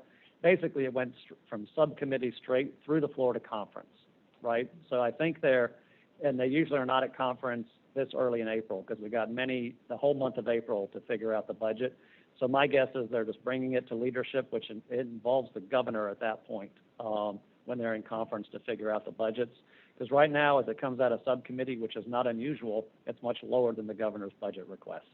Not tragically low at all. I mean, it's still very good budgets when it comes to Everglades because it implements that Legacy Florida bill plus some. But the House was about 50 million lower, and the Senate was about 100 million lower. But their budgets are so different. Like the House's is at 97 billion, and the Senate is at 95 billion, like the total budget, right? So there's a lot of differences there. The governor's request was at about around 100 billion.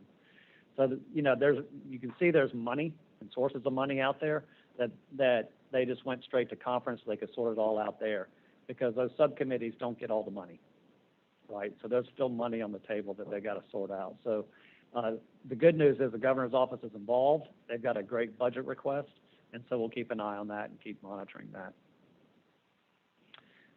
On the legislative front, as far as bills go, the Lake Okeechobee Watershed Restoration Bill that was going through, introduced at the Senate, and it was basically saying implement the Lake Okeechobee Watershed Restoration Project.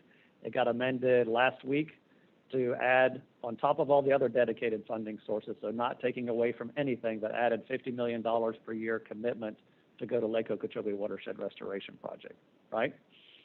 So you got the commitment of Legacy Florida, and this was added on top of that to go to Lake Okeechobee Watershed Restoration Project. That bill cleared the Senate.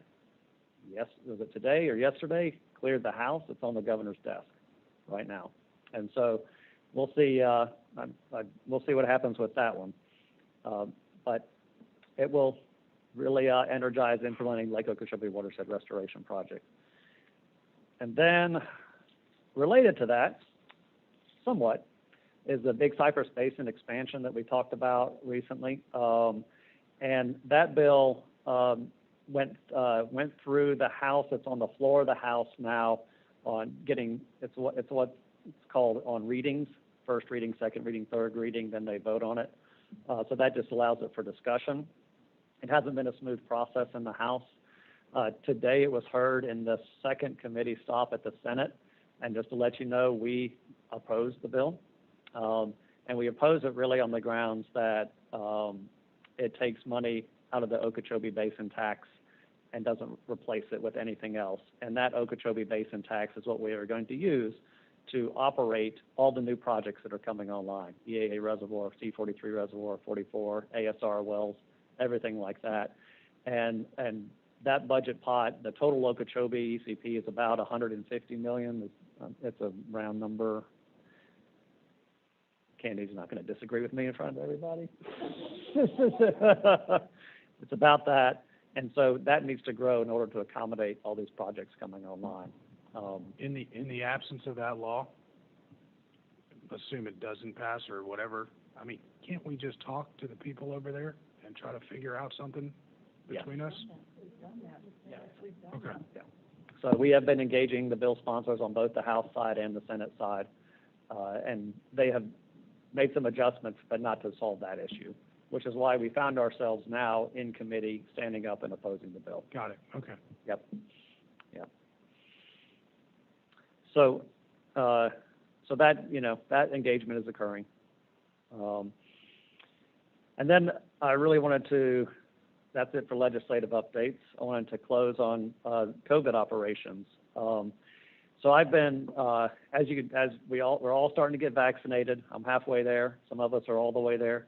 And so now we're starting to talk about what do operations look like after the pandemic is over. So I've been having I've had virtual town hall meetings with staff. That's a Zoom meeting with over 600 people on the Zoom meeting. And talking about, going forward, work going forward. And what we're crafting is really looking at more flexibility in work location, right? We have seen productivity increases. We've seen communication challenges. We've seen all the different things that come with this remote work environment. But we've seen that there is probably a balance between the two, right? Being in the office every day maybe isn't optimal. Being at home every day maybe isn't optimal.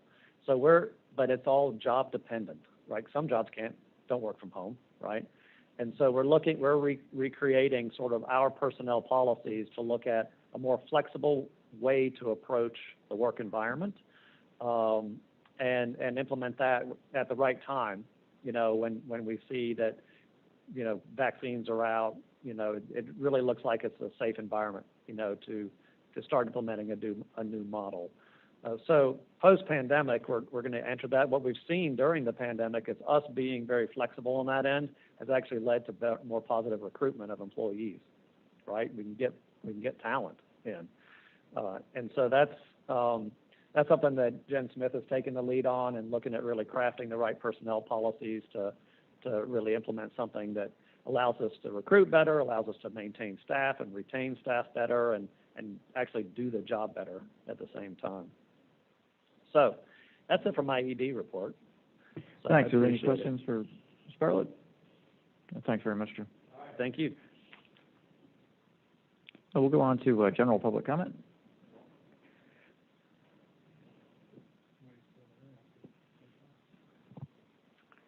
I have one hand so far. It's Eve Samples. Good evening, governing board members. Thank you for your stamina and for taking this last round of public comment. I've been listening all day, and I should say it, Eve Samples with Friends of the Everglades, sorry. I've been listening all day and thinking about how to distill the myriad of information and topics that was shared today and the important decisions you weighed, thinking about what we can all walk away with and what the thread is that connects this patchwork of topics that you've contemplated all day long.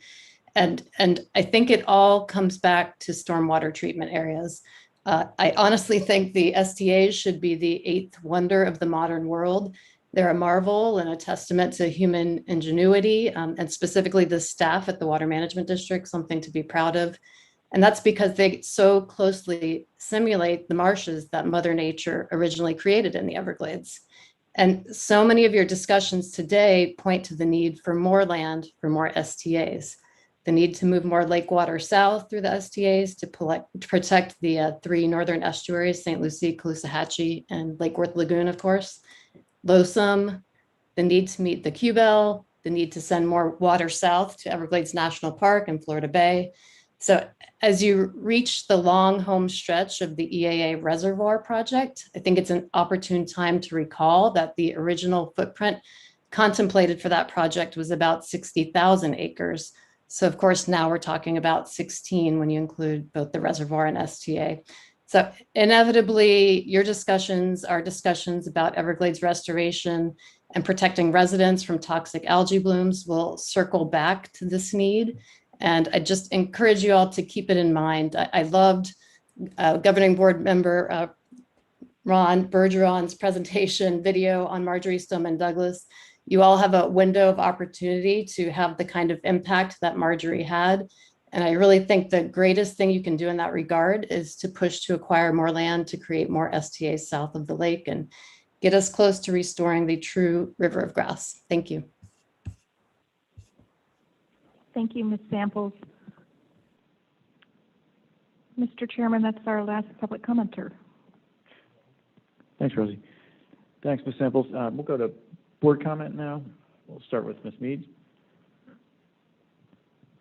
I just want to thank Mr. Cooper with the Army Corps for joining us today.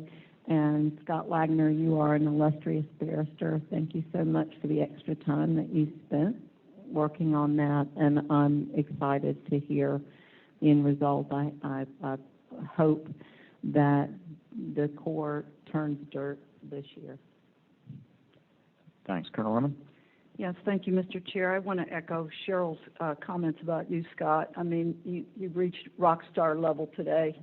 It was awesome, and all of that time you took to research that was certainly a contribution to this board and the mission of the agency. So I wanted to say thank you for that. Also, I wanted to ask a question of staff. During that discussion, what came up or stood out for me was the 1308 report that's supposed to be done within 90 days, that was over 600 days, if I understood it. How do we track that? When is it time to raise these issues to a higher level like the governing board if we need to put some muscle on it, if it's just dragging on, or does it work that way? I mean, I just had that question because that's a long time. Yeah, I mean, we did raise it a number of times, and we always kind of jokingly referred to it as a 90-day report, because 1308 report is a section of law. And so once 90 days passed, we always talked about, well, they haven't issued the 90-day report yet, and it's day whatever. It really didn't have a whole lot of relevance to the advancement of the design of the reservoir. I mean, the Corps was telling us throughout that process that they're just continuing with design because they could, right? They didn't need to wait for that to continue with design. And so eventually it just kind of lost luster. Because the Corps wasn't delaying on the project itself. And then it finally came out, and then we saw it in all its glory. So, I mean, we did talk about it occasionally, but not, if you didn't remember, then not enough. Well, no, I remember continuing it. It didn't seem to be an issue. Right. But it's like, do we have any recourse when it just gets bogged down like that? I mean, we can holler. I mean, it was raised at the task force meeting, the ecosystem task force meeting, but it just didn't seem to work. I know the authorizers asked frequently and got the same response we did. Yeah. Yeah, the congressional delegation. Yep. Okay, well, it just stood out for me that, yeah, it should. That's almost the whole time we've been up here on the governing board. Okay, thank you. Yeah. It's, now we know who to go to. Mr. David Cooper seems to be the guy. And I just want to say how appreciative I am of the comments you made. I mean, I feel like this board is unique in a way because everybody came on really at the same time for the most part, which I think is truly unique. But I also think that each of us have a particular skill set that we may have some expertise in, and so it's an honor to be able to lend a hand in an area that I have maybe a little bit more knowledge than somebody else, and I'm always grateful to hear from each of you in your respective areas. I'll say once again, I've said it before, probably too many times, because how many times can you praise people? But you guys are great, and this week was, I know, frustrating. Drew, we talked a lot early in the morning, late in the evening, in between things and trying to catch up on where it went. And it was a roller coaster. And it was, thought the plane was going to land, and then it didn't land. And it was frustrating, and I sense your frustration. But you were great. And we, Carolyn and John and Jennifer and Jen and everybody, and Julia Lamonaco and everybody who really poured their, these things matter, and they matter to us, and they matter to you, and they matter to people we represent. And to know that you guys are there, every step of the way, there's no sort of like finger on the switch at 5 p.m. kind of deal. And like people stereotype governmental agencies as doing. It just doesn't exist in this environment, and it goes way beyond you guys into deeper levels of the staff. I mean, look, you have people that appear today. Walter Wilcox, I've never met him before. I mean, this guy, this matters to him. This is not just a job that he checks in and checks out of. It's clear that these things matter to him. The guy is an expert in this subject. And this happens all the time here.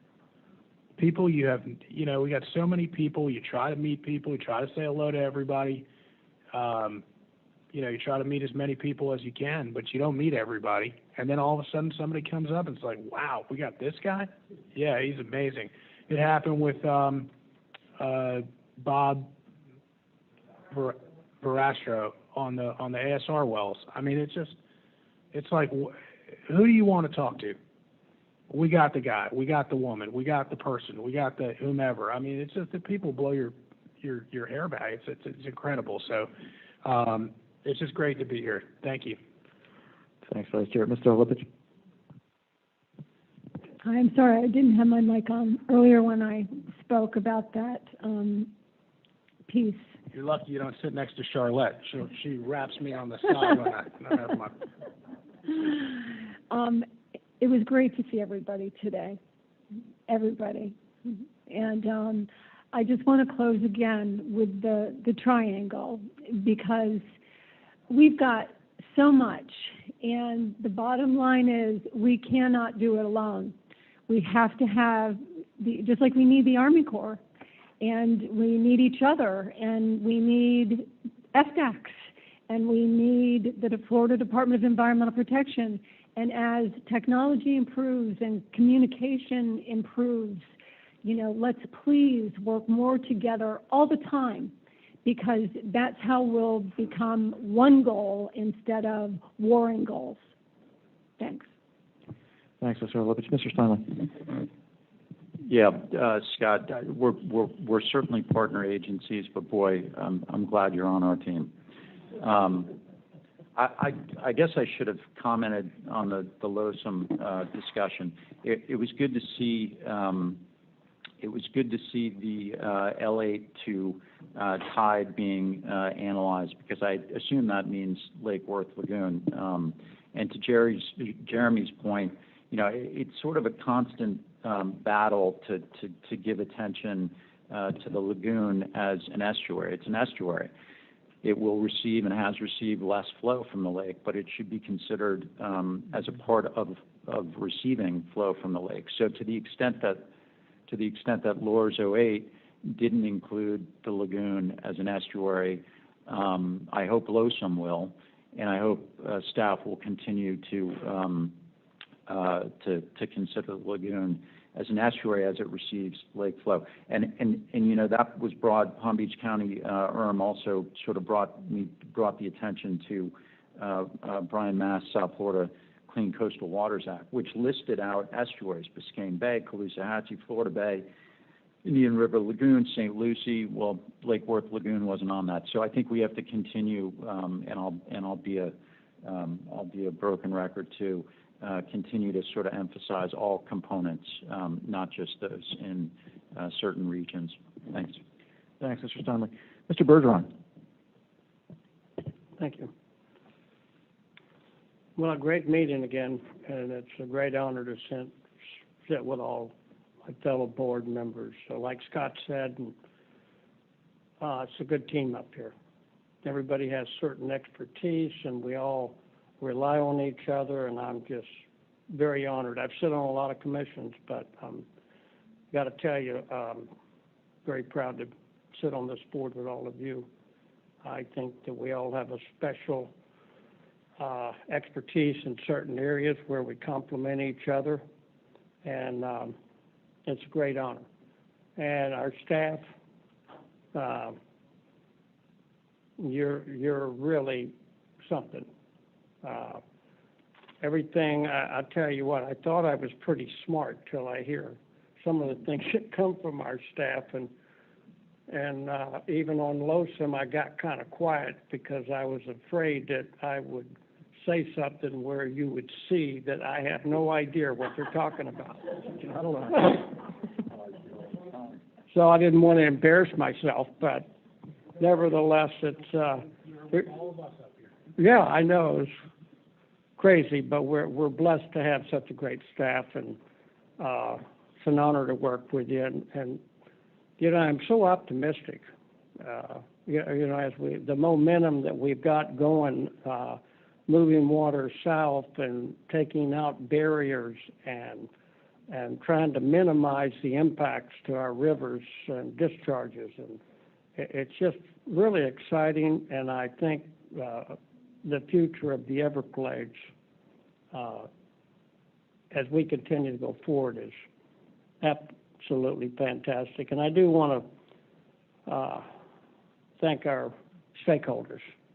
I really listen to every one of them, like all of you, because it gives us ideas. We're public servants, and we sit up here and we're trying to make the best decisions through a very broad stakeholders. And their input is just so important. And Walter today, John, you better get fine-tuned, my man. No, I am only joking with that because I see we've got other staff, that's really, really on the ball. So it's been a great meeting, and thank all of you, and long live the Everglades, and the American dream is still alive, and God bless America. Thanks, Mr. Bergeron. Tough to follow again. I need Mr. Martinez back. Yeah, every month I drive back, and I have a chance to sort of recollect and think back on the meeting. And every month I think, boy, this staff can't get any better. This board can't get any better, and every month you do. So I really appreciate it. It's the complexity of the things that we talked about over the last day and a half is mind-boggling, and the depth of this staff to me is mind-boggling. And Scott said something to Mr. Cooper, which I thought was very prescient, and I hope Mr. Cooper understood it and took it in the spirit in which it was offered, which was, you don't get to work with very many agencies like this. The depth of our staff is incredible, and to have us as a partner agency, I think the Corps should consider themselves lucky. I think we are lucky to be able to work with the Corps, but I imagine there aren't many other agencies that the Corps works with that have the staff capabilities that we do, and the commitment from the governor that we do moving forward. So I hope the Corps takes that with, again, in the spirit in which it's offered, and takes advantage of the momentum we have right now, and isn't incalcitrant just because they can be. So I just want to say thank you so much to our staff, to all of them. And you're right, we do keep seeing different glimpses into the brilliance of all the different people, Drew, you have working for you. And I want to commend you for doing a great job in leading the staff, and particularly in a year of COVID. And I'm glad to hear that, hopefully we're going to be coming out of the, you're starting to plan for how to get out of COVID. And I want to say thanks to all my board members, fellow board members. It's an honor to be able to work with you. We're going to adjourn now, and our treasurer, Mr. Steinley, is going to take over as chairman of Audit and Finance, and that'll be in about 5 minutes. And for now, we're adjourned. Thanks.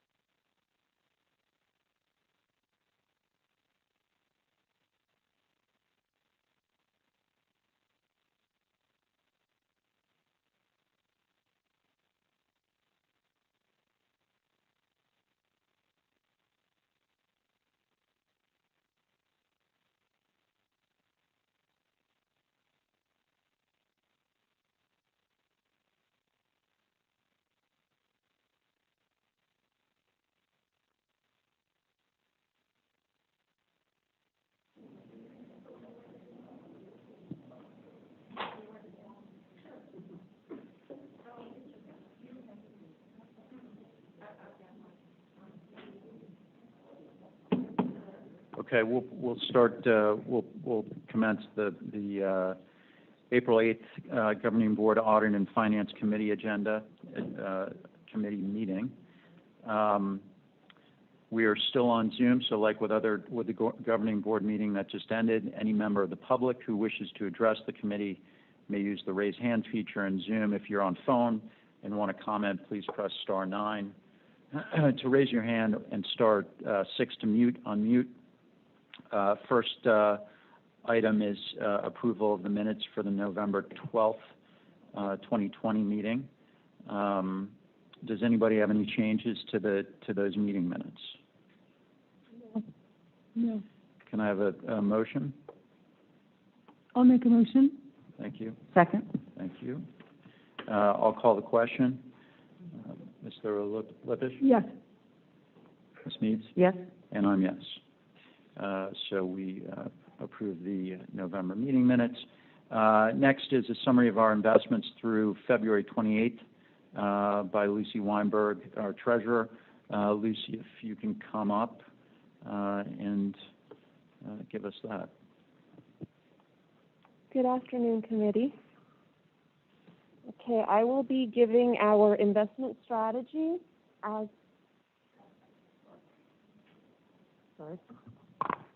I will be giving our investment strategy through February, the end of February. Our strategy since July of 2020 has been to sit on the investment sidelines, as have a lot of other investors after speaking with brokers, and this is mainly due to just maneuvering through COVID and seeing how rates were going to pan out. So as a result, we're currently sitting on $391 million in the operating account. That's quite a bit of funds, and this equates to 50% of our portfolio. And it's been, I don't even remember the last time that we've had that much in cash, but again, we did it for safety and just to maneuver through the COVID and see how rates were going to do. And the good thing is, right before July, when we decided to do that, I had invested $180 million into mortgages and some agencies, so that kind of helped us get through and at least make some good earnings. So because half the portfolio is currently in cash, we are experiencing what's called cash drag. And as a result, our overall yield is 0.72% because our operating account is yielding 0.10%, which is very, very low. Additionally, we had called bonds in recent months, and because of the lower rates, mortgage-backed securities have been paying down very quickly. So all of these variables are what's adding to the lower earnings. And per the Fed, this short-term bond rate environment will last till about 2023. So it's just something we're going to have to deal with and maneuver through. However, since ad valorem funds have been coming in, as Candy had mentioned, without lag, and everything's been coming through as expected, it's my recommendation that we invest $200 million from the operating account. Again, we're sitting on $391 million. So if we invest $200, that still leaves us plenty for future expenditures. The 5-year Treasury has increased by 39 basis points, which is, it doesn't sound like a lot, but it's pretty decent for where we invest. And as of the date of this presentation, the rate 5-year was at 0.75%, and as of today, it is at 0.87%. So that's a good thing to see that it's increasing. I heard from my traders today, my brokers and traders, that mortgages are trading at 1.35%. So that's a 60 spread to the treasuries, and then callables are trading at around 1%. So my strategy is to invest $150 million into U.S. agencies and $50 million into mortgages, and I'll go into more details about how that split is going to look later on in my presentation. But what we want to do is, in the first round, decrease our operating account to 25% from the 50%. That's going to be the first round. And then upcoming expenditures will bring that down to the 10 to 15%, which is where we typically are. And that's really where we want to be. far as the market environment, the Federal Reserve again maintained their Fed funds rate at 0 to 0.25%, and we can expect this to be through 2023. Long-term rates are increasing. The 10-year Treasury has increased 1% or 100 basis points from this time last year. We're at 1.67%, and now, for the first time, fear of inflation is being discussed as long-term bond yields are expected to increase and economic activity is picking up. The housing sector, although has dropped to a 6-month low, but it continues to go strong. Good news, unemployment continues to decrease. The national average as of the date of this presentation was 6.2%. It is now 6% in March, and that's down from 14.7% last April. So that's a huge decrease. This is just a snapshot of our earnings of our overall portfolio through February. We earned I pulled out investments only. We earned 1.8% on investments, and that's actually a very decent yield in this market. And again, that's due to the old mortgages on the books because those pay down, but they can't be called away from us. But when you include cash and investments, that leads to the cash drag because we've got half of our investments at 0.10%. So that leads to the 0.72% overall yield that we're earning. We've got $391 million in the operating account. So right now we're 36% invested, 64% in cash and cash equivalents. What we want to do ideally is flip that, be 70% invested and 30% in cash and cash equivalents, and we can do that now that we're comfortable the ad valorem is coming in without a lag. And again, the goal is to get back to the 10 to 15% range. This is just a chart of key interest rates, snapshots December versus February. As you can see, short-term rates are still very low, again, except for the 5-year where we trade. And again, that's at 0.8%, 0.87% as of today. And we trade as a spread to Treasury. So that's actually the best we've seen in quite a long time.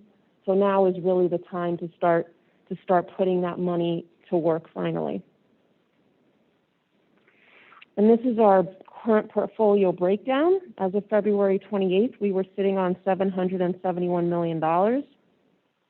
And as I mentioned, the plan to invest $200 million out of the operating account.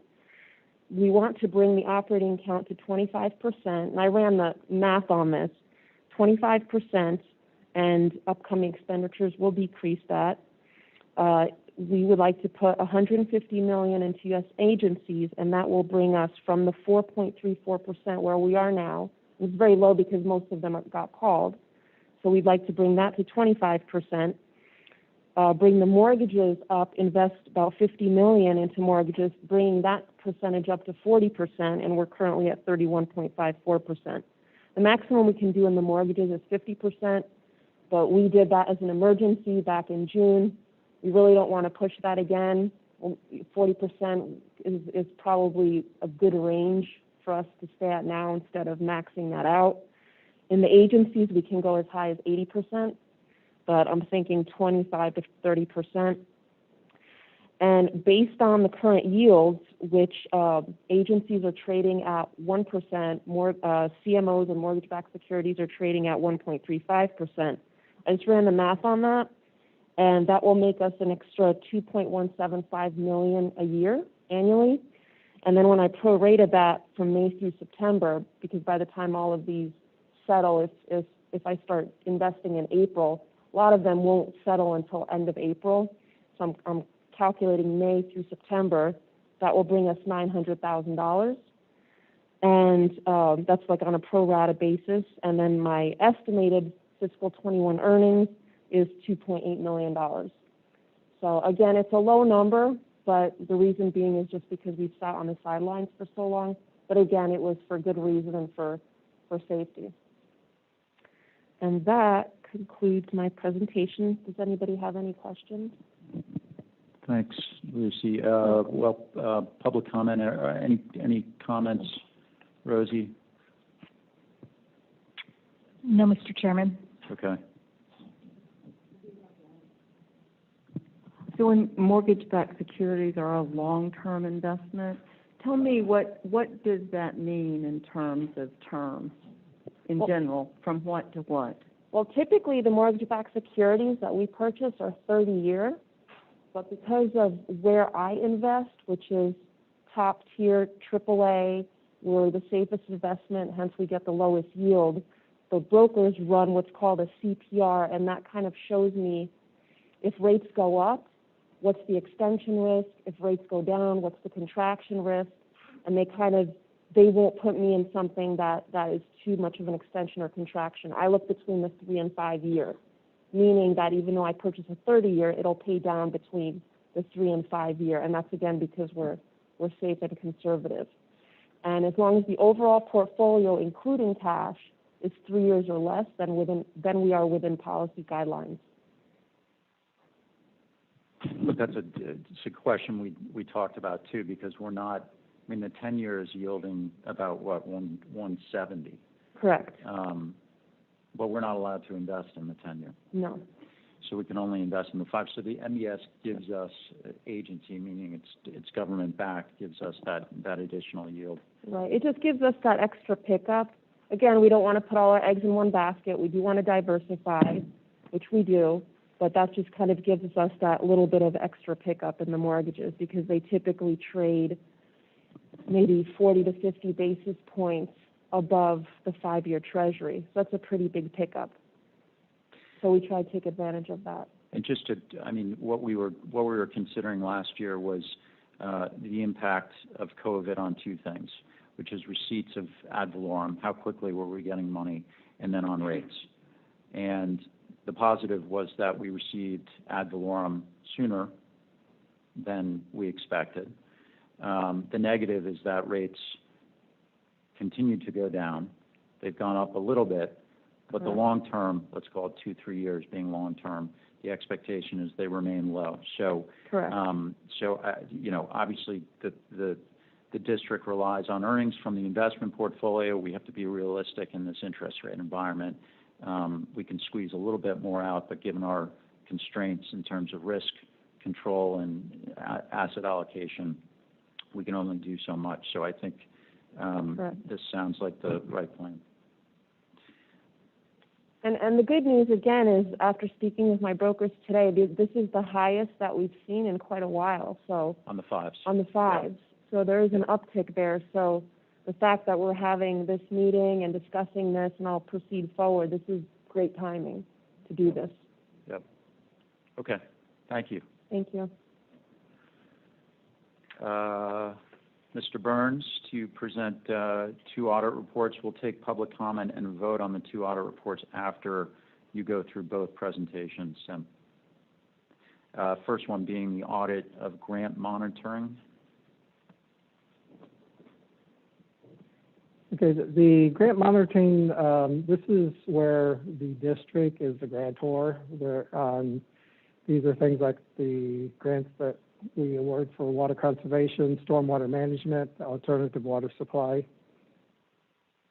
And the objective of this audit was to assess the effectiveness of the district's grant monitoring process and ensuring that those funds to the grantees are used for their intended purposes. The audit scope covered the fiscal years 2016 through 2019. During that period, the district had approved 74 projects totaling $10.9 million. We reviewed about half of those, about 36 of those agreements as part of the audit selection, which totaled $6.2 million. Our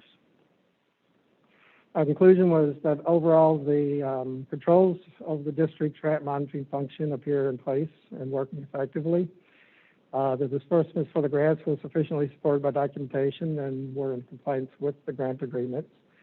The reimbursements to the grantees appear to be reviewed by the project managers and the procurement staff before the disbursements were made, and they were made only for the allowable cost. And the staff conducted sufficient site visits to the project sites as well. And in this case, rarely do we have this, but there were no recommendations in this audit. So. With that, I'll take any questions. Any questions before we move on to the second? No? Okay, the audit of outsourced functions.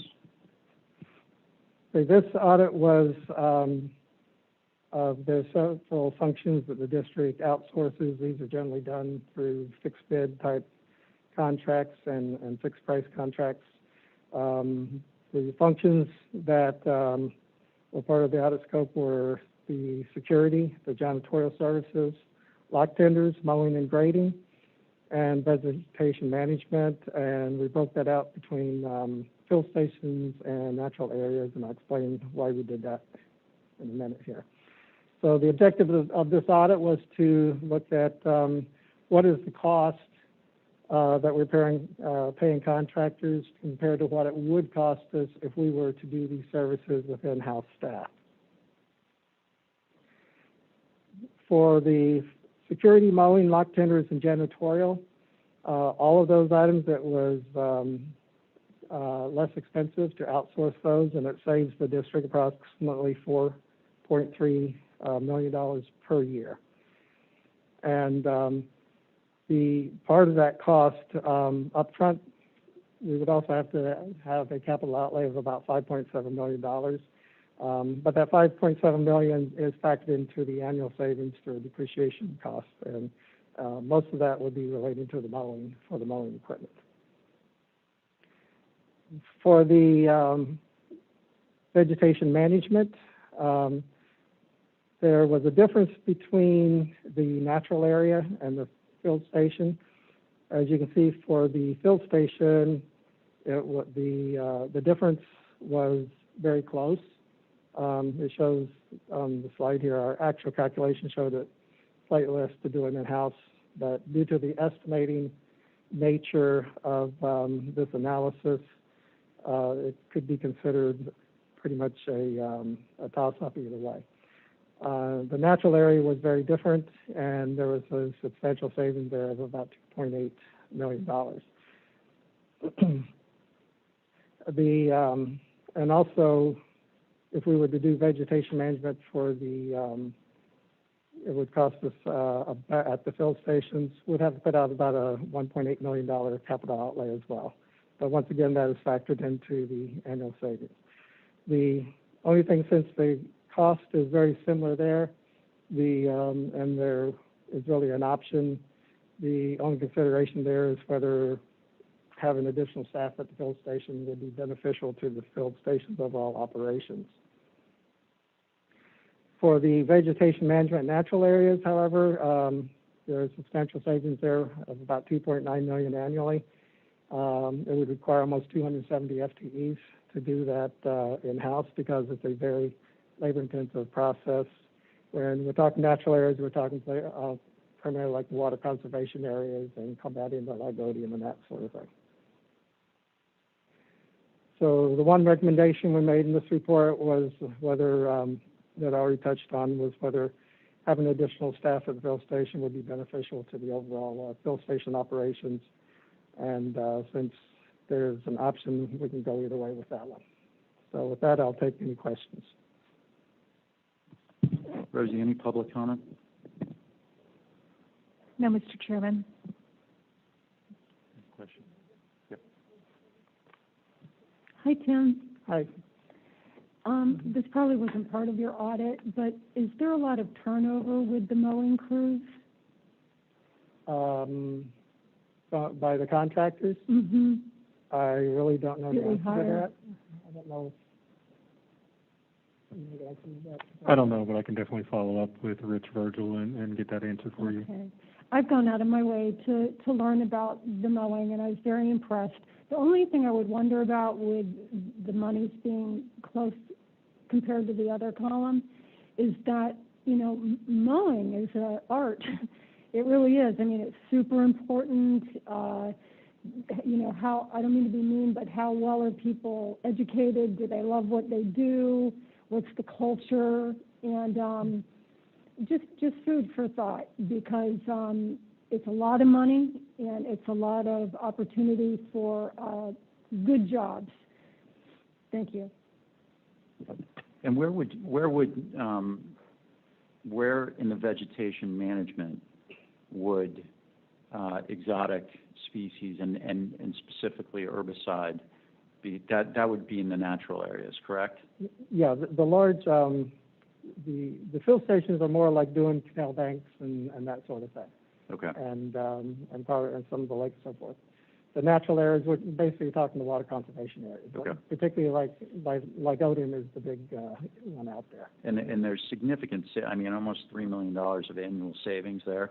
I think the only potential, well, the non-economic benefit of using staff would be partially to have better management, oversight, and control over herbicide application. And I know we've tried to improve there, but I'm just thinking that wouldn't represent all of the money spent. But I wonder if we might have can you remind me, have we changed our practices in terms of how we engage contractors to spray?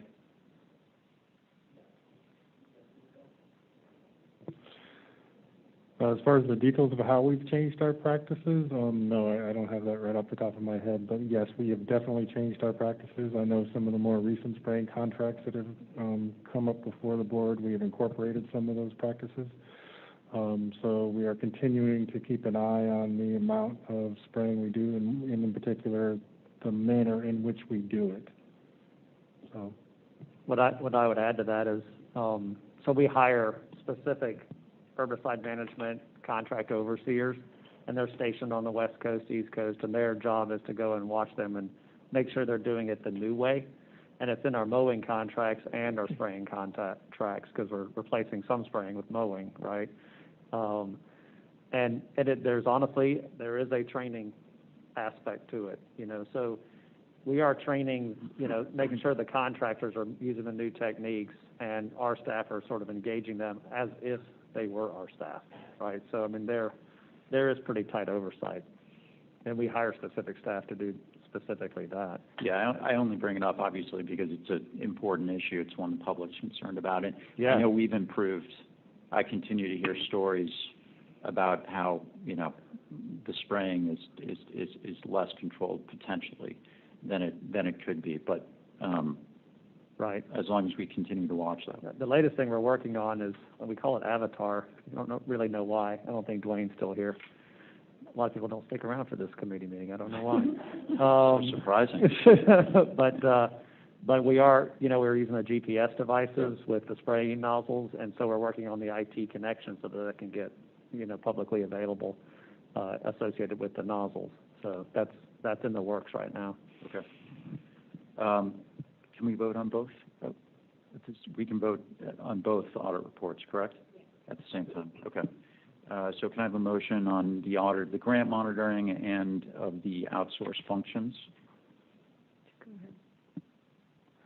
I'll make a motion, please, for both. Thank you. Second?